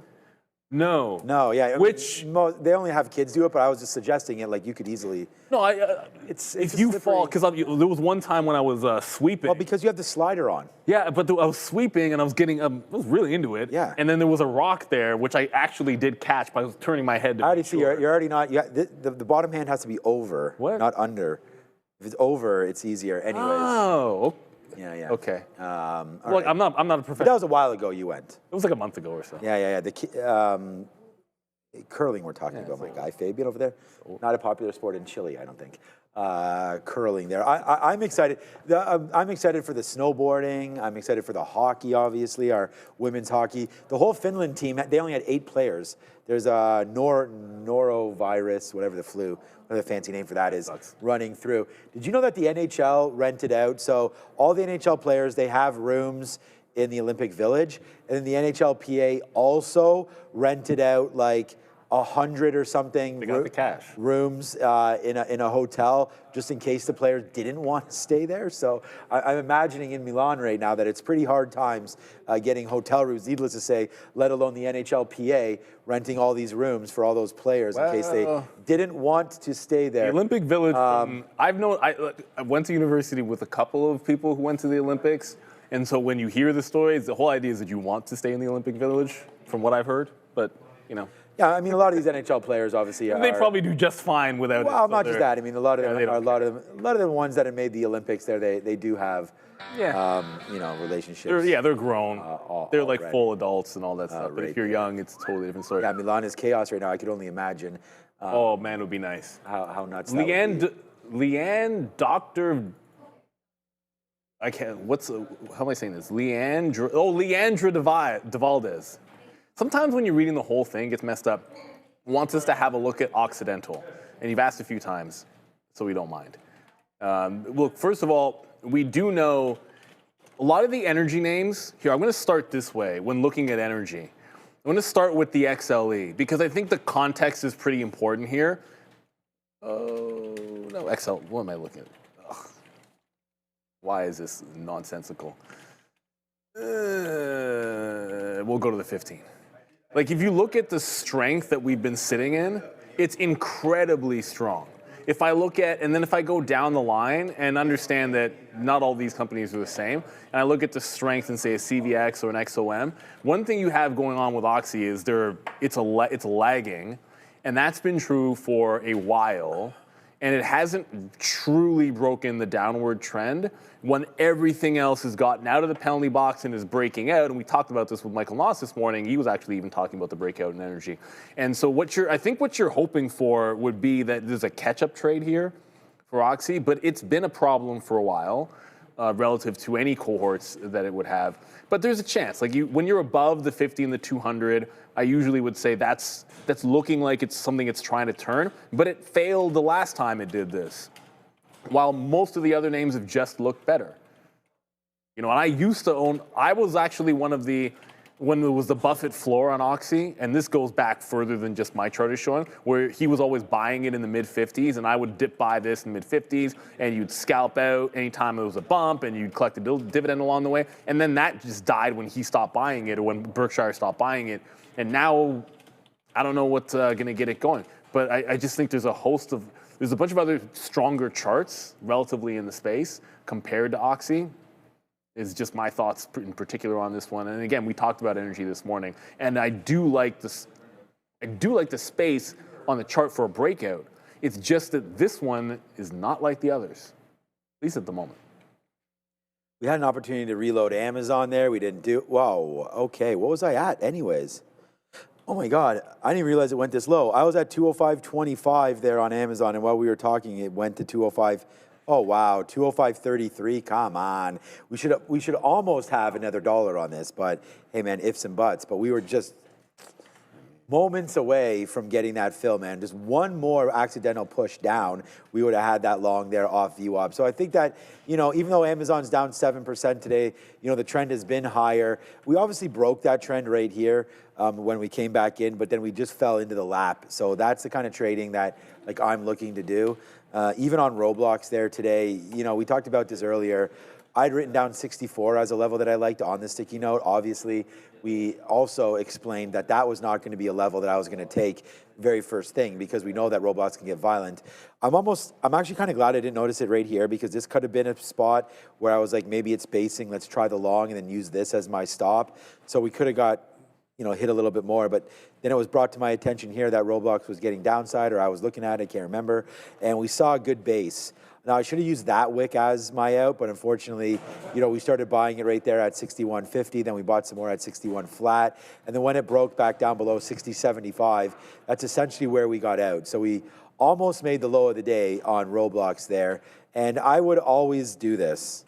So this is not for me, there's some trades where you sit in them and you wonder why, but this one was an easy one. I wasn't willing to let this one go because then I lose all my Amazon profits and everything. I could have given it that little wick there, so maybe next time especially on an earnings name. Maybe we could play those wicks, but see, it didn't come with any volume. So I was just like, why lose another 50 cents? So we didn't do that, and we got out. And unfortunately, I tried to punch back in, but the move was violent to the upside, so it did not give me that opportunity to get back in. So unfortunately, Roblox is not going to be the stock that I was hoping it would be today, but we did have that bid, and we had just missed it. So that's that. There's some talk here about JP Morgan, and you know, this has been a staple sort of my account for a minute. We didn't buy any on that most recent dip down, but wow, what a stock this name has been here today. There's this gap up right to start the day. Like, I'm not even sure why that happened, but there goes, where's Adara? She's back there. Hi, how's it going, by the way? I'm really like tired all of a sudden. I feel like the salmon did not fill me. I feel like a weak dying trout. How are you, Sean? A weak dying trout. At least, I mean, it's better than like, I'm happy. I don't want to. Oh no, because we had salmon, then you went to trout. So I mean, that's okay. I don't want to bother you. I don't want to bother you, Oh, but you're I not just bothering me. You said something. JP Morgan. I just wanted to see because this was a pretty violent move on JP Morgan. Give me a second here. Okay, I'll okay. do it live for y'all. Oh, doing it live. We can do it live. Doing it live. Okay. JPM. Do we have news? Well, this almost feels like an upgrade maybe because it went from 313 immediately. Oh, I know why. It's actually not an upgrade. So at 8:20 a.m., Bloomberg reports that JPM and Goldman bankers see bonus pools rise at least 10%. So bonuses for their workers, that's all it is. Again, that was pre-market. I will check social media and get back to you all, but for now I will disappear.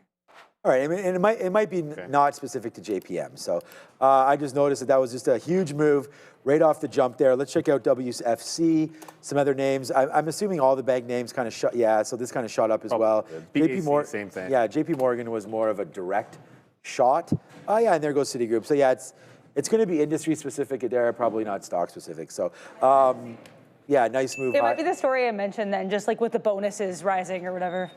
Yeah. Speaking about someone that deserves a bonus, how about Adara getting that at some point? Okay, so we'll get out some more rate. Oops, I guess I didn't get filled. I put an offer rate here at the 50 period and did not get filled and thought I did. So let me get back over there to Amazon. Let's just take a fill. Okay, there it is. We'll take a 60 fill. So we'll offer 60s, take it. It goes basically from VWAP right back. It's already 311. From VWAP right back in, hits VWAP, out at the 50 period moving average. Amazon right now, $1 off VWAP, trying to see where we go from here on that one. So thank you, Master, there. Sometimes I can be funny and sometimes not. But there it goes, upside for Amazon. Kraft Heinz. I like John that. Baker, how about KHC for a catch-up trade? Everyone's in a bottom-picking mood. See, but you know what's interesting is, well, the things that are making the good run today are the ones that had the snap bottom that are risk type of assets, right? Like, I think that's where we're looking for the turnaround. Or the example we were just talking about with Oxy, where the entire space is breaking out and it's trying to go as well. So what would be the catalyst for Kraft Heinz to break this trend? And that's a legitimate question, because I actually don't know. So my answer is, I don't know. Has it been over the 50 before? Yeah, like once, two, like a bunch of times. It's been over the 50 period. Has it been over the 200? Not since last year. Check that. Not since 2024. So it's been well over a year since it's been over the 200 period moving average. Yeah, I don't know what gets this going. Sometimes there are companies that are good going concerns, and there's probably a value play to be had, but then there's something called a value trap as well. So I really don't know what gets Kraft Heinz going. And sometimes you have an opinion, sometimes something looks interesting, and other times I'm just staying away from it because I don't know what I would do with this thing, even if I had it. And unfortunately, you can see the trend speaks for itself on KHC for sure. Outlawed trader Warren Buffett to come back and save them. Maybe. Yeah. Oh, yeah, that's what it was. No, but that was the whole, but then they had the whole, didn't he somewhat engineer part of the reason why they had troubles in the first place? Oh, I don't know the whole story with that. I mean, I know that there's obviously. And plus, he's out now anyway. So like any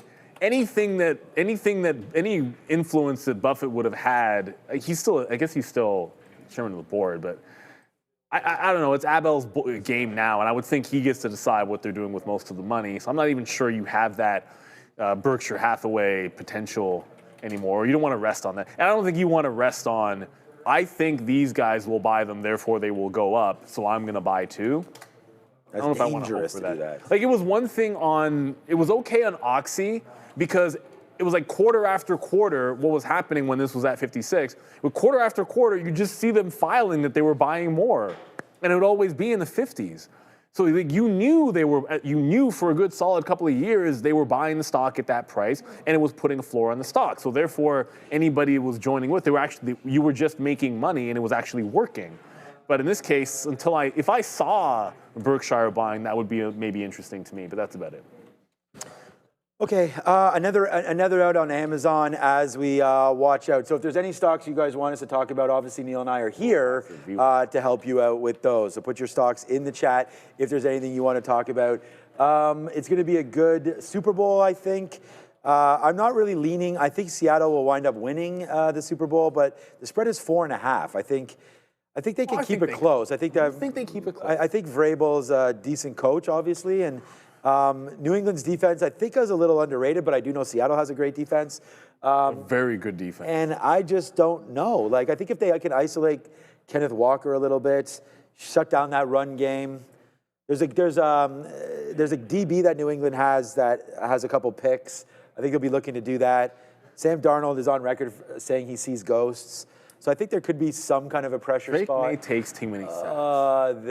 Was that? Drake May takes too many sacks. I mean, he's apt to. He always wants to scramble. I'm just concerned they're not going to be able to protect him. He'll be under so much heat. I think it's going to be a game of turnover. Like, if there's a big turnover, that could. I mean, the spread's only 4.5, right? So yeah, I kind of like Seattle to get the ball out of May's hands at some point in the game. Yeah. I'm talking without. There could be a pick without six. a pick. I'm thinking. Yeah. It's fumble sack. I'm thinking you're going to force like a sack fumble is the way I would go for a May turnover. Can we put that? Oh yes, Amazon. Let's go. Amazon just lifted $1 upside right there. Amazon giving us the good feels right now in this market. So there goes Amazon. Look at that, guys. VWAP, and we missed it by 8 cents, but VWAP right there, back to the upside, right back up. So again, like, I get criticized for taking too many outs sometimes, but these ones, 50 period, halfway, 200 period. Awesome. That's exactly as we want it to be labeled out there. So, hey, why don't we get a chat going? Why don't we just put New England or Seattle so we can see what our chat is thinking here. It's Super Bowl Sunday at 6:15 p.m. Like 70%. I'm going to see if we have an opportunity for the wife to make some chili. And I'm going to be in charge of the wings. All right, but we'll do some chili there. The kids loving nachos, so I think we can do some nacho action there. Aaron's about chicken. Chicken wings, maybe some nachos. My wife makes chili with pumpkin puree. So the pumpkin puree is sort of the secret sauce into there. That's a nice opportunity. So if you guys want to try that, go look up some recipes for chili this weekend. And especially around here, it's snowing right now in Toronto. Maybe it stopped, but it was snowing this morning. And I was walking around a little bit outside there, and it was not the greatest weather, but I think not too bad. We're supposed to get to minus a lot this weekend right here. So I'm just going to go, just because this is just straight who will win, I'm going to go Seahawks, but I do think that they're... I could have put... And I know... No, don't put the spread. It's better just this way. Okay. Seahawks or Pats. I think it's going to be a little closer than maybe the odds say. Right now, it's about 3-1 money line on it's going to be 70% Seahawks. Seattle. Yeah, so if it is 70%, that would match with Vegas. Well, that's what I'm like. Vegas is undefeated. That's the whole thing. They're gonna screw like. Trust me, like our viewers aren't going to be different by that much. I would think because we're probably a good representation of the demographic. Of course, it's exactly. I also want to know, like, how many people. There's a lot of people that don't even watch the Super Bowl, and I know this year it's going to be. I know President Trump's not going to watch it. We've heard those reasons why he doesn't support Bad Bunny. Oh, he's holding a watch party though. Oh, yeah, I know he's holding a watch party, but you know who's the halftime? You know who the halftime performer is at the Mar-a-Lago feed that they're going to be watching? Kid Rock. Yes, you're right, Kid Rock. So Kid Rock or Bad Bunny? For me, it would be Kid Rock because I don't know one Bad Bunny song. But that'd be nuts. I'm just saying he will not be there. So I just like it when it's legends. I want someone that's legendary for. Well, I mean, Bad Bunny. I think in the Spanish. Yeah, I think he's pretty hot fire, isn't he, Adara? Like Bad Bunny has a huge following. No, he's good. I mean, I understand some Spanish. I definitely don't speak much, but like he has good music. The reason I actually chimed in that was because apparently people in Polymarket are betting on what song he's going to do first. Or rather, Yeah, what song you right. won't do first. Yeah, you can and what's crazy is apparently someone has put a huge bet on this, and they mostly trade like Polymarket apparently for military strikes, and they're very good at that. So people are like, is this dude gonna win money? Either way, it's wild that Polymarket now has us betting on like what won't happen. It's kind of interesting. Oh no, yeah. I remember even last year, like it was like, will Kendrick Lamar do this song, and which song will he do first, and will he look in the camera and. How many times do he play Not Like Us? Yeah, exactly. Like, how many times will that happen? And will he come out in women's jeans? Yeah, stuff like that. So, Bad Bunny apparently ready to go, and that should be a lot of fun. So, get ready for that. The Super Bowl party is now on. I had to refuse my invitation to Mar-a-Lago, right? I mean, planes and everything. Okay, the Pats better hope they win. Hey, Brendan, we see Brendan in the view there. Hey, Brendan, how's it going? I really like that blue sweater that Brendan's got right there. It's like a North Carolina. Okay. Pats, because if they come back to Foxborough in tears, they ain't going to find this guy again. Oh, wait a minute. The paper towel guy. You guys keep changing your name in the chat. Frederick Vaughn. It's hard to keep up. Frederick with Vaughn regular Yummy viewers. Pants? You just What is keep going on changing here? your name. Frederick Vaughn Yummy Pants. I don't want to know. Don't explain that name because I don't think we want to know. But look, we appreciate the super chat for sure, and we know you're in the paper towel market. In the cheese dispensary business, which I think is a fantastic idea. So good luck with that. Mac is also saying go Hawks. But also, if we throw this one up, I'll just do it myself. We've got also NNE, which I'm going to make a bold prediction. NNE is up 20%. Let's just check it out. Only 12. Okay, see, that's not good. Because everyone else is up 20 today, not 11 or 12. So unfortunately, this might be the only nuclear name or runner that is not up 20%. I agree with you on the Go Hawks. I'm a Big Ten guy and a Michigan State fan, so Kenneth Walker is like my favorite running back in the league right now, for obvious reasons, because he was at Michigan State. But NNE, that's not. Why is it not as strong as some of the other ones? That's what I would like to know, because SMR is having a much better day. How was Oklo or Oklo doing? Yeah, Oklo's having. No, but this is 15%. So NNE, it's good, but this is the kind of day where you want to ask yourself, what's the relative strength? Like if everything in a space is up, well, what's the one that's lagging? Because SMR is crushing it, Oklo's doing a little bit better, and NNE's just kind of down here, hasn't broken past 30. Like in context, this is you know what? In fairness, SMR is up more because it went down more, so it's not even that much better. Because that would be it's Wednesday, so the Wednesday high. That's the way to look at it. It's at the Wednesday's open, at that top, and then NNE is also at Wednesday's open. So you know what? In this particular case, 12% is the same as 20% because they both recovered that move back into Wednesday morning. So yeah, it's just I think when you have that kind of uniform bounce, you almost can't read too much into it because everything made the same bounce. And we're right back to Wednesday levels. I want to know about the names that are breaking out above here, or the ones that haven't broken back. Like the ones that are doing the same as everything else, you tend not to get too much information out of them. Yeah, we just lost the board again. We apologize for that. The trade board is getting worked on at the bottom. I still am in Amazon, but I'm waiting for 210 or bust now. So forget it. We're just going to wait for that. We've gotten out of enough of these shares, so we're just going to wait for 210 now. Hopefully we'll have one more out, and that's that. I put my order literally at 210. So, if it gets back up to this area, fine. If it's already 323, so we do have those imbalances. I'm not sure there's going to be anything there at all from the imbalances tonight. We can look to see if there is. It is today than it was expected. I was going to say it's Friday in a pretty volatile week. We didn't look at today much this afternoon anyways, and I'm not sure about the midday, but silver. I know Joe's trading that as well as you were trading some today, I think. And, just looking here, on the 1 minute chart for SLV today, obviously looks like it was pretty choppy there off the open. We had a nice move down in so the first 10 minutes or so gave us that dip buy opportunity into the 200 and into VWAP, and then we kind of held VWAP again right there. And this is what I'm trying to learn about these different names, right? I mean, just because you look at VWAP and you use it on Roblox or gold, insert name, it doesn't matter. You really got to study, if different especially something like a silver or like the futures or something, an ETF-based type thing. Will it even hold VWAP? Does it matter? And you know, for silver today, held. And you got to give it a little bit of room, because if you're a VWAP trader there and it's 68.50, it does go down and almost threatens to break 68. So there's little things like that that I feel like I have to get better at, is making sure that, you know, we hold the line on certain things and not on others, right? So a good example of that was Roblox. You're always going to have these little downticks like that. So definitely protect your neck with stop orders, but sometimes you will suffer the fate of this, where, you know, you do have a stop order in and it gets triggered and then this happens.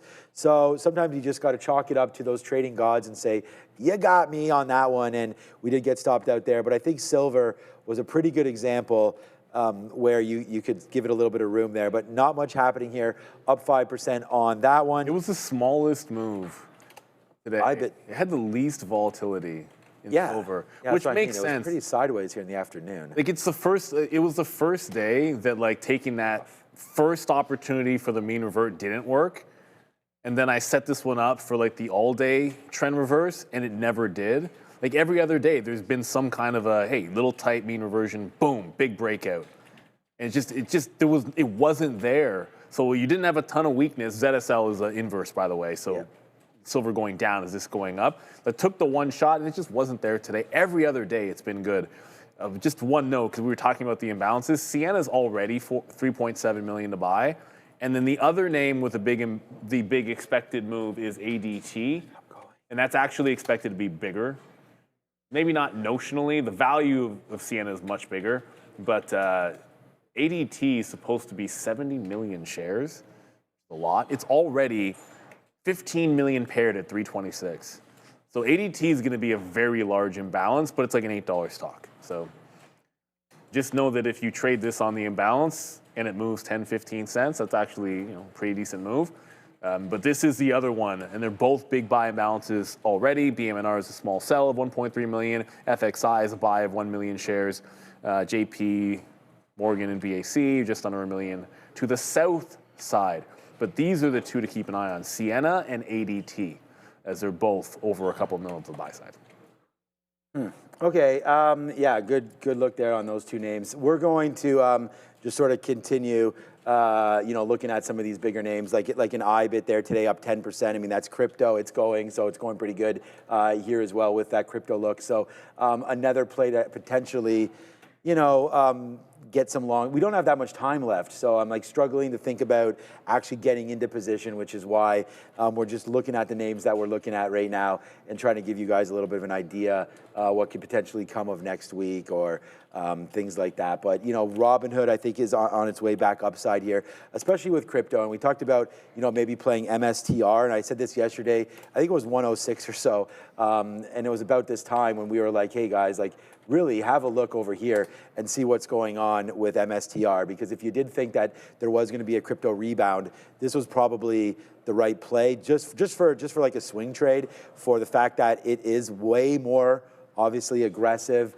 almost like a levered ETF against BTC. So if you did think that there was a rebound, obviously there's some safety in playing Bitcoin as opposed to MSTR, but this could have been one of those plays that we look at.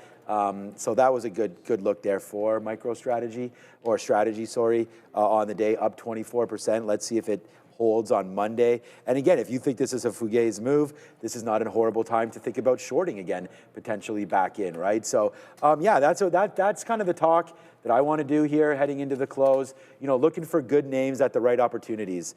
So right now, MSTR, nice upside swing. It's really held this 200 period moving average. So with only 20 minutes left until imbalances, there could be something to be said about an MSTR dip buy into 132. So something to look at right there. But yeah, it's been nasty on the way down, that's for sure. But that means it should be better on the way up, if there is a way up. The biggest bounces are always in bear markets. Well, yeah, look SMR, Big Bear AI. Like, some of these names are up 20% today. Think about it. It's always simple math. The further something goes down, then it does, right? Like, think of it. The simple math is this: something goes from $10 to $1. I'll just use the Beyond Meat type of example. Right? Like it drops like 80, 90%. That's as extreme as it's going to get. It only has to go back $1 for a double up because of how far it's fallen. So like that's the appeal of why people always want to catch a bottom on something, because the whole idea is that you don't have to bounce as much. But it's a double-edged sword, because oftentimes, at least people being in things that aren't very good, Oh, you know what? like DVLT, which is up 31%, and challenging. I told Sharif this morning, I was like, I know this one's not $1. I know it's not $1, but it has something going on with it. Because I used to trade penny stocks when I first started, and a lot of times when you'd get this accumulation over the 50-cent mark, the play was that it would try to get to $1, which that's where they always try to go. And this one was going in the pre-market. I'm like, well, if it just kind of gets over this hump, like you got this gap, and then you got this gap, but everyone has to have their rules. Like you don't like trading things that are sub-penny, then it's not for you. But if there's a non-zero chance it could get close enough to $1 for a fade this in the last 20 minutes, but it's pretty slim. I think this is a wait till Monday type of situation, because the last time it got to $1 is about as perfect as you could get for a fail break. Like it broke $1, went to 102, and then by the time it got closer to the open, it was already falling through the 90s. So it was just continuation short the whole way through. And that's what we mean about a stock being a habitual, we joke around and say habitual line stepper, but what we're really getting at is it has a history of pump and dump. And since this has been on the backside, any big parabolic move, well, that's one day and then a lot of dumping. In this, it did have this for 2 or 3 days in a row. So it is possible. Like it's done it before where it goes more than a couple of days in a row. But that $1 level looks like a brick wall to me. Might see that one on Monday. We'll see. Now I'm probably jinxing it and it's not going to get there. And we just went to 208.50 there. I'm going to put something up in the chat in a second. We just went to 208.50 there on Amazon. I would say if you do have a few shares and you are looking to exit your position before close, this is the 50-period moving average. This is the 25-period moving average. I could see this being an out if you are managing risk. So, watch out for that 207.50 possible break on that. This is what I actually wanted to show everybody. I'm going to send this selected. This is actually interesting. So last year, Hims had a Super Bowl commercial. All right, and then I didn't vet this, but I'm assuming Frank did. Yeah. And then it doubled in 19 days. Yeah, that's right. So let's all do a little bit of homework. It's not only your job to watch the Super Bowl, but also, have a quick look. If there's a stock on there or a name on there that maybe, gets a little bit of coverage, and from what I heard this morning, it's $10 million as of this morning for a 30-second spot. I think if you know somebody, look out for ours then. By the way. Yeah, I think if you know somebody, you have the connections like Joe has or something like that, you can get it for like $7 million or so. But right now, it's going to be an expensive look. Is it on CBS? I'm not sure. It's not Fox this year.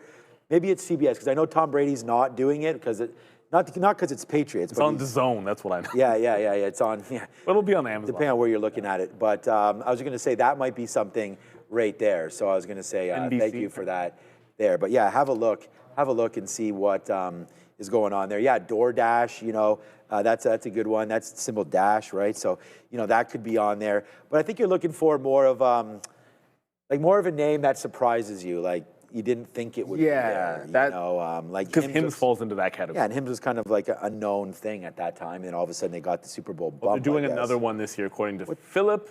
Oh yeah, okay. So Hims might be a look then, right? Maybe. So DoorDash is actually getting smoked right now. Like this is also breaking down. Where is it? So I don't know, man. You're gonna be flat bottom. Yeah. Yeah. I mean, it's just there's one spot there. I think it's not quite like 170. I just wanted to hit the button. I'm not gonna lie to you. What up, Adara? Sorry, I didn't mean to kick you off the screen there, Sean. I didn't. Too late. I apologize. Yeah, I mean, I'm here now. Just wanted to mention with DoorDash, I'm going to see if there's any news on this. I'm not seeing anything. But with DoorDash, just like fun fact, my friend worked there. She accidentally ended up on their corporate email chain. And they are, it's an interest. What I'll say is. Some insider trading over here. No, it's not insider trading. She, before I started, she already left the company. But I just want to say here with DASH, that like they do a lot of like trying to puff themselves up in their emails. Like they'll interpret negative stories as a positive for them. And again, she wasn't even supposed to be getting these emails, but like I did see them. So not insider trading because this is years ago, but interesting stuff. In their own internal emails, they're pumping themselves up. That's I know what's wrong with that. I don't mind that. I mean, it's a little try hard, but yeah. It's not. It's only okay if it's like legit. But if you're over the top, where it's like it's just coming off as fake, and then your internals, that's a little bit much. Tolai. Am I getting that right? SNDK, do you think it is a good idea to hold over the weekend? Like, we can't tell you what to do with your position or your trade. You should have a plan for your trade, right? So if your plan is like I'm in at X and I want to get out at Y, then a lot of time people are like, well, maybe you're asking because it's close to your stop or something along those lines, and you think there's extra risk over the weekend. I suppose that would be a fair thing. The volatility in this is huge. All from a technical standpoint, like what we were looking at was sort of this support. And it's well within the realm of SNDK to gap through 560, I suppose, because that's only 10% away. It's got a little bit of a head and shoulders look. Volatility is pretty big here. And again, I don't know what your position is. Maybe you're long way in the money, and who knows. But I would simply say that from a technical standpoint, the only price that worries me, because I'm going to be looking at this group, whether it's Micron or SNDK, and none of them have really broken too far away from the range they've been in the last couple of days. And if that floor goes, I think they're all in a little bit of trouble. And Micron doesn't report for another couple of weeks. I think they report at the end of the month. So that's the next shoe to drop. So you have some time there till we have to worry about the earnings that will probably move it because they've already reported. But yeah, I think you just have a support level at that 560 that's holding up. And I'd be concerned if it were to break. But that's just me looking at the chart. That's all we can ever do. Yep, exactly. There's really nothing. I mean, everybody, we appreciate all the questions about all of the names that you're looking for, and we can look at the chart and help you out as much as possible. Of course. Okay, so yeah, what goes up must come down, and we had names like SMR today, names like Rigetti that continue to climb higher. Different small cap runners. We had BBAI as well to the upside. Here's 18% back in. So if you were a buyer of SMR or anything over the last couple of days, here today we could see some sell action potentially into the close. I mean, do you want to hold your stuff over the weekend? I know there's been some geopolitical back and forth with Iran and things like that, and Ukraine, and I think there's getting to potentially be a close deal.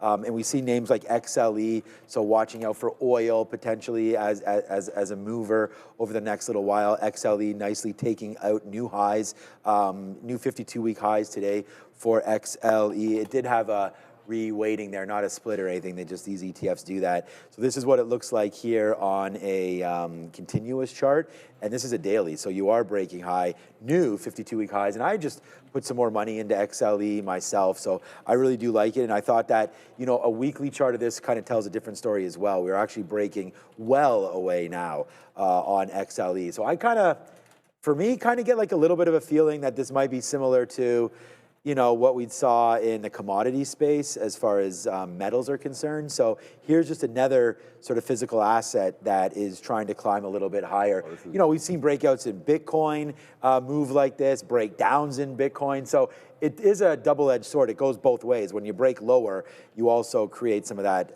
action as well. So XLE right now, upside for now. What's up? 3 super chats. ready. Nick Dubs, Neil, what is your read on HIMS? HIMS, my read was wrong this morning on HIMS. It was basically that I wanted short.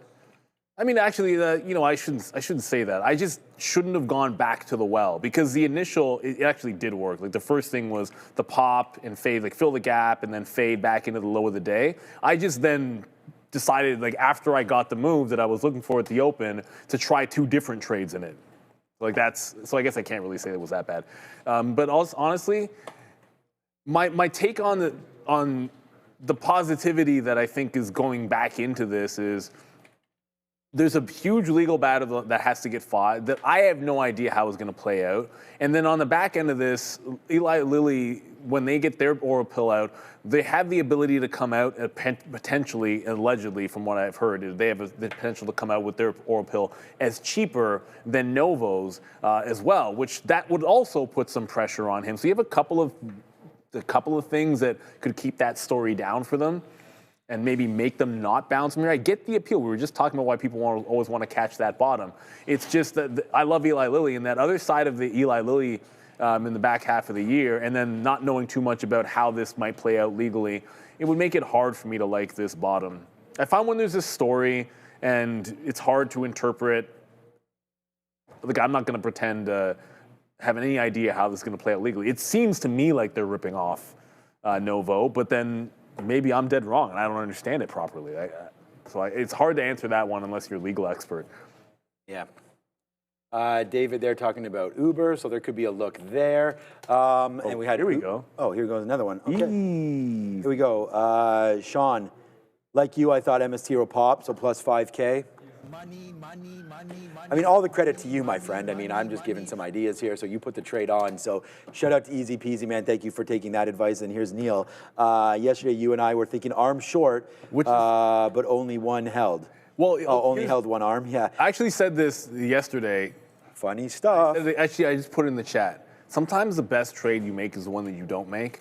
Because, like, yesterday, literally everything was working. And sometimes you get this weird, like, I don't think ARM should be up, so I'm going to short it. And I probably said it 10 times.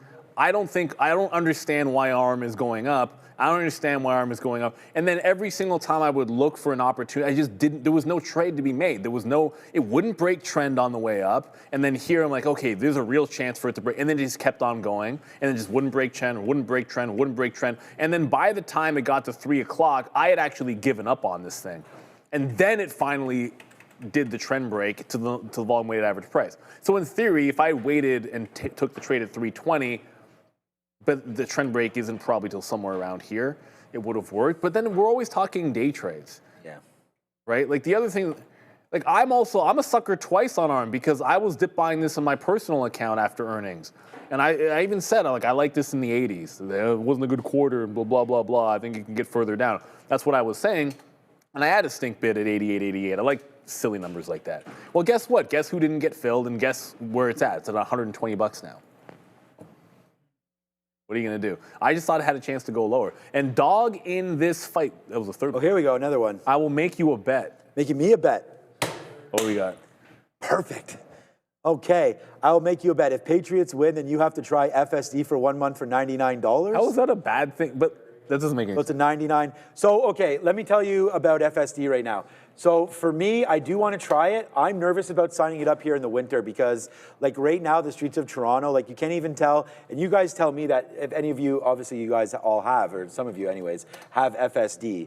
So my fear is like that it's not, like I can't even see the lanes right now. Like it's bad for the winter, but I am ready to go. Like you don't have to bet me. Like I really do think that FSD is going to be something. Yeah, like you're gonna do it. Yeah, I'm honestly waiting for the weather because I won't, like right now the roads aren't the greatest and I'm not even sure I'll trust FSD, but if anybody's in the Northeast, which I'm sure I could just look this up, I'm sure FSD is fine in bad weather.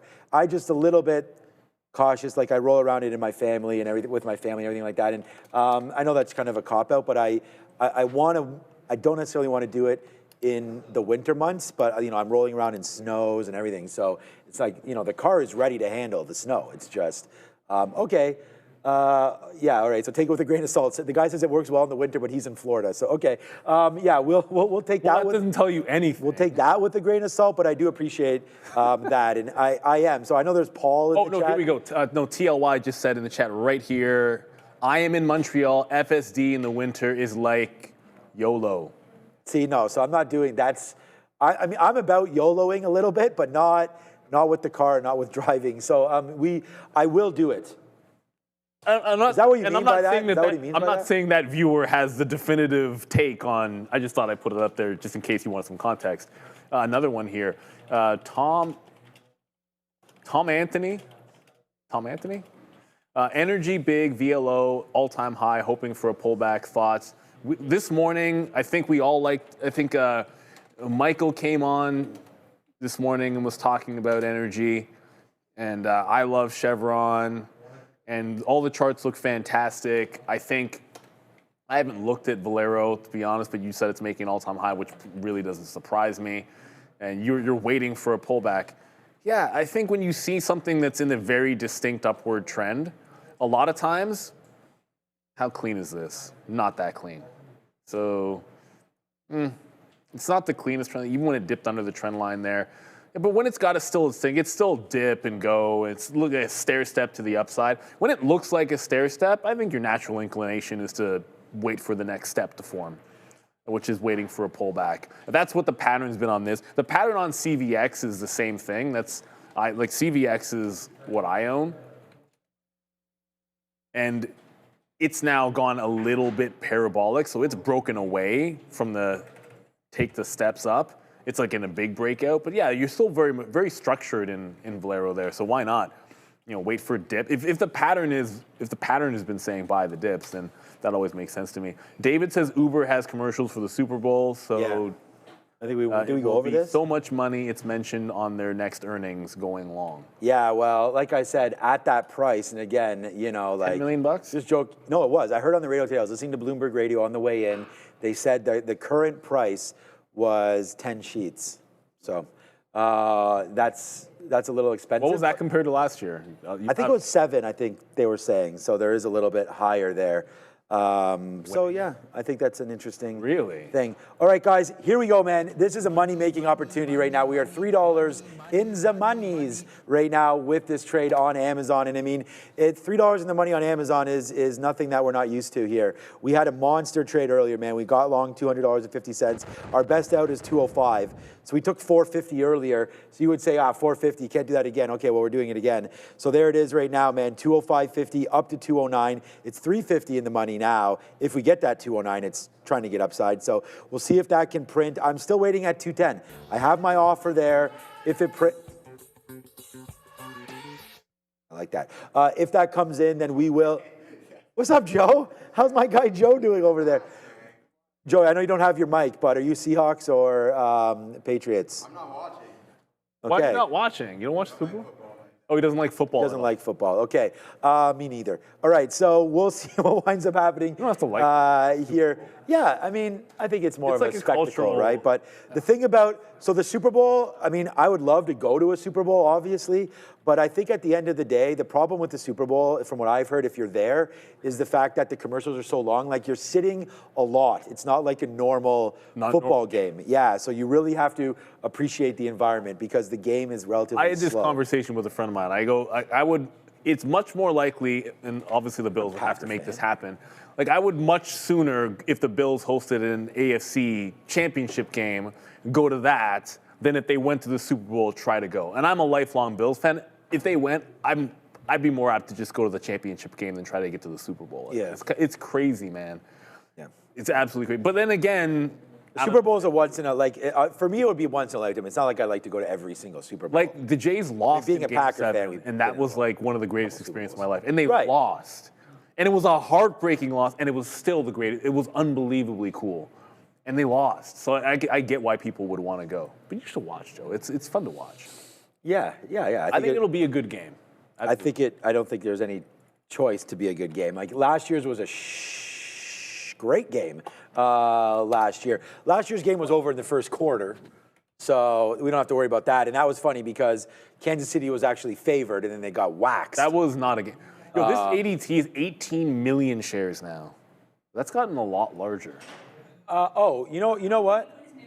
All right, let's go over to Adair for news, then we'll figure out who's making the money around here. Yeah, I'll be brief here because I know imbalances are coming up, but we do have comments coming from Feds Daily, and as we hit these new highs in the market today, these comments are actually pretty dovish. She's saying that, she does think they can cut rates this year. She's not sure if 1 cut or 2 cuts, but she does think that rates can be cut. She also said she supported the decision to hold rates steady in January, though she did say that she thinks the case could have been made for a cut. Back to you. All right, so we're still $9 in the money here on Amazon, so that looks like that's going to be a decent trade. Let's go find out who's making money here at Real Trading. All right, so Real Trading every day puts out the P&Ls of the top 10 traders. All right, so, and I'll just explain it one more time. These are the markets that they trade, not where they're located, nothing like that. These are the markets that are traded here at Real unfortunately, unfortunately today we don't have too much difference, but there's a blue ocean, and we do know that there was some money made in blue ocean last night because of silver was moving around, Amazon was moving around, and I just want to say, there's Canada again. So a trader that's only trading the Canadian markets has definitely figured something out, man. $18,000. Congratulations to that trader. And then just diversify your portfolio a little bit if you're a prop trader, right? I mean, we have over 60 live markets here at Real Trading, and yeah, well supported. It looks like it's all Excuse me, I just chugged some water there because someone said something about Packers, and that reminded me that we got to have some hydration nation. But there it is, downside move here. Sorry, downside move. I was looking at Amazon. But Blue Ocean, as we go down, nothing outside of North America. But generally speaking, we can see some European names or whatever. But that's what it looked like yesterday for that. I said Amazon downside. That's not at all. It's up here to 209. We're still waiting for that 210. But because it's in balance time, 207.75. So I'm going to cancel my... It's amazing because this trade, we had a 50-cent stop again to make $3. All right, 207. What is this? 75, yeah, let's just go 75. 207.74, we'll go offer, enter with that. So again, this will be an automatic trigger for me. These are what we call script orders, they're stop orders. It will run when a 207.75 print happens on the time and sales. It has nothing to do with the level 1 or 2, it has to do with the time and sales. So we'll wait to see when that comes through. We are now moments away. We'll see if that ADT stays. Oh, it just spiked ADT. Dang it. But was there action? It's 18. There is action on Okay. ADT. ADT is in bounces in 2 seconds. It's out ADT now. is going gone. into the S&P 600. Oh, there it is. And Buy. it is 11 million to buy, but that's smaller than what it was expected to be. Sienna is way down there. Rigetti's 2.4, Nvidia 2.2, MemSTR 2.3. All well, Nvidia is a sell, but those two are buys. Netflix is a buy of 1.3. iBit is a sell of 1.8 million. ETH.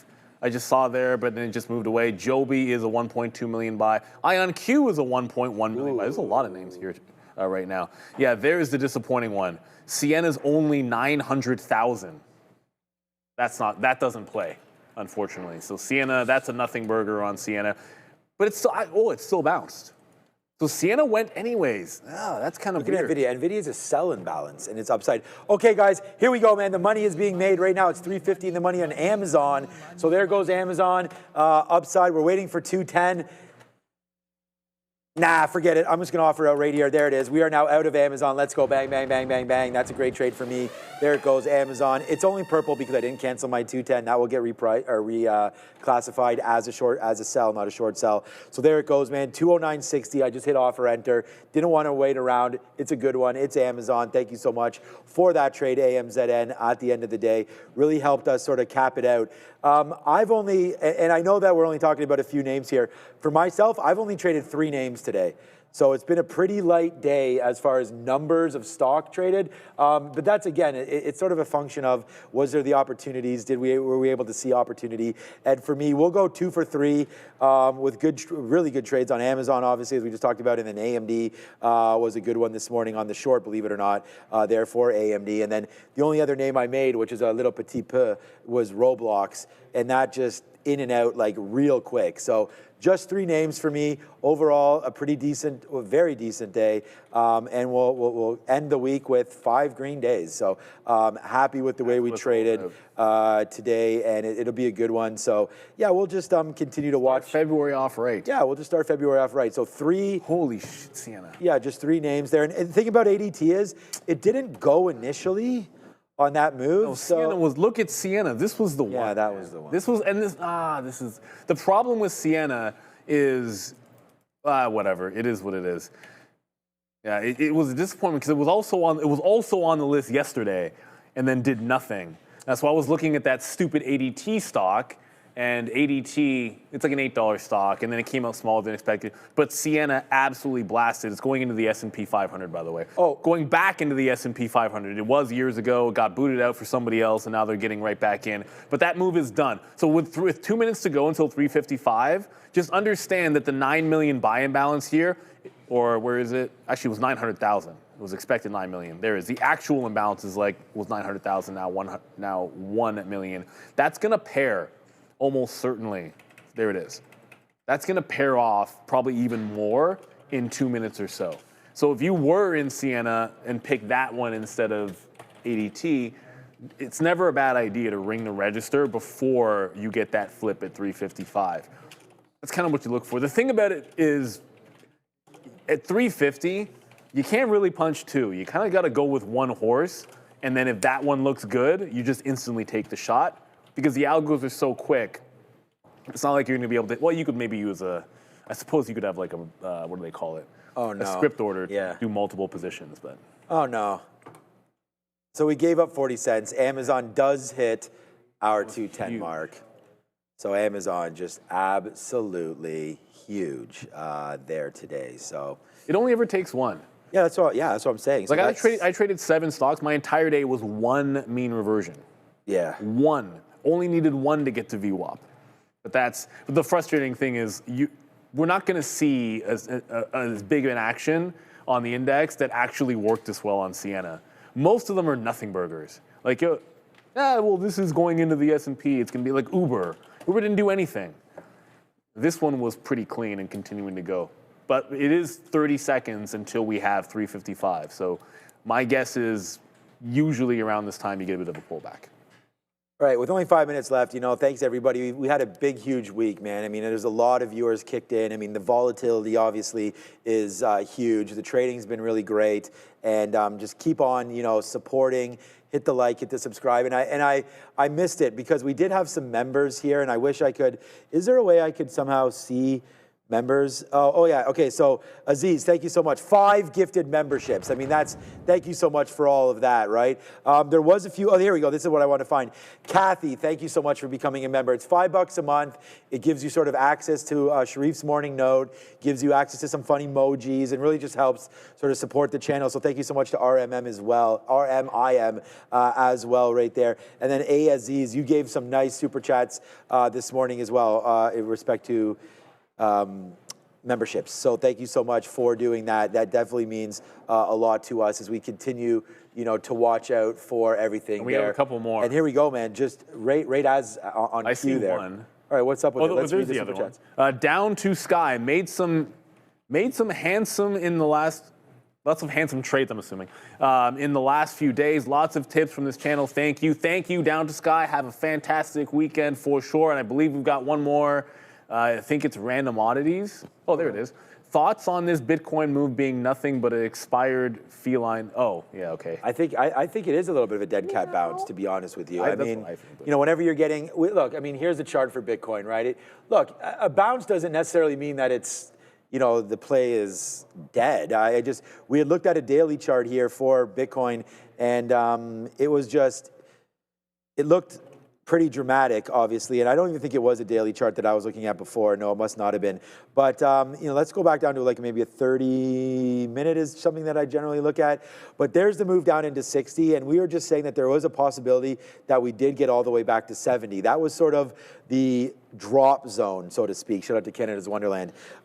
If you get that drop there, I'm here, everybody. I'll be back Monday, by the way. So there's the drop into 60, and there's the move right back to where we were. So let's just get a feel for that, right? I mean, I don't think anybody expected this dramatic of a move. We went down $10,000 in Bitcoin in like a day and a half, all right? Then we went back all the way back 10,000 in a day. So it was yesterday at 7 o'clock in the evening when we finally broke 60. So it's going to be 7 o'clock today, and you're back up to 70. So I do think that that's obviously a little bit of FOMO there. People wondering if they missed the bottom. They're buying it here today. I wouldn't be surprised if we get back to 66 or so, and then you can maybe make a decision there. But yes, I do agree that it could be an expired feline-looking move. What up, A? I just want to let you guys know, tons of earnings next week. I actually think next week is a bigger earnings week than this week in terms of just the number of names we have per day. We're going to have on Tuesday the likes of Spotify, Coca-Cola, Robinhood, Lyft, Ford, and Ferrari. So shout out to Ford v Ferrari. We also have on Wednesday, Unity, Shopify, AppLovin. Thursday, you're going to get Coinbase, Rivian, Pinterest, Arista, Airbnb, DraftKings. But I want to talk about Monday because Monday after the bell, we get a retail favorite. Open Door. So this infographic has not even been posted yet. I'm giving you guys a sneak peek. It's going to be released on Sunday evening, and it will be tagged to my very long Open Door research project I posted a while back. So if you enjoy very neutral takes on companies like Open Door in terms of all the different investors involved, all the different companies and moves involved, I think it's a fun read. I'm obviously biased, but you can check that out on X at TTV Research. And again, for all of your earnings and infographic and other needs. Back to you. Thank you very much, Dara. Yes. So we'll be doing some work in the aftermarket next week. At glance, I mean, at a bare minimum, 2 of those days are absolutely no-brainers with enough earnings names, and I was kind of seeing what the Wednesday looked like. But it is going to be a wild one for sure. We have We have a minute to go. There's another super chat from David here. Keep them coming, David. Appreciate you. David Tretsiak. No joke. $2 Uber calls June 18th. $85 for $333. So it costs $666. Really? That's actually okay. That's kind of an ominous number. But go football. Have a great weekend, y'all. Well, good luck. Good luck with that trade. Oh, David again? No, but is it really? Did it really cost you exactly $666? I think it's possible. You might have done that on purpose. It's entirely possible. You probably did do it on purpose. Have a great weekend. Go football. But you didn't say who you're. I guess you don't have a favorite for who's going to win. If you say go football, that just tells me that you don't care who wins the game, which is perfectly fine. Sometimes you don't have a dog in the fight. And I don't really care who wins the game either. I mean, I know you're hating on. But I hate the Patriots, so of course I care. Yeah. No, I don't. I would just look for a good game. Something entertaining, honestly. I mean, well, that too, yeah. I don't know. For Sam Darnold, I don't mind. You know, I think I love the redemption. Yeah, he's been up and down, and Drake May's second year, so but he'll never be back. There'll be more. The closing bell brought to you by PDS Biotechnology. That is PDSB on the Nasdaq, everybody, and thank them for sponsoring this closing bell, which we are not ringing live. One of these days, we're going to remember that we can do this for real. And ring an actual bell. I'm not sure why we've chosen. No, we put it up, showed it one time. We haven't used it once. The mallet's over there and everything. I don't know. All right, everybody. Look, we're back at 8 a.m. Yes. Not tomorrow. Monday. Maybe. Wait a second. Oh no. What? President's Day is in 2 weeks. So. Is it 2 weeks? Yes. Yeah. So 2 weeks Monday. So we're back every single day. You see the North American markets. Well, I guess not North American. U.S. markets it's open. It's a Canadian holiday too. We'll be here. Yeah, I know it's. We made up a holiday just so we would have one when the U.S. is closed, and we called it Family Day because they couldn't come up with anything better. I mean, anything better. Family Day is a great name. No, it's not. And that's exactly what we should have more family days. There should be a day off every month. There could have been something you could commemorate. That's it. Commemorate something. I'm running for prime minister. Yeah, because I was going to say, at least Manitoba's is after an actual person in Manitoba. It's Louis Riel Day. It's commemorating, the father of Manitoba, right? So at least we, give ours a name that makes sense, because you're right, Family Day kind of means nothing. Louis Riel Day, that might get revoked. I think that's a woke situation there. I'm pretty sure they're really. Louis Riel, yeah. That's already. Good example, but not great. I'm going to be. I think I'm going to learn French. I'm going to think about running for prime minister, and then potentially give one holiday. First of all, Carney's French is not that good. But I don't think. I think we're getting to the point that it's maybe not as big a problem as you think. I'm just saying. All right, I'm just going to. I think we're getting past that point. Sign up for Duolingo, and then at the end of the day. Spend your weekend with the ones you love. Watch the football game, or not, but spend it with your families or your friends, your loved ones. Enjoy the weekend. We're back first thing on Monday morning. Obviously, a big shout out to Adara. Thanks for making it through the afternoon. I know it's been a busy week and you were exhausted. So thank you, Adara, for that one. Thank you to Sia. Great midday show from her, obviously, as well. Thank you to Big Joe over there for staying late with us, big guy. Thank you, Joe, for that as well. Sorry you will not be watching the Super Bowl, but maybe I bet he does. Maybe he will. I bet you he does. I think he will. Was it Milo? What's your dog's name again? Sorry. Milo, yeah, I think he wants to watch it, so maybe you should watch it with him there. And then thank you to Brendo as well today, Fabian, everybody, Andre, Ramin, everybody that's helped us out, and the big man to my exact left, and the captain, Sharif, and of course Neil, and everybody who's watching. Thank you so much. We wouldn't have been able to have as much fun if it wasn't for you guys. So great week. All right, good job on the week. It has been a long time since we've been together full week. So this week was one. This was the first one since probably November. Yeah, so because it always happens in December.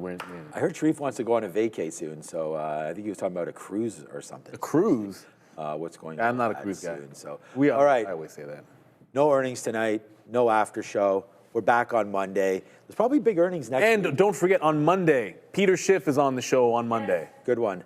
Is that you, Adara? Who's going to be doing that? Ooh, okay, Adara. I've already written all my questions. I'm really excited. I've done a lot of research, and I think it should be a fun interview. So give me one question. Give me a sneak peek. What do you want? I'm going to keep him quiet. I will say there are things that we know what asset he's really into. Expect some questions about that asset, and also the asset he's really not into. I get no respect. Oh, we know the asset he's not really into. Yes, beyond meat. Okay, guys, thank you so much. Thanks, Adara. Have a great weekend. We'll see you on Monday morning, 8 a.m. right here. Peace.